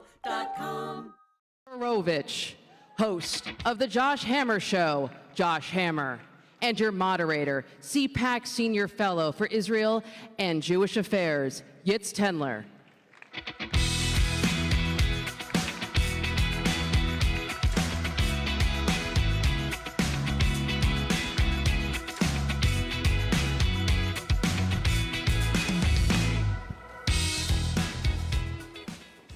Okay, good afternoon, CPAC. It is good afternoon. It is so great to be here with two towering legal minds and great patriots, American patriots, Josh Hammer and Professor Eugene Kontorovich, to talk about a bunch of exciting issues. But before we talk about those issues, I know this is a very biblically literate audience. And you all are familiar with the Book of Esther, which is a book which will be read by Jews around the world in just a few days. We're celebrating the anniversary of the miracles that occurred in those books. And it's an ancient story of anti-Semitism and a miraculous salvation that the Lord allowed the Jewish people at the time to be saved. Looking at America today, question for my two panelists here, What are some thoughts you have about Jew hatred today in the United States of America? Some parallels you see, some insights? Josh, we'll start with you. Yeah, so great to be back at CPAC. So look, I mean, our stance when it comes to Jew hatred, anti-Semitism should be clear, unequivocal, unambiguous. We despise it, we loathe it, and it has no part of our movement whatsoever. Period. Full stop, end of story. And, you know, I'm grateful to CPAC and to Matt Schlapp, who had a very powerful statement condemning Nick Fuentes just yesterday. But we've seen these outbursts just from all across the spectrum, whether it's the Ilhan Omar on the far left to Kanye West and Nick Fuentes. I'm not even going to call them the far right. I won't dignify them with that term. But wherever it comes from, we have an obligation and duty to condemn it. It is evil, and that's it. It's really that simple. Excellent. So today, the most important kind of anti-Semitism is the anti-Semitism that makes the largest number of Jews unsafe. And the largest number of Jews in the world live in the state of Israel. And a political program, even if it doesn't announce itself as anti-Semitic, that limits Israel's ability to defend itself, that supports the Palestinian Authority as it pays for the murder of Jews, that calls for areas of Jews' historical homeland, Judea and Samaria, to be off limits for Jews, to be Judenrein, that is a program that is in practice anti-Semitic and demands by the current administration that Jews not live in parts of their biblical homeland. It's hard to come up with a nice name for that. Thank you, Eugene. Okay. On to some of the more wonky issues to discuss. The topic of this panel has to do with Israel's judicial reform. Many of you here in this audience probably know there's a lot of uproar around judicial reform in Israel specifically. And recently, Josh, you wrote an article called, which included the term "much ado about nothing," that all this uproar is a little bit overblown, it's a little bit exaggerated. Can you share a little bit about why you think that? Sure. So, you know, I actually debated Alan Dershowitz on this very issue just a few nights ago. So what's happening in Israel, for those of you who follow the news, you've seen the protests in the streets of Tel Aviv, hundreds of thousands of people just going out there, probably have no idea what in the world they're talking about, to be totally candid with you. And the very first thing to say about what's happening in Israel, from my perspective, is that we shouldn't care. This debate is fundamentally a constitutional separation of powers debate internal to the state of Israel. And the very fact that the world purports to care, that President Joe Biden saw fit to stick his neck out and condemn the Netanyahu government, that is indicative itself of an anti-Semitic double standard, because there is no other country in the world that would be debating a separation of powers dispute between its legislature and its court that would attract the eyes of the United Nations and all of these liberals. The key point, and I'll turn it over to Eugene after this, the key point to bear in mind when it comes to the judicial reform debate in Israel is that the Israeli Supreme Court has arrogated more power to itself than any court in the entire Western world. Anyone in the entire country can effectively bring any lawsuit at any time for any reason whatsoever. And the key part here, in the United States, when you litigate to the United States Supreme Court, the court is going to cite the Constitution if they're going to strike down a statute. Over there, you can strike down a law because it is unreasonable. So these liberal secular elites get elected to the Supreme Court, totally override the entire right-leaning government. It's a total travesty, but thankfully I think that we're going to get it passed. Excellent. Yeah, so you're going to hear in Israel that Israel is taking measures that undermine America's shared values with Israel. And nothing can be further from the truth. Because let's talk about what the actual situation is in Israel. In Israel, there is a deep state. There is a small group of elite lawyers and technocrats that have managed to control the country such that elections don't matter. And as they say in Israel, vote right, get left. Because even when you elect a right-wing government, the judges and other bureaucrats prevent right-wing policies from being implemented. So this is what they're doing in Israel that's supposedly against American values. They're discussing having politicians have some role in picking the judges. Currently, the judges are picked by a committee controlled by themselves. In other words, sitting Supreme Court judges control the committee, with a few other lawyers, that picks their own successors. So we're talking about having politicians have some role in the appointment of judges. The Supreme Court in Israel has said that it can consider whether amendments to Israel's pseudo-constitution, to the laws that they have claimed are constitutional, they can declare constitutional amendments unconstitutional as against the true higher secret liberal constitution that only they are privy to. So they can strike down constitutional amendments, and they have said that the Attorney General, who you'd think is the government's lawyer, can veto any government policy without as much as a written opinion. So if the government wants to do reform on the borders, refugee policy, if the government now, as it's talking about, to have a death penalty for terrorists, the Attorney General says, the court's not going to like it, and that's the end of it. And the Attorney General in Israel can come and actually argue in court against the government. The Supreme Court has also declared that it has the power to impeach, effectively, the Prime Minister and remove officials elected by the people. So those are the things we're trying to change in a way that's going to make Israel only more like America, strengthen democracy, and strengthen the values that we hold in common with other Western democracies. Thank you, Eugene. Thank you, thank you. So looking out at this great audience, I see what we call the grassroots core of the conservative movement here in the United States of America. So a two-part question for both of you. Number one is, why should your average rank-and-file CPAC attendee care so much about judicial reform in Israel, number one? And number two is, practically speaking, as activists, what can our activists do to move the needle on this issue? So great questions. But first, I just want to very briefly emphasize something that Eugene said, because I think it's an important point to drive home. So what Eugene has accurately said is that the court over there has taken unto itself the ability to overturn the Constitution itself. So that is basically the equivalent here of if you have a liberal United States Supreme Court of literally just repealing the Second Amendment, of saying you do not actually have a right to own guns. It is a truly insane system. So I just want to underscore that point. Now, why should the grassroots here care? Well, I have a few reasons for that. One is it's important to bear in mind that what's happening there, so Netanyahu, who I'm a fan of, obviously, he's firmly right of center. His coalition is probably the most right-wing coalition in the history of the Jewish state of Israel in its 75-year history. They cannot get anything done.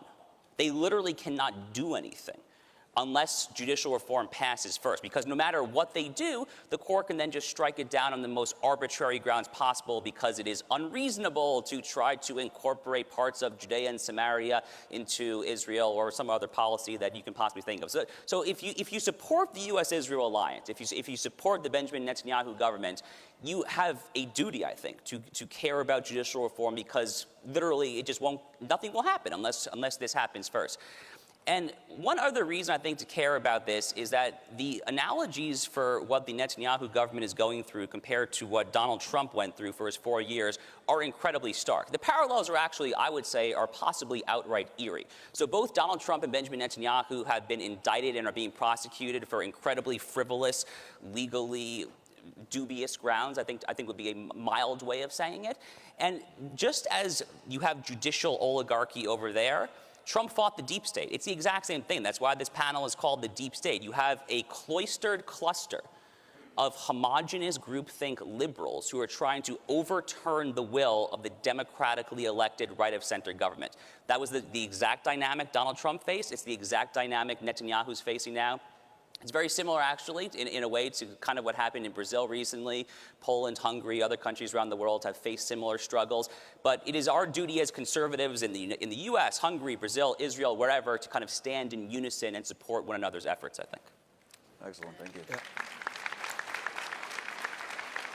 Yeah. It's amazing, and it's almost like it's part of a divine plan. But when you look at the history of Israel, Israel is always at the forefront of fighting every challenge to freedom faced by the West. During the Cold War, Israel was the forward bastion in the Middle East against Soviet communism. During the past 20 years, Israel is at the forefront of the fight against political Islamism. And today, there's a new phenomenon that we see, and we see it in Europe, and we see it throughout the world, which is a threat to democracy that comes from inside Western institutions that seek to redefine democracy. And that's what's happening in Israel. And if they succeed in Israel, it's not going to stop in Israel. There is a new definition of democracy. When they say that they're planning to make this, to end democracy in Israel, obviously they mean promote democracy as in not have the people's elected officials removable by an elite priestly class that is unelected and unresponsive to the people. But they say, you know what? Democracy no longer means people vote for the government. Democracy means you get the policy results arrived at by, let's say, Germany and France 2 years ago, or you're not democratic. Democracy is about results, right? It's like the new definition of equality. Either you achieve all of the social policies we think are important, or you're not democratic. And that idea is going to come here. It's also an idea about the rule of experts. The rule of experts, and we saw where that got us during the COVID pandemic. But there's something that the American grassroots supporters of Israel, people here at CPAC, and it's so important, I know, for people in Israel to have your support. There's a few things you can do. Normally, I would say Israel's constitutional structure, Israel's political system, is a matter for Israelis. But now that Secretary of State Blinken, now that President Biden have gotten involved, now that they are targeting these reforms, it's important for you to talk to your senators. It's important for American politicians, American activists, to be loudly heard in Israel as saying, if you have political selection of judges, we're still going to be friends with you. Of course, we have political selection of judges here in America. And it's important for Israelis to hear that message because they're feeling very isolated. Now, there's another tactic that is being used by opponents of the reform. They're creating a climate of crisis and hysteria to scare off foreign investors and try to isolate Israel economically. Israel is a small country, and this is something that scares even people who support the reforms, are afraid that it's going to scare off foreign investors, foreign tourists. So now it's more important than ever. If you have a business deal with Israel, do it. If you want to go to Israel, now is the time to do it. It's important for Israel to feel that they're not going to be isolated as a result of not wanting to be governed by an unelected, self-selecting group of lawyers. Excellent. Go ahead, John. So I want to just emphasize one other key point that Eugene made here, which is this conflation, and it is a disingenuous conflation that the left in Israel and the left in the United States makes between democracy on the one hand and liberalism or progressivism on the other hand. So the judicial reform package that the Netanyahu government is pushing is, by very definition of the word democracy, it is pro-democracy, it is democratic. It is trying to take power back to the people away from unaccountable elites. If you think back to the Dobbs decision, which was a heroic and courageous decision from the Supreme Court last June, the left did the exact same thing here. They said that this was an anti-democracy, anti-democratic move to overturn the wretched decision of Roe versus Wade. But if you think about it, Dobbs was the most pro-democracy decision imaginable. It literally gave power back to the people to decide that the unborn child is worth protecting under the rule of law. So, there's a very plugged-in crowd here, so I would just remind you, be very, very, very vigilant about what the left does here. It is very clever, it's disingenuous, but they know exactly what they're doing. Democracy is not the same thing as liberalism. You can be pro-democracy and conservative, or pro-democracy and liberal, but there are increasingly few of those out there, I think, yes. And Israel's at the forefront of this battle right now and needs your support. Yeah. Okay, thank you. Thank you, Josh. Thank you, Eugene. Thank you all. God bless you all. Thanks for everything that all of you do.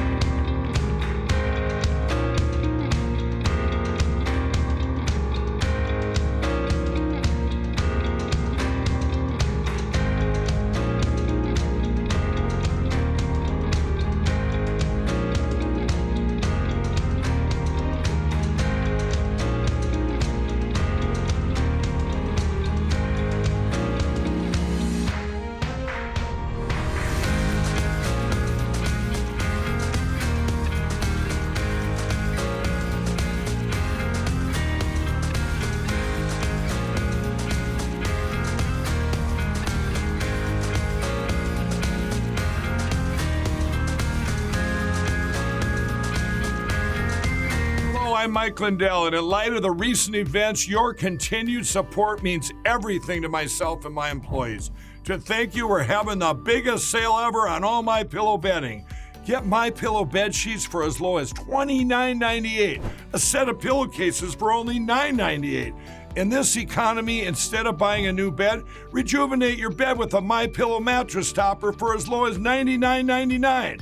We also have blankets in a variety of sizes, colors, and styles, like plush, waffle, or gossamer, for as low as $29.98.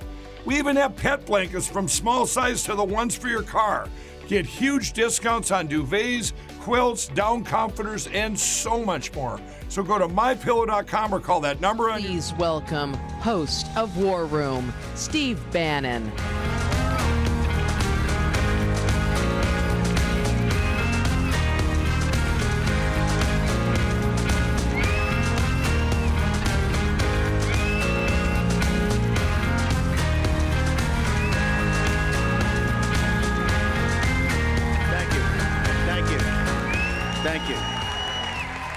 Thank you. You know, I'd like to be able to report that we're just in a crisis or there's a crisis coming, but that's not the case. There's no longer a gathering storm. The storm is here. The storm is here. This is the most dangerous time in world history since the late 1930s, early 1940s. And how did we get here? Our betters, our elites led us here step by step by step. What you have now is you have two converging crises. A crisis of capital markets and economics, and a crisis of geopolitical and military. And they're converging very rapidly, and then they're going to conflate. And once they conflate, they're going to spin out of control. And it's anybody's bet. Now remember, we came off of, on 3 November of 2020, 4 years of peace and prosperity. The interest rate, the 10-year Treasury in the evening of 3 November, when Fox News illegitimately called it for the opposition and not Donald J. Trump, of which our nation has never recovered, the interest rate in the 10-year Treasury was 0.8%. 0.8%. Today, for the first time, and God knows when, the entire structure of our interest rates from 1-month Treasuries to 30-year Treasuries went over 4%. Do you understand that the system is set up of debt? It cannot take those type of interest rates. You will be absolutely crushed, and the people crushed the most are the millennials that now have $9 trillion of debt. They are going to be Russian serfs. They're not going to own anything with no possibility of owning anything. Professor Rubini just told us about the financial aspects of it. We're going to have recession, inflation, stagflation, depression, debt crisis. Dr. Doom, who called 2008, said it's only going to get worse because the world's got $300 trillion of debt. Now let's talk about the United States, right? What do we have? $32 trillion debt? That's nothing. The CBO reports you're going to have another $20 trillion of debt in 10 years. You're going to be paying $1 trillion a year in interest payments. It's not sustainable. Who got us here? Well, Joe Biden, yeah, but he got here because of the compromise made by the establishment Republicans in the Senate. They took away the gavel from you. What are they doing right now? You need dramatic cuts. You need dramatic cuts in spending right now, and not 1 penny increase to the debt ceiling, not 1 penny. If you prioritize the payments, there's plenty of cash. The cash comes in, we pay off the interest. We pay off any securities that come due. We never default in the debt ever. We pay off Social Security and Medicare. And then we have to have a conversation, right? We have to have a conversation. It's not an easy conversation. All the easy decisions of decades ago. Now, on top of that, this converges, right? This converges on the geopolitical situation. Look what happened since Trump left office. You have the Ayatollahs in Iran, right? Tell us how safe do our allies in Israel feel right now? How safe do they feel? Ayatollahs going to Beijing, having a military ceremony, going to bring Xi to Tehran. You got the merger of the KGB and the CCP. You've got Erdogan. You have our great allies in Saudi Arabia already taking and transferring oil to Chinese currency away from the U.S. dollar. You have North Korea and the radical jihadis in Pakistan. You have a convergence on the Eurasian landmass. And what are we doing? We're turning over our foreign policy to Zelensky to let him determine whether he's going to go take Crimea or not. In all of this convergence, where's Merrick Garland today? Is Merrick Garland at DOJ trying to arrest all the infiltration by the Chinese Communist Party in this country? Is he at DOJ helping Ray say, oh, well, they won't help us on the Wuhan lab? You know, maybe we need help. He's in Ukraine. He's in Ukraine. Yellen goes to Ukraine. She doesn't go to East Palestine, Ohio. She goes to Ukraine. The convergence of these two crises is going to lead us into a third world war. A third world war that are not only going to wipe you out economically and financially in this country, more important, your sons and daughters are going to die on foreign battlefields. Are you prepared for that? Do you support that? No. I can't hear you. Do you support it or not? Because if you don't stand up and fight it, it's going to happen. You can't put all this just on Donald J. Trump. This has to be the American people. You underwrite the entire system. Are you prepared to fight back? Are you prepared to sit down and just take it?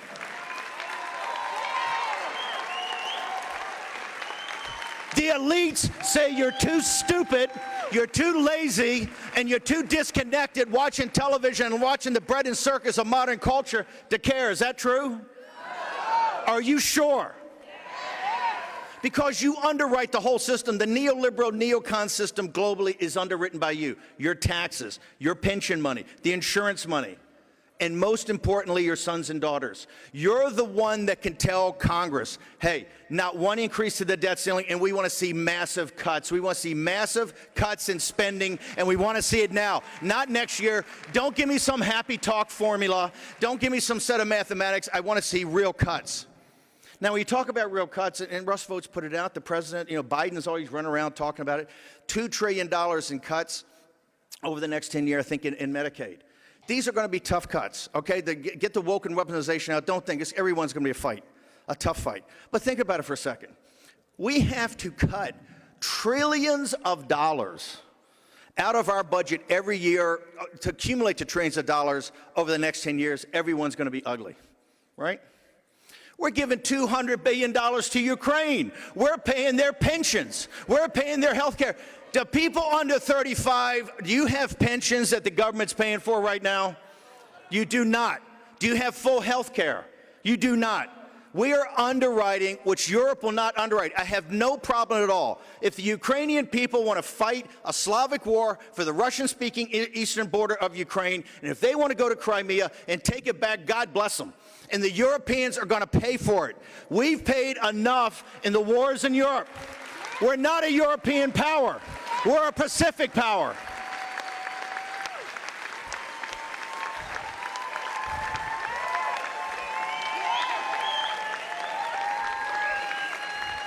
I need them on Capitol Hill and on Wall Street in the city of London to hear you. Can I hear you? Are you going to send your sons and daughters to this war? And this is a room of veterans, and this is a room of patriots that have served their country. Now, let me tell you where the hard part gets.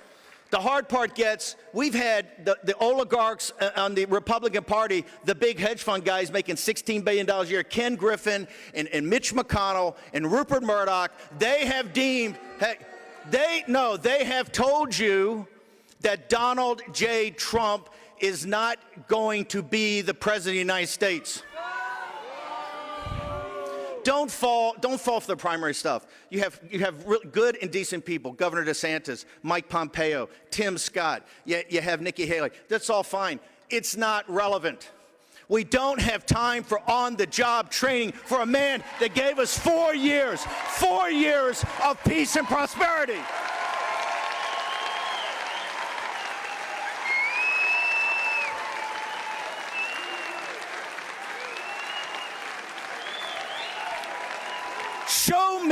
Show me what Ken Griffin has given us. Show us what Mitch McConnell has given us. Show us what Mitch McConnell has given us. Show us what the Murdochs, a bunch of foreigners, have given us. What have they given this country? Nothing. Donald J. Trump, let me repeat, in a very volatile time in American history, gave us 4 years of peace and prosperity. And you know why? You know why? He put you in the room to make decisions. Out of the room, out of the deal. And Trump not only put you in the room, he put you at the head of the table. And that's why they hate him. They don't hate him. They don't hate him because he's Trump. They hate him because he represents you. He gives you a voice, and he will not back down. Look at Fox News. Look at Fox News. The president announces his, this is historic. A guy gave you 4 years of peace and prosperity, announces he's going to run again after having it stolen in broad daylight, of which they participated in. They cover it live for 20 minutes, and then they say, if there's anything newsworthy, we'll cut back, and they go to some panel and some discussion. Note to Fox senior management, when Donald J. Trump talks, it's newsworthy.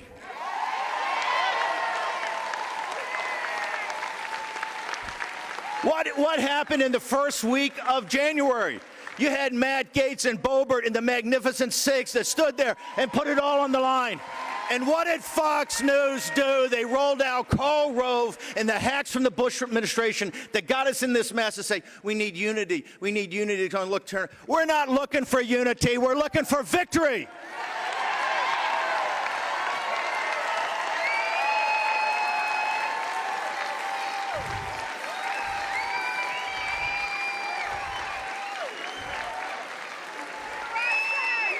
We're not looking for compromise. We're looking to save our country. We are not, what they mean by unity is you to give up and you to roll over. This is how you get $32 trillion in debt, going to $52 trillion in debt. This is how you get your kid to die on foreign battlefields in Iraq and Afghanistan and now in Ukraine. That's how you do it, and we're not going to have it anymore. Donald J. Trump is not simply a leader of a political party. He is not a politician. He is a leader of the most powerful political movement in American history.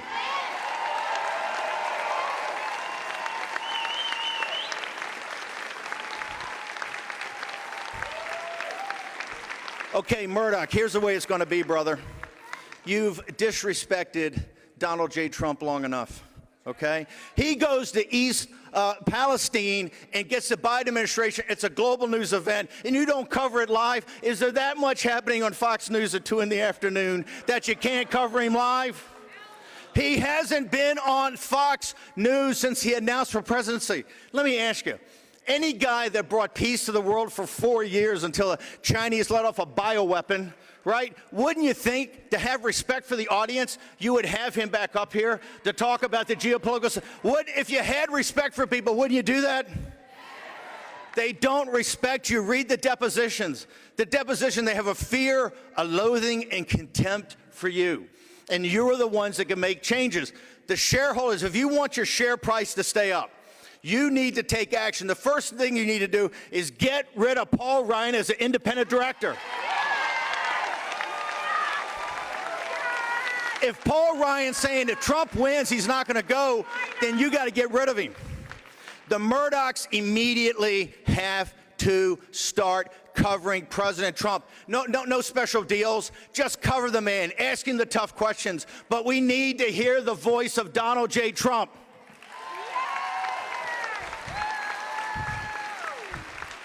Hey, and old man Murdoch, while you're at it, why don't you, no more softball interviews to the guys running against him, and no more infomercials, okay? Play it straight. You play it straight, Donald Trump's going to win the primary, and Donald Trump's going to win the presidency.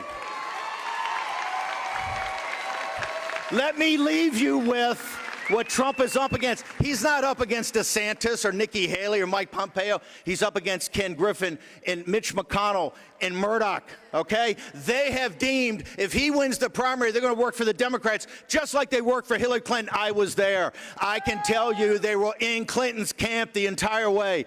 All they are is about money. And the only people can stop them on the face of the earth are you, and you. MAGA, MAGA, MAGA. Remember, Murdoch, you've deemed Trump's not going to be president. well, we've deemed that you're not going to have a network because we're going to fight you every step of the way.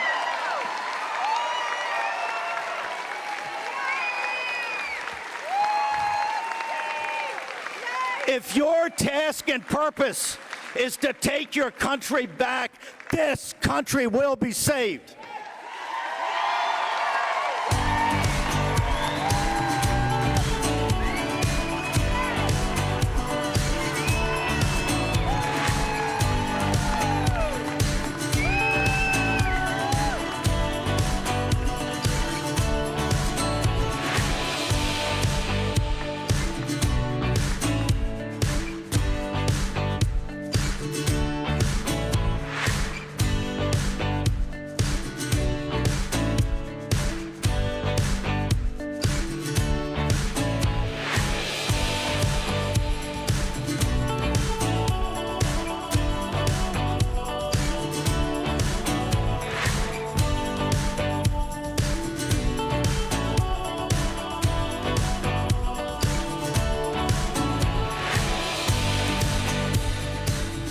Ladies and gentlemen, please welcome leader of Brexit and host of GBTV News Channel, Nigel Farage.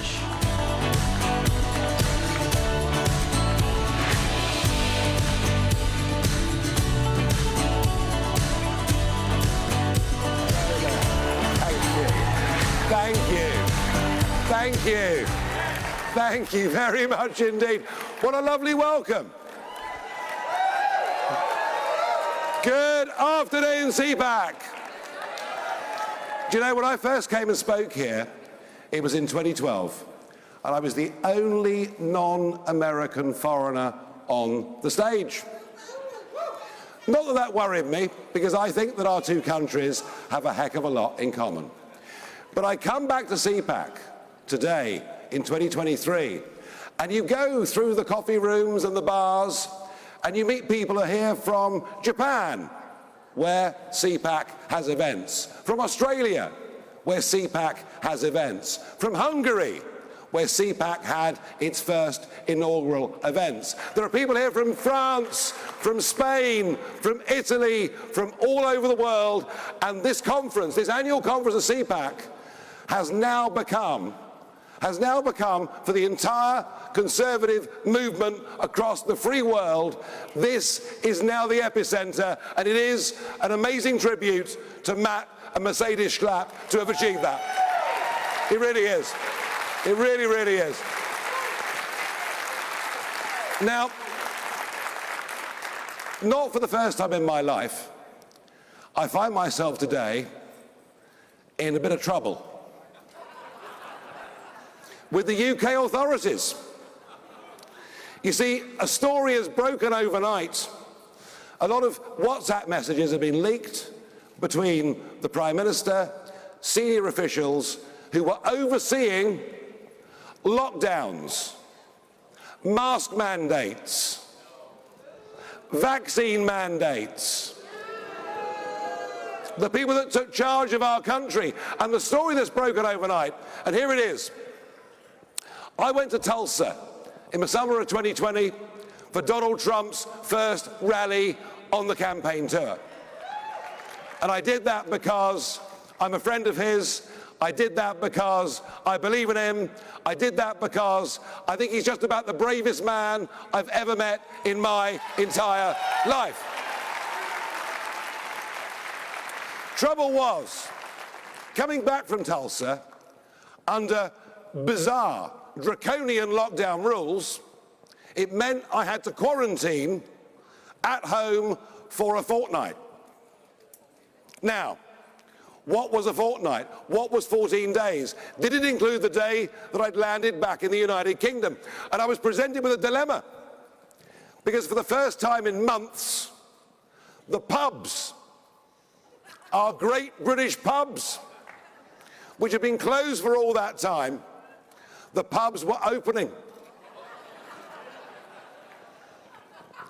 Well, I did the only thing I thought I could possibly do. I was there at 12 o'clock in the morning, knocking on the door, saying, "Let me in." I want to get back in the pub, not just because I enjoy a beer, but because every pub is a parliament. It's where we have free speech and debate, question each other, make up our minds. Anyway, they let me in. I had a drink. There were one or two photographs, things out on social media. But it turned out that I hadn't actually been in the country for a full 14 days. Even though I'd COVID tested the day before, no, I'd been there, I think for 13 nights and 12 hours. And it led to the leader of our Liberal Party writing to the police. But worse than that, what we've learned overnight is that Matt Hancock, who was our health secretary, absolute pipsqueak of a loser, but never mind. I mean, sort of chap, if you were employing him, you wouldn't even let him wash the cars, in my view, but never mind. And so Hancock's group are talking to each other, and they're saying, because of what I've done, that I'm a pub hooligan. Now, you know, you can call me what you like, I'm not a hooligan, but they actually, in these messages, say they want to get hold of our Home Affairs Department because they want, and I quote, to lock him up. To lock him up. And what this tells me today is a couple of things that matter, and it's this.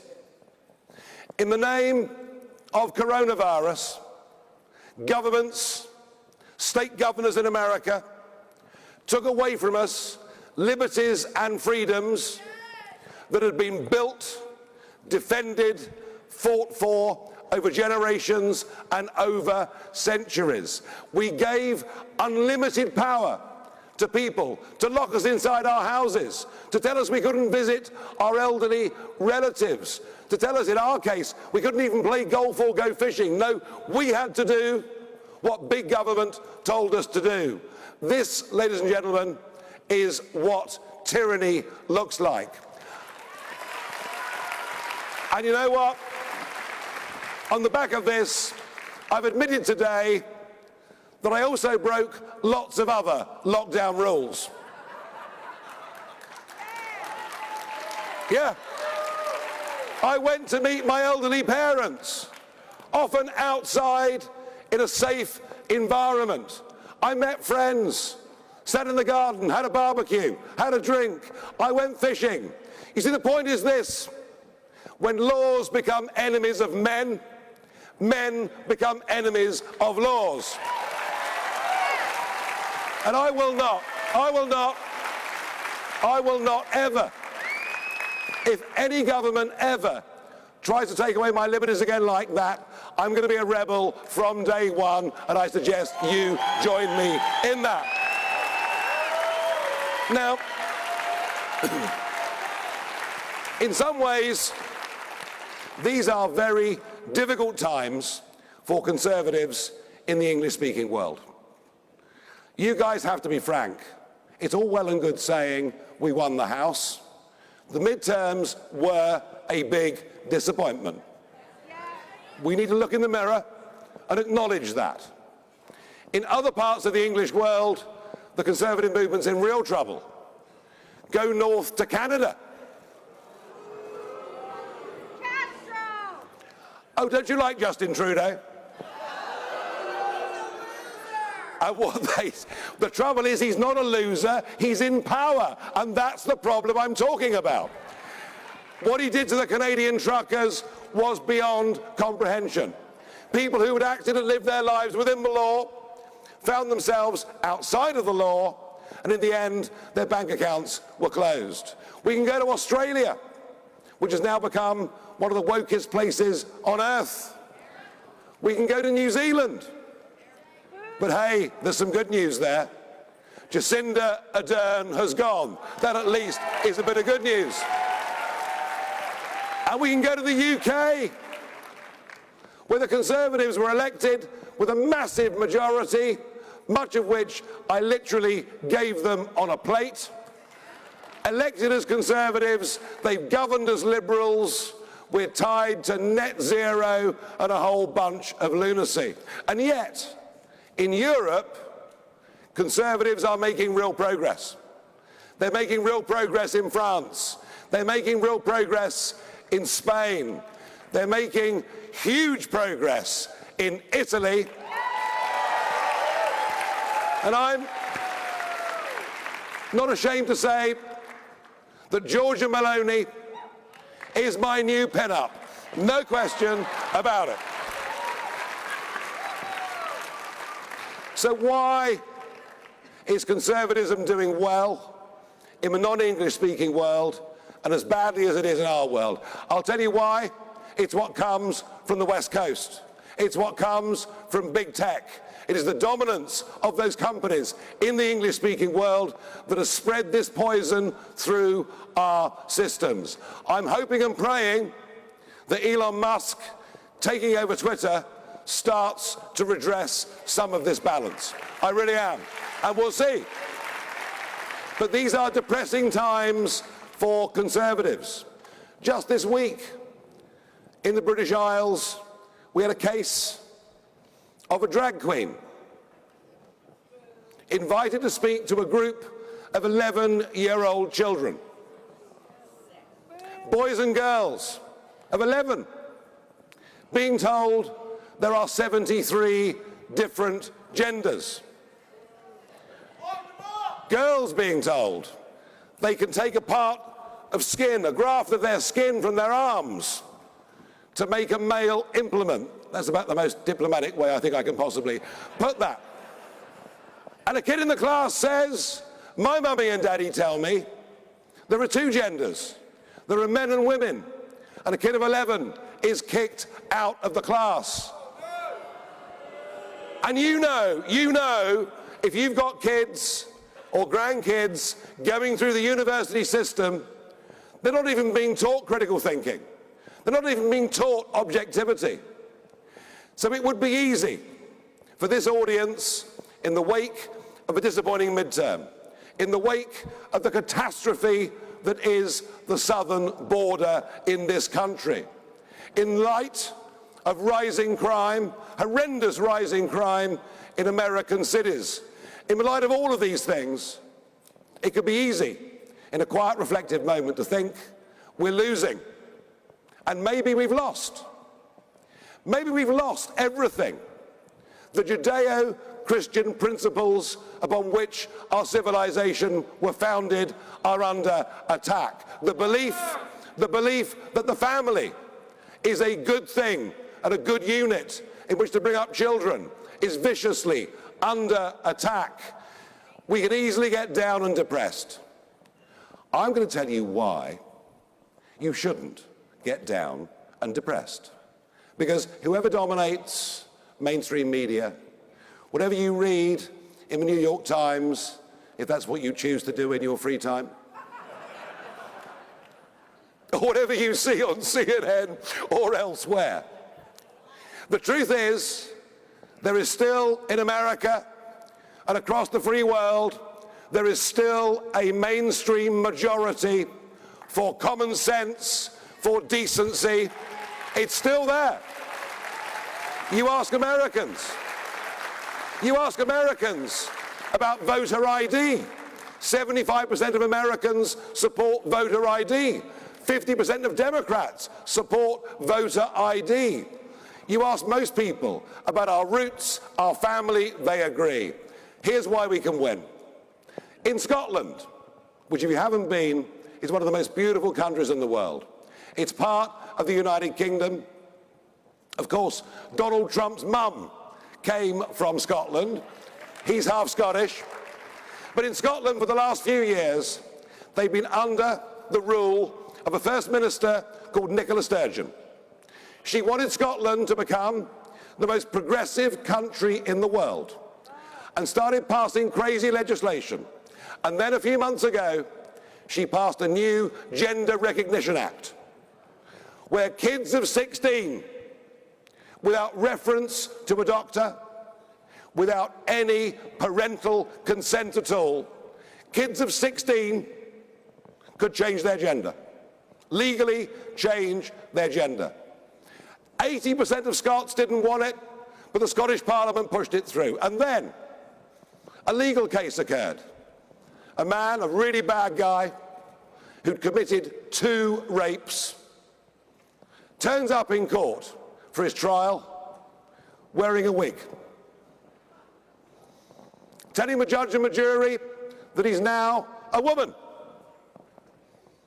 gets a long prison sentence and gets sent to a woman's prison, which clearly endangers women. And suddenly, that pendulum that's gone that way for all those years has swung back. Nicola Sturgeon has now resigned as First Minister of Scotland. The legislation has been scrapped, it's gone, and the silent majority have had their voices heard. If they can turn it around in Scotland against a woman with that huge level of power, can you turn it round in this great country of the United States of America? Can you turn this round? I can't hear you. Can you turn this round? Will you turn this round? Good. Well, save America and you'll save the free world. And I love you and thank you very much indeed. Thank you.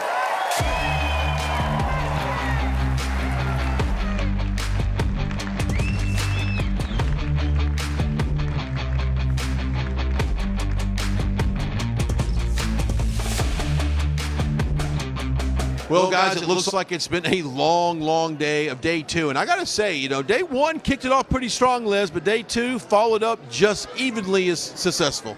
Yeah, I thought maybe day 1, we're excited, it's just getting started. Day 2, But day 3, always President Trump, so there's no worries there. But I was wrong again. Yeah. Because it has just as much excitement for day 2. The same people, I mean, they are here for hours and hours, meeting friends, hanging out. There's different people coming in every day for their speeches. Today we got Carrie Lake, we got Marjorie Taylor Greene, we got to see Laura Trump. I mean, a great turnout. They really divided up the talent really well to make each day just as interesting as the next. They did. We're going to recap the day 2 here in just a second, but first let's thank our friends over at the Birch Gold Group. Guys, let me tell you something. We've been talking about the economy. We've been talking about inflation, savings, and there's one way you can do it. Well, there's a right way you can do it, and that's to diversify your account, and that includes putting gold, silver, and precious metals in your savings. So our friends over the Birch Gold Group has made it super easy to get all of that done. Just text the words RSBN to 989898. Now, they're not saying that you need to put all of your investments in gold. That would be foolish. But they do believe you should have substantial presence in what has become a very safe haven for investments, and that is silver and gold and precious metals. So right now, they have a free information kit, and guys, they have made it super, super easy, especially being here at CPAC. Text the words RSBN to 989898 for that free information gold kit. That is our friends over at the Birch Gold Group. Now, what's some of your takeaways? We've had some great speeches that you had. Marjorie Taylor Greene kind of early in the day, kicked it off, talked about the Protect Children's Innocent Act. She stopped by the booth there. That was one of my favorites because I know a lot about that bill. How about you? It's really hard to say, Brian. They had so many good speakers and so many good speeches today. It's really, really difficult to narrow it down to one. But I will say I was really excited by the lineup, having people like Laura Trump, or even having others. They even had Nikki Haley up there today speaking to everybody, and there was a whole thing with that. But they really did have a very interesting lineup, and it's always neat to see everything. I'm very excited for tomorrow, though, particularly, well, of course, 2 speeches. One, President Trump, but James O'Keefe is going to be speaking tomorrow, too. I think it's the first time really publicly in a setting like this where he's going to be speaking after his exodus from Project Veritas. So I'm very curious to see what he has to say in that speech. Also, the mayor of Miami is walking by our booth right now, which I find very interesting. But I was wondering that's what was the mayor of there. Miami, Francis Suarez. Yes, the Republican mayor of Miami is walking by at the moment. Because when you think about that, a Republican mayor of Miami. Exactly. How then? It seems like those things don't really go together. Well, you know what, Brian? In 2022, Ron DeSantis and Marco Rubio won Miami-Dade County by massive margin, and which is very unheard of. You think Miami is a Democrat stronghold, but they really did well, particularly with the Hispanic vote and the Cuban vote that typically used to be a Democrat. safe vote. But then it went to DeSantis and Marco Rubio. And, President Trump made Miami-Dade very close in 2020. I think he lost it by 7 points, which Miami-Dade, that's an impressive margin. And then for DeSantis and Rubio to win that really speaks to their campaign styles and their 10 years in office. So it's very interesting. Then you have Francis Suarez in office there. Yeah. Liz, thoughts on some of your takeaways from speakers for today? I love being at the booth. I hate that I can't be in there listening to the speeches. I do have to go home and listen to it at night. And that's what I'm going to do today. That's what I did yesterday. Now, as far as tomorrow goes, I'm excited about the lineup. I think it's great. We've got Jair Bolsonaro, the president of Brazil, is going to be speaking. They have his son on a panel a little bit earlier. We've got Tulsi Gabbard. I think it's her first time. Yeah. I know she spoke at the Lincoln dinner last year, I believe. Yeah, she was. But I think this is her first time speaking on stage. Possibly, I could be wrong. I think it's interesting. I guess we did something right if we brought. What was this? Almost 3-4 years ago, she was a Democrat presidential candidate. Yeah. And now she's speaking on the stage at CPAC. But I will say this: I'm not willing to hand her over the keys to the kingdom on that. I'm not saying that. I'm with you on that. I don't care. I'm not voting for her for anything right now. But Yeah. I'm like, okay, well, something's working. Yeah, I like the fact switching parties. Yeah. That doesn't mean she needs to be the president or the VP or anything. I know when like I hear that. people start giving her leadership roles, I'm like, pump the Yeah, brakes. She's I'm not even an interested- elected member of anything I'm right just now. interested to see that. Yeah. And then, like you said, we've got James O'Keefe. We've got President Trump. There's a great lineup tomorrow. Yeah, there really is. And, of course, this all builds up to Liz, Alex, next year we got election year. And that means that we're all going to be on the road traveling nonstop. And that's what this means. Together. Together The again. band's getting back together here Yes. for too long. But it's going to be definitely a long road to 2024. And it does start at CPAC here in D.C. And, of course, we don't know, Liz, if there's going to be another CPAC maybe 6 months from now, closer to when, 6 months from now, you're looking at the fall, October. That'd be crazy. Imagine all the presidential. That would be. If I'm a betting man, that there is a CPAC in the fall, Yeah. October, November, just because of the nature of what's going on. But we're so glad you're joining us. We want to recap a little bit of how you can watch this as well. Rumble's been a big partner for us. We want to thank all the guys at Rumble for allowing us to stream a lot of content that you can't necessarily show on traditional social media. I mean, we've had our time we've slept on the couch in our timeout and pretty much a lot of our history of this network, but we're not sleeping on the couch anymore. We're sleeping in the bed because we got Rumble.